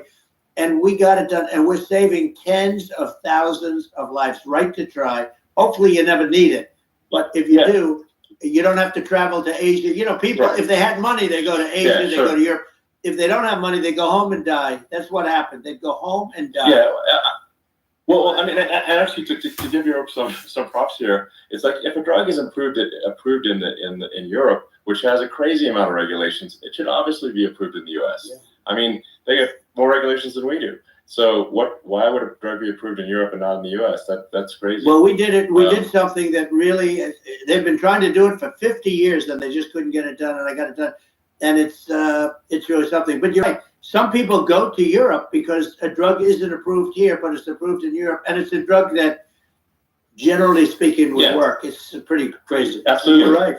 And I think so long as people are properly informed of the pros and cons, and like these are the risks, these are the risks, and like you make your own decision. That makes sense. Well, I think just in sort of closing up, and by the way, I'm looking at the numbers. You got people listening. I hope you don't get nervous, because you got a lot of people listening to you right now, like 60 million or something. What is that number? It's crazy. It's amazing how you can see that right away. How many? What is the number? Wow. What is it? Well, I think in terms of people, that's bigger than you said. You said 25, and you're much more than double that number, 25 million. I think you're going to be 60 or 70, and I guess over a period of time. Hey, I congratulate you. Do I get paid for this or not? Well, I think actually in terms of the number of people that will hear this conversation over the next few days to weeks, it's going to be hundreds. That's what they say. Yeah, that's good. Well, look, it's an honor. I just asked this: are you better off now, or were you better off when I was president? Nobody's better off now. People, we put out polls on that, and nobody's better off now. Inflation has killed it.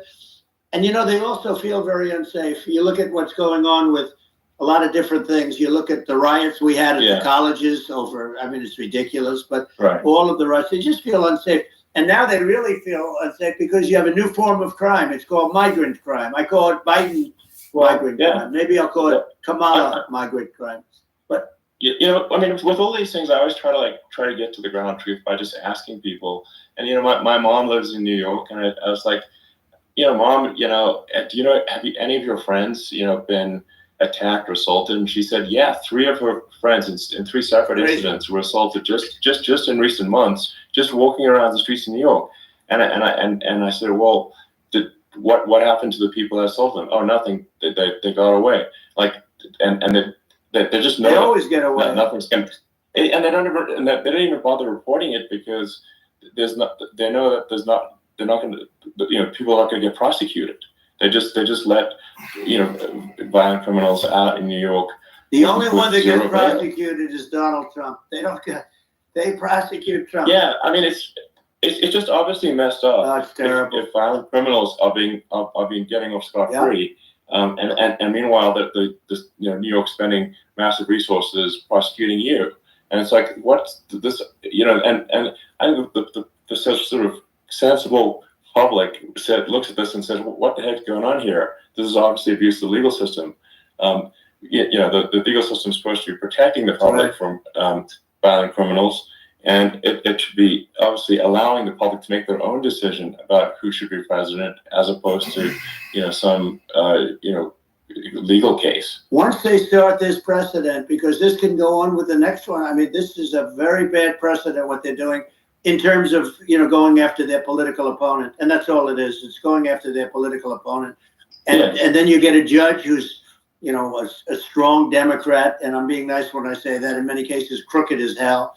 But you get a judge and you go into an area where a Republican gets 3 or 4% of the vote, and you'll have a jury pool with people that hate Republicans or hate. It could also be the other way, of course, because it could start the other way in areas where they hate Democrats, and you get into a Pandora's box. It's a very dangerous thing for this country, and a very dangerous thing even for the state. New York City is losing. New York City and state lose a lot of business over what they did to me, because these people say, we don't want that to happen to us. That's no justice system. You have an unfair system of justice, and it's costing New York State a tremendous amount of money. People are leaving and companies are leaving, and they won't come back.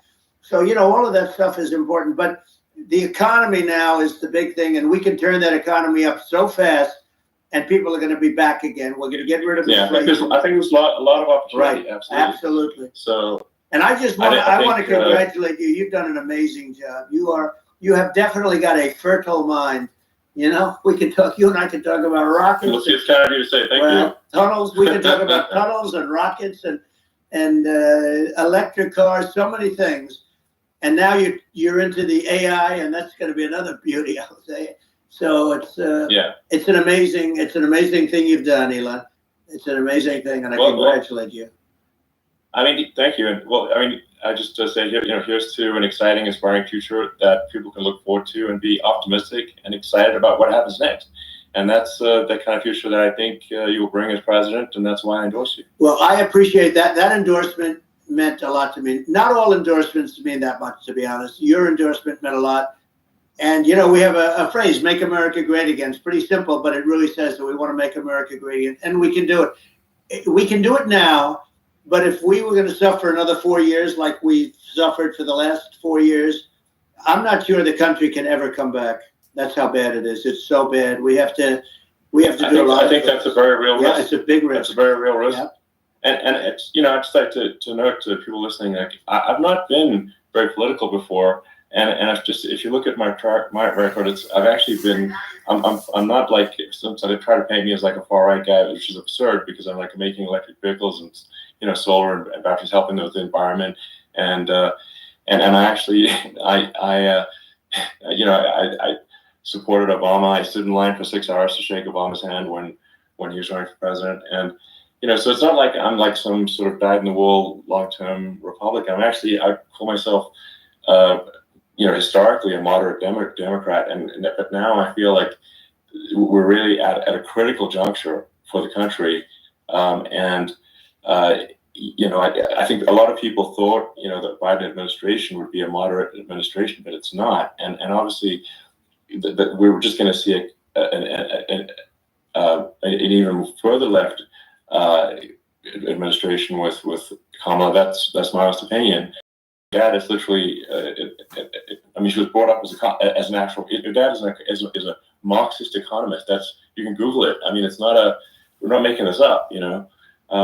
That's how she was brought up. So, and we want to have a future that is prosperous, and I think we're just at this critical juncture, and I think this is a case of the America is kind of at a fork in the road, and it's true. And I think it will take the path, like you are the path to prosperity, and I think Kamala is the opposite. Then that's my honest opinion. I'm gonna get attacked like crazy, and I've also experienced quite a bit of lawfare myself.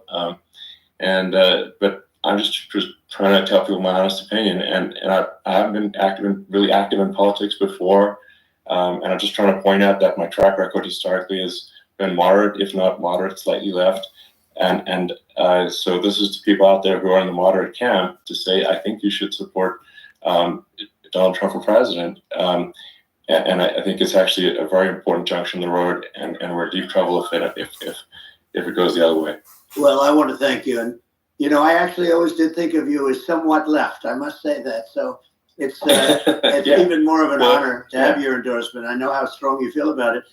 But, you know, when you think of her, San Francisco, 15 years ago, I had a great friend, Bob Tish. He said it's the greatest city in America. And now it's almost not livable there. And California likewise. And she was involved in the destruction of San Francisco and the destruction of California.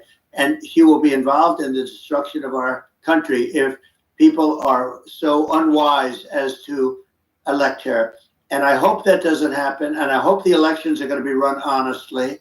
And we're going to turn this country around. We're going to do things and we can do it fairly quickly. And we have to get rid of the criminals that have been, you know, given to us by other countries as they laugh. They laugh at us. They think we're stupid to accept these people. These are radical, stone cold killers in many cases and terrorists.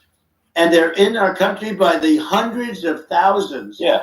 And we have to take them out. Yeah, I mean, if I could summarize it, perhaps, you know, I think these are issues that I think most people in America would agree with, which is that we want safe and clean cities, we want secure borders, we want sensible government spending, we want to restore both the perception and reality of respect in the judicial system. Just, you know, stop the lawfare, and I think that's like. And how are those even right wing positions? I think those are that's just common sense, and that's. I mean, would you agree with that? 100%. I don't understand. You know, they call it progressive. They don't like the word liberal anymore, but call it liberal or progressive. I don't understand how somebody could say that it's okay for them to empty prisons into our country. And again, I told you, their crime rates all over the world are going way down, which makes sense. In fact, the next time what we'll do is if something happens with this election, which would be a horror show, we'll meet the next time in Venezuela because it'll be a far safer place to meet than our country. Okay, so we'll go, you and I will go and we'll have a meeting and dinner in Venezuela because that's what's happening. Their crime rate's coming down and our crime rate's going through the roof. And it's so simple. And you haven't seen anything yet because these people have come into our country and they're just getting acclimated. And they don't know about being politically correct law enforcement or lack of law enforcement. And our police, I have to just end with this. We have great police. We have great law enforcement, but they're not allowed to do their job. They have to be able to do their job without being destroyed. Well, absolutely. And it's obviously demoralizing if you're a police officer risking your life to arrest violent criminals who could kill you and do kill you sometimes. And then you arrest the violent criminal and then the DA, doesn't prosecute and just let the guy out. Yeah. Well, then, like, why should a police officer risk their life to arrest a violent felon? Well, even worse, Elon, nothing's going to happen. Even worse, they prosecute the police officer. They go after it and they prosecute the police officer and they take away his pension. They take away his job. He loses his family. He loses his house. Well, I thought it was very telling, like incredibly telling, that when there was that case where sort of a gang of thugs beat up police officers. I think it was in Times Square in New York, and then nothing happened to those guys. They were let out, zero bail, and I think a bunch of them were given free tickets to California. Well, what is that? I mean, that is a gross indignity against the United States, and that's how. I mean, this is insane. Like, have we lost all pride? How can such a thing be allowed to occur? I've never seen anything. We see where they get shot. It's a very dangerous profession, but something they're very proud of, and they want to be able to do their job. But I've seen them get shot. I've seen a lot of that. But I've never seen where these guys are standing in the middle of a big street, everybody watching them, and they're literally boxing, like punching, stand-up fighting, a police officer. There were two of them. And you had about 6 of these guys, and they're punching the hell out of them. And in their own country, they would be dead if they did that. They'd be shot. Yes. They would be shot instantly. And they come from these countries, and it's taking them a while to realize that we don't do that in this country. But in their own country, if they stood on a street and had a fight with a police officer, they would be shot. There's no political correctness. And it's such a sad, it's such a sad thing to see. And that's the reason you have crime, by the way, because we don't do anything about it. Yeah, we just cannot have a situation where our police officers are beaten up on camera by a gang of illegal immigrants, and then nothing happens to the guys that beat up the cops. I mean, and they're let out. This is unacceptable. Well, we're going to change it, and we're going to get them out of the country. When I first got involved, they said you couldn't get them back to these countries. You couldn't take them back. In the case of Guatemala, Honduras, El Salvador, some others, you couldn't get them back. And I said, really? Oh, you can't get them back? Because under Obama, he couldn't get them back. They'd fly them in, and they put planes on the runways in these countries, so you couldn't land the plane. They'd bring them back. And the generals told me, sir, we can't bring them back. The countries won't accept MS-13 gang members. They won't accept them. And I said, really, how much do we pay these various countries in terms of economic aid, which is also somewhat ridiculous? And the answer was $750 million. I said, good. Tell them they're in default. They're delinquent. We're not paying them anymore because they won't accept it. And you know what happened? They all called me, every one of them. They said, we would be honored to take them back, sir. We would be honored. It was so easy. But it's one of those things. And we got them back. We took in so many, the MS-13 is probably the worst gangs in the world. They're the most vicious, violent. We took them out of here by the thousands and got them out of here. And their countries took them back. And because I said, you're not getting any more economic aid. And once I said that, they were nice. They wouldn't take them back for Obama. They wouldn't take them back for anybody. And now we have a problem because we have this guy, and they don't take him back anymore with Biden because they don't respect him.